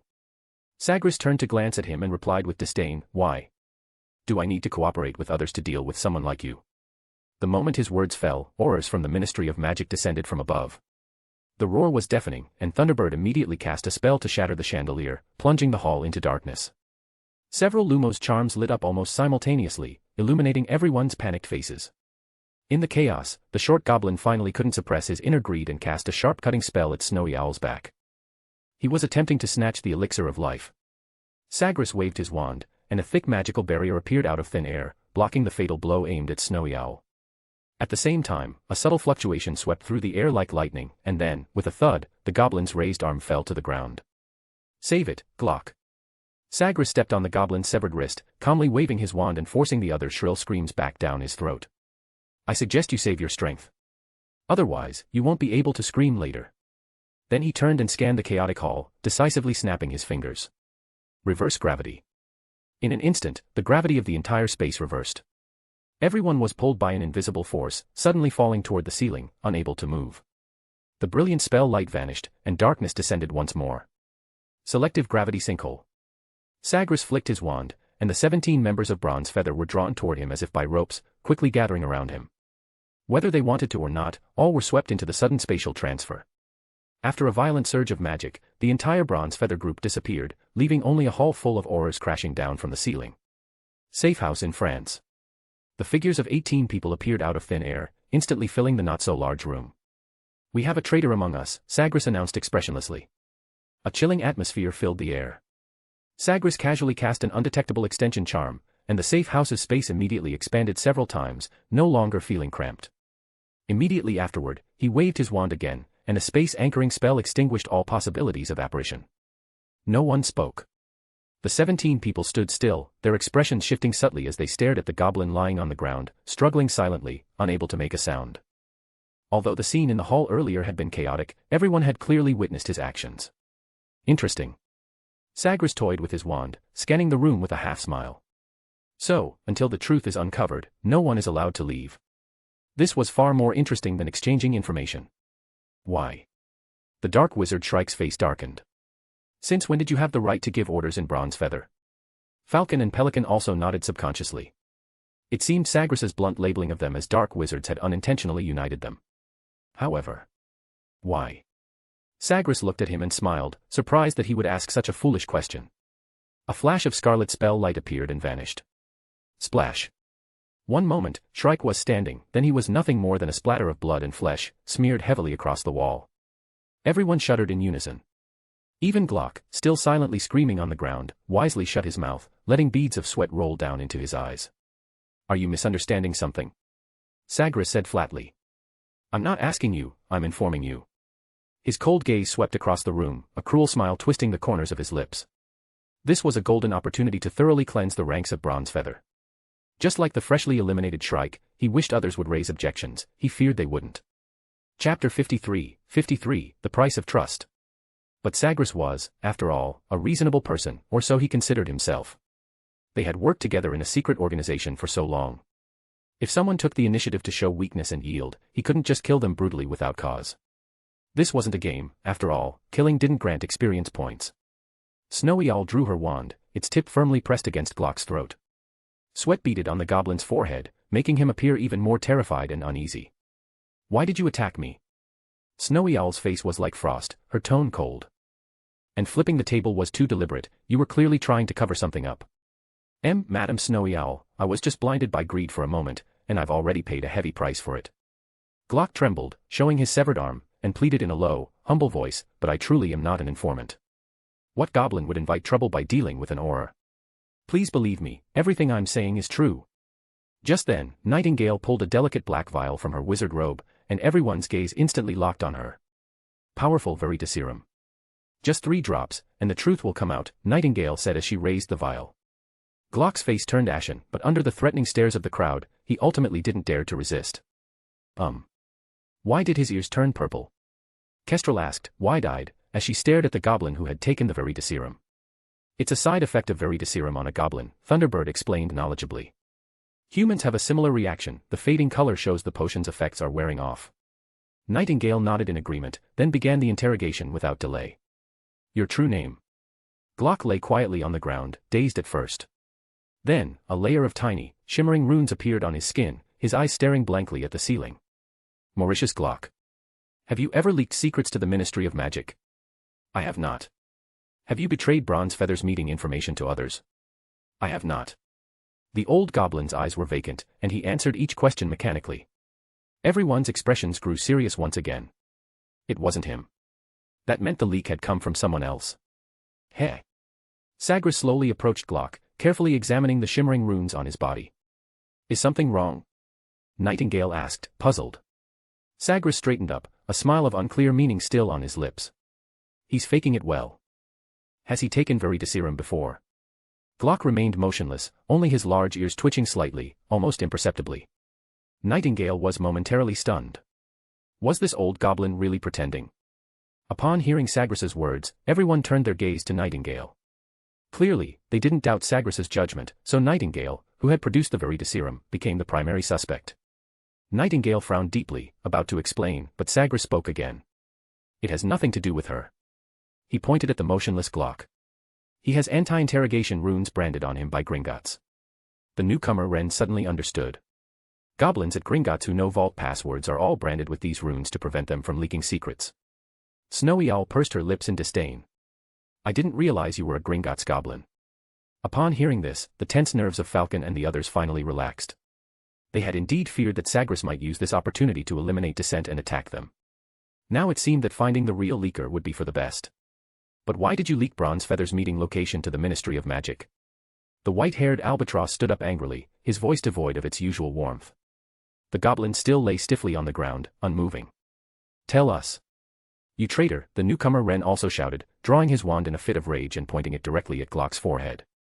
Glock finally stopped pretending and struggled to crawl up from the ground, repeatedly begging for mercy. "Spare me," the old goblin cried out in terror. "I was indeed faking it, but I truly wasn't lying." Still trying to argue. Ren was furious, the light at the tip of his wand growing brighter, clearly ready to cast a few nasty curses. Sagres narrowed his eyes at the scene.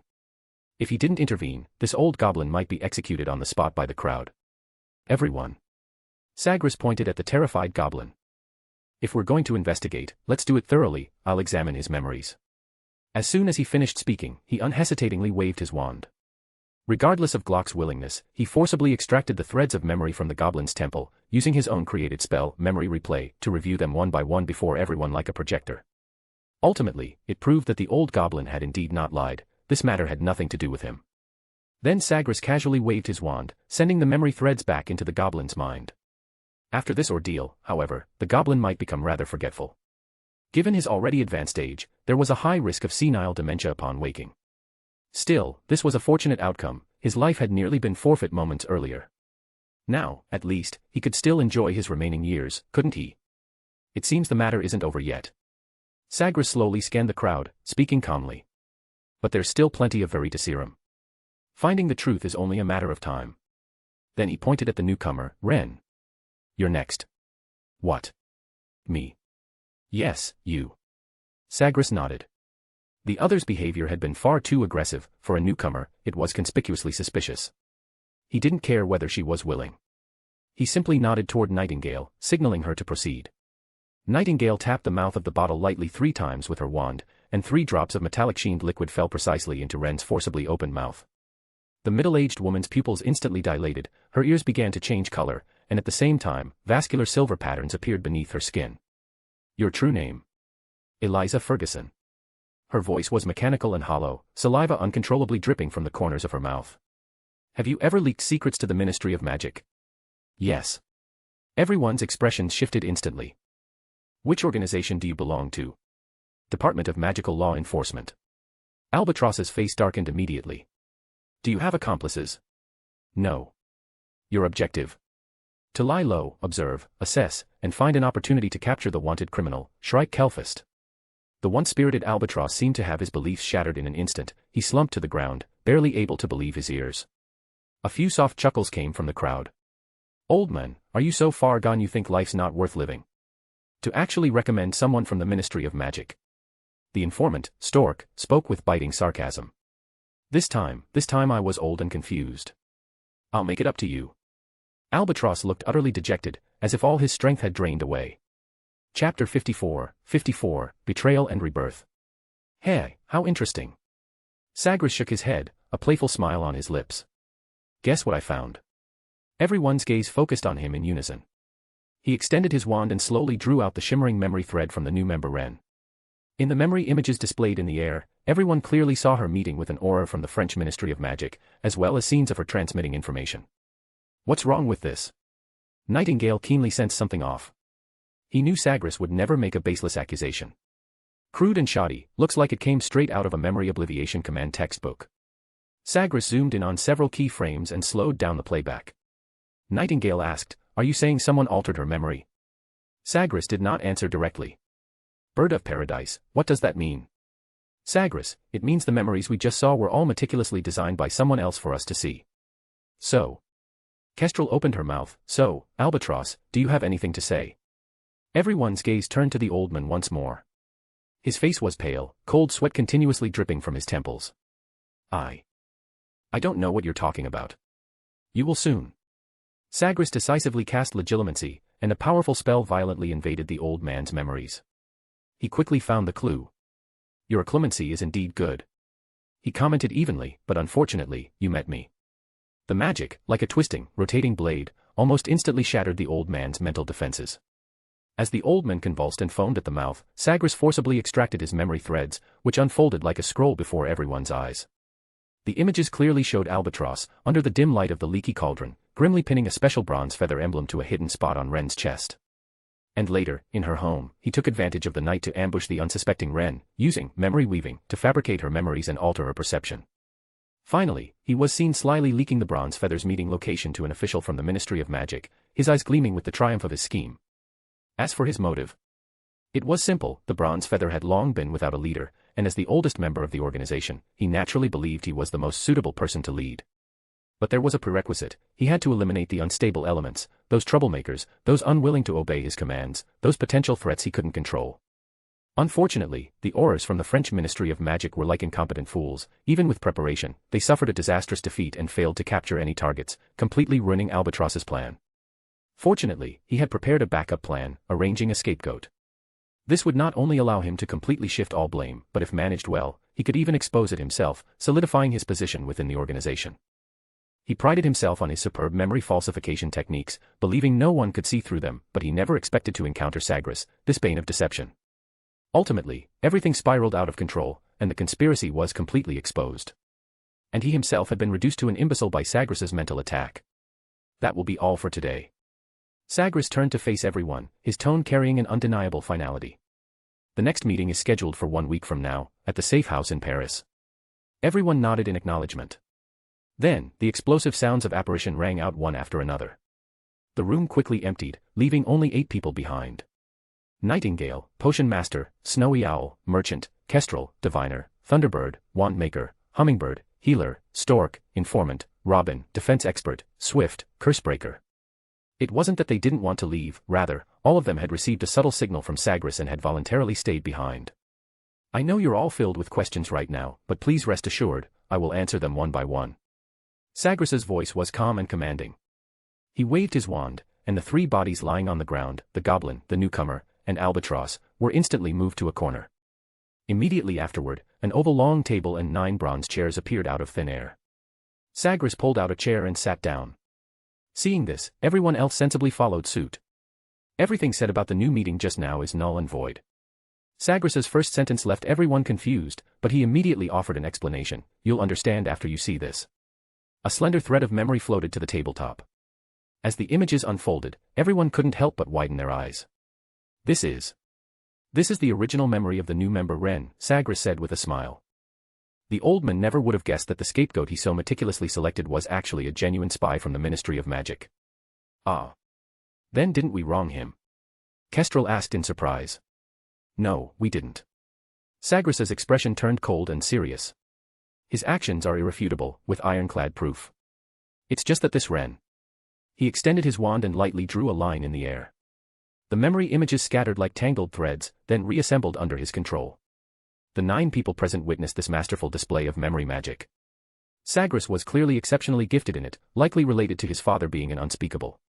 He carefully deleted all information about the 9 people present from the newcomer's memory, then rewrote the new meeting's location and time for 1 week later.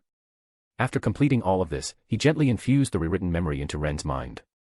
She will definitely leak the meeting information to the French Ministry of Magic, and as for those dark wizards. Sagres smiled as he spoke, don't blame me for being too ruthless, after all, I was exceptionally merciful not acting against them today. He looked around at everyone, his tone firm and solemn. The bronze feather will be purified.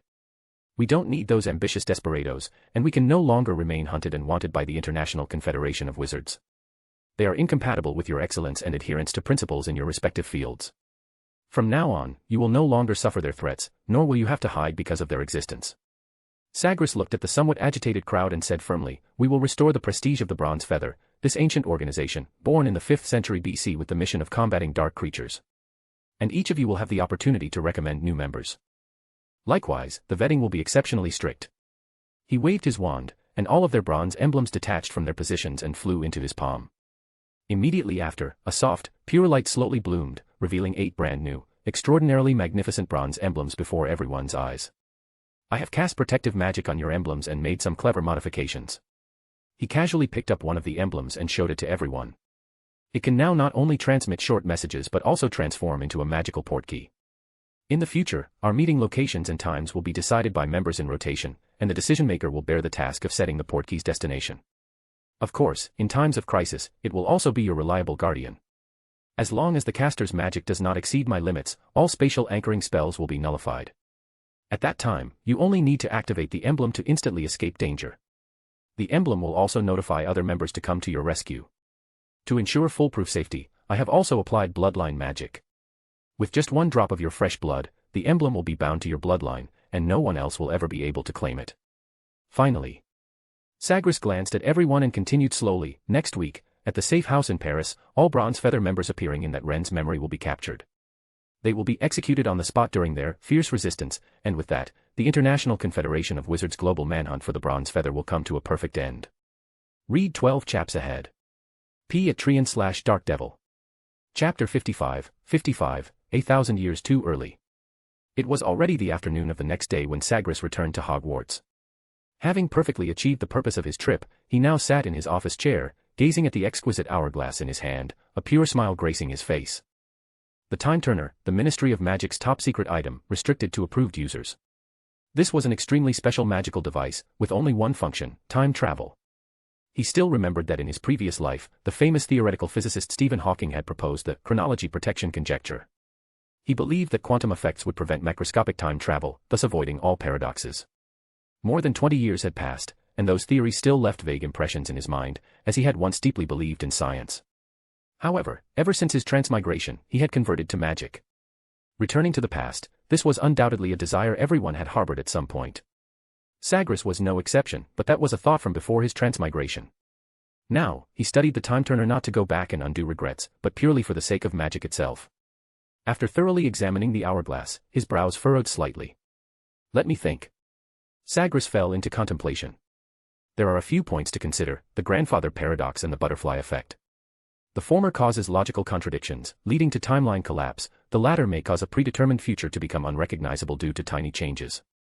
The essence of timeline collapse lies in the loss of logical coherence in reality. Its consequences far exceed human comprehension and control.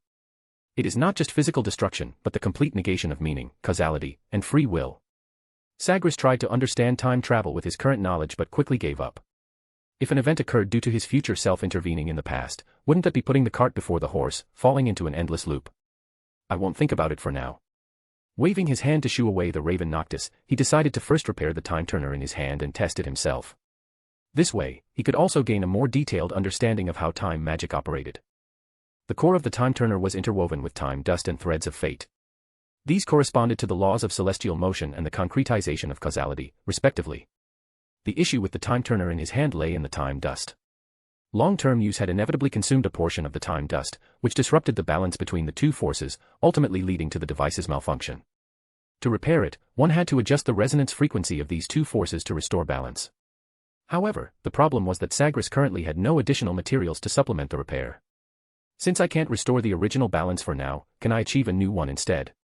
The thought struck him like a flash of inspiration, and he decided to try a different approach, extracting a portion of the threads of fate to re-establish equilibrium. I'm truly a genius. Sagres marveled at his own idea. With a clear direction, the repair work progressed rapidly. After 3 days and 2 nights of relentless effort, the time turner finally came back to life. Nothing more than this. He proudly examined the hourglass in his hand, unable to hide his excitement. Let's test it for 1 minute first. Sagres stepped into the corridor, set the dial, and inverted the hourglass. Instantly, his body froze, but his mind became unusually active. He saw the birds outside the window flying backward, the sunset reverting to the blazing midday sun, the Raven Noctis flying in and out of the window, distant leaves turning from yellow to green, snow rising from the ground into the sky, and the office furnishings shifting, with many unfamiliar figures coming and going. Eventually, even the walls and the surrounding ceiling vanished. When he regained control of his body, he found himself standing atop a large rock in the middle of a wilderness. Sagres turned his head to take in the surroundings, a trace of long-lost bewilderment flickering in his eyes. Where the hell did this thing take me? Hogwarts is gone. The confusion on his face gradually turned into horror. So, this is at least 1,000 years ago. Sagres finally decided to behave himself. He picked up the hourglass and examined it over and over, but he still couldn't identify the problem. The sand within the hourglass continued to flow against gravity, from bottom to top, so where exactly had the issue occurred? Using the time turner to travel to a timeline where he didn't originally exist, Sagres had no idea how that was even possible. After all, time magic was incredibly complex, and he had only recently begun to study it. Perhaps, when the sand in the time turner completely flowed backward, he would return to his original timeline. This will probably take a few days. Sagres estimated mentally as he observed the sand's flow speed. Fortunately, he still had his wand and all his belongings. He checked through them carefully and even pulled out a small half-bottle of Felix Felicis from his pocket. Thanks to Valus, and regardless of whether this time-traveling lucky potion would actually work, he went ahead and took 3 drops. At least 1,000 years. I hope it's still within its shelf life. Sagres sighed, then immediately corrected himself. No, logically, since its production date is over 1,000 years in the future, it hasn't expired at all. He tried to remain optimistic. After all, things couldn't possibly get worse than they already were, right? Sagres looked around once more, trying to find something that matched his memory of Hogwarts, but quickly gave up. Time had left deep marks on this land. If he hadn't seen it with his own eyes, he would never have believed that this barren land was the original site of Hogwarts. What are you looking for? A clear, cold female voice suddenly came from behind him, and Sagres' spine instantly tensed. The voice was so close it felt like a whisper in his ear, yet he hadn't noticed anyone approaching at all. This was simply incredible. Shadowless Swift. Sagres almost instinctively activated his teleportation magic, executing 3 consecutive spatial jumps that caused piercing sonic booms. His figure left 3 afterimages in the air, finally landing atop a large boulder 10 meters away. His wand was already aimed at the source of the voice, scarlet spell light gathering at the tip and distorting the surrounding air with its intensity. Only then did he clearly see the person's appearance. It was a tall woman dressed in silver-blue robes. Her gaze was calm, her demeanor elegant, as if she didn't care in the slightest about the wand pointed at her. "What did you just drink?" the woman continued, her tone strangely flat, almost devoid of any emotion. Sagres's expression darkened. He could feel countless invisible threads of magic spreading toward him like a spiderweb. Though gossamer fine, they carried terrifying penetrative power, attempting to breach his occlumency defenses. In the span of those 2 sentences, the other party had launched over a dozen extremely subtle mental invasions. If his occlumency hadn't been strong enough, his mind would likely have been thoroughly rifled through by now. "Quite a sophisticated legilimency," Sagres said coldly. "But if you don't want to end up as a corpse, stop trying to break through my occlumency. Here's an extra chapter for the day, 'cause why not?" Smiling face with sunglasses. Chapter 56, Dangerous Professor vs. Deadly Beauty. "But if you don't want to end up as a corpse, stop trying to break through my occlumency." Hearing Sagres' words, the woman's eyes finally flickered, a hint of a nearly contemptuous smile. "Hey," she tilted her head slightly, her pure white hair cascading down like a waterfall, shimmering with a metallic sheen under the moonlight. Sagres also smiled. His smile held the cruelty of a predator. "It seems you need a lesson." Before he finished speaking, Sagres abruptly raised his wand. A heavy wave of magical shock erupted from him, and countless crisp sounds, like shattering glass, immediately filled the air. The invisible threads of magic were all broken. The woman staggered back a step, her already pale face turning even whiter, and her 2 blue eyes gleamed with an eerie light under the moonlight. But Sagres gave her no chance to breathe. His wand traced a dazzling arc of electricity, its tip pointing straight at the night sky. Thunderbolt. In an instant, a lightning bolt as thick as a bucket tore through the night sky, striking down with a deafening roar. Thunder. Rumble. The dazzling white light illuminated the entire forest as if it were daytime, and a terrifying shockwave erupted the moment the lightning struck the ground. Boom. The surrounding ancient trees carbonized in the intense heat, and a giant crater 3 meters in diameter was blasted into the ground, with crimson magma churning at the bottom. The air was filled with the smell of ozone and scorched earth. Sagres stood on the giant rock, his black robe flapping in the heat wave. His intuition told him that the other party was not dead. The woman's figure had vanished without a trace in the aftermath of the explosion, but his magical perception clearly captured her presence, like a venomous snake slithering in the shadows, ready to strike at any moment. Petrificus totalis. A red spell light suddenly shot from diagonally behind, its magical fluctuation so strong that even the surrounding air trembled incessantly. Sagres didn't turn his head. His left hand quickly drew a perfect arc behind him. Protego. The silver-blue protective shield precisely blocked the Petrificus totalis, the spell light causing ripples to spread across its surface. At the same time, Sagres's right-hand wand was already pointing in the direction from which the spell had come. Frenzy Reducto. Violent magical energy burst in the air, instantly tearing trees within a 10-meter radius into shreds. Amidst the flying wood chips, the woman used apparition again, dodging the explosion. Crimson Rend. Sagres gave her no time to catch her breath, a mournful red light shooting straight at the woman's throat.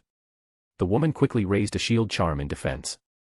A transparent, circular shield appeared before her, and the moment the red spell light struck it, it immediately melted into the transparent shield. She was astonished to find that her shield charm was undergoing a terrifying transformation. Spiderweb-like blood-colored patterns appeared on the transparent surface, and then, in the blink of an eye, it turned into countless sharp blood blades, shooting toward her.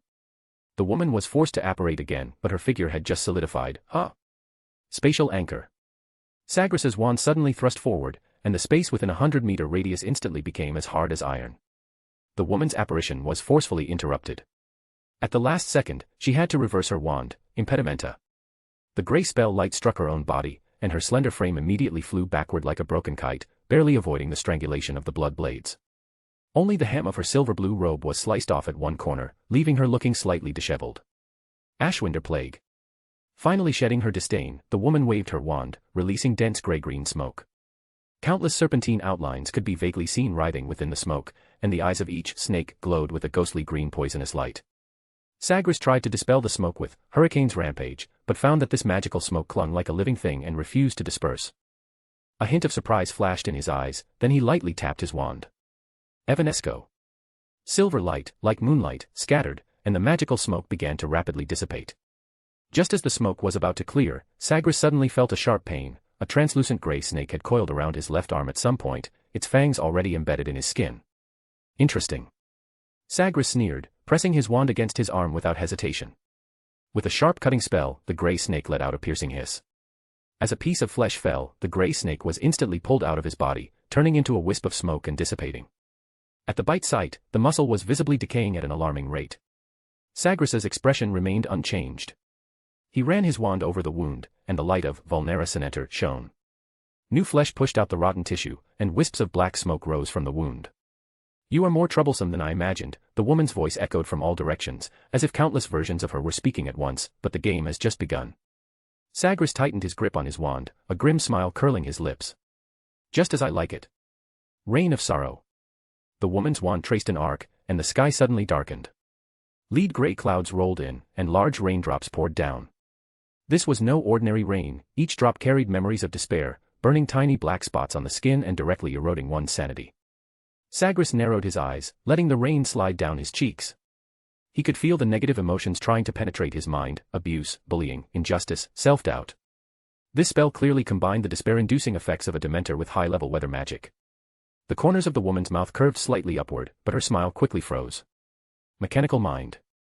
Sagres's voice was inhumanly cold. All emotional fluctuations were forcibly suppressed, and his entire being became as calm as still water. Incantationum tempestatum dissipat.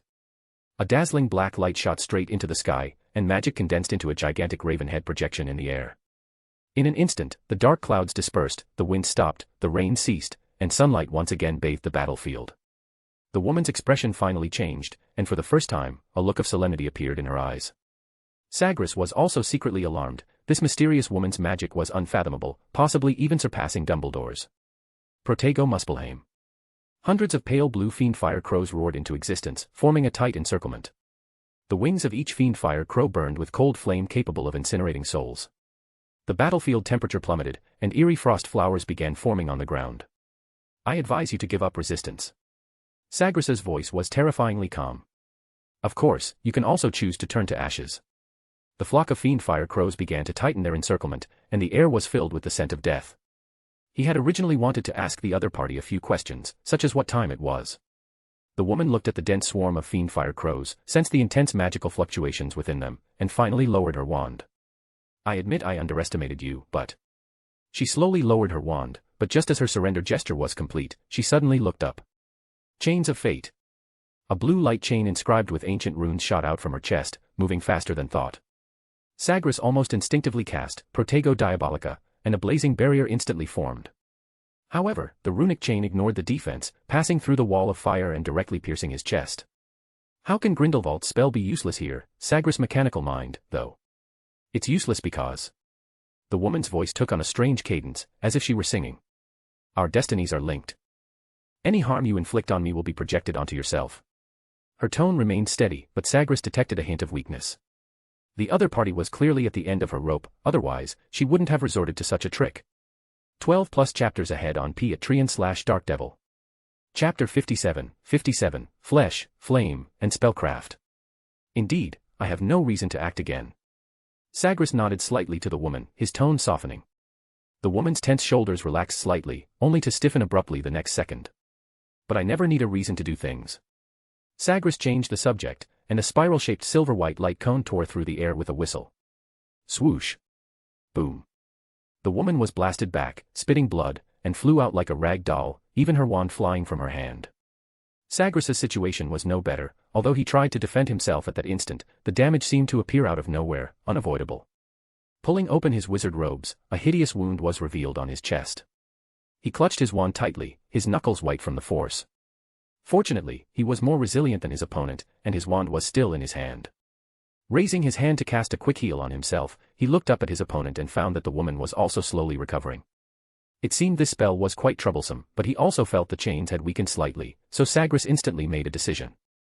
A ruthless glint flashed in his eyes, and he pressed his wand against his chest with a backhand. Bamarda Minima. The moment the dazzling white light entered his chest, Sagres trembled violently. The woman opposite let out a shrill scream, her recently healed wounds tearing open again. Looking at the woman lying on the ground, he felt his guess had been correct. Hoisted by one's own petard. Casting a healing spell on himself once more, he noticed that as both of them recovered slightly, the chains became even lighter in color. "Almost forgot," Sagres said with a cruel sneer.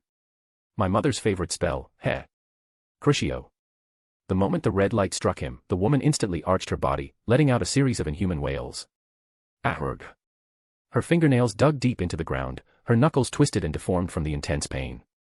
Every nerve was burning, every drop of blood boiling, as if countless dull knives were slowly carving her soul. An indescribable agony exploded in her chest. It wasn't ordinary pain, but the torment of tens of thousands of red-hot steel needles simultaneously piercing every nerve. Her heart felt as though it were being clutched and twisted by invisible claws, each beat bringing fresh torture. Sagres remained expressionless, but his opponent was already on the verge of collapse. It seems your tolerance for pain isn't as good as mine. Sagres walked up to her, again touching his chest with his wand. Crucio. Urgrg. The blue runic chains grew fainter and fainter, finally shattering abruptly amidst the woman's screams. The threads of legitimacy instantly invaded her mind, but before Sagres could even search, an intense killing intent surged toward him. Corrupting gaze. Sagres didn't even turn around, and the fire crow had already set up a defense behind him. His movements were so fast they were almost precognitive, even the green light of the killing curse couldn't match such reaction speed. But he was still hit. Almost as soon as the spell sounded, a cold sensation spread across his back. He transformed into a crow-shaped shadow to change position, and only when he descended from the sky did he see the person who had just appeared behind him. It was an extremely handsome man, with high, sharp cheekbones and pure indifference in his eyes. Sagres couldn't detect any emotional fluctuation on the man's face. He stood there like a precise, cold instrument. He took the opportunity to glance at his back. His wizard robes had rotted to ash, and the exposed skin was festering at a visible rate. Yet he strangely felt no pain, only a cold numbness. Venenatum devora et revert. A deep purple spell light enveloped his entire body, and the festering wounds immediately glowed with an eerie green light. This was a forbidden spell that converted toxins into healing energy, a method of fighting poison with poison. He generally didn't like using it because if the healing failed, the damage would be far more severe. However, today was different. He had drunk a few drops of Felix Felicis in advance. The man opposite frowned slightly, and this subtle expression made Sagres' heart clench, not because of the reaction itself, but because he noticed the man's lips subtly twitching, emitting a hoarse, low hiss. The hoarse whisper echoed across the wilderness, and the ground began to tremble uneasily. A sudden guess flashed through Sagres' mind. With a wave of the man's pale arm, hundreds of corpses burst from the earth. Rotten hounds revealed their stark white bones, humanoid figures wrapped in burial shrouds had eerie blue flames flickering in their eye sockets, and there were even a few giant skeletons, with a large nest of venomous snakes coiled inside their hollow chests. I hest the dead to cometh frth, arise. Marti mortuorum. The man's voice was like a blade scraping stone. The army of the dead all turned their heads, hundreds of lifeless eyes locking onto Sagres simultaneously. The corpses in the front row suddenly began to charge forward, thick black mist seeping from their bodies and condensing in the air into a massive, tormented human face. Oh! A powerful Age of Gods spell, huh? Too bad, I have my own. Sagres didn't hesitate. He raised his wand toward the sky, then swung it down sharply. Deus belli. Heareth mine own Caliph, Euro-Mongolian Tugrik Euro-Indian Rupee $U Nigerian Naira. A massive fiery meteor tore through the clouds, plummeting with a long tail of flame. Its speed was so great that it scorched the ground black even before landing. At the moment the meteor fell, the handsome man extended his wand toward the woman.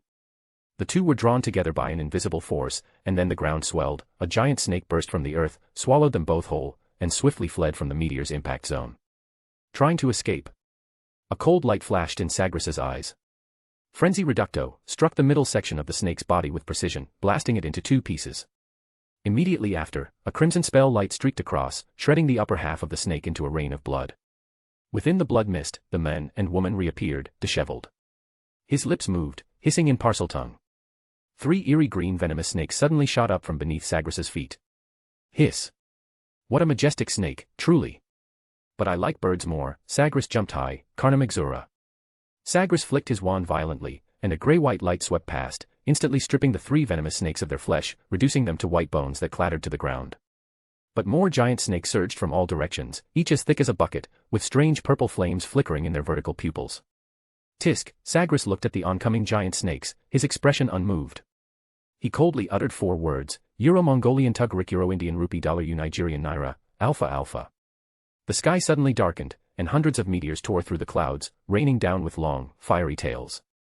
This forbidden spell, which had leveled the goblin fortress Black Iron City, in 1717, a combined incantation that originally required 7 powerful wizards and could only be performed atop the ruins of an ancient observatory, was now cast effortlessly by Sagres' everlasting wand.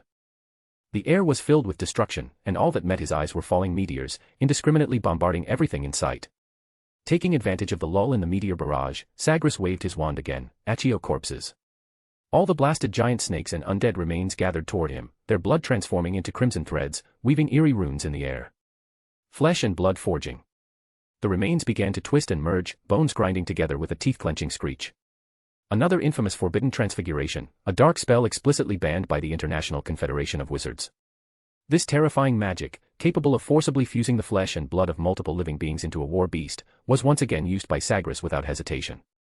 Within mere seconds, an 80-foot-tall flesh and blood behemoth rose from the ground. It had the torso of a giant, the wings of a dragon, the tentacles of an octopus, and a series of heads from various creatures. Creak. Each head let out a shrill howl, the sound mingled with the wails of all the beings that had been merged. Sagres stood on the behemoth's shoulder, his black robes fluttering in the heat wave. He looked down at the two disheveled figures below, a cruel smile playing on his lips. This'll be fun. Chapter 58, The Idea of Founding Hogwarts. Wait, traveler. One of them raised his head with difficulty, his voice hoarse. Begging for mercy. Sagres sneered, his long fingers toying with the wand he had seized. Don't you think it's a bit late for that now? With a crisp snap, the wand was broken into two pieces in his hand. You forced me to use these spells. He took a deep breath, a hint of emotion in his voice. I once thought these curses would forever rot in my heart. A burning meteor struck the flesh and blood monster, and the fiery meteorite merged into its massive body like a drop of water. The monster's skin began to glow with an eerie red light, as if it had gained new power. Choose your death, Sagres's voice was frighteningly calm. Quick, or prolonged. The flesh and blood monster let out a deafening roar, its colossal body beginning to writhe. Kill us, and you will be lost forever in the river of time, the woman suddenly shouted, her voice unusually clear in the gale. Sagres's brows furrowed instantly. He slightly raised his left hand, and the dense meteors froze in the air. The flesh and blood monster also stopped moving. Interesting. He lightly tapped his wand, and the broken wand reassembled itself in a flash of blue light. Tell me. His gaze was sharp, his tone leaving no room for refusal.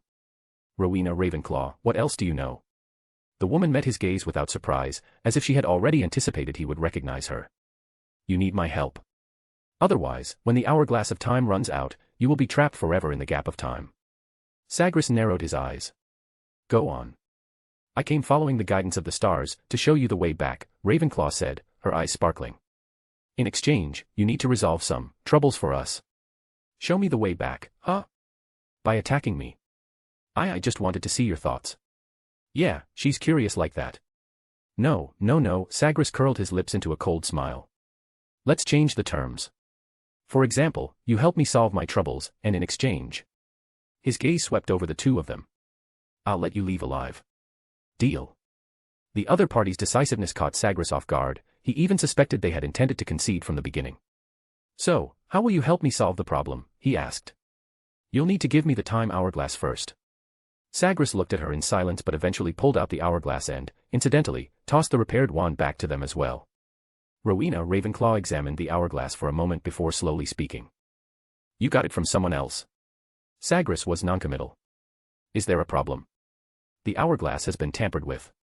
Sagres narrowed his eyes, first thinking of the snowy owl, but then he remembered she had already given him a warning. Ravenclaw continued to speak. Although the other party's technique is very precise, their skill is quite crude. Her fingertips gently brushed over the faint golden threads, and she said with certainty, this wasn't an accident, it was a carefully designed trap. Someone extracted a key node from the threads of fate, which caused you to appear at the wrong point in time. Sagres's Adam's apple bobbed, and his expression grew grim. Ravenclaw thought Sagres had figured out who the culprit was, but in reality, he was mentally slapping himself. Of course he knew who the culprit was, it was the foolish and arrogant Sagres Greengrass. How can it be fixed? He avoided Ravenclaw's probing gaze, seizing the chance to change the subject. The witch sighed, and silver-blue sparks burst from the tip of her wand. Once a complete thread of fate is disrupted, it's difficult to restore. However, she pulled a Ptolemaic planetary model, about the size of a pigeon egg, from her robes. It looked like another time-turner. She tossed it to Sagres and said calmly, use it to go back. I've already set the time for you. Sagres glanced at the planetary model, then slipped it into his pocket. Huh. Tell me, what trouble do you want me to help you solve? A faint smile appeared on Ravenclaw's face, but it vanished in an instant. The witch hunts are escalating. More and more wizards and witches are being hunted, tried, and executed.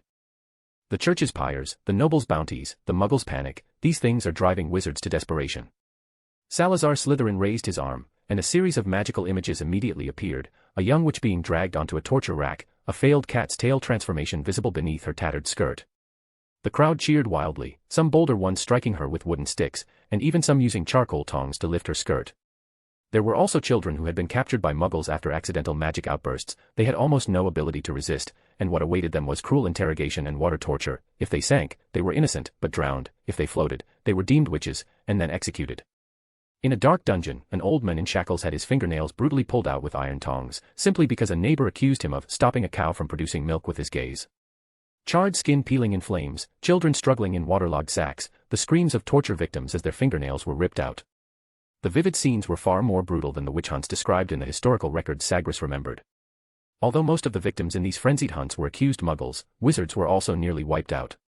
The master-apprentice inheritance model meant that magic was still in a very primitive state at this time, and most wizards were powerless against the church's armies and noble knights. Sagres was silent for a long moment. "What do you want me to do?" he asked, his voice dry. "Start a war. Or we need to make a change," Ravenclaw said, with firm and utter seriousness. "We need to protect young wizards and pass on magical knowledge. So you want to open a school? A school? A school specifically for training wizards?" Ravenclaw raised an eyebrow slightly. "Isn't it?" Sagres retorted. "No, a school is indeed a good idea." Ravenclaw mused. It's just not that simple." Slytherin suddenly interjected. "Then what exactly do you need me to do?" "You know in your heart," Ravenclaw looked at him meaningfully. "You know what to do." Sagres understood immediately. As a time traveler, he knew the future. They didn't need him to reveal everything, just to point the way. "Then build a school. Right here." He commanded the flesh and blood monster to stomp its foot. "Hogwarts, to take in all children who awaken their magical talent." Hogwarts. The two standing not far away looked a bit confused. The school's name. Why call it Hogwarts? If you don't like it, Azkaban works too. Let's stick with Hogwarts. Ravenclaw vaguely sensed that the second name might not carry a good meaning. But why? What's special about Hogwarts? Slytherin frowned, unable to resist asking. "Don't ask." Sagres said bluntly, he wasn't entirely sure himself. This wasn't just about saving wizards, it was about saving muggles too. After all, those muggle girls and children falsely accused of being witches and wizards were the most innocent, yet no one reached out a hand to help them. Wizards wouldn't, and muggles certainly wouldn't. But Sagres was willing, perhaps because he had similar experiences as a child. It's just that the torturer was his own mother.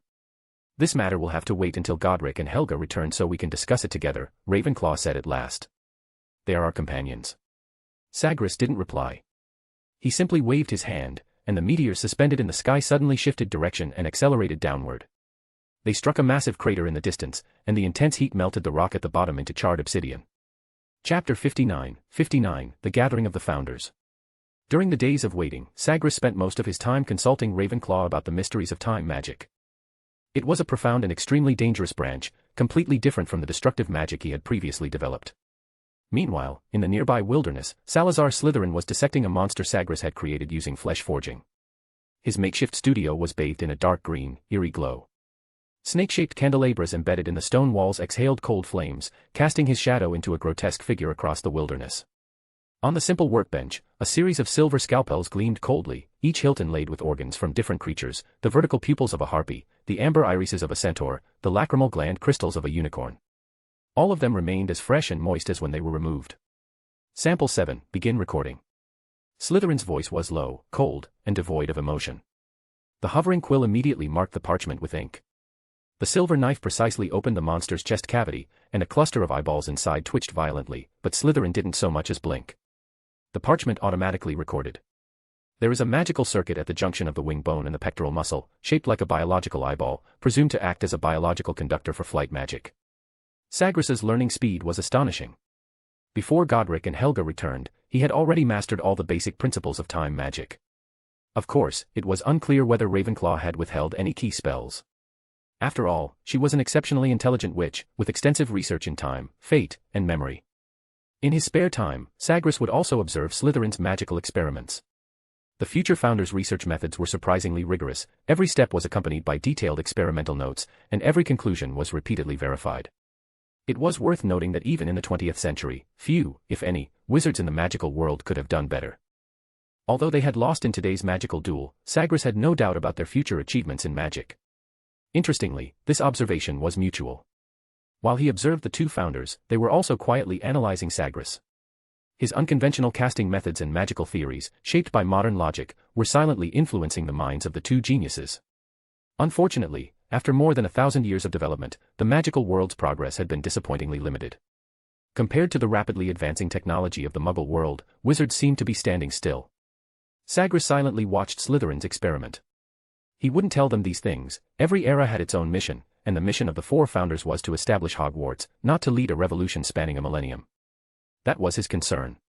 As dusk deepened, an unusual black speck suddenly appeared in the sky. At first, Sagres paid it no mind, until the shadow expanded at an alarming rate and tore through the clouds to reveal its true form, a Ukrainian iron-belly dragon, at least 65 feet long. This behemoth, nearly extinct by the 20th century, was now diving straight toward them. Its silver-gray metallic scales reflected a cold glint in the setting sun, and each flap of its wings stirred up hurricane-like turbulence. Sagres's pupils constricted, and his wand traced a sharp crimson arc through the air.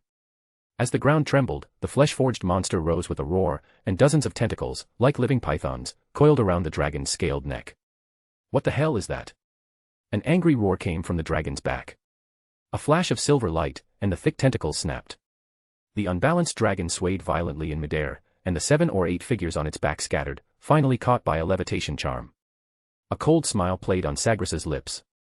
The monster's fractured back suddenly split open, and a pair of massive wings made of shattered bones and fascia instantly unfolded, allowing it to close the distance with the falling dragon at an unnatural speed. Giant suction-cupped claws gripped the dragon's neck, and a grating, corrosive sound echoed where scales met flesh. Stop! Ravenclaw's shout erupted at the same time as the dragon's flames. In the torrent of scorching white flames, the monster's body not only failed to carbonize, it absorbed the flames like a sponge, every muscle fiber expanding and trembling from the energy infusion. Sagres raised his left hand at the precise moment, and the monster, just as it was about to complete its devouring, instantly froze into a bloody sculpture. The dragon's agonized roar shook loose stones from the ground, but its head, still trapped in the monster's claws, had begun to eerily merge with the writhing flesh. Its silver scales were gradually transforming into dark red tissue. With a crisp snap, Sagres snapped his fingers. The flesh monster immediately loosened its claws, and the Ukrainian iron belly let out a painful shriek, stumbled back several steps, then flapped its wings violently and took off into the sky. Who is this guy? A booming voice rang out as a burly, bearded man stepped forward from the group. He wore a pointed wizard's hat, and reddish-brown curls stubbornly poked out from under the brim. The jewel-encrusted longsword in his hand was still dripping with blood. I finally caught that thing. I only got to ride it once. Calm down, Godric, Slytherin said, stepping forward quickly. His pale fingers pressed against the man's shoulder as he leaned in to whisper a few words. Gryffindor's expression shifted, from anger to astonishment. It's him. After hearing this, the man looked at Sagres in surprise. Then Ravenclaw stepped forward to introduce him. This is Sagres, a traveler. Then she turned to Sagres and introduced, this is Godric Gryffindor. After introducing the bearded man, she pointed to a curvaceous, beautiful woman. This is Helga Hufflepuff. Madame Hufflepuff had long, light golden hair, with a few purple wildflowers woven into it, and a spring-like smile on her rounded face. Sagres also noticed that her linen dress was stained with fresh herb juice. These are children rescued from the church. Sagres's gaze passed over the adults, falling on the trembling children behind them. These young wizards, rescued from the clutches of the church, were wrapped in rags, their exposed ankles covered in bruises. Their frightened eyes reminded Sagres of young beasts confined in cages. He didn't know why Gryffindor and the others hadn't dressed them more properly, but, rejoice. His wand lifted lightly, and golden, dust-like magical light sprinkled over the children's heads. With a few smooth transfiguration spells, their rags transformed into neat black robes. The smallest girl shyly touched her new clothes, then suddenly broke into her first smile of the day. Gryffindor stood with his arms crossed, his gaze casually sweeping across Sagres's face. It seems we have a lot to talk about, he said, casting a meaningful glance at the massive flesh monster. But first, he suddenly broke into a brilliant grin, we need a good meal, and then a few drinks. Chapter 60, The Birth of Hogwarts. What did you say? Build a school. Godric Gryffindor's thick eyebrows shot up, his steel needle-like beard shifting with his exaggerated expression. Where will it be built? Rowena Ravenclaw pointed her wand at the ground. You mean, build it in this god-forsaken wilderness? Ravenclaw didn't speak, but her expression made her stance clear. Then who will be the teachers? Who will be the students? Gryffindor continued to press. Ravenclaw's silver-blue eyes sparkled under the moonlight. The four of us are the best mentors, and we can recruit others. As for the students. Her gaze swept over the children now dressed in new robes. All young wizards who awaken magical talent should receive systematic education, instead of needlessly dying in witch hunts. But some children already have teachers. Gryffindor brandished his jewel-encrusted longsword, its blade cutting a silvery arc through the air. Salazar Slytherin suddenly sneered, his emotionless eyes gleaming coldly. What use are those so-called teachers? 9 out of 10 can't even cast a decent Lumos. Their skill levels vary wildly, and most can't even escape the church's pursuit. So, we're going to poach people. Gryffindor scratched his messy hair, then suddenly grinned. Rowena, you really know how to give me a challenge. He pounded his chest with a fist. But leave it to me. I'll make sure every wizard in Britain knows the prestige of Gryffindor School of Magic. Wait, Ravenclaw suddenly interrupted. The school will be called Hogwarts. Hog. What? Why not Gryffindor School of Magic? That's a magnificent name. Gryffindor's eyes widened. It will be called Hogwarts. Ravenclaw's tone was firm, the blue light at the tip of her wand flickering slightly. And there will be 4 houses, 1 for each of us. Gryffindor deflated like a punctured ball. All right. Each of us will be responsible for one, and mine will be called Gryffindor House. He immediately stroked the hilt of his sword proudly again. But I'll build the house common room in a high tower, decorated with the reddest velvet. Ravenclaw and Hufflepuff exchanged a helpless look. Gryffindor suddenly clapped his forehead, flattening his hat. Wait. Why does it have to be 4 houses? His strong arm wrapped around Sagres' shoulder, the iron buckle on his leather bracer digging painfully into his skin. This friend helped us a lot, he should have a house too. Ravenclaw's eyes flickered, and she tentatively asked Sagres, how about adding 1 more? Using Azkaban, the name you mentioned earlier. Sagres waved his hands repeatedly, signaling refusal. Just then, the Ptolemaic armillary sphere in his pocket suddenly emitted a dazzling blue light. The clicking of turning gears became clearly audible, and Sagres' figure began to gradually fade, like an ink painting washed by water. What? He reacted, opening his mouth to say something, but his form grew fainter and fainter, and within seconds, he completely disappeared before everyone's eyes. Wait. Gryffindor reached out to grab him, but only caught a wisp of scattered starlight. Merlin's beard. He kicked a stone away in frustration. I still had so many questions to ask him. Ravenclaw calmly explained, the law of time is recalling him. We can't keep him. Yet there was a hint of wistfulness in her voice, clearly showing she had many questions about magic she had wanted to ask. In the night sky, only the silently standing flesh giant remained as proof that he had indeed been there. What he was a great man, that guy. I really wanted to go on another dragon hunt with him, sigh. What do we do with this thing? Gryffindor pointed at the massive flesh monster, and everyone cautiously turned their gaze to the terrifying creation, then looked at each other. Hey, leave it to me, Slytherin said at the right moment. Just then, an enticing aroma wafted over. Hufflepuff lifted the lid of a copper pot, thick golden soup bubbled within, while skewers of roasted meat sizzled as they automatically turned along the pot's edge. Let's fill our stomachs first, her gentle voice dispelled the heavy atmosphere. With a soft flick of her wand, wild grass wove itself into a dining table. Whether it's building a school or dissecting a monster, she shot a meaningful glance at Slytherin, it all requires strength. Burp. Ah. Full and satisfied. Now let's get to work. Gryffindor wiped the foam of wine from his beard, then suddenly paused. What exactly should the castle look like? Ravenclaw raised her wand lightly, and a miniature model of Hogwarts castle, made of earth, rotated into view. The castle's bricks and stones shimmered with magic, and the spires cast long shadows under the moonlight. Excellent. Gryffindor's eyes lit up, and his long sword pointed to a high tower. This place looks perfect for Gryffindor Tower. I'll take responsibility for designing the castle's defense system. To be honest, I have a lot of clever ideas, like creating moving staircases and designing animated armors and stone statues to help patrol and protect the school. Gryffindor babbled on, gesturing excitedly, and finally clapped Slytherin on the shoulder. Salazar, what about you? Slytherin was silent for a long time, his pale finger finally pointing to the giant crater on the edge of the model, formed by Sagres' meteorite. There. His voice was slightly hoarse. My house will be built beneath that. I say, you're not just trying to slack off, are you? Gryffindor grabbed his shoulder, wearing an expression that said I knew it. I'm telling you, don't even think about being lazy, you have to help build the castle too. Slytherin calmly pushed his hand away and replied expressionlessly, I'll be responsible for the entire castle's underground sewage system. He then pointed to the charred pit. And I'm going to fill this pit with water to raise some experimental subjects. Helga, what about you? Where do you want to build? Gryffindor continued. Hufflepuff handed a few drinks to the young wizards by the bonfire, then lifted her chin. Right here, she said with a smile, pointing to a spot. Right next to the kitchen. I'll be responsible for the meals of all students and teachers. You won't be able to handle that alone, you also have to teach. Gryffindor said, shaking his head and crossing his arms. I'll find a way to get some help, I actually have some rough ideas already. She winked playfully. And I also need to build a few greenhouses, some rare medicinal herbs require special climates. No problem, just put it all in this area. Gryffindor said, pointing with his long sword. Hufflepuff smiled and nodded, then turned to Ravenclaw. Rowena. What about you? I want to build an observatory to observe the stars. Ravenclaw said calmly, pointing to the highest part of the castle. Right here. Her wand emitted a ray of light, projecting a phantom image of the Hogwarts library onto the castle. The Hogwarts library will also be my responsibility. Knowledge needs the strictest protection. No problem. I'll bring back some books for you while I'm at it. Gryffindor seized the opportunity to interject. Those people will certainly be happy to entrust their books to me for safekeeping. To be honest, I believe only the most massive Hogwarts library can match Gryffindor's brilliance. Slytherin rolled his eyes, and even Hufflepuff couldn't help but cover her mouth and chuckle softly. So, what courses should we offer? I'll be in charge of dueling class.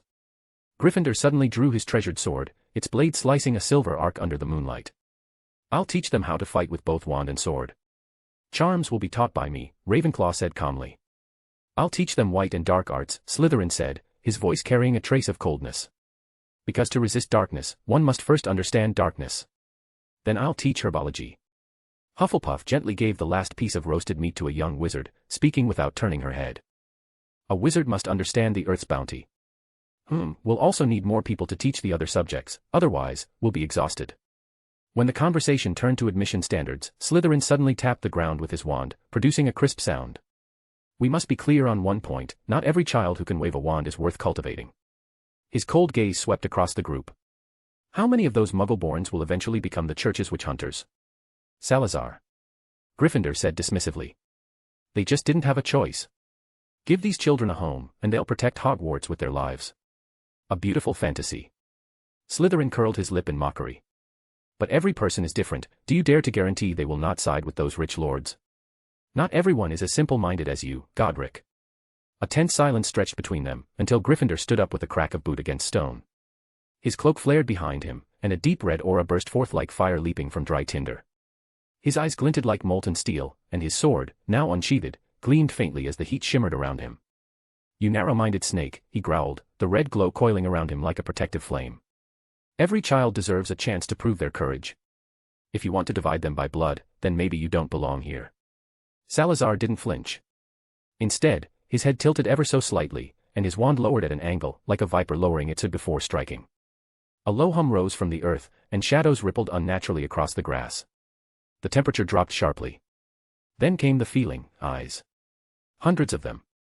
Faint, glowing serpentine pupils flickered open from the very soil beneath them, coiling and uncoiling around invisible forms. The scent of damp stone and cold scales filled the air. Rowena Ravenclaw pinched the bridge of her nose with elegant fingers and sighed, her expression long-suffering. Here we go again. She didn't move, but her wand glowed with a soft sapphire light. But before either Gryffindor or Slytherin could escalate further, a sharp sound cut through the tension. Thump. Helga Hufflepuff stomped one foot down, elegantly and with purpose. Her soft leather shoe struck the grass with surprising force. Every tree around the crater rustled simultaneously. Branches trembled without wind, leaves glowed faintly, and vines slithered outward from underfoot, rising like serpents ready to strike. Even the earth and clouds bristled with subtle movement, pulsing with the thrum of life. The aroma of blooming herbs intensified, mingling with the iron tang of magic in the air. The nature itself had awakened, and it was displeased. A golden-green aura radiated from Hufflepuff like morning sun piercing through mist, and her voice, though calm, carried a deeper warning. Both of you, she said, not raising her voice, take one more step, and I'll not cook for you anymore. Ever. Gryffindor, H. Helga. Don't say that or I won't be able to live anymore. Salazar, me too. Rowena lowered her wand. We all are quite different. Honestly. One can't even discuss curriculum without risking a duel to the death. We have 4 houses, why don't you guys choose the students according to your beliefs? Salazar's eyes lit up. Yes, let's each of us choose our own. My house will accept only descendants of wizarding families, at least their loyalty is bound by family magic, and they won't raise their wands against their own parents. Then I want the bravest. Gryffindor pounded his chest, the sound echoing in the night. Warriors who dare to face a dragon are true Gryffindors. What about you two? Well. Ravenclaw thought for a moment, then spoke slowly. I want children with clever minds, because I intend to teach them profound magic. Everyone nodded, then turned to Madame Hufflepuff. Her voice was still gentle, but this time it carried an uncommon firmness. I like loyal and upright children, she said. But those with nowhere to go, any child, can come to my house. She looked at the other 3, then at the wide-eyed children sitting nearby. Her tone was steadier than ever. Every child who comes here should have a home. Hogwarts should be their safe haven, not another insurmountable wall. My apartment mate has a cat that used to sit on my nose every morning and try to suffocate me, unintentionally, I think. It basically worked as my alarm clock. Anyway, they went out of town yesterday and took the cat with them. And I discovered that I have the ability to sleep for straight 20 hours. Chapter 61, The Other Prodigy, LOL. The moment the time turner restarted, Sagres felt a strange sense of disjunction. His mind felt like it was sinking into sticky honey, every thought struggling to push through layers of resistance, yet his body was incredibly light, as if every movement had been accelerated by a spell. The scene before him began to fast forward at an insane pace. The 4 founders' wands wove a dazzling, flowing net, and the castle's foundation stones burst from the ground like bamboo shoots under the surge of magic. The crater was instantly filled with azure lake water, reflecting the silhouette of the rising tower spire. Figures flickered past like a revolving lantern, young wizards carrying heavy tomes darted through the corridors, newly hired professors in fluttering robes crossed the courtyard, some of them glanced curiously in Sagres' direction, but it was as if they were looking through frosted glass. When the torrent of time finally subsided, Sagres stumbled and collapsed into the armchair in his office. Ugh. He rubbed his brow hard, and his mind and body finally resynchronized. Trembling slightly, he unbuttoned his collar and checked the skin on his chest, no scars, no curse marks. Even the silver thread embroidery on his cuffs was intact. The Ptolemaic armillary sphere lay quietly in his palm, its bronze surface still holding a warmth not belonging to this era, as if silently proving that none of it had been a dream. Wait. Sagres frowned, confusion clouding his face. Why am I in the office? He suddenly turned, sharply swinging his wand, the oak door burst open with a loud bang. In the corridor, another version of himself was gradually becoming transparent, like a faded oil painting. TSK, it really was 1 minute. He closed the door and carefully put away the time turner. Then, in an uncharacteristically quiet moment, the always energetic professor drew the curtains before collapsing heavily onto the bed and falling into a deep sleep. Time passed quickly, and Hogwarts soon entered a new school year. During this period, Sagres didn't forget to take covert action to root out the cancerous remnants of the Bronze Feather Guild. Not long ago, he received a letter from Nightingale. It simply stated that she had officially begun her tenure as the potions professor at Beauxbatons, and enclosed with it was a newspaper. On the front page of the Pathfinder Daily, orators from the French Ministry of Magic proudly displayed the confiscated bronze badges. A 3-year pursuit finally concludes. The gilded headline danced merrily. The notorious Bronze Feather organization has been completely wiped out. In the corner of the photo, a mask pierced by a spell lay quietly in a pool of blood. The report detailed the thrilling encirclement, how the stronghold was discovered through reliable intelligence, and how deadly spells were unavoidably used during the engagement. It was worth noting that all the deceased just happened to have corresponding records in the International Confederation of Wizards Wanted archives. With that, the matter was closed perfectly. Over the summer, Sagres had nearly crossed the entire European continent searching for clues about the sands of time. From the Dragon Blood Black Market in Bulgaria to the Ancient Runes Research Institute in Norway, he found nothing. If it really came to it, he would just have to temporarily infiltrate the Department of Mysteries and borrow some for research, but it was fine, his study wasn't urgent at the moment, and he had plenty of time. In the final week before school started, he held onto a last shred of hope and went to Diagon Alley, where he unexpectedly ran into a familiar figure in the rare book section of Flourish and Blots, Gilderoy Lockhart, who was adjusting his golden curls in front of a mirror. In Sagres' memory, this man's magical talent had always been unremarkable. If he stood out in any way, it was due to his flair for self-promotion rather than academic merit. Sagres had seen him many times in the Ravenclaw common room as a student, loudly boasting about achievements that clearly didn't exist. When he graduated, he even left a message in magical ink on the wall of the common room: "When you see my name in the newspaper one day, don't be surprised, that's just the beginning of my brilliant life." At the time, most of his classmates described him as a joke who should be committed to St. Mungo's mental health ward. But later developments surprised everyone, including Sagres. Lockhart had been traveling the world since graduation and published his first book during that time, Voyages with Vampires, which made him an overnight sensation. He then published Break with a Banshee, Gaddying with Ghouls, Travels with Trolls, Year with a Yeti, and even an autobiography, Magical Me. Sagres had skimmed through the books. Except for the last one, the others contained at least some genuine content, and he had begun to think this former upperclassman might not be entirely useless. But now, this Ravenclaw alumnus seemed even more flamboyant than he had been back then. His violet robes were adorned with at least 12 glowing medals, and every step he took left a trail of shimmering gold dust. Sagres instinctively wanted to avoid him, but the other man spotted him immediately. Merlin's flawless beard. Isn't this our genius, Junior? Lockhart's voice was like honeyed cheese, so cloyingly sweet it made Sagres' scalp tingle. The freshly published hardcover edition of Magical Me hovered against his chest, its pages flipping on their own to show off exaggerated illustrations. Sagres clearly remembered that when he had first entered school, this sixth-year senior was almost expelled for using a memory charm on his roommate, to make him forget he had cheated on an exam. At the time, when caught, Lockhart had used the same nauseatingly sweet tone to beg the professors for leniency. Sagres wanted to say something that would shut him up, so he casually asked, "It's you. About the Romanian demon hunter you mentioned in Year with a Yeti." Lockhart's mouth twitched unnaturally. "Oh.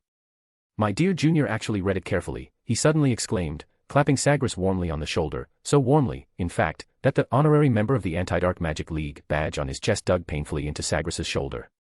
"Speaking of which, I'm currently preparing a new book." He glanced left and right to make sure no one was listening, then leaned in close and whispered near Sagres' ear, "Have you seen the newspaper? Not the Daily Prophet, but Francis the Pathfinder Daily, about the bronze feather." Sagres raised an eyebrow, waiting for him to continue. Lockhart's voice carried an unmistakable smugness. "Those incompetent aurors in France only solved the case thanks to my behind-the-scenes maneuvering. Although..." He shrugged regretfully. "Although I may have been a bit heavy-handed in the end, well, when you're dealing with such vicious dark wizards, who can guarantee no mistakes?" Sagres subtly pushed him back, a rare smile on his face. "Is that so? Then are you truly certain that every member of this so-called bronze feather has been apprehended?" Lockhart's smile froze. Sagres continued, "After all, they're dangerous dark wizards. What if someone escaped? Aren't you worried about retaliation?" "Ah, ha ha." Lockhart gave a dry chuckle, but quickly plastered his greasy smile back on. "Don't worry, Sagres. I didn't drive away the Banshee of Bandon with a grin for nothing. You know, even though I've won Witch Weekly's Most Charming Smile Award 5 years running, I never brag about it." Sagres smiled faintly. The Lockhart before him was exactly as he remembered. As for those books, well, perhaps the events were real, but they likely had little to do with Lockhart himself. "Oh, by the way, my book signing is about to begin," he said eagerly, grabbing Sagres' sleeve, his eyes gleaming. "Sagres, come along. Really, even though the Daily Prophet never says anything good about you." He lowered his voice, a hint of pride slipping in. "I'm an expert at dealing with those annoying reporters. I could teach you a few tricks, after all, geniuses should help each other, right?" Sagres frowned slightly and impatiently pulled his sleeve away. His long fingers swept lightly at his side, and an invisible conf undo silently settled over the babbling author. "You've mistaken me for someone else," Sagres said calmly, his voice perfectly even. Then he turned and walked away. Dealing with Lockhart was a complete waste of time. Lockhart blinked in confusion, his gaze suddenly vacant. By the time he came to his senses, the black-robed wizard had already vanished around the corner. Chapter 62, New Term and Sorting. The whistle of the Hogwarts Express pierced the September sky, and the ancient castle was once again filled with the laughter of young wizards. Sagres stood in the center of the Great Hall, watching his meticulously designed decorations, intestine-shaped string lights, floating brains, and eyeballs that changed color with the music, being dismantled one by the house elves under Professor Flitwick's direction. "Oh my, these colors and combinations are simply too avant-garde." Professor Flitwick stood at the staff table, tactfully offering his opinion. "Perhaps traditional decorations would be more suitable." Sagres raised an eyebrow but didn't argue. He casually tossed a stack of design blueprints into the fireplace, watching them curl into ash in the flames. It didn't matter, he'd only been passing the time. On a long bench in the corner of the Great Hall, a copy of the Daily Prophet from a few days earlier caught his eye. Sagres flicked a finger, and the newspaper flew into his hand. He skimmed it casually, and just as he was about to toss it aside, a headline made him pause. Shocking.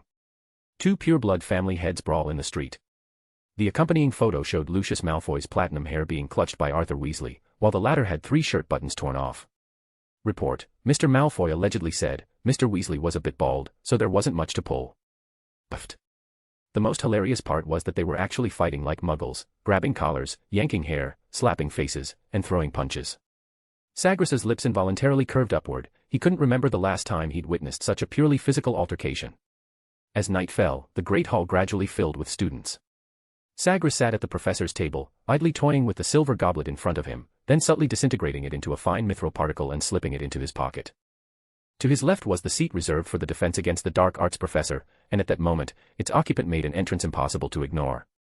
Gilderoy Lockhart strutted into the Great Hall like a preening peacock, his pale golden hair gleaming in the candlelight. His sky-blue robes were embroidered with swirling patterns and pinned with at least 20 medals. Sagres was sure there hadn't been that many just a few days ago. As Lockhart walked, he blew kisses to students, occasionally pausing to strike dramatic poses for photos and admiring glances. Eventually, Professor McGonagall stepped forward to prompt him, and only then did he, somewhat reluctantly, take his seat. Ah. Sagres. Lockhart suddenly turned to him with his signature dazzling smile. I was just about to talk to you about that. Sagres, without a word, cast a muffling charm on himself. The world fell blissfully silent. He gazed up at the enchanted starry sky on the ceiling, debating whether he should find an excuse to leave early. The sorting ceremony began in earnest under the flickering candlelight. Sagres's gaze drifted lazily over the group of new first years, until it stopped on a slender figure. Astoria Greengrass. His nominal cousin. She was currently standing awkwardly at the end of the line, her oversized wizard robes draping over her and making her appear much smaller and thinner than the others. Sagres noticed her face was extremely pale, almost translucent in the candlelight, with only her grey-blue eyes sparkling with excitement. Astoria Greengrass. Professor McGonagall's voice made the girl flinch slightly, then she carefully stepped forward toward the four-legged stool, holding up the trailing hem of her robes.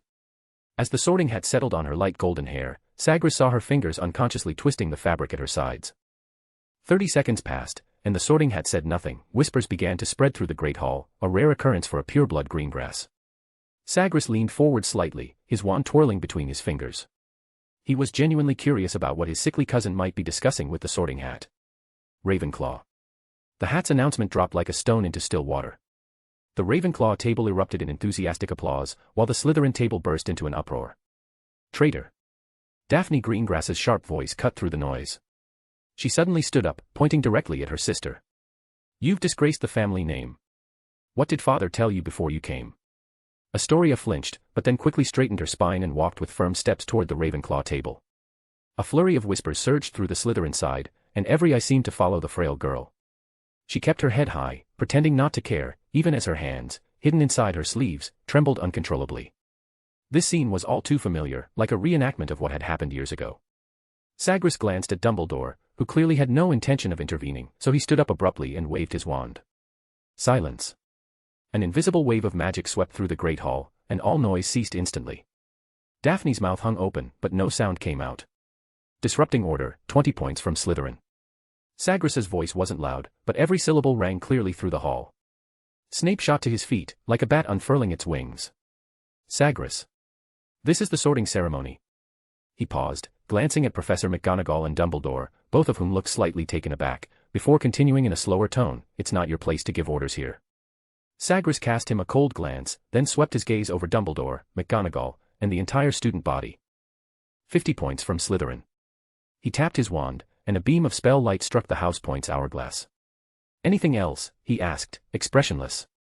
Snape gritted his teeth, breathing heavily with suppressed fury, when Dumbledore finally spoke. Severus, sit down. Slytherin did, in fact, disrupt the discipline.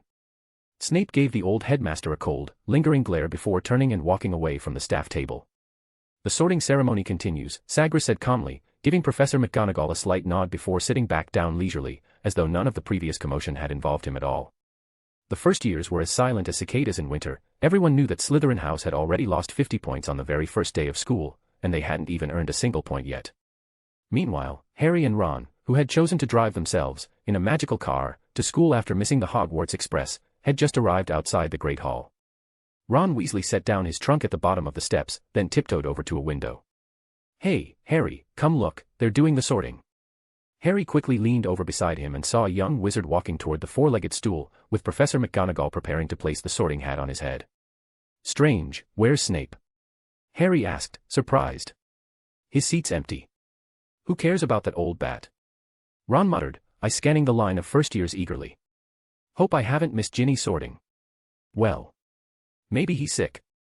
Harry guessed offhandedly. And maybe he died of anger. Ron grinned. Because he didn't get the Defense Against the Dark Arts job again. I heard he's been after that position for years. Maybe he got fired. Harry added excitedly. After all, so many people hate him. Perhaps, a cold, hollow voice spoke up behind them. He's outside the Great Hall, listening to two idiots badmouth him. Harry and Ron froze on the spot, their minds blank with panic, neither daring to turn around. Perhaps your potions professor is still deciding how many points to take from Gryffindor. Turn around. Snape snapped, and the two boys finally, reluctantly, obeyed. He looked down at them coldly, his lips curling into a thoroughly unpleasant smile. Perhaps you'll also need to explain your spectacular flying car journey. Oh shit.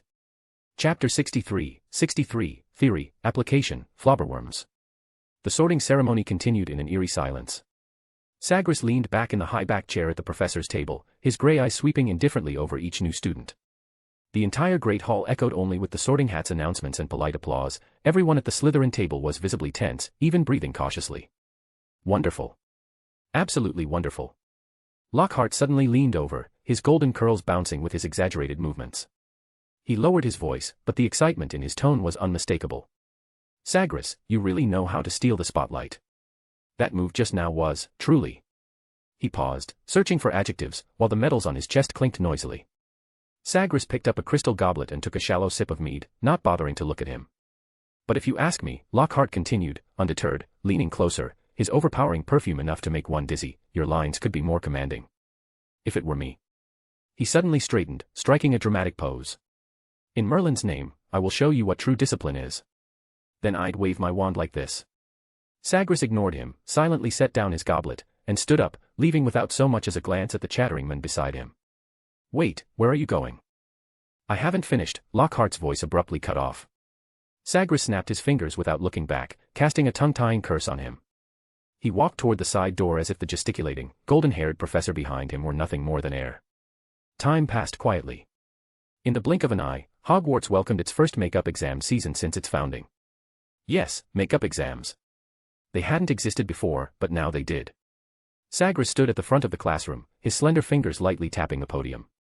Sunlight slanted through the tall windows, casting long shadows across the classroom and illuminating the nervous graduates seated before him, two of whom were even wearing Ministry of Magic uniforms. Advanced Charms Theory and Practice, he announced, his voice calm and steady, without the slightest fluctuation.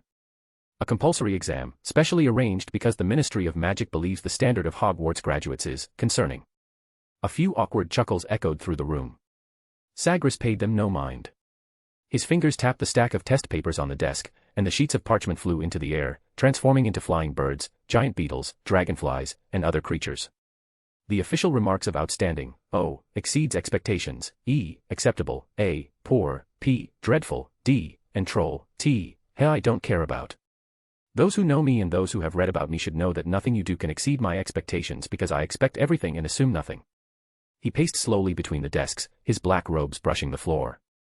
With me, there are only two outcomes. He paused, then suddenly turned, his gray eyes sweeping across every student.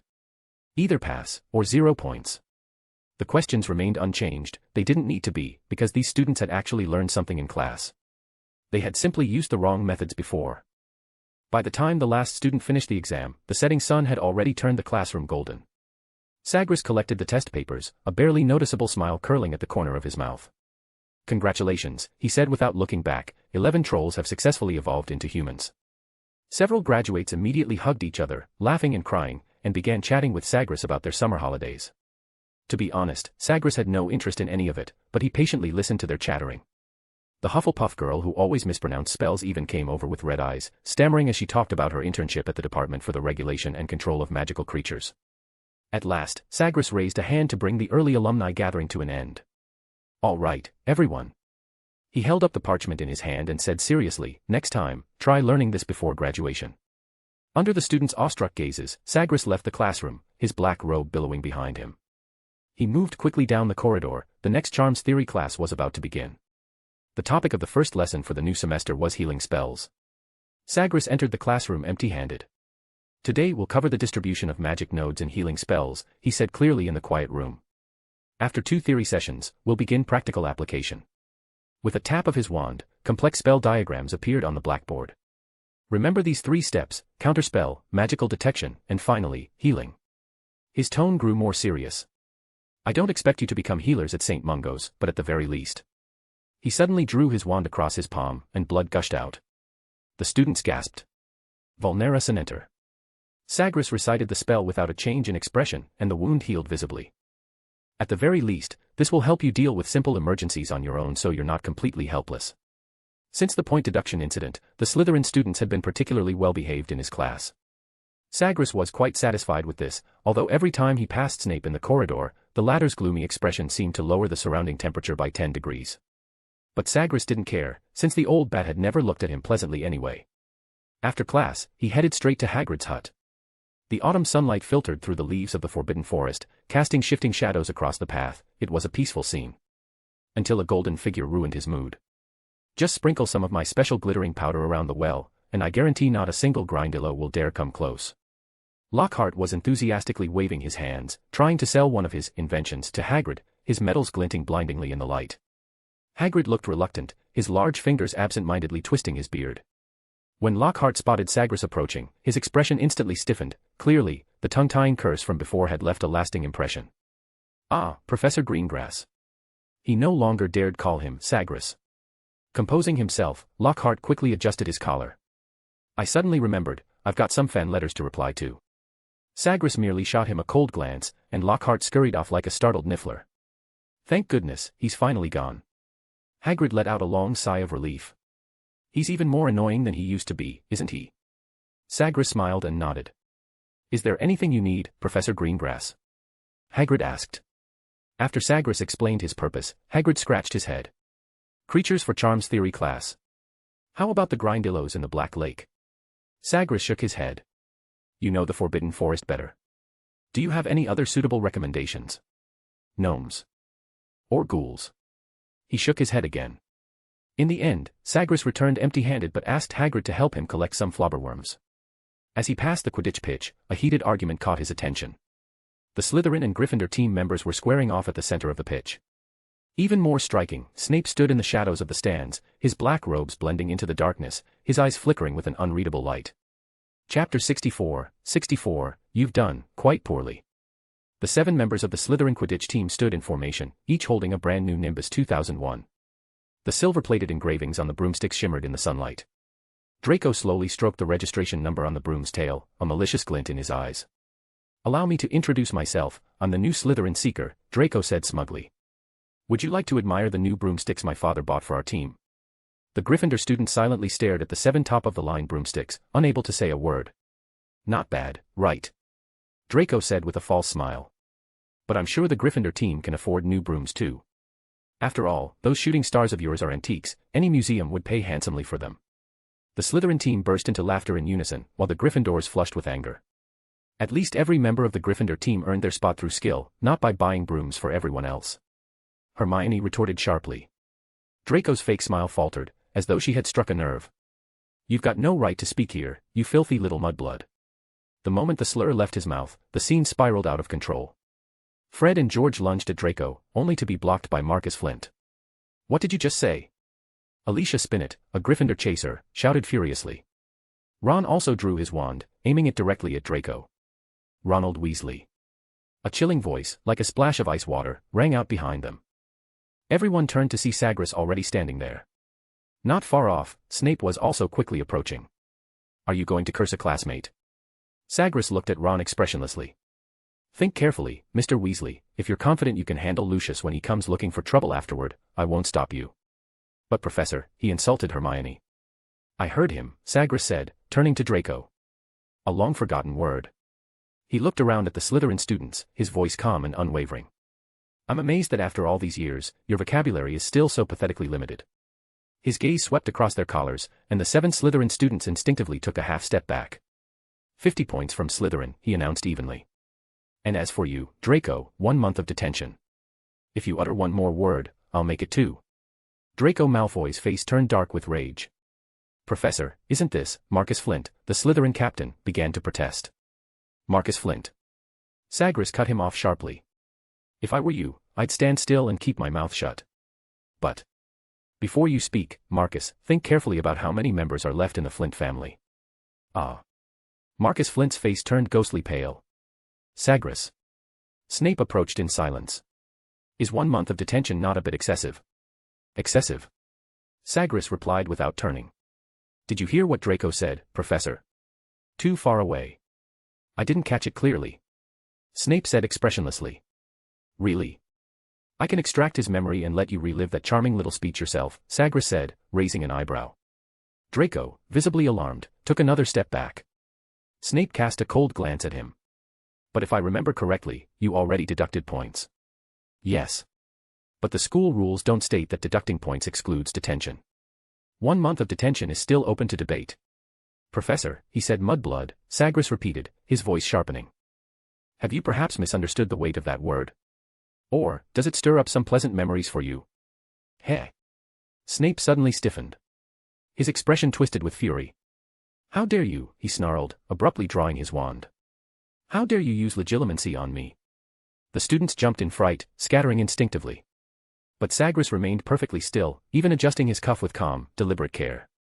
Are you going to attack me, Professor? He said, smiling faintly, eyes fixed on Snape, utterly unfazed by the wand leveled at him. Then I advise you to think carefully. Sagres's voice was so soft it was nearly a whisper. Very, very carefully. But his eyes clearly said, go ahead. Try it. Snape's face twisted with fury, his knuckles white as he gripped his trembling wand. Petrificus totalis. A blinding flash burst from the tip of his wand.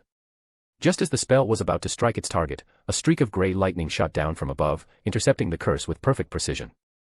Snape's pupils shrank, it was Sagres's raven. Noctis. The bird dove straight through the spell light, unharmed, and continued its attack. Surprise flickered across Snape's face for only a moment before it hardened into icy killing intent. Sectum sempra. But again, the raven charged directly into the slicing spell. The arc of dark magic swept across its wings, leaving only faint traces. In an instant, Noctis was upon him. Impede. Swish. Arr. 3 sharp claws raked across Snape's face, leaving bloody streaks and cutting off his incantation. Snape staggered backward, wand trembling in his hand once more, now glowing with a dangerously deep red light. Ugh. Get lost. But the raven was faster, swooping down, it snatched Snape's wand with precise timing, then soared upward in a wide arc before circling back to land neatly on Sagres's shoulder. A moment later, a burst of brilliant fire ignited the air. Fawkes tore through the sky, and in a swirl of flame, Dumbledore's figure emerged slowly from the light. Always late, Dumbledore, Sagres said, his back turned to the headmaster, his voice laced with icy sarcasm. Just like back then. Sagres, you shouldn't continue to tolerate your stupidity and arrogance. Sagres calmly took the wand from Noctis's beak, his slender fingers gently stroking it as if handling a fragile treasure. Dumbledore said nothing. The surrounding students instinctively stepped back, leaving a wide, tense circle between the two wizards. You thought I used legilimency on him? Sagres asked, then shook his head, visibly disappointed. Truly, disappointing. He slowly turned around, his voice disturbingly calm, when Draco shouted mudblood, you didn't come. When Snape cursed me, you still didn't come. But the moment Noctis took this wand. A mocking smile curved his lips. You arrived. Crack. A sharp snapping sound echoed across the Quidditch pitch, the wand broke cleanly in Sagres's hand. Ah. My. Snape's face turned ashen in an instant, while the usual gentleness in Dumbledore's blue eyes vanished, replaced by a piercing sharpness. Sagres, do you know what you're doing? Perfectly well, headmaster. Sagres met the old man's gaze, his tone calm as still water. I'm doing what should have been done 6 years ago. He casually fed the mithril engravings from the broken wand to the raven perched on his shoulder, then waved his hand to release it. If I'd broken your wands back then, perhaps the favoritism and protection in this school would have been less blatant. His boots crunched against the gravel, each step falling like a heavy drumbeat on the hearts of everyone watching. Although I can't undo your foolishness. A cold gleam flashed in his gray eyes. I can at least put an end to the injustice happening now. Dumbledore's expression turned unreadable, a tangle of emotions hidden beneath the surface. Honestly, Dumbledore, as headmaster, you've done quite poorly. Sagres shook his head, disappointment and a frosty determination etched into every line of his brow. You gave me no justice back then, and now, not even the basic respect I'm due. The fragments of the wand turned to dust in his palm, scattering into the wind. An apology, Albus, he said, locking eyes with the headmaster. Or today, it won't be just one wand that gets broken. Chapter 65, Hogwarts must change. The air seemed to freeze in that moment. Dumbledore's long beard swayed without wind, and his blue eyes behind the half-moon spectacles gleamed with a dangerous light. Apologize. The headmaster's voice was soft, yet it silenced the entire pitch. For what? For preventing a talented student from going astray. Sagres chuckled, the sound like shards of ice scraping against glass. Astray. He raised his hand, his everlasting flowerwood wand tracing a faint arc through the air. Look around you, Albus Dumbledore. Who allows the cancer of pure-blood supremacy to spread unchecked in this school? Who silently permits professors to wear masks of virtue while trampling on fairness and justice? His gaze swept toward Snape's pale face. The man's fingers, hidden beneath his black robes, had already reached quietly for the spare wand tucked into his sleeve. Don't move, Severus. Sagres didn't even look at him. Unless you want to embark on another grand adventure. Dumbledore raised a hand to stop Snape.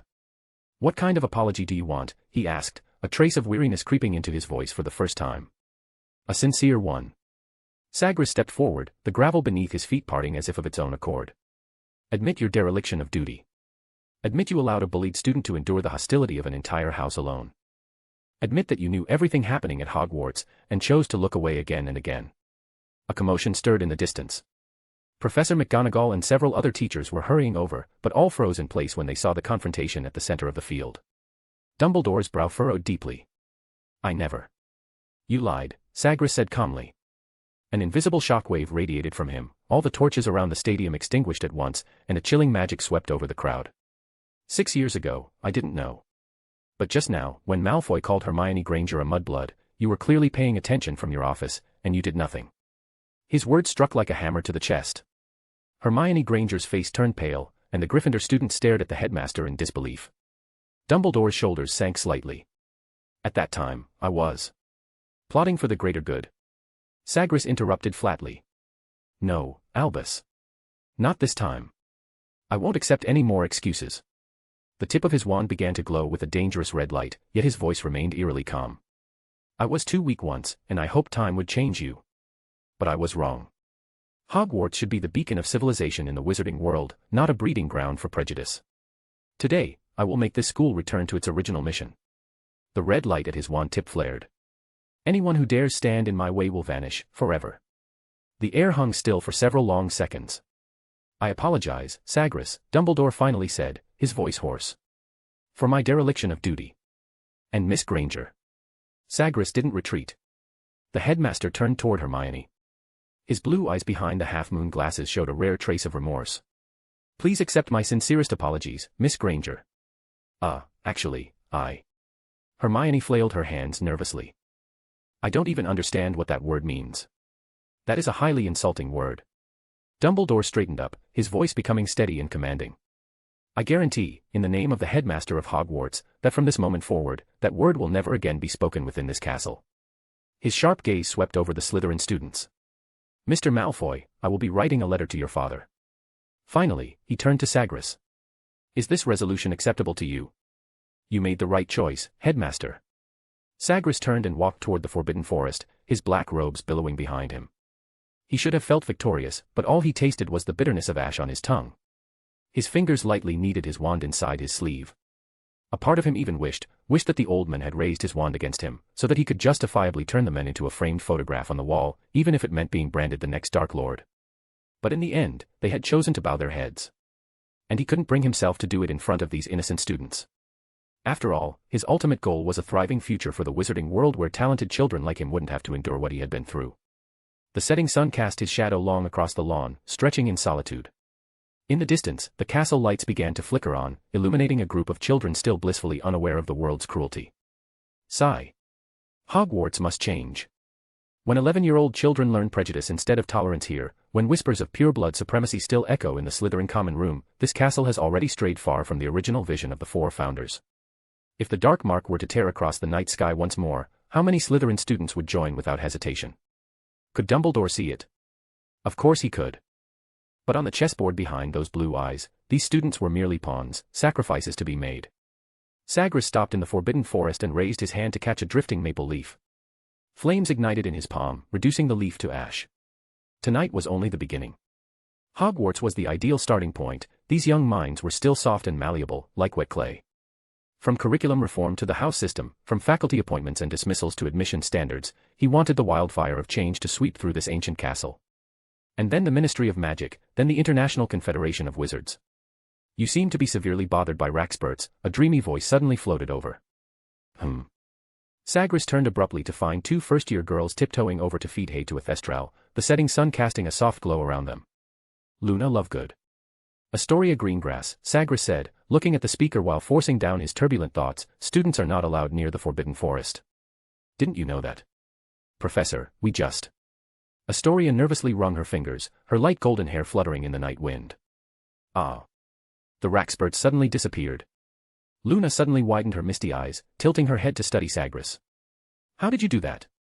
Sagres felt a kind of powerlessness he had never experienced before. With a stern expression, he declared, 10 points from Ravenclaw House. How strange, they're back again. Luna murmured to herself, entirely unaware of the point deduction. Sagres took a deep breath, the fading light casting soft shadows across his sharply defined features. Last chance, explain what you're doing here. We're making friends with the Thestrals, Luna Lovegood said in her peculiar voice, somewhat reminiscent of Rowena Ravenclaw's accent, but lacking the weight. You can see them too, right? Sagres didn't answer. Instead, he turned his gaze to the other girl. Astoria, when did you start seeing Thestrals? I can't see them, the younger Greengrass replied softly, her fingers nonetheless tracing the Thestral's bony spine with precision. But I can touch them. And Luna said they're beautiful. Sagres shook his head helplessly, his mood unconsciously easing. All right, you two need to return to the castle now. His tone had softened. The Forbidden Forest is dangerous at night. Chapter 66, 66, more deadly than a dragon, more savage than a basilisk. The Gryffindor common room. The fire crackled in the fireplace, but it couldn't dispel the heavy atmosphere. Students gathered in small groups, whispering about the shocking events of the night. Merlin's but Pimple, George Weasley murmured, I've never seen anything like that at Hogwarts. Yeah. A professor pointing a wand at the headmaster. Dean Thomas added. That's definitely going into the history books. In the corner, Harry gently nudged Hermione's elbow. Are you all right? Me. I'm fine. Hermione replied distractedly, her fingers unconsciously tracing the edge of her book. Ron poured her a large glass of butterbeer from a crystal bottle. Don't let it get to you. Malfoy got a month's detention. I'm fine. Hermione stared into her cup, then suddenly asked, do you think Professor Greengrass will be fired? Absolutely not. Ron blurted out, then quickly looked around and lowered his voice. I mean, Dumbledore, sometimes. His voice trailed off. Harry picked it up, we all know Dumbledore is a great wizard, but if he really saw what Malfoy did and didn't step in, then he was wrong. He's the headmaster. That's his job, isn't it? You're right. Ron nodded. Well. Yeah. He didn't, so he apologized to Hermione and even made a promise. I'm still worried about Professor Greengrass. Hermione frowned, watching the firelight flicker. What if he gets fired? He did break Snape's wand. Ron, curled up in the armchair, muttered, that was Snape's own fault. I bet the old bat is fuming right now. Didn't you say Professor Greengrass taught at Ilvermorny before? Harry said suddenly. He's so talented, Hogwarts won't fire him that easily. If anyone should be fired, it's Snape or Lockhart. Ron chimed in. Why? Hermione turned, frowning. What's wrong with Professor Lockhart? Why are you slandering him like that? Merlin, Hermione, are you blind? Ron waved his arms dramatically. You're so smart, how haven't you figured it out yet? School's been in session for a week, and everyone already knows, he might as well have, I'm a liar, tattooed on his forehead. Hermione pursed her lips, clearly displeased. It's too early to say that. It's only been a week since school started. She clutched her copy of Travels with Trolls tightly, though doubt had begun to form in her heart. Harry and Ron exchanged a look, wisely choosing not to argue further. After sending the two girls back to Hogwarts, Sagres walked alone to the edge of the Black Lake. Night had fallen, and the surface of the lake shimmered with silver light under the moon. Suddenly, the bronze feather badge in his pocket grew hot. He quickly took out the badge and saw shimmering text appear in the bronze bird's eye, Mount Cussy, Africa, Nangda leopard sighted, urgent assistance requested. Sagres's fingers immediately clenched, and the magical runes of a portkey lit up with a faint blue glow in his palm. Whoosh! A moment later, space twisted violently around him, pulling him into a vortex.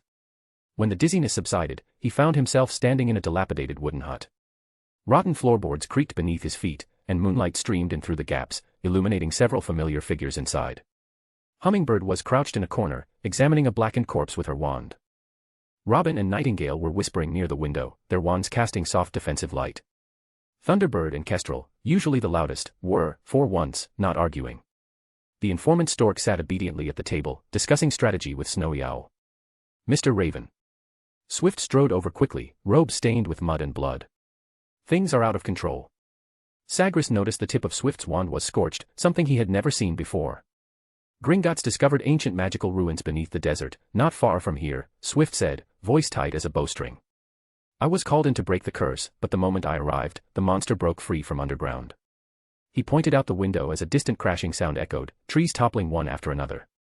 Even from inside, Sagres could already smell the cloying sweetness in the air, the Nangda leopard's poisonous mist was spreading. More than 70 wizards have already been poisoned and fallen unconscious, Swift said, his fingernails digging into his palm. Worse still, the poisonous mist has spread to 3 Muggle villages, around 2,000 Muggles affected. He didn't go on, but Sagres understood. Over 2,000 innocent lives, lost due to a miscalculated excavation by Gringotts. Sagres looked toward the blurred, towering shadow in the distance, his grip tightening unconsciously around his wand. Though he had read about this creature in books many times, it was his first time seeing a Nangda leopard in person. This XXXXX-class beast that roamed the African wilderness was even more terrifying than the textbooks suggested. Bathed in moonlight, the outline of the monster slowly became distinct. Its sleek body was nearly 10 times the size of an ordinary leopard, and its amber eyes glowed faintly in the dark. But its most lethal trait was the poisonous mist it exhaled with every breath, spreading now like a living thing through the night sky. Sagres recalled Newt Scamander's warning, marked in bright red ink, more deadly than a dragon, more savage than a basilisk. Historically, only subdued once, by the joint effort of hundreds of elite wizards. Boom. The wooden hut suddenly shook violently, a roar splitting the night. A burst of blazing red light shot from the tip of Sagres's wand, casting a sharp silhouette on the wall. You are responsible for evacuating the survivors. His voice was as calm as still water. I'll handle the beast. Be careful. Thunderbird warned urgently.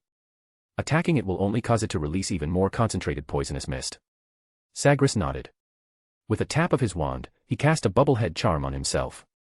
He reached out and took the emerald-colored potion offered by Nightingale, tucking it into his pocket. It was a top-grade antidote, primarily formulated from mandrake and phoenix tears. Pushing open the door, he was immediately struck by the desert's searing wind. Fortunately, the incident had occurred in a remote region, otherwise, the number of casualties might have been 10 times worse. More deadly than a dragon, more savage than a basilisk. Historically, only subdued once, by the joint effort of hundreds of elite wizards. Sagres locked onto the monster's location. Let's see for ourselves, shall we? He muttered, and in the next instant, his body blurred and transformed into the shape of a massive raven, hurtling through the air toward the target. Chapter 67, Mad Laboratory of an Alchemist. The Nangda leopard, upon seeing the giant raven shadow Sagres had transformed into, unexpectedly turned and fled. Its massive body streaked across the dunes at an astonishing speed, almost leaving a blurry afterimage in the moonlight. Trying to escape. Sagres frowned, his wand tracing complex patterns in the air. Sandstorm Liga. In an instant, the ground shook violently, and a 100-meter-high wall of sand rose from the earth, swiftly closing in like a living entity, trapping the massive beast within. Sagres descended from midair, his black robes flapping in the moonlight, and a second spell followed, quicksand trap. A 1-mile diameter area of sand instantly liquefied, forming a massive vortex that swallowed everything. The Nangda leopard struggled wildly in the quicksand, letting out deafening roars, its poisonous breath distorting the surrounding air. Sagres hovered in midair, the tip of his wand glowing with ancient runic symbols. Eternal ice coffin. An extreme cold swept out from him, freezing the sand particles it touched. The entire quicksand area was frozen into a shimmering glacier within seconds, glinting with an eerie blue light under the moonlight. Through the ice, the beast's frozen roar was still clearly visible. This ancient runic magic was being used in actual combat for the first time, and its effect was unexpectedly good. Sagres put away his wand, then took out a crystal bottle and tossed it into the air, beginning to absorb the poisonous mist pervasive in the air. To ensure nothing was left to chance, he consecutively threw out more than a dozen spare containers. Only when the night sky cleared again and starlight once more cascaded down did he slowly put away the crystal bottle and turn to walk toward the village. The surroundings were terrifyingly quiet, aside from the faint crunching of his footsteps on the sand, there was no other sound. Under the moonlight, the neatly arranged houses appeared particularly eerie. No cries, no pleas for help, not even the chirping of insects or birds could be heard. Pushing open the door of the nearest house, he found a family of 5 lying quietly on their beds, their faces serene as if still caught in a dream. Sagres removed his bubblehead charm, and the hot desert wind brushed against his taut face, carrying with it a faint, almost imperceptible scent of decay. The death toll from this incident would likely break records for the past century. As for who would be held responsible, the Ministry of Magic, the local government, or the greedy Gringotts goblins? Sagres didn't know the answer. But one thing he knew for certain, these innocent villagers lying peacefully in their beds would never wake up again. Why is this world so, sigh? Sagres returned straight to the wooden hut. As he pushed open the door, a pungent mixture of antidote and scorched flesh hit him. The undetectable extension charm had turned the once simple hut into a temporary field hospital, with dozens of beds filled with unconscious casualties. He walked down the narrow aisle, his footsteps muffled by the rising and falling groans of pain. Members of Bronze Feather moved among them, the tips of their wands constantly flashing with the glow of healing spells. The identities of the casualties were varied: several Gringotts goblins, human wizards employed by Gringotts, graduates of Wagadu and Star and Moon robes, and official members of the Sahel Sorcerer Alliance, their distinctive desert robes easily recognizable. More than 30 didn't make it. Hummingbird's voice came from behind him.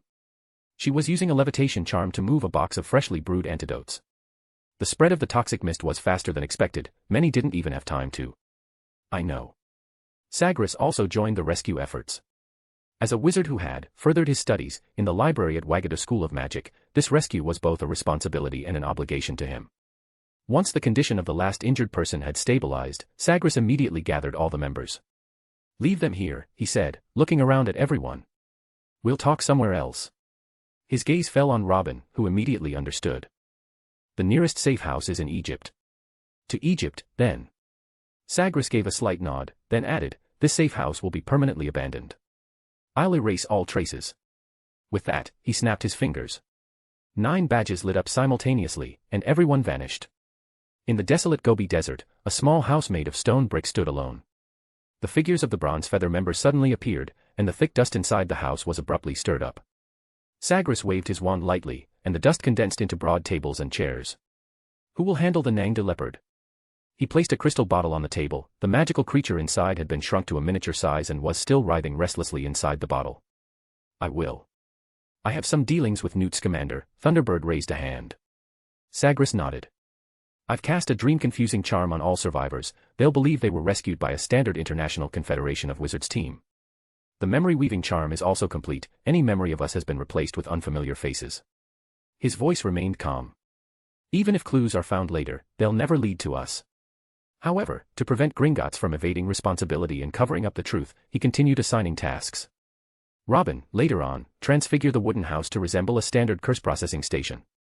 Swift, destroy the safety procedures and goblin language warnings at the entrance of the ruins, but leave just enough evidence pointing back to Gringotts. Snowy Owl, scatter African confusion bugs around the ruins and the hut to generate misleading magical traces.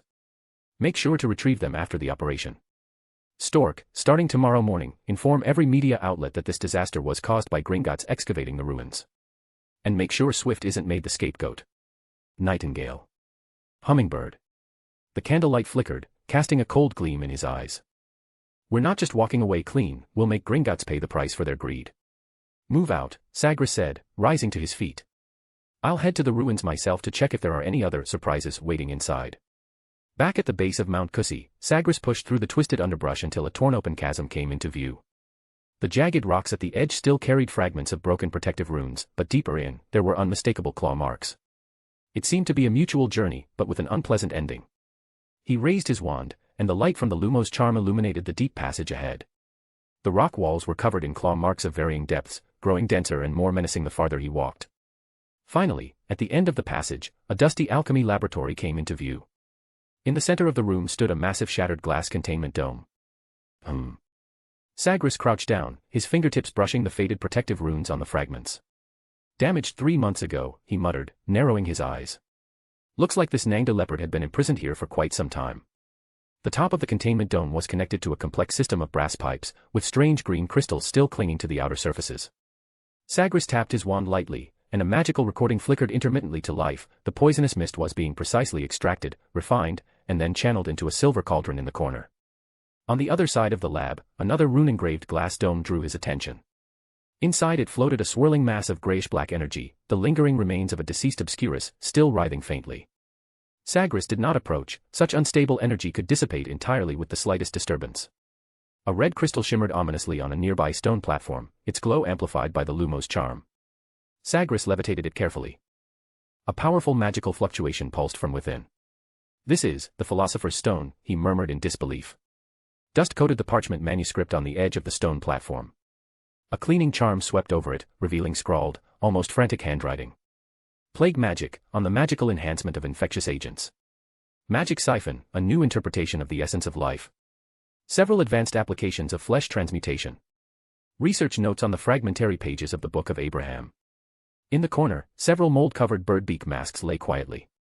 Sagres's pupils constricted slightly, he was all too familiar with this equipment. 14th-century Black Death doctors and 18th-century plague spreaders had all walked among humans wearing such masks. It seems this is the mad laboratory of an alchemist. Sagres speculated. Using the Book of Abraham for forbidden experiments, treating the Nangda leopard as a living venom factory, and also trying to create some kind of, with the obscurus and dark arts. His gaze fell on a pile of suspicious ashes in the corner. Elixir of Immortality. Chapter 68, The Alchemist's Sin, Philosopher's Stone. A/N. I wasn't feeling well these past few days, but I'm mostly fine now. Sorry for not posting regularly. When Sagres returned to the safe house, the intense discussion inside abruptly ceased. The members of Bronze Feather sat around a table, the flickering candlelight casting shifting shadows on their faces. "You're back." Nightingale looked up from her pile of potions, a hint of confusion flashing in her eyes beneath her wide cloak. "Any other gains?" Sagres gave a meaningful smile and casually tossed a stack of yellowed parchment onto the table.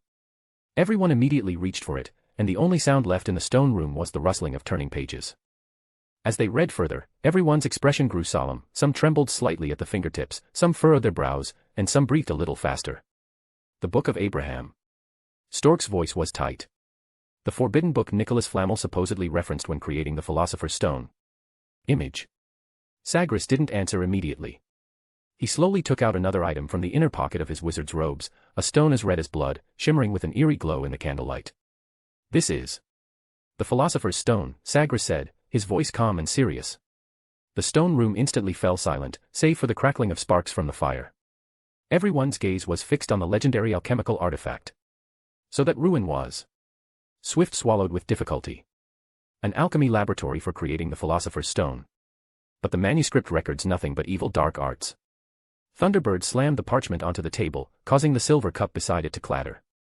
"Using infant bone dust as a catalyst, mixed with the fresh blood of virgin children. Are you sure this is really the Philosopher's Stone?" Snowy Owl interrupted, her fingers tightly clutching her quill. "Where is its owner?" Sagres gazed at the red stone in his palm, feeling the familiar magical pulse within it, identical to the one he had seen at Hogwarts. "The structure and magical properties are perfectly consistent," he said, lifting his gaze. "As for the owner..." He recalled the pile of black-robed ashes in the corner of the laboratory. "I suspect he drank something he shouldn't have, and died." "That doesn't make sense," Snowy Owl frowned. "If it really is the Philosopher's Stone, how could its creator die? The longevity potion you gave me worked." "Perhaps." Nightingale gently brushed the scorched edge of the parchment. "He misunderstood the refining method." "But Raven said this was the Philosopher's Stone." "Wait," Stork suddenly reached out toward the red stone, then withdrew his hand halfway. "Can it really turn lead into gold? It's not a fake, is it?" Sagres didn't respond. He flicked his fingertip, and a copper canute flew from his sleeve. The instant it touched the stone's surface, it transformed into pure gold, clinking sharply as it rolled across the stone table. The crisp sound echoed in the silent room. Sagres's fingertips gently caressed the smooth surface of the Philosopher's Stone, its eerie red glow reflecting in his gray eyes. A terrible thought was beginning to take shape in his mind. If this stone, refined with dark arts, was real, then what about Nicholas Flamel's? "Thunderbird," he suddenly asked, "how old are you this year?" Thunderbird, who had been about to re-examine the parchment, froze. His silver eyebrows furrowed. 103. "I'll be 104 by the end of November." His wrinkled hand subconsciously touched his nose. Why the sudden question? Sagres didn't respond directly, instead pressing further, "Given your level of magical ability, how much longer do you estimate you can live?" The air in the stone room thickened. Everyone stopped what they were doing, their gazes shifting between the two. 10 years, 15 at most," Thunderbird said hoarsely. "I can feel it, my body and magic are already starting to decline." He raised his right hand, and the sparks from his fingertips were noticeably dimmer than in years past. Sagres abruptly stood, his black robes casting a vast shadow in the candlelight. That's illogical. With a flick of his wand, glowing names appeared in the air. Nicholas Flamel, 665 years old. Barty Willie Winkle, 422 years old. Armando Dippet, 355 years old. Are you saying? Snowy Owl suddenly leaned forward, her silver hair trembling slightly with excitement. Are you implying that these long-lived individuals all used this to prolong their lives? Sagres finished for her, his brow slightly furrowed. Why not? Look at how this stone was made: plague, flesh, dark arts. A heavy silence settled over the stone room, broken only by the occasional crackle of the candle flames. 8 pairs of eyes were fixed on the stone on the table, its eerie red glow pulsing faintly, as if it were some slumbering beast that could awaken at any moment. All right, everyone, Sagres suddenly clapped his hands, the sharp sound startling Kestrel. He casually set the philosopher's stone back onto the table, the dull thud of its impact echoing against the wood. Instead of debating ethics, let's think about practical uses. With a flick of his wand, an irregular, fist-sized stone floated over from the corner of the room. The moment it touched the philosopher's stone, a blinding golden light flared. In the blink of an eye, a solid block of pure gold, the size of a pumpkin, thudded heavily onto the table, nearly toppling the candle holders. The expressions on the 8 faces around the table shifted dramatically. Snowy Owl gasped, Swift's fingers reflexively rubbed her empty coin pouch, even the usually composed Thunderbird swallowed hard. Of course, don't bother thinking about counterfeiting galleons, Sagres chuckled, carelessly tossing the gold block aside like rubbish. The goblin's anti-counterfeiting enchantments aren't for show. However, he gave them all a meaningful glance. Becoming a billionaire in the Muggle world? That's easily within reach. Perhaps. Kestrel ventured, we should recruit an alchemist to research if the stone has other uses. That's exactly what I had in mind, Sagres agreed. It's best if you have recommendations. These days. He shook his head. Legitimate alchemists are harder to find than a demiguise. With that, he put away the philosopher's stone. I'll keep it for now. Some of you might know that I'm a professor at Hogwarts, and not long ago, Lord Voldemort was still searching for this thing. Lord Voldemort? Several of them visibly reacted. Isn't he dead? For over 10 years now. I thought so too. Sagres shook his head. But I can now confirm he's still alive, just in a rather twisted form. Can you elaborate? Swift asked. I'm not entirely sure of the details, Sagres admitted. But he no longer has a body and can only survive by possessing others. So, no real threat? Nightingale asked. Don't underestimate him. Thunderbird warned. He was a very powerful wizard. I met him when he was still young, polite, brilliant, and terrifyingly talented. Chapter 69, Sagres spells and Peeves the MVP. Sagres stood up, his wand sweeping through the air as a massive parchment covered in ancient incantations slowly unfurled before everyone. The situation is deteriorating, he said calmly. The wizarding world is in chaos, so you must learn new spells to protect yourselves. Everyone's fingers unconsciously traced the red glowing incantations on the parchment. Are these all dark arts? Correction, Sagres replied, unbothered. They are highly effective survival magic forbidden by the Ministry of Magic. He snapped his fingers, and the text on the parchment abruptly rearranged into 3 columns. Auxiliary protection spells. Movement and escape spells. Control and offensive spells. Sagres's gaze was deep, his voice quiet. I hope every member of Bronze Feather can live safely and for a long time. Thunderbird was caught off guard by his words, a flicker of surprise flashing across his wrinkled face. Sagres immediately understood and gave a rare smile. Of course, Mr. Thunderbird is an exception. What price do we have to pay? Robin's sharp gaze pierced through his mask, his fingers unconsciously rubbing the edge of the parchment. None, Sagres said firmly. You've already proven your character through your actions. Each of you is a good person. Of course, if one day I need help, I hope you'll step forward and do what you can. Silence spread through the stone chamber. Sagres didn't rush them, simply waiting quietly. If no one objects, I'll take that as agreement, he said, tapping the table with a finger. The parchment instantly split into 8 copies in midair, each one landing precisely in front of its intended recipient. We'll meet on the night of the full moon each month. I'll teach you everything I know. How much you can learn depends entirely on your own ability. With that, Sagres gave a casual wave. Well then, see you in a week. Before he even finished speaking, Sagres's figure vanished from where he stood. Everyone exchanged stunned glances, staring blankly at the empty space, until Kestrel suddenly let out a cheer. Look at this. She jabbed a finger at the parchment, nearly poking through it as she pointed beneath. Raven shadow body instant, can transform into a shadow, fly swiftly, and bypass anti-apparition wards. If I learn this, I won't need a broomstick anymore. Kestrel said excitedly. You probably don't know this, but I've never been great at flying. Everyone looked at one another, and soon the stone room was filled with the sounds of animated discussion. Under the flickering candlelight, the densely packed spells on the parchment glowed in various hues: scarlet dark arts, ethereal blue ancient magic, gilded rune magic. Mastering all of them would be impossible, but even learning just a few could be enough to stand out in the wizarding world. Does he really know all of these spells? Snowy Owl asked, clearly doubtful. I doubt he'd write down spells he doesn't know, Nightingale replied without looking up. What do you think? Everyone nodded in agreement. These were spells Sagres had collected from all over the world over the course of more than 10 years, some from stone tablets buried deep within the Forbidden Forest, others from crystal balls traded on the Goblin black market, and still others from the pensives of long-dead dark wizards.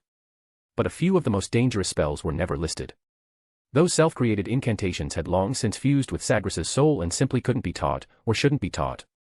Upon returning to Hogwarts, Sagres immediately headed for the restricted section. He needed to look something up. Mana siphon, this alchemical technique, discovered on a parchment manuscript in an alchemy lab, suddenly reopened a path of thinking he had long since sealed away. A mad idea surged in his mind: what if this alchemical method could be converted into spell work?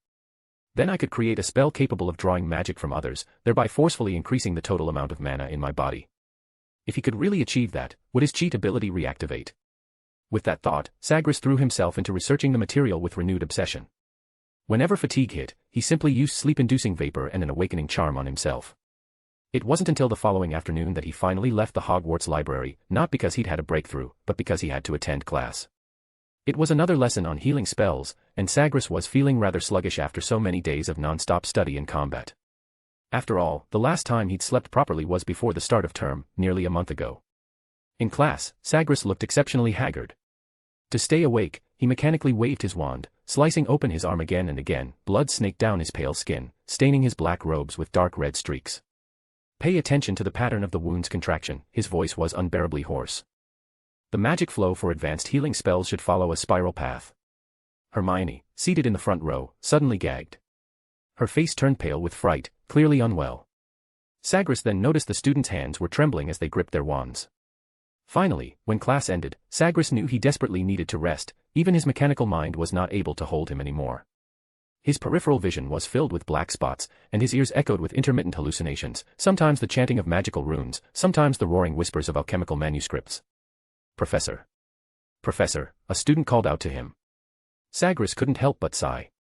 What is it, Potter? He asked, rubbing his temples, where his blood vessels throbbed painfully. Do you know why some people sometimes hear strange noises in the castle? Sagres thought to himself, what kind of absurd question is this? He was already hearing plenty of strange noises right now, some telling him to sleep, others pushing him to keep researching, like a chorus of hags throwing a party inside his skull. Be specific, he said, suppressing his irritation. Time. Location. What kind of noises? I mean. A friend of mine, in Professor Lockhart's office at night, heard some strange words. Ghosts. Or one of Peeves' new tricks. Sagres replied somewhat dismissively, though only because the question had been far too vague. Harry nodded in confusion, clearly not entirely satisfied with the answer. But he also knew he couldn't blame anyone else. His question had been vague to begin with, so naturally, the response would be just as vague. Still, Sagres' guess wasn't entirely without basis, because that very afternoon, Lockhart had been enthusiastically boasting in class about his feat of taming Peeves, only to be immediately struck from above by a dung bomb. The entire corridor rang with Peeves' shrill, mocking voice. Liar Lockhart. Boaster Lockhart. Look at his new hairstyle. A moment later, a rotten egg hit Lockhart squarely on the forehead. The yolk slowly slid down his nose, and the entire classroom fell silent. Only the muffled snickers of students trying to hold back laughter remained. This is an attack on a professor. Lockhart fumbled for his wand. Watch me. Peeves swooped forward, snatched the wand from his hand, and tossed it neatly out the window. Then, as if by magic, he produced a bucket filled with ink balloons. Taste Peeves' special ink eggs. One balloon hit Lockhart in the face, bursting on contact. Ink sprayed everywhere, transforming his pristine white robes into something resembling an abstract painting. My new robes. Lockhart shrieked and leapt to his feet, only to step on a banana peel no one had noticed Peeves drop. Thud thud thud bang. He slid 3 meters across the floor, finally landing on the lecturer's desk in a perfect breaststroke pose. Peeves somersaulted in the air. Full marks. The classroom erupted into deafening laughter. Seamus rolled off his chair, howling. Ron slapped the desk so hard it echoed louder than the whomping willow, and even Hermione was shaking uncontrollably, covering her mouth. What are you laughing at? Did Lord Peeves give you permission to laugh? With that, Peeves hurled a few more ink balloons into the student crowd, and screams immediately echoed down the corridor. Lockhart struggled to get up, his wig crooked, revealing the ink-stained hair beneath. Just as he opened his mouth to speak, another ink balloon hit him squarely, sealing his lips shut. Then chaos truly broke loose. Peeves launched ink balloons indiscriminately, though Lockhart remained his primary target. Many young wizards weren't spared either. Class dismissed. Peeves declared cheerfully. After throwing the last balloon, he whistled and soared away in loops. His fading song still echoed down the hallway. Lockhart is a big fool. Only knows how to brag and show off. Lockhart stood frozen, an eggshell on his head, streamers draped across his robes, looking like a Christmas tree ravaged by a hurricane. He forced a smile. This was a planned demonstration on how to gracefully. Professor Neville, uncharacteristically bold, raised his hand. Your hair is on fire. Only then did Lockhart realize Peeves had helpfully lit a small flame on his wig before flying off. The classroom once again filled with screams as Lockhart frantically slapped at his head. But none of this had anything to do with Sagres. At that moment, all he wanted was a good sleep, then to find a quiet place to finally complete the damned mana siphon spell. Chapter 70, Creepy Voice and Slice of Life. The common room was buzzing, students quietly chatting about Lockhart's run-in with Peeves. Harry and Ron were playing wizard chess, while Hermione sat beside them, engrossed in a copy of Healing Spells Explained. Harry's wizard chess set, a Christmas gift from the previous year, still didn't quite listen to him and often moved against his wishes. A few onlookers had gathered around to watch. Harry's chess pieces eyed him with clear disdain. E4, Harry said hesitantly. His white king immediately clutched his head. Here we go again. I've died 800 times with that move. The white queen rolled her eyes. Merlin, can't you learn from the kid opposite you? Ron's pieces, in contrast, stood proud and confident. The Black Knight even polished his spear, ready to charge. Watch this, Ron grinned. My knight to f6. The Black Knight galloped forward, leaping gracefully into place and kicking Harry's pawn aside as it landed. Your move, Harry, Ron said triumphantly, taking a bite of sausage they'd smuggled from the Great Hall in a crystal vial. Harry wiped his forehead. Then. My bishop to c5. What? His white bishop shrieked. Are you mad? That Black Knight will cleave me in two. The piece clung desperately to the board. Please, just listen to me this once. Harry pleaded softly. Never, the white bishop shouted, plopping down stubbornly on the board. Let him go, it doesn't matter if he dies. He pointed at a nearby pawn, who simply rolled its eyes. Ron's pieces erupted in laughter. The black castle shook from laughing, its stones trembling. Just surrender already. Hermione glanced up from her book. How about I? No. Harry and Ron shouted in unison. Just then, Harry's white queen suddenly stood up and kicked the bishop over to c5. I've had enough. I'm taking over this game. Wait, don't d. She turned to Harry. Shut up, kid. Watch and learn. Ron's eyebrows shot up. Wow, your pieces really do have personality. For the next 10 minutes, Harry's pieces completely ignored his commands, loudly arguing among themselves as they hashed out tactics. The White Knight even got into a scuffle with the Black Castle after the latter claimed his horse looked like a mule. Checkmate. The White Queen slid forward with elegance, cornering Ron's king. That's not fair. Ron's Black King protested. They're cheating. Harry shrugged. My pieces are just spirited.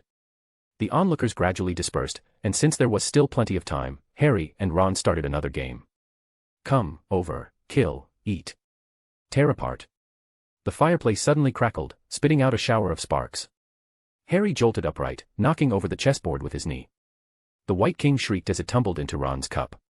What? Harry's voice was barely a whisper, his green eyes wide. Ron and Hermione exchanged confused glances. Are you all right? Hermione asked, closing Healing Spells Explained. You look terrible. Didn't you hear it? Harry's fingers unconsciously brushed his scar. That voice, it's back. Saying it wants to kill.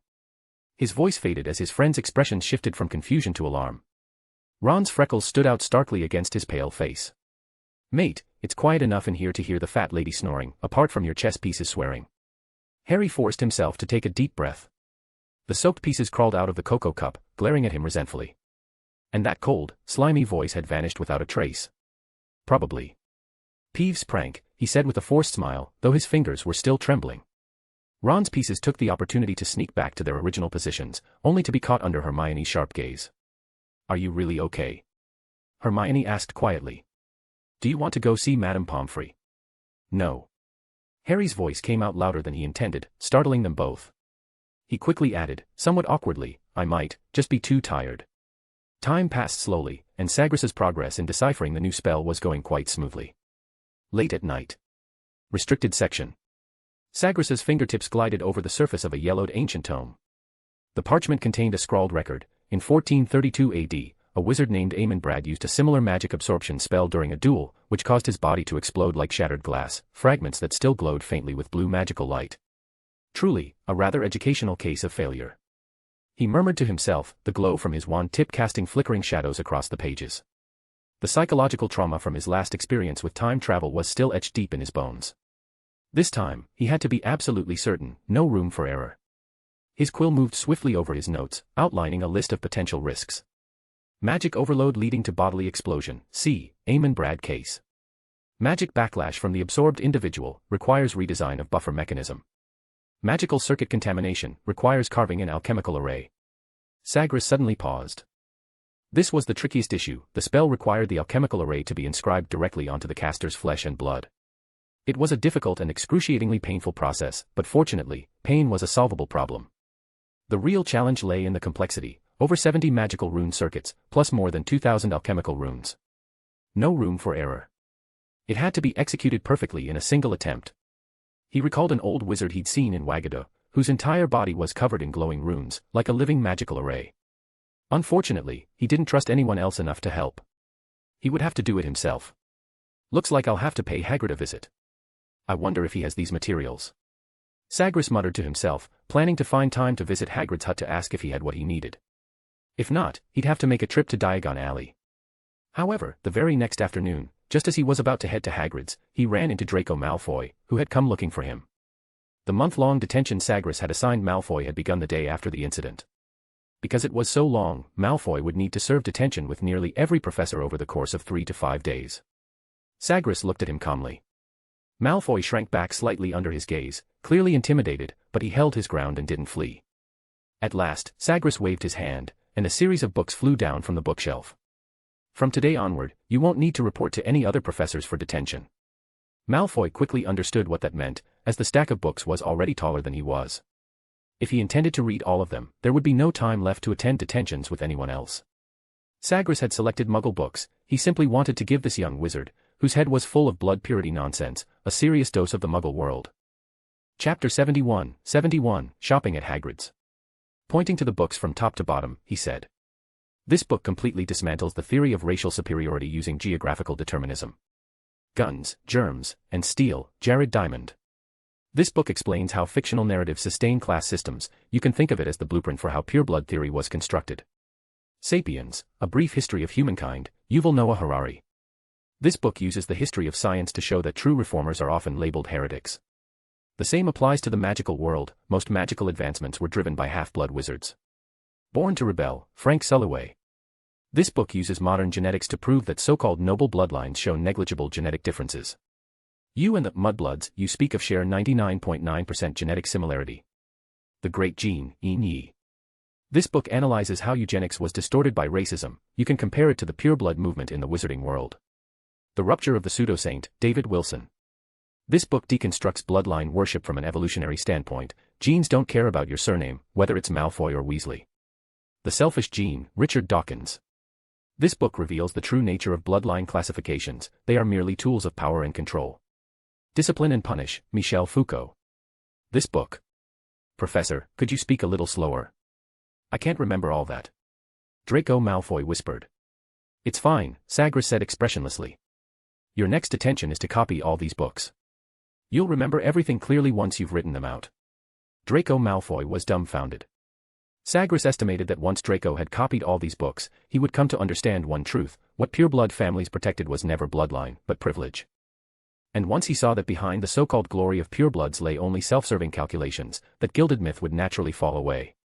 Noctis, keep an eye on him, Sagres instructed the raven perched on the windowsill. Let him go back at 11. Caw. The raven cawed in response, and Draco instinctively shrank his neck, his face even paler than his hair. It won't peck out my eyes, will it?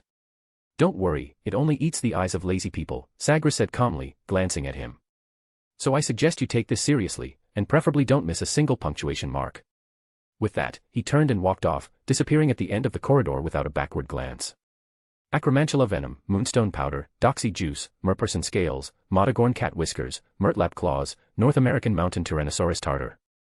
Sagres's finger paused on North American mountain Tyrannosaurus tartar. He could almost picture the author of this recipe cackling in some dark corner. But alchemy was a complex and profound art. Even though he strongly suspected the ingredient list was a joke, he didn't dare leave anything out. When Sagres arrived at Hagrid's hut, the half-giant was outside, deworming his giant pumpkins. Hello, Hagrid. Hello, Professor Greengrass, the half-giant greeted him, carefully prodding the pumpkin vines with a small spade, small for him. Are you here for the flobberworm mucus? Sagres shook his head. I'm looking for some magical materials. Are you busy? Nah, just tending to the pumpkins, you know, Halloween's coming soon. Hagrid gave a simple, honest smile. We'll be making some pumpkin lanterns for the castle. Sagres nodded. He tapped the fence with his finger, and the tangled pumpkin vines instantly straightened themselves. All the insects were wrapped up by a spell and flung into the forbidden forest. Oh, thank you, Professor. You're such a good man. Sagres smiled without replying, while Hagrid looked a bit sheepish. He lowered his voice and said, I heard that recently, you and Professor Dumbledore. It's in the past, Sagres said naturally, with a smile. It's over. Oh, I knew it. Hagrid beamed. Must be those young wizards spreading rumors. Hagrid stepped out of the pumpkin patch and asked, So, what do you need? Sagres handed him the parchment list he was holding. Hagrid quickly wiped his hands on his coat, then carefully pinched the list between two fingers. I've got this, think I've got this too, not sure about this one, I'll have to check, don't have this one, though I always wanted to raise one. Sagres waited patiently. At last, Hagrid turned and walked into the wooden hut. After some rummaging, he finally unearthed a few dusty bottles and jars from a corner. Acromantula venom, Hagrid said, picking up a clay pot and setting it aside.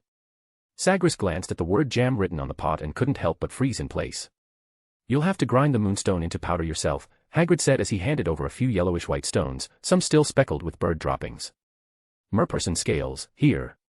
He pulled a dried merperson specimen off the wall, rubbed it a few times with his hand, and a pile of dry scales flaked off immediately.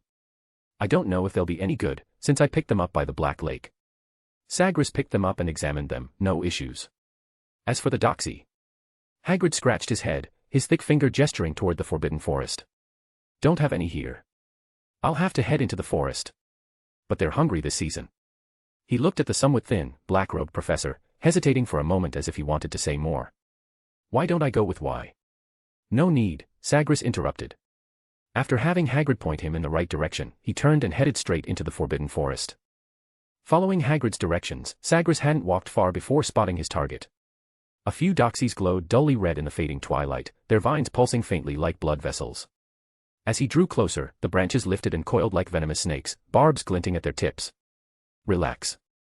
With a casual wave of his wand, a precise cutting spell flashed, cleanly slicing through the main vine. The severed section of doxy on the ground let out a hissing sound, almost like a whimper, its sap splattering across the dead leaves like bloodstains. The remaining vines froze instantly, then slowly retreated into the shadows. As Sagres pocketed his spoils, he muttered to himself, you should thank your past life's commitment to sustainable development, otherwise, I'd rip you out by the roots right now. He wasn't about to use any blood-luring tricks on such a dangerous plant, unless he was teaching students. Should I visit the centaur tribe to look for more? Sagres wondered, but ultimately shook his head and gave up on the idea. The last time he went, it had been with good reason, going again now would be pushing it. And centaurs were people too. He hadn't been able to gather any more materials from Hagrid. He planned to ask the others at the upcoming Bronze Feather gathering. But before that, he still needed to scour the black market. Chapter 72, Trauma Roulette. On his way back to Hogwarts Castle, Sagres made a detour to Hagrid's hut to retrieve the flobberworms he had asked him to collect earlier. As a token of gratitude, he deliberately left a bag of galleons on Hagrid's wooden table. Although Hagrid repeatedly waved his hands in refusal, Sagres insisted some of the materials were quite valuable, and fair compensation was only appropriate. The next day in class, Sagres entered the room carrying a basket of flobberworms. Practical lessons had no outside auditors, except for Hermione Granger, so only a few dozen students were present. Today we will have a practical lesson, and each of you will have a chance at redemption. The students immediately perked up. With a wave of his hand, the sticky worms floated to each person's desk. Flobberworms were fragile and dull creatures, their bodies secreted mucus, which looked somewhat unpleasant, but they posed no threat. Be warned, if anyone's flobberworm is harmed due to careless handling, that person will have to participate in the upcoming trauma roulette. The students didn't know what trauma roulette was, but it definitely sounded more like a punishment than a game. Sagres paced across the podium as the young wizards below watched with interest and eagerness. In the last 2 lessons, we covered the basics of healing spells. If you were paying attention, today's practical should be quite simple. He slashed the air with his wand, and instantly, a wound appeared on each flobberworm, causing them to writhe slowly in pain. He added, of course, to properly assess your actual skill, I will not use mechanical mind on you during this lesson. This is standard practice. Hermione Granger gripped her wand tightly, her knuckles turning white. She stared at the injured flobberworm on her desk. A shocking wound had split its fluorescent green skin, and pale blue bodily fluid was slowly seeping out. Begin, everyone, Sagres's voice rang through the classroom. If you can't save your patient within half an hour, you'll have to participate in trauma roulette. A fine sheen of sweat formed on Hermione's forehead. She took a deep breath, recalling the instructions from their previous lesson, your wrist should rotate as if drawing a spiral. The tip of her wand trembled slightly, emitting a faint glow. All around the classroom, spell work filled the air, along with chaos. Reparo, no, why did its leg grow on its back? You have to stop the bleeding first. Wait, why is the wound glowing? Ah. My flobberworm is depressed. Oliver Wood's flobberworm simply flipped over, looking like it had given up on life entirely. Half an hour later, with a sharp rap on the podium, all the flobberworms floated to the front of the classroom. Sagres waved his wand, separating them into 2 piles, one of healthy, wriggling worms, and the other stiff as dead branches. A regrettably high casualty rate, he said, prodding the pile of fallen flobberworms. They immediately turned to ash. It seems some of you are more suited to being executioners than healers. Then he picked out a few deformed ones from the pile of survivors. One had grown 6 pairs of prolegs, and another's wound had healed, but its entire body had twisted into the shape of a bow. As for these, Sagres used a levitation charm to raise the bow-shaped flobberworm, its head drooping in despair, into the air. If they could speak, they'd surely be begging for the Avada Kedavra curse. Hermione lowered her head in shame, hers was the bow-shaped one. With a sweep of his wand, Sagres traced a silver arc through the air. The classroom walls began to shift and ripple as if alive. The stone floor slowly sank, and circular platforms rose around it, transforming the room into a miniature magical arena in an instant. All those who failed to heal, please step into the arena and form a circle, Sagres instructed, waving his wand once more. A sudden gust of wind swept through the room, lifting everyone's hair, and 10 flashing red lights appeared in the center of the arena, floating curse marks. The rules are simple, Sagres's voice echoed through the transformed space. His long fingers tapped lightly, and the names of 10 curses burned into view in midair. Densajo. Furnunculus. Locomotor Wibbly. The person hit by the spell, he continued, just as the red lights began to dart randomly around the arena, the person to their left will have 20 seconds to cast a healing spell. Succeed, and you may return to the stands. Fail. He offered a meaningful smile. And inherit the curse until someone can break it. The students formed a circle, some with trembling knees, desperately trying to recall everything from the past 2 lessons. Suddenly, a red light shot out like a venomous snake, striking Terence Higgs squarely on the nose. His face instantly erupted in a mass of boils, spreading at a visible rate. Merlin's beard, he cried out, barely intelligible. Marcus Flint, standing to his left, gasped and nearly dropped his wand. He had 20 seconds, and his mind was still stuck on those flobberworms. The seconds ticked away, and the chaos in the arena quickly escalated. As soon as the Boyle curse transferred from Terence Higgs to Marcus Flint, the Slytherin Quidditch captain let out an inhuman howl. Angelina Johnson, standing to his left, already had her wand raised, ready. Reparo. Her wand burst with green light, and for a brief moment the swelling seemed to ease, only to rebound even worse than before. The boils erupted with renewed force, like miniature volcanoes, spewing tiny red sparks. The moment her 20 seconds ended, the curse passed to Angelina Johnson. Oliver Wood, standing to her left, held his wand nervously. Vulnera Senenter. The Gryffindor keeper's wand shook like the handle of a broomstick in a storm. The spell hit, but instead of healing, the boils ballooned to the size of a baby's fist, releasing a sulfurous stench as smoke curled from their tips, like smoldering craters. A deafening roar of laughter erupted from the stands. Even the usually serious Percy Weasley burst out laughing, as a second curse had already appeared in the arena. Marcus, who had just escaped the first curse, was now desperately tugging at his rapidly growing nose hair, while Angelina, her face still resembling a lava field, had to cast a healing spell on him once again. Of course, there were one or two who were promoted to spectators after successfully casting a healing spell. But most of the students in the circle had very weak practical skills. They inherited the curse again and again, cast spells frantically again and again, and failed, again and again. Yet it was through this relentless cycle of curses that their spellcasting techniques slowly improved. Their spell light grew steadier and more controlled. Some even began to use other spells effectively, cooling charms and soothing charms to ease the pain, depilatory charms to counter the out-of-control hair growth. Now that's more like it. Sagres watched the gradually stabilizing spell work in the arena and gave a nearly imperceptible nod.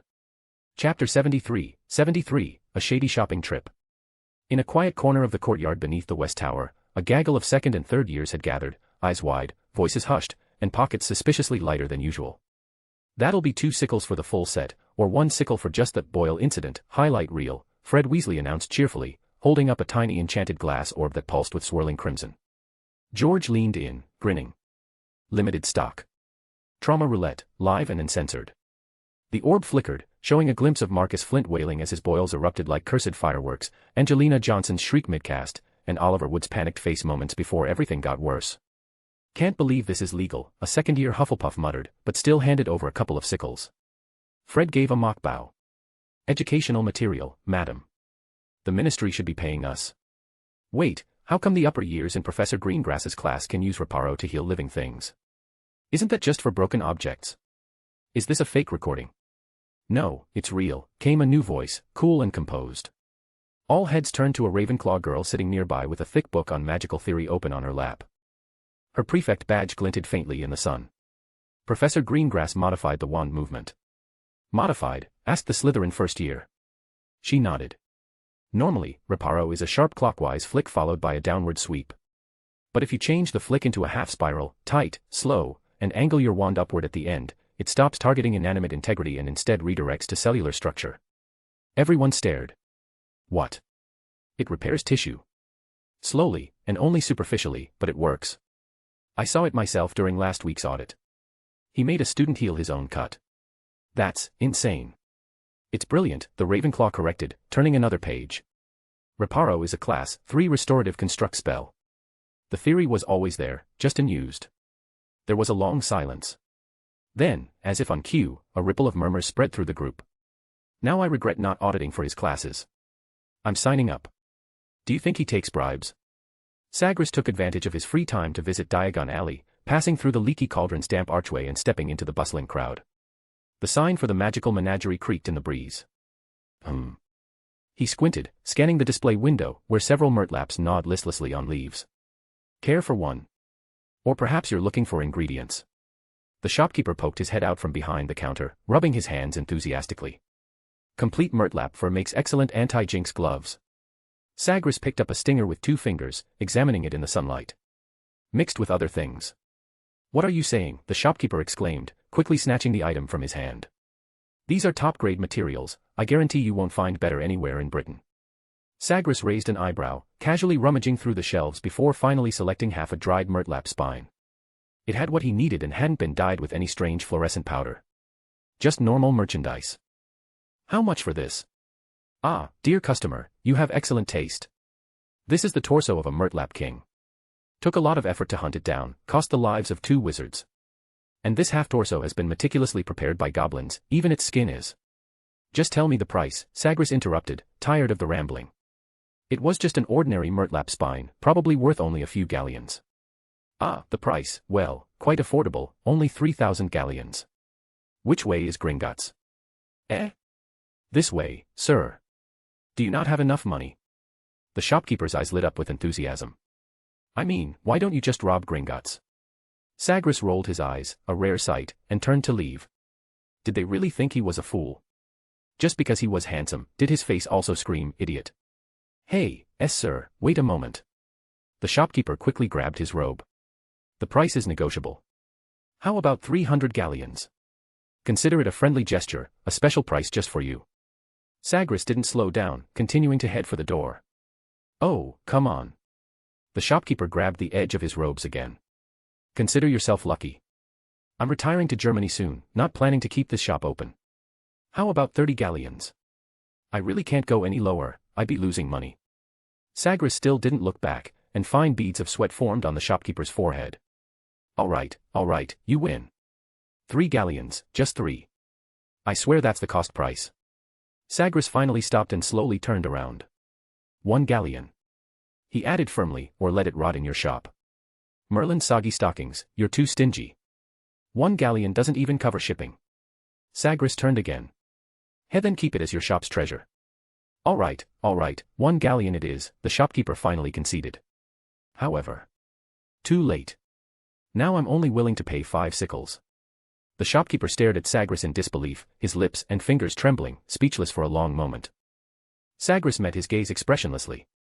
At last, the shopkeeper looked up at the sky and let out a long, defeated sigh.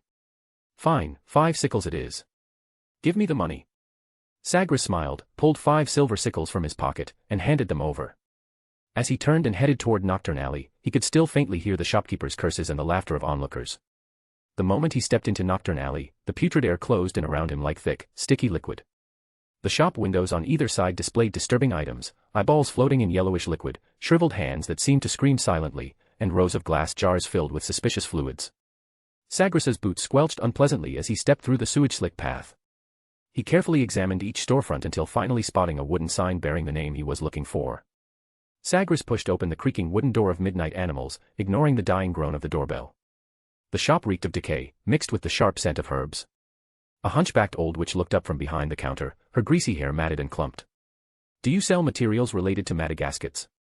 Sagres got straight to the point, his eyes scanning the dusty wooden shelves on both sides. What? Oh, yes. The old witch's cloudy eyes suddenly gleamed. I'm the only one in all of Britain who has the real thing. She grinned, revealing several blackened teeth. Sagres noted that the last vendor had claimed the same thing, but he still asked calmly, do you have any live ones? Let me see. The old witch mysteriously pulled a glass jar covered with a black cloth from beneath the counter. She first stuck her head under the cloth, and after a moment, cautiously lifted it. Inside was a pitch-black cat curled up tightly, with unusually long limbs and oversized ears. It looked healthy enough. Just as Sagres leaned down to examine it more closely, the old witch abruptly covered it again. Too dangerous. Last time, a customer nearly got his eyes scratched out. MNNH, I need some whiskers, he said, looking up, his tone calm. Just a moment. The old witch lifted a curtain and disappeared into the back room, rummaging for a while before shuffling back out. I've got about an ounce here. How much do you want? Sagres glanced at the whiskers in the bottle, his eyes narrowing slightly. You're wasting my time. Understand. The old witch had actually tried to fool him with fakes. Sagres moved a finger, and the woman froze instantly. He snapped his fingers again, uncovering the jar beneath the black cloth. His expression darkened.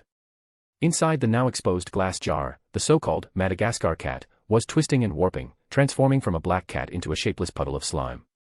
A boggart. Sagres said coldly, a small flame sparking to life within the bottle. How creative. Wait. I can explain, the shopkeeper began, but her voice was abruptly cut off as Sagres waved his hand, and the wooden shelves on either side erupted into flames. He walked slowly through the burning shop, his slender fingers calmly picking out several bottles of dragon's blood and moonstone powder from the shelves, genuine materials that would serve as compensation for his wasted time. At last, Sagres adjusted his cuffs, reflecting on everything that had happened that day, and muttered to himself, forget it. Next time I'll just post a commission on Bronze Feather. It might take a few extra days, but at least it would spare him from dealing with liars and swindlers. With that thought, he walked straight out the door. Only then did the shopkeeper dare to rush outside, shouting for help to put out the fire, while the dark wizards in the alley turned their eyes away, silently giving her shop a wide berth. 12 Advanced Chaps, P. Atrian/Dark Devil. Chapter 74, Midnight Meeting in the Forbidden Forest. The October night wind swept fallen leaves past the spires of Hogwarts. Sagres set down his manuscript of De Vermis Mysteriis and glanced at the magical hourglass in the Hogwarts library. The timing was perfect, midnight was near. He rose to his feet, walked slowly out of the castle, past the greenhouse, crossed the Quidditch pitch, skirted around Hagrid's pumpkin patch, and finally ventured deep into the Forbidden Forest. He stopped only when surrounded by thick thorns and boulders, then slowly drew his wand from his pocket. Ossa lapidea pro trabibus, spiny pro tegulus. The ground surged upward, forming stark white stone beams. Fallen dead trees twisted together to form a dome, which was then layered with thorns and glowing moss. In the blink of an eye, a safe house shaped like a giant beast's skull lay crouched in the forest clearing. Sagres pulled the bronze feather badge from within his robes, his fingers gently brushing its surface. 8 figures appeared one after another, each accompanied by the sharp crack of spatial distortion, followed by several voices echoing through the forbidden forest. Merlin's smelly socks, can't we change this blasted arrival method? Stork muttered, covering his mouth. What's wrong with him? Too far of a trip, probably a little nauseous. Swift guessed. All right, everyone, let's head inside and talk, Sagres said, clapping his hands. Swoosh. Flames suddenly lit up in the eye sockets of the safe house, like a giant beast slowly opening its eyes. The night wind whistled through the rib-like window frames, producing a low, mournful moan. Kestrel's Adam's apple bobbed. Do we really have to hold a meeting in such a creative place? Don't be afraid. Thunderbird quipped, your wand matches the decor perfectly. Thank you for your comfort, Kestrel replied with a deadpan expression, putting away her spine-shaped wand. Though I only feel insulted. Snowy Owl nervously turned her Eastern European-style silver ring. Allow me to ask once more, where exactly are we? Deep in the Forbidden Forest, about 10 miles from Hogwarts, Sagres answered casually. What? Snowy Owl exclaimed. I can't be in Britain. I've been banned from entering by the British Ministry of Magic. I still have 4 years left on the ban. Hey, don't worry, no one knows you're here. As he reassured her, he waved his wand.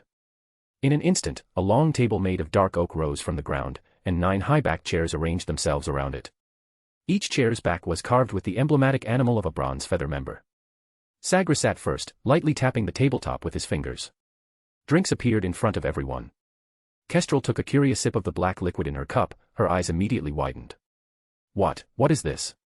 This thing is biting my tongue. Cola, Sagres said without looking up. A muggle drink. Made by muggles. Kestrel looked suspicious, took another sip, then frowned. Are you sure they didn't capture a wizard to make this for them? This thing feels like it has magic. Rather than worrying about the statute of secrecy, Sagres said, tapping his cup to draw everyone's attention, why don't we talk about what you want to learn tonight? Kestrel immediately raised her hand, so abruptly that she nearly knocked over Stork's drink. Ah. Me first. I want to learn Crow Shadow instant movement. But I just want to ask, can I replace the Crow Shadow with something a bit more elegant, something that better suits my temperament? And what suits your temperament? Stork asked, lazily dabbing his splashed cuff. A Dementor. Puffed. UG. You spat your cola on my face. Bahaha. The room burst into laughter. Okay. What about the rest of you? I want to learn soul weaving. Hummingbird's slender fingers gently traced the edge of her parchment. Her usually soft voice was unusually resolute. I want to learn it. But, can it really heal a soul tormented by the Cruciatus? Sagres's gray-blue eyes narrowed slightly. Just like mending a torn spiderweb, he said, and his wand traced silver threads in the air, as long as the core is intact, it can be repaired. Then I'll learn that. Are you sure? You already know quite a bit of healing magic. I was going to suggest you focus on offensive or defensive spells first. Thank you, Raven, but I'll learn this one first. I have a few patience. As you wish. Sagres nodded thoughtfully and turned to the others. I want to learn this Thunderbolt Blast, that's all right, isn't it? Of course. Anything listed on the parchment is fair game. Summon Wolf Spirit. Swift curiously pointed to a spell on the parchment. This whispers of the dead, can it really talk to corpses? Limited to yes or no answers, Sagres said, lifting a wisp of silver light with his wand. And it's best to use fresh ones, those that are too badly decomposed tend to mumble. Once the last member had selected their spell, Sagres suddenly pointed his wand at his temple. Memory Diversion Phantoms. He tapped his temple repeatedly with his wand. With each tap, a phantom peeled away from his body.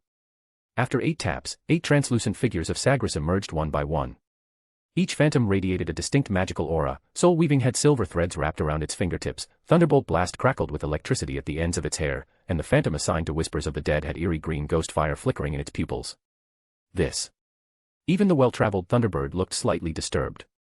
This is truly astonishing. What kind of magic is this? It's not as powerful as you think, Sagres said, rubbing his temple. Just phantoms temporarily formed by magic, with a little bit of memory added in. With that, he waved his hand, and the 8 phantoms immediately moved to their respective students. Begin, everyone. Sagres picked up the drink on the table and took a sip. Try to master the basic form of the spell before sunrise. I have a small favor to ask afterward. Robin hesitated, then finally spoke up. Raven, since we're so close to Hogwarts, can you take me on a tour? She clasped her hands together in a pleading gesture. I heard there are protective spells inside, cast by the 4 founders themselves. Me. I want to go too. Kestrel chimed in, suddenly looking up. I've only ever heard about it, I've never seen it. Sagres raised his hand to stop any further requests. I'm afraid not. His voice was gentle, but firm. Right now, I'm just a professor, not the headmaster, and certainly not a tour guide. Seeing their disappointed expressions, he added, however, if you really want to visit, you can write formally to Dumbledore. I don't think he would refuse. Kestrel immediately scooted closer, eyes sparkling. What if you become the headmaster? Then would you? Kestrel, Nightingale said, grabbing her by the back of her collar.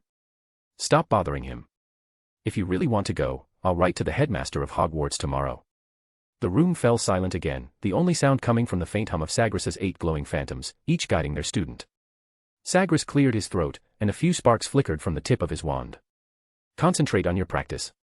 Chapter 75, Enemies of the Air, Beware. Time flew by, and soon it was Halloween. Fortunately, Sagres was assigned the task of decorating the castle. He declined Professor Flitwick's offer of help and chose to wander the castle alone. As his wand spun gently between his fingers, the corridors of Hogwarts began to twist and shift, with each light tap of the wand tip, the wall torches ignited in eerie bursts of blue flame. Wherever he walked, intricately carved skulls emerged from the stone walls, their jaws opening and closing with cackling laughter, orange-red flames flickering in their eye sockets. Upside-down bats hung throughout the castle, not ordinary decorations, but large black bats that would suddenly swoop down and stop midair, loudly threatening to deduct house points. Professor, called the fat lady from the spiral staircase, eagerly waving. We want new outfits too. Sagres didn't refuse. With a gentle wave of his wand, all the once elegant portrait figures transformed into horror film protagonists. Sir Cadogan's armor was now rusted and crawling with maggots, and he shouted with delight, "Yay! That's it! Now that's more like it." The fat lady, her hair wild and disheveled, crawled halfway out of her frame, whispering hoarsely to passing students, "The password is blood." But she couldn't hold the act for more than 2 seconds before bursting into laughter and covering her mouth. The giant pumpkins Hagrid had grown finally came in handy. Transformed into jack-o'-lanterns, they weren't just for decoration. They floated through corridors and passageways, and if a student got too close, the pumpkins would swallow them whole, only to spit them back out a moment later. And as they spat students out, they'd open their wide maws and spray red candies at others passing by, occasionally even launching the occasional rubber toy. Some students, hoping to get candy and toys, would deliberately trick unsuspecting classmates into touching the pumpkin lanterns, just to watch them get swallowed. Thick, grayish-white mist rose from the castle floors, and students waded through it, each step sinking deeper into the haze. The most terrifying part was that if someone lingered too long in one spot, pale hands would suddenly reach up from the mist and grab at their ankles. Many young wizards lost their shoes this way. At the time of the party, the moment the students pushed open the doors to the Great Hall, all sound ceased, the enchanted ceiling had transformed into a churning, blood-red ocean. Gigantic ghost ships occasionally emerged from the stormy clouds above, skeletal sailors lining their decks and tossing burning paper wads down below. The long dining tables had turned into the backs of writhing giant centipedes, the cutlery had become carved ribs, and the goblets were filled with bubbling, brain matter drinks. Candy ghosts would suddenly leap out of dinner plates, while cakes and puddings sprouted arms and let out sharp, piercing screams. At the professor's table, Dumbledore's seat had become a throne of white bones, and the others' chairs had morphed into tombstones. Even the usually bustling house elves had taken on rotting zombie forms, their bodies twisting mechanically as they served dishes. All of Hogwarts had descended into a Halloween carnival. The young wizards had never experienced such a thrilling celebration. Of course, Harry and his 2 companions were the exception. Having been invited to nearly headless Nick's Death Day party, they spent the night in an underground classroom, watching a group of ghosts sing mournful requiems. Did you see the decorations in the corridor when you passed by? Those pumpkins that spray candy were really cool. Ron's voice sounded oddly out of place in the cold, damp underground classroom. Show. Hermione hissed, glaring at him. Sir Nick is giving his speech. Nearly headless Nick floated in front of a heap of rotting internal organs, reciting a 500-year-old dirge in a sorrowful tone. The other ghosts hummed along with the requiem, their voices sounding like fingernails scraping a blackboard. Ron stared at the moldy food on the long table, his stomach growling. TSK. It's such a shame. We could have been having a feast in the Great Hall instead of watching a bunch of ghosts eat rotten guts. Stop complaining. At least it's educational, Hermione muttered, not entirely convinced herself. And we can't go back on our promise. That would be rude, and they'd be upset. But. Enough, Ron. We're already here, Harry said wearily. They finally endured until the end and emerged from the underground classroom. Just as they were about to head to the Great Hall to grab something to eat, Harry suddenly froze. Kill and eat, tear apart. Did you hear that? Harry suddenly turned to his two companions. What? That voice. Are you talking about the sound of bats? I heard that. No, it's the voice that said it wanted to kill someone. Ron and Hermione's eyes widened instantly. Is this a Halloween prank? Ron asked, forcing a stiff smile. I'm not joking. Harry said seriously. It went this way, come on. With that, he dashed upstairs, and Ron and Hermione had no choice but to follow. At last, they stopped, panting, in a dimly lit corridor. The mist was thinning, and something on the wall shimmered under the torchlight. The three of them slowly approached, squinting. The Chamber of Secrets has been opened. Enemies of the air, beware. The crimson letters flowed like blood across the stone wall. Ron gave a dry laugh. Is this part of the decorations? It's really convincing. Though I don't get what it means. His voice trailed off. By the flickering torchlight, they could clearly make out the dark shape hanging on the wall, Mrs. Norris's stiff body, her tail sticking straight up, her eyes wide open. This is Mrs. Norris, Hermione said grimly. Just then, a low murmur rose from both ends of the corridor. The feast in the Great Hall had ended, and students, well-fed and cheerful, were chatting loudly as they headed through this main passageway toward their dormitories. Hermione suddenly grabbed both their arms. We have to get out of here. But her warning came too late. The crowd surged like a wave, blocking both ends of the corridor. The chatter stopped abruptly, as if an invisible hand had silenced it. Every student froze, staring at the stiffened cat hanging on the wall. What kind of prank is this? A Hufflepuff student asked, voice trembling. There was nothing here when we passed earlier. Harry, Ron, and Hermione stood in the center of the corridor, now surrounded by a sea of students who had instinctively backed away, leaving them in an empty pocket of space. The corridor was jammed at both ends, yet no one dared to approach. Keep moving. Don't stop, came Filch's raspy voice from behind the crowd. If you stop, those bloody claws will pull off your shoes, and I'll be stuck cleaning up all night. Move along. He roughly shoved through the students in his way, stumbling as he forced himself to the front. But when his eyes landed on what was hanging on the wall, his wrinkled face twisted in horror. Mrs. Norris. His voice cracked like a rooster's strangled cry. He staggered backward, his trembling hand covering his mouth. No. Who did this? Who did this? His eyes bulged as he scanned the crowd like a viper, and finally locked onto Harry and his two companions at the front. It was you. He rasped, hoarse with fury. You killed her. I'll make you pay. I'll. He lunged forward suddenly, his bony fingers clawing at Harry like eagle talons. The three recoiled in panic, Ron even knocked over a suit of armor behind him, the crash echoing thunderously through the corridor. Calm down, Argus. Dumbledore's voice cut through the chaos like a bucket of cold water.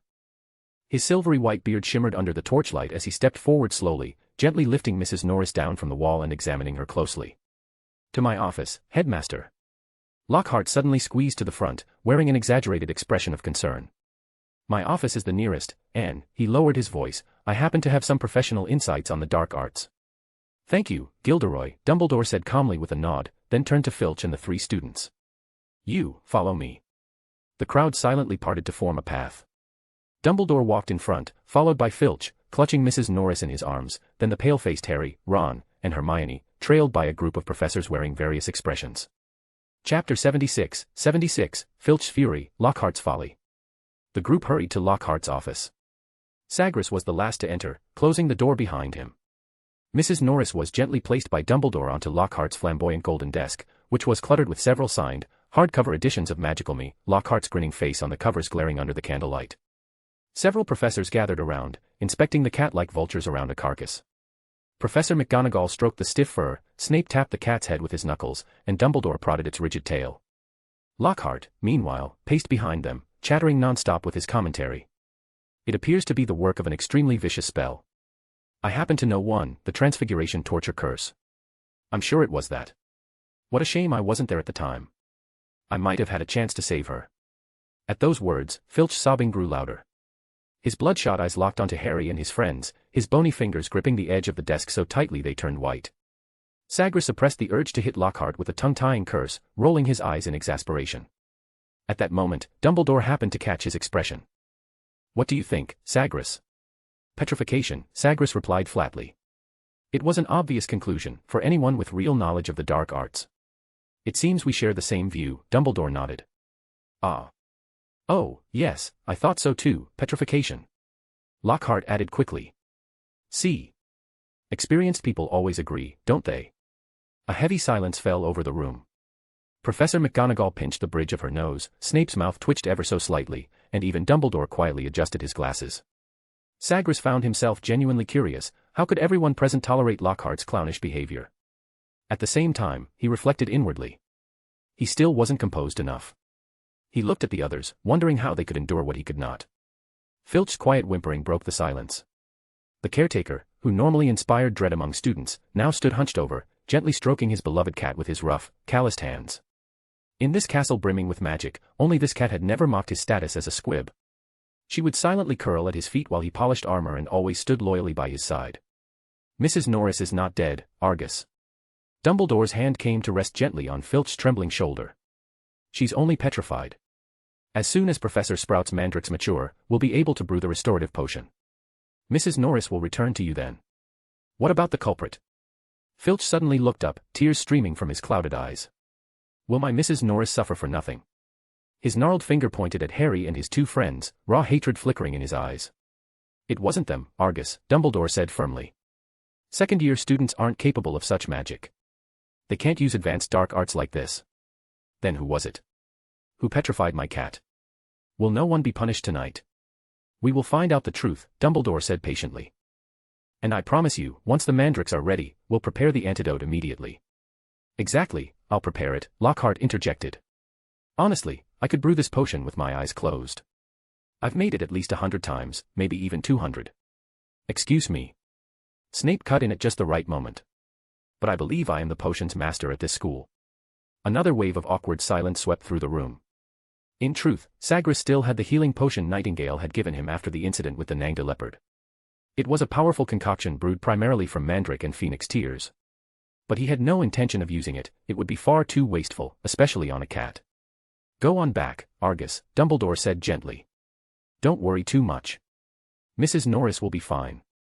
Filch walked toward the door, hunched over, his withered fingers pausing on the doorknob. When he turned back, a chilling glint flickered in his murky eyes. "If I find out who did it, I will." Click. Sagres flicked his fingers, and the door slammed shut with a bang, cutting Filch off mid-sentence. The atmosphere in the room immediately lightened. Dumbledore turned to the others. "Does anyone have any insights?" Snape began slowly, like a bat drawn to the scent of blood. "It's interesting." His drawn-out tone sent chills down Harry, Ron, and Hermione's spines. "Our famous Mr. Potter has once again appeared at the scene of the crime. Naturally, I'm not accusing him, they clearly lack the ability to cast such spells, but there are, without question, several suspicious elements to this situation. We attended nearly headless Nick's death day party. The ghosts can testify for us." Harry and his two friends blurted out at once, scrambling to explain. But Snape clearly had no intention of letting them off the hook so easily. Just then, Filch, who had only just left, returned, holding a single shoe. "This was found at the scene. I think it's very likely the culprit left it behind." Ron recognized the shoe instantly. "That's Ginny's. It must have been torn off in the chaos. She's only been at school for just over a month, how could she be the culprit?" Dumbledore took the shoe from Filch and nodded. "Thank you, Argus." Then he handed it gently to Ron.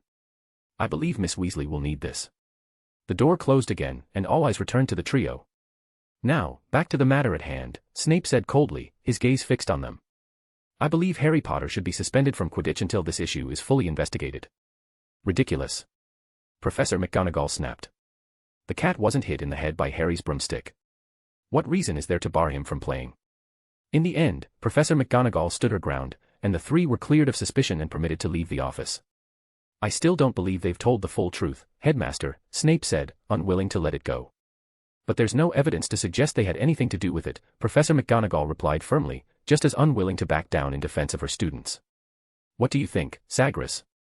Sagres's long fingers lightly tapped Lockhart's flamboyant golden desk. Under everyone's gaze, he spoke slowly.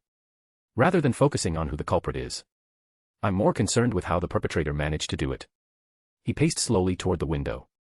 Such a powerful petrification effect would require extremely advanced magic and refined technique. If it really were a student, they'd need at least Newt-level dark arts proficiency, and they'd have to be trained at Demstrang to pull it off.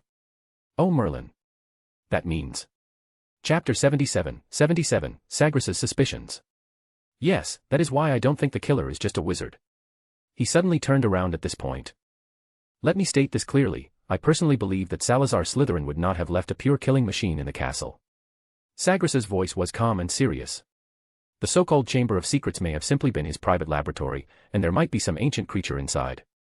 As he spoke, he lightly waved his wand, and two shimmering images appeared in the air, one of a gorgon, and the other of a basilisk.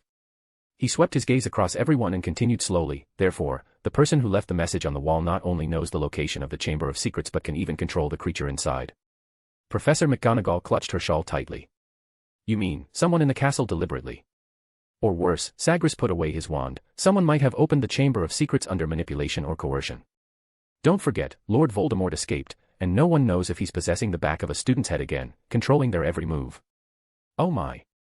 That's far too sensational, Sagres, Professor McGonagall said, covering her mouth. But it's very possible, Sagres replied calmly. After all, this extreme pureblood ideology brings only one person to mind, Voldemort and his followers. What are you talking about? Lockhart finally realized something was wrong. You know who isn't already. Aha, I know, you're joking, right? Sagres glanced at Lockhart and silently mourned for the Hogwarts students. After all, they wouldn't be learning anything useful in defense against the dark arts this year. At that moment, he recalled how Harry and his two companions clearly knew something, and how Harry had asked him a strange question after class before, so he couldn't help but remind them, Headmaster, Potter and his friends too seem to know something. Perhaps we should encourage them to speak honestly, or take some special measures. At this point, he looked around at everyone seriously. After all, no one can guarantee that the next victim will still be just a cat. Silence fell over the office, and the professors exchanged glances. Professor McGonagall's lips pressed into a tight line. Sagres, are you suggesting we use legilimency or perform a memory screening on the students? It would be even better if they were willing to speak the truth themselves, Sagres said firmly. Ha! Leave it to me. Lockhart suddenly stood up, startling even the portraits on the wall this time. To be honest, I'm not only an expert in the dark arts, I'm also a master of memory magic. Gilderoy, the headmaster interrupted calmly but firmly, the safety of the castle is our top priority. Let's begin with a thorough inspection. If there really is a Chamber of Secrets and a monster inside capable of petrifying people, then our most urgent task is to deal with that first. Sagres said nothing, though inwardly, he found himself uncharacteristically aligned with Snape. He too wanted to see what Harry and his friends were hiding. It might be the key to uncovering the Chamber of Secrets. However, judging by the attitudes of the headmaster and deputy headmistress, neither of them seemed willing to pursue that course. In that case, he would have to uncover the truth through his own means. That night, when Sagres returned to the scene of the incident, Filch was still there. The caretaker stood hunched over, bloodshot eyes fixed on the corridor wall, as though he could burn a hole through it with his gaze. The puddles on the floor had long been cleaned up, but the ominous message on the wall remained clearly visible. I tried, it won't wash off. Filch's voice was hoarse, and there were still traces of clawing on the wall beneath his fingernails. Sagres nodded slightly. The writing wasn't ordinary paint but some kind of magical imprint, no wonder Filch had been powerless to remove it. He leaned closer to the message, his fingertips hovering above the rough stone, trying to sense any magical residue from the caster. But he quickly gave up, he wasn't a handwriting expert and couldn't identify the perpetrator through mundane methods. With a wave of his wand, the writing on the wall slowly faded. Sagres scanned the area, his gaze finally settling on the entrance to the girls' lavatory nearby. This was Moaning Myrtle's domain, and perhaps the perpetually sobbing ghost might have seen something. With that thought, he walked directly into the rarely visited lavatory. Hello, Myrtle, Sagres greeted the seemingly empty room. A toilet lid clattered open, and a ghostly head rose from within, confusion evident behind her thick glasses. Who's there? She asked, clearly disoriented. But her expression quickly shifted to surprise. Are you a professor? Why are you here? This is the girls' lavatory. Sagres ignored the question, maintaining a calm expression. Myrtle, did you see anything when the attack happened? Myrtle's lips quivered. No, I was crying at the time. She whimpered. Peeves believed me. He threw a moldy cake at my head and kicked me out of the Death Day party. With that, she burst into tears again. Sagres stood silently, watching her cry without interruption, until, surprisingly, Myrtle gradually quieted down on her own. Do you have any other questions? She asked, tilting her head. No, Sagres shook his head. But if anything strange happens, I hope you'll let me know. Strange things. Huh. Myrtle suddenly leaned in, her voice dropping to a conspiratorial whisper. Actually, something strange did happen. Sagres raised an eyebrow, not expecting such an unexpected lead. I'll tell you, but only if you promise to help me get back at Peeves. No problem. Myrtle suddenly giggled. Normally, no one comes here, so there used to be lots of spiders. I even gave them names. But recently, they've all disappeared. Sagres narrowed his eyes and nodded thoughtfully. In the days that followed, the professors practically turned the castle upside down, every brick in the dungeons was tapped, every portrait in the corridors questioned, and even the hollow inside the Whomping Willow was examined. But the so-called Chamber of Secrets remained completely untraceable, and there was no sign of the monster either. Gradually, the students' tension began to fade. After all, the only victim so far had been Filch's ill-tempered cat, and she was currently lying in the hospital wing under Madame Pomfrey's care. Who would stay terrified for long over Mrs. Norris, who hated being petted in the first place? Laughter once again echoed through the great hall, and the soft rustling of quills returned to the Hogwarts library. Only Sagres continued his search, pacing quietly through the shadowed corners of the castle. He kept questioning whether Lord Voldemort had returned to Hogwarts, whether he had released the monster from the Chamber of Secrets, and what kind of monster it could be. Over and over, he replayed the illusions he had conjured with his magic wand that night, the petrifying gaze of a gorgon, the deadly fangs of a basilisk. These long-extinct creatures could certainly cause similar effects. But even if Salazar Slytherin had truly kept such beasts hidden in the castle 1,000 years ago, who could possibly control them now? And Myrtle had said the spiders had vanished. What did that imply? Did the monster feed on spiders? Yet neither gorgons nor basilisks were known to prey on spiders. Or perhaps his line of reasoning was flawed from the beginning. Could the killer be something else entirely? Chapter 78, Birth of the Forbidden Siphon. Aside from Sagres, Harry and his two friends were still secretly investigating the truth about the Chamber of Secrets. Are we really not going to tell a professor? Hermione bit her lip, her fingers unconsciously stroking the spine of Hogwarts, a history. Harry can hear things no one else can, that's very dangerous. There's no point telling them, they'll just think I'm making things up again. Harry said, tugging at his hair in frustration. And what if they really think I'm the one behind it? I'd definitely be expelled from Hogwarts. But I think we could try telling Professor Greengrass, Hermione said, still looking worried. Maybe he knows what's going on. I already asked him last time, very subtly, and he said it might be ghosts or Peeves. How did you ask? Hermione looked a bit curious. I said I had a friend who sometimes heard strange noises in the castle. And then? There was no then, that's all I said. Hermione sighed, a little exasperated. Anyway, Harry's not the one who opened the Chamber of Secrets, Ron muttered, stuffing a piece of chocolate into his mouth. And Malfoy is definitely suspicious. He's been way too quiet lately. Indeed, Draco Malfoy had noticeably reined himself in recently. Ever since he'd been docked points and given detention by Sagres on the Quidditch pitch, Malfoy had stopped saying mudblood so casually, though he still held his chin high and occasionally looked down his nose at Harry and his friends whenever they crossed paths. But he hadn't made any sarcastic remarks or tried to cause trouble. It was a noticeable shift from the Malfoy they were used to, and all three of them suspected he was plotting something. As the new Quidditch season approached, the castle's atmosphere finally grew lively again. Excited chatter echoed through the corridors, and the Gryffindor team members were eager for the match. Although Slytherin's 7 Nimbus 2001s made them feel somewhat at a disadvantage, it didn't dampen their spirits. First match of the year, Slytherin versus Gryffindor. Wood was still giving a rousing pep talk before the game. We're going to show them what we're made of, prove that having the best broomsticks doesn't mean they've already won. However, not everyone was caught up in the excitement of the upcoming match. Professor McGonagall stood in the corridor with her lips pressed into a thin line. Although she still held some resentment toward Sagres for suspecting Harry during the Halloween incident, she had nonetheless extended a polite invitation to him, as deputy headmistress, to attend the match. But Sagres declined, because Snowy Owl had sent word that all the necessary materials had been gathered. He decided to use these 2 days of free time to complete the construction of the mana siphon, alchemy array, and fully master this forbidden magic that could absorb another's magic. With all the materials in hand, Sagres went straight to the safe house deep within the forbidden forest. Whoosh! The oddly shaped building shimmered with a pale sheen in the sunlight, like the forgotten skull of a giant beast. As Sagres stepped over the moss-covered threshold, he casually cast 3 spells. The anti-apparition charm lit up the outer walls like a spiderweb, the space-anchoring charm solidified the air inside into a thick gel, and the powerful banishing charm drove all nearby creatures away by instinct. This became an absolutely sealed private magical domain.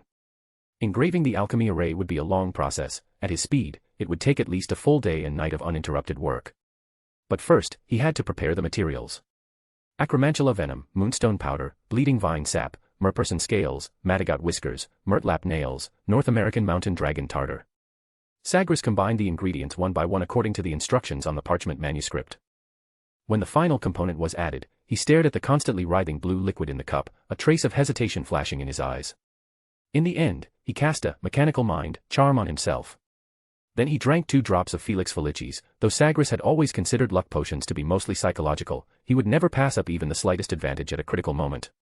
He removed his wizard robes, exposing his pale skin to the chilling air. According to his calculations, the optimal position for the alchemy array was his chest, but the starting point had to be his dominant hand, meaning the entire runic system would extend from his right hand to his heart, allowing magic and flesh to merge completely. When the tip of the wand touched his skin, Sagres shivered. It wasn't fear, it was exhilaration. As his wrist moved, the wand carved a bloody path across his flesh. His movements were practiced, and the lines drawn by the wand were terrifyingly precise. He began by cutting into the pad of his right index finger, splitting the etching into 5 branches that followed the direction of his bones. The lines converged at the wrist into a thorn-shaped circular clasp, then spiraled upward along his bicep, coiling like a vine toward his heart on the left side of his chest. Wherever the wand passed, his skin curled slightly, revealing pearlescent muscle underneath, yet no blood flowed. The carvings seemed to have been seared into place, the wounds shimmering with a glassy luster. Dup. When the final circuit met at the sternum, the entire array suddenly began to pulse, rising and falling as though breathing. Sizzle. Without hesitation, Sagres plunged his right hand into the alchemical solution.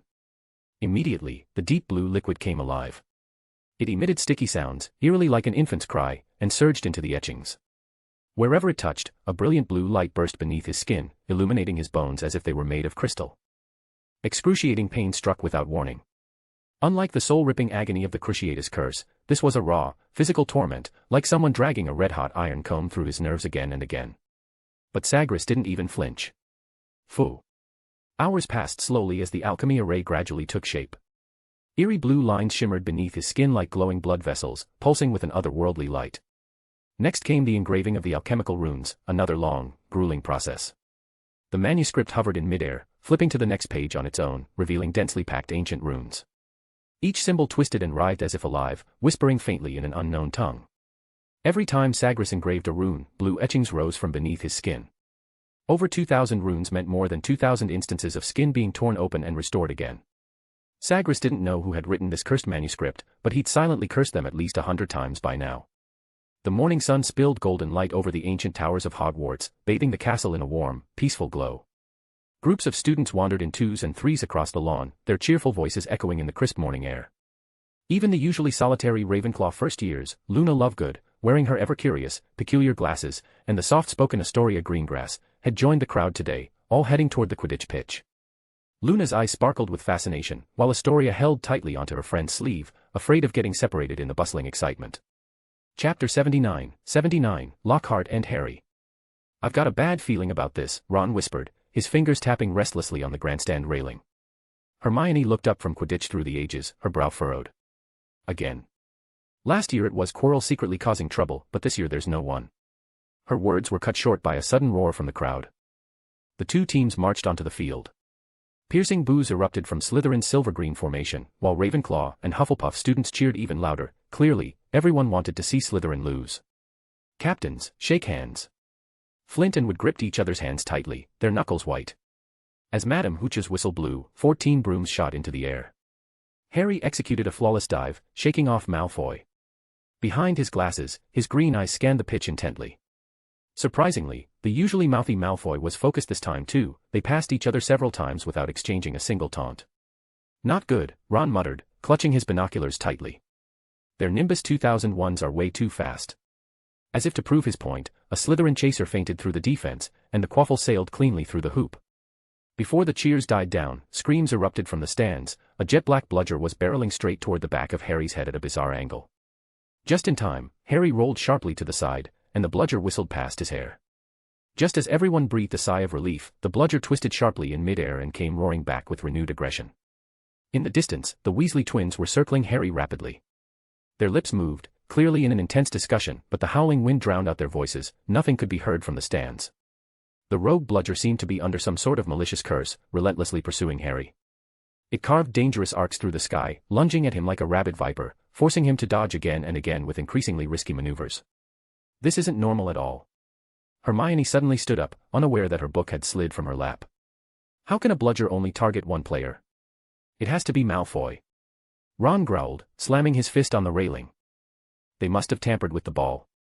On the field, Fred and George acted like two mobile walls, doing their best to block the rampaging bludger, but it always veered around them in strange, unnatural ways, never stopping its pursuit of Harry. Finally, the twins got wood to call a timeout. The Gryffindor players landed on the muddy pitch and huddled close for an emergency discussion.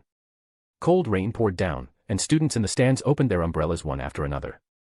Ron and Hermione anxiously watched the cluster of scarlet-robed players on the pitch, only to see them shake their heads and take off again. They clearly hadn't found a solution. The game resumed, and the bludger's attacks became even more vicious, at one point even tearing the hem of Harry's robes. During a particularly dangerous sharp turn, Harry caught a brief glimpse of Malfoy's face, and was surprised to see a genuinely bewildered expression. Then, just as the two passed each other, a golden flash darted past Malfoy's ear. The golden snitch. Harry made his decision in an instant. He shot straight toward Malfoy, who was clearly startled, thinking Harry meant to knock him off his broom. "What are you doing?"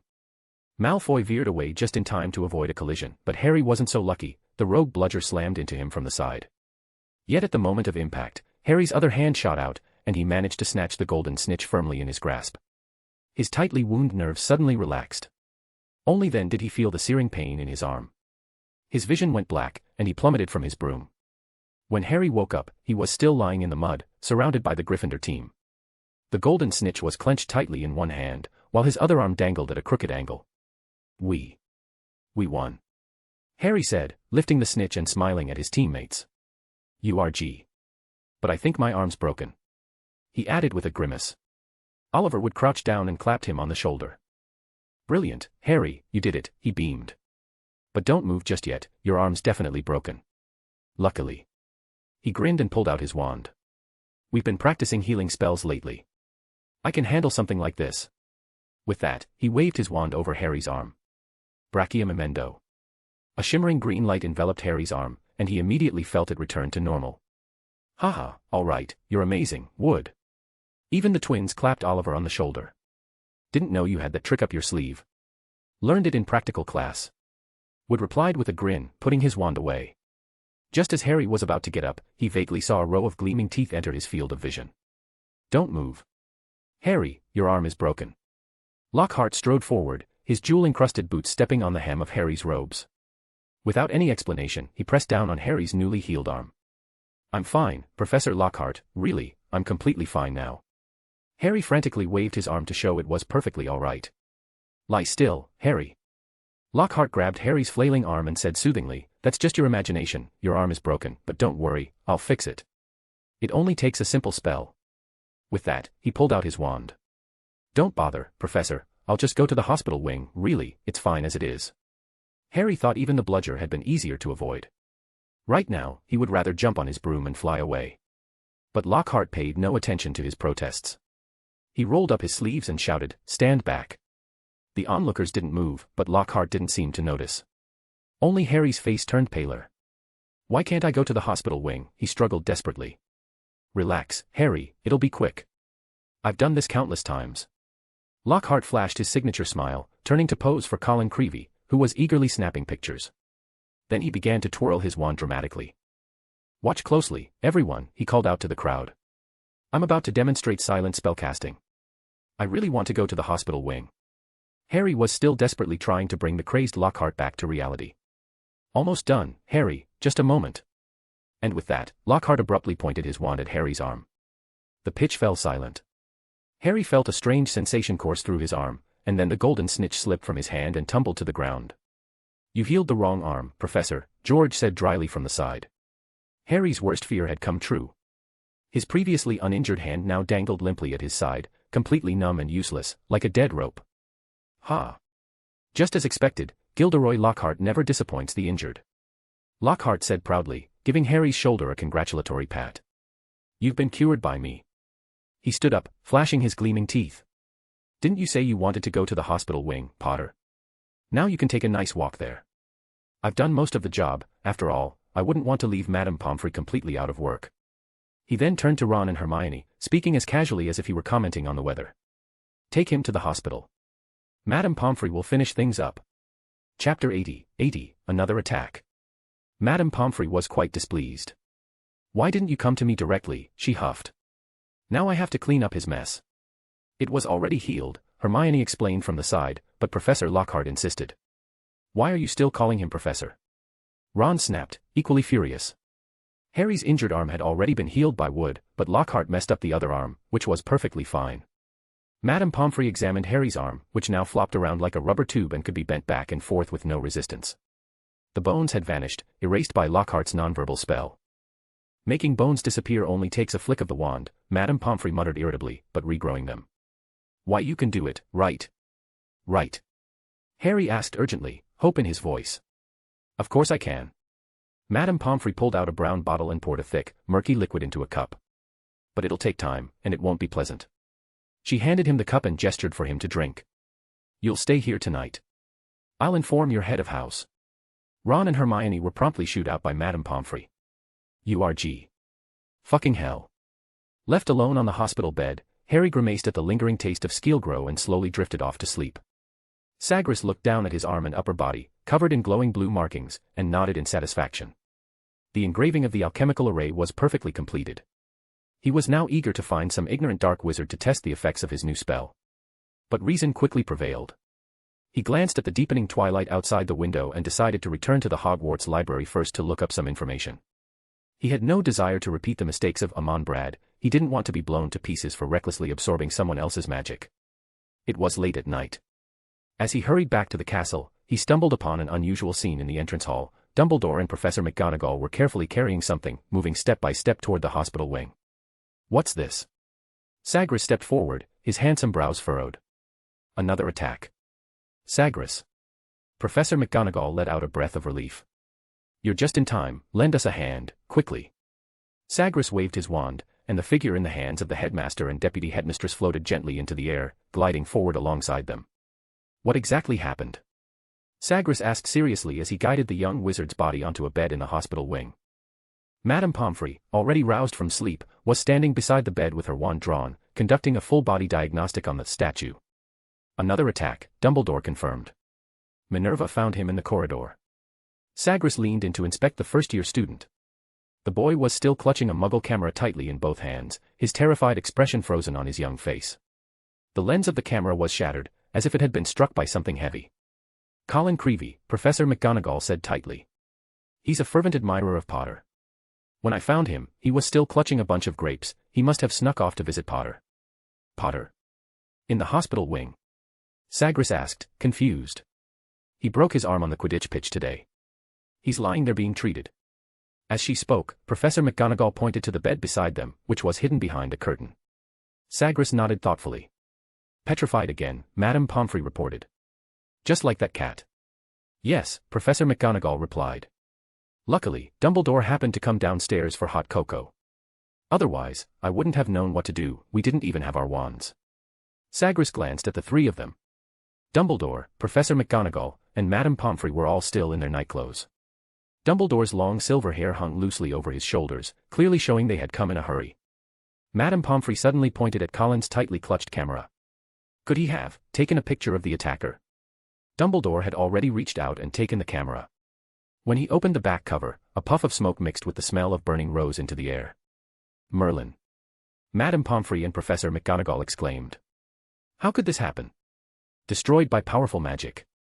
Dumbledore's expression turned grim. It seems the Chamber of Secrets has indeed been opened. There's no doubt about it now. What should we do, Albus?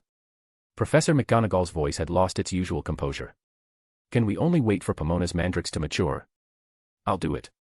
Sagres stepped forward, pulling a silver glowing potion from his robe pocket. A powerful potion brewed from mandrake and phoenix tears, just 2 drops will restore him. Where did this come from? Professor McGonagall asked in surprise. Last time. It's very precious. I wouldn't use it on a cat, he replied, extracting 2 drops and feeding them into the petrified boy's mouth. A miraculous change followed, the grayish stone hue receded like a tide, and healthy color returned to Colin's cheeks with visible speed.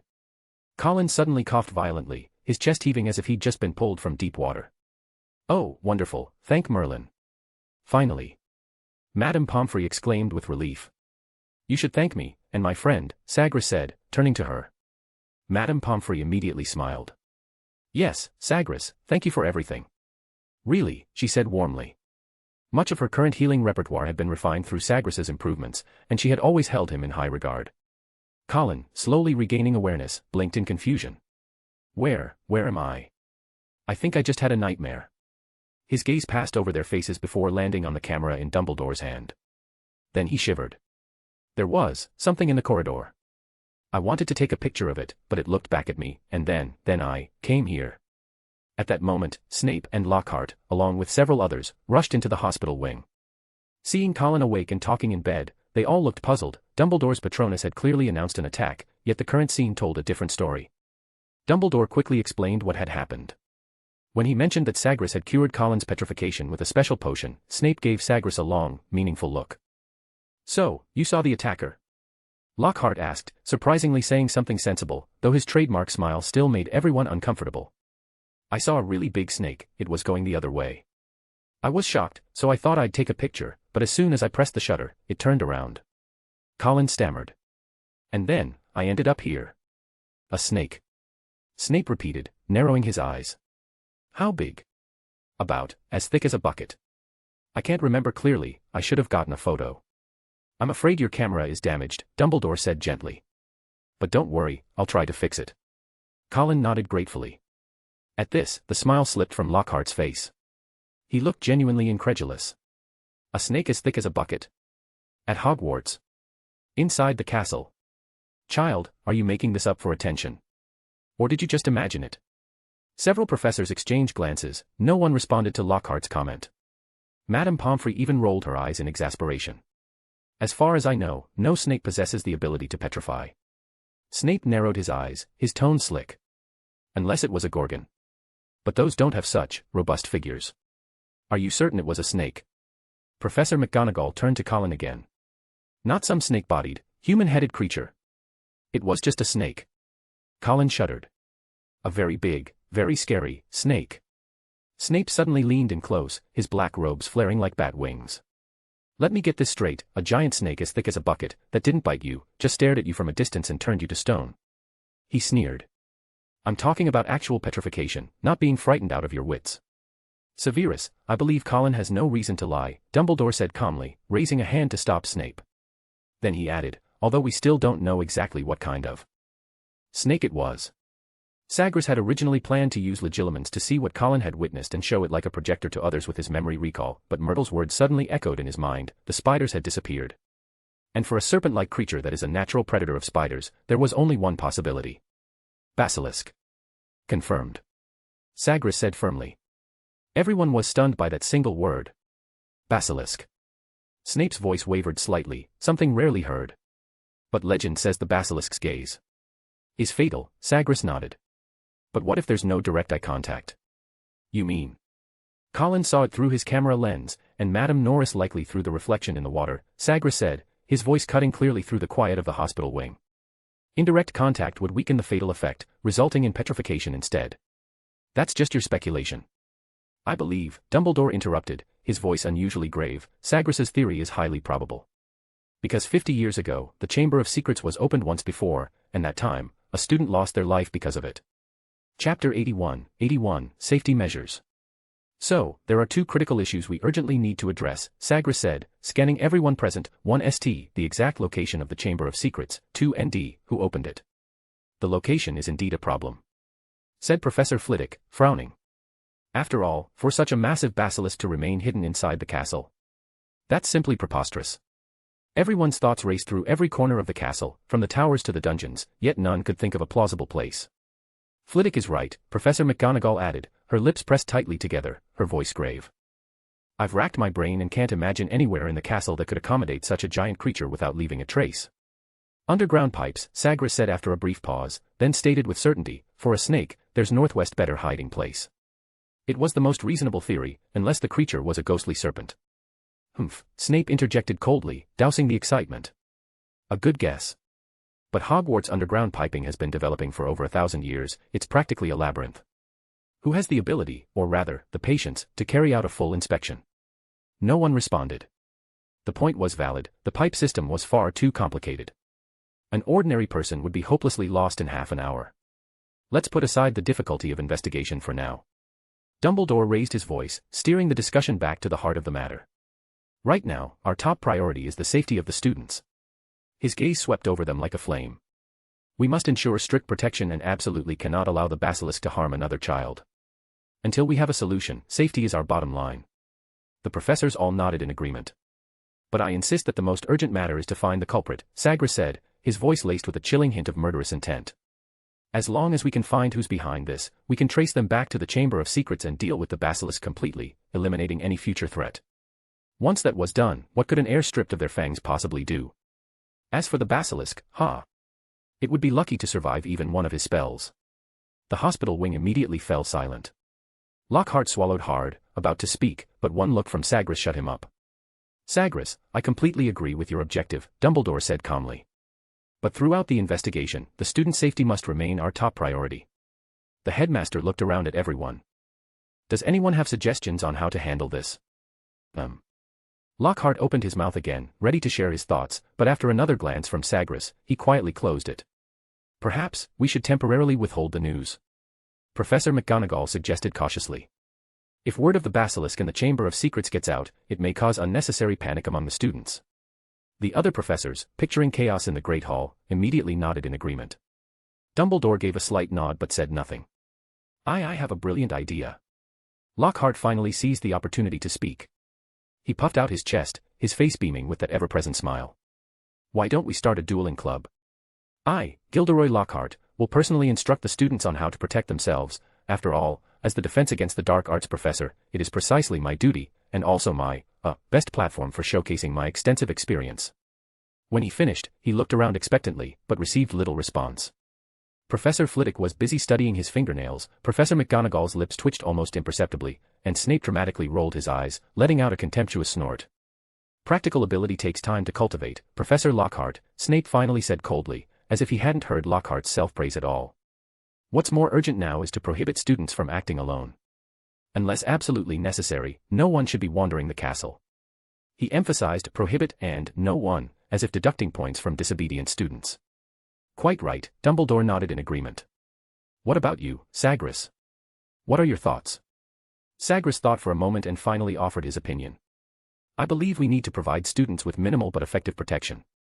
He began slowly, his tone calm but firm. Everyone must wear glasses. This is mandatory. That way, even if they encounter the basilisk, the worst-case scenario will be petrification, not death. This suggestion is very valuable. A flash of appreciation appeared in Dumbledore's eyes as he nodded solemnly. Simple, direct, and effective. The headmaster looked at Professor McGonagall. Minerva, I'll leave this matter to you.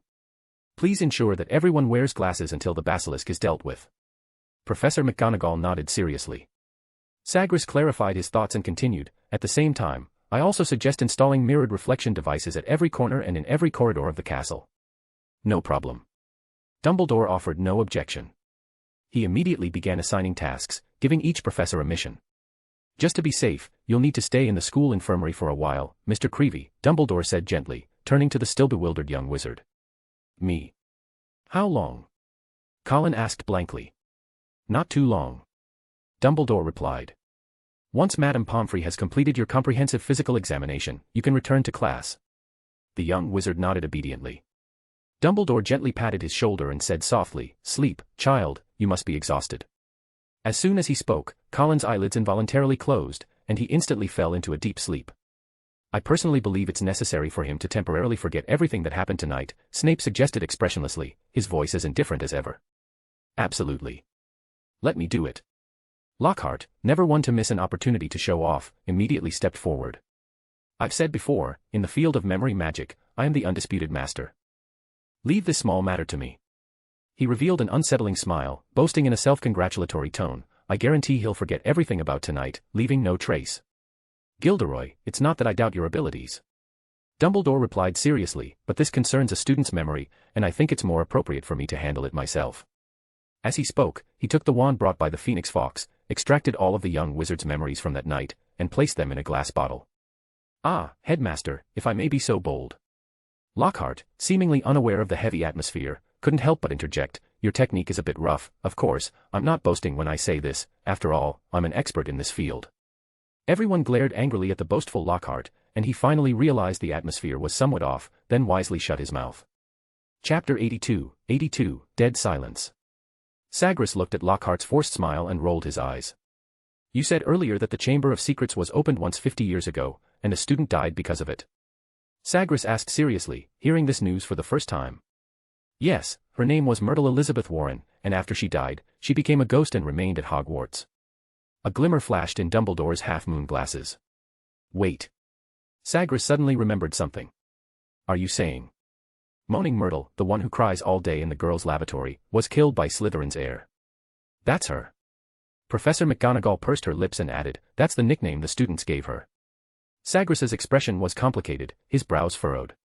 50 years, you actually let a witness to the Chamber of Secrets incident float in a toilet for 50 years, and no one bothered to ask her what she saw back then. His voice was full of disbelief. No one responded. The infirmary fell into an awkward silence. Sagres narrowed his eyes and nodded. "All right. Then I think Potter can no longer keep anything hidden this time. I want every useful detail." His tone was calm and authoritative. "What do you say, Mr. Potter?" The curtain on the adjacent bed trembled, then was pulled back by an invisible force, revealing Harry Potter, who had been eavesdropping behind it. "Sorry, Professor, I didn't mean to eavesdrop." Harry had already woken up due to the Skeelgrow and had heard the entire discussion about tonight's attack, but at this moment, he wished he were still unconscious. "It's all right, Potter." Sagres made a stopping gesture. "I don't think anyone present will blame you, so long as you tell us what you discovered during the first attack." "Nothing, Professor, nothing at all," Harry said somewhat flustered. "We didn't find anything." Sagres frowned. He didn't know what Harry was hiding, but this matter needed to be clarified. It was likely the key to identifying the culprit and locating the Chamber of Secrets. "Harry, my boy." Dumbledore's expression was kind as he gently patted the boy's head. "Don't worry, we're only asking." "I'm afraid we're far past just asking." Sagres was done with games. What he needed now was to firmly grasp every clue, not waste time on guesswork. After all, no one could guarantee the student's safety with just a pair of glasses. The basilisk didn't only kill with its gaze, its venom was also deadly. "Tell me, Potter." Sagres said expressionlessly, "You may have the right to remain silent, but I also have the ability to make you talk." Professor McGonagall immediately stepped forward, placing herself in front of the bed. "Sagres, you cannot force or threaten a student like this." "Of course I can, Professor McGonagall," Sagres replied calmly but firmly. "On this matter, I am clearer than any of you." Dumbledore gently pressed McGonagall's shoulder and tried to mediate. "Sagres, if Harry truly knows something, I believe he will tell us." "And if he doesn't, Headmaster?" Sagres's gaze swept calmly over everyone's stunned faces, his voice steady and cold. "A student has already died at Hogwarts by Slytherin's heir. How many more bodies do you want to see?" "What are you saying, Sagres? No one wants any harm to come to the students. Then why are you protecting Mr. Potter when he clearly knows something?" Sagres's tone was sharp. "How many more lives must be lost before you grasp the gravity of the situation? Or do you simply not care, as long as the dead aren't those you personally value, so you can continue to ignore the obvious clues without batting an eye?" Sometimes, he truly couldn't understand these people's logic. It was one thing for children to be naive, but how could a group of adults be so oblivious? He looked at the silent crowd, his voice laced with sarcasm. "If someone else dies from the basilisk's attack, then the responsibility won't lie solely with the one who opened the Chamber of Secrets, or the basilisk." Lockhart opened his mouth to speak, but Sagres glanced at him, and he immediately shut it again, pretending nothing had happened. "Mr. Potter, will you tell me everything you know now? I'm not forcing you. I'm simply asking. You're free to refuse. Of course, I can also make it so you can't refuse." Sagres added silently. I'll talk." Harry swallowed, his voice trembling slightly. "But I swear, I'm not the one who opened the Chamber of Secrets." "No one said you were the one who opened it," Sagres replied firmly. Harry let out a breath of relief at that. "Phew, okay. When the first attack happened, I heard some strange sounds," Harry began hesitantly. "The voice said it was really hungry, that it wanted to tear, to kill, to eat, and stuff like that. What's strange is that only I could hear it." Ron and Hermione said they didn't hear anything. Everyone immediately fell into deep thought upon hearing this. Hunger, killing, tearing, and others can't hear it. Sagres murmured. It sounds like the basilisk itself was speaking. But if that's the case, then you must be a Parselmouth. He suddenly turned to Harry. Mr. Potter, are you What's a Parselmouth? Harry looked up in confusion, only to see the expressions of the professors instantly shift into solemnity. Dumbledore's blue eyes behind his half-moon glasses grew unusually sharp. It is the ability to understand the language of snakes, to speak to them and even command them. Oh. Harry suddenly remembered. Then I guess I am. I once talked to a python at the Muggle Zoo. His voice trailed off as he noticed Professor McGonagall's face had gone pale, Snape's lips curled into a dangerous smirk, and even the always kind Professor Flitwick let out a startled gasp. This isn't anything strange, right? I mean, there are so many wizards at Hogwarts. Surely others can do this too. No, Harry, Dumbledore said gently, Parselmouths are extremely rare. And more importantly, Salazar Slytherin himself was one. That's why the emblem of Slytherin House is a snake. But I really am not the heir of Slytherin. Harry sat up straight, speaking anxiously. I didn't open the Chamber of Secrets, and I never controlled any basilisk to attack people. Calm down, Potter, Sagres interrupted, a thoughtful look in his eyes. No one is accusing you of being the heir. I just suddenly realized, perhaps the reason we found no clues about the Chamber of Secrets is because it can only be opened by a Parselmouth. Everyone's expressions instantly froze, as if an invisible current had passed through the air. A very reasonable deduction. Professor Flitwick suddenly exclaimed, his voice full of excitement. Slytherin was a Parselmouth, so his so-called heir must be one as well. Slytherin could control snakes, so there's a basilisk in his Chamber of Secrets, serving him. So if Harry isn't the one who opened the chamber, then that means there's another Parselmouth at school, the real culprit who opened the chamber. Which means, the most crucial question is. Sagres's voice suddenly dropped, unusually deep and heavy. He stared directly into Dumbledore's clear blue eyes and asked, enunciating each word. Is Lord Voldemort also a Parselmouth? The entire ward fell into dead silence. Time seemed to stretch unbearably long before Dumbledore finally gave a slow nod. Yes.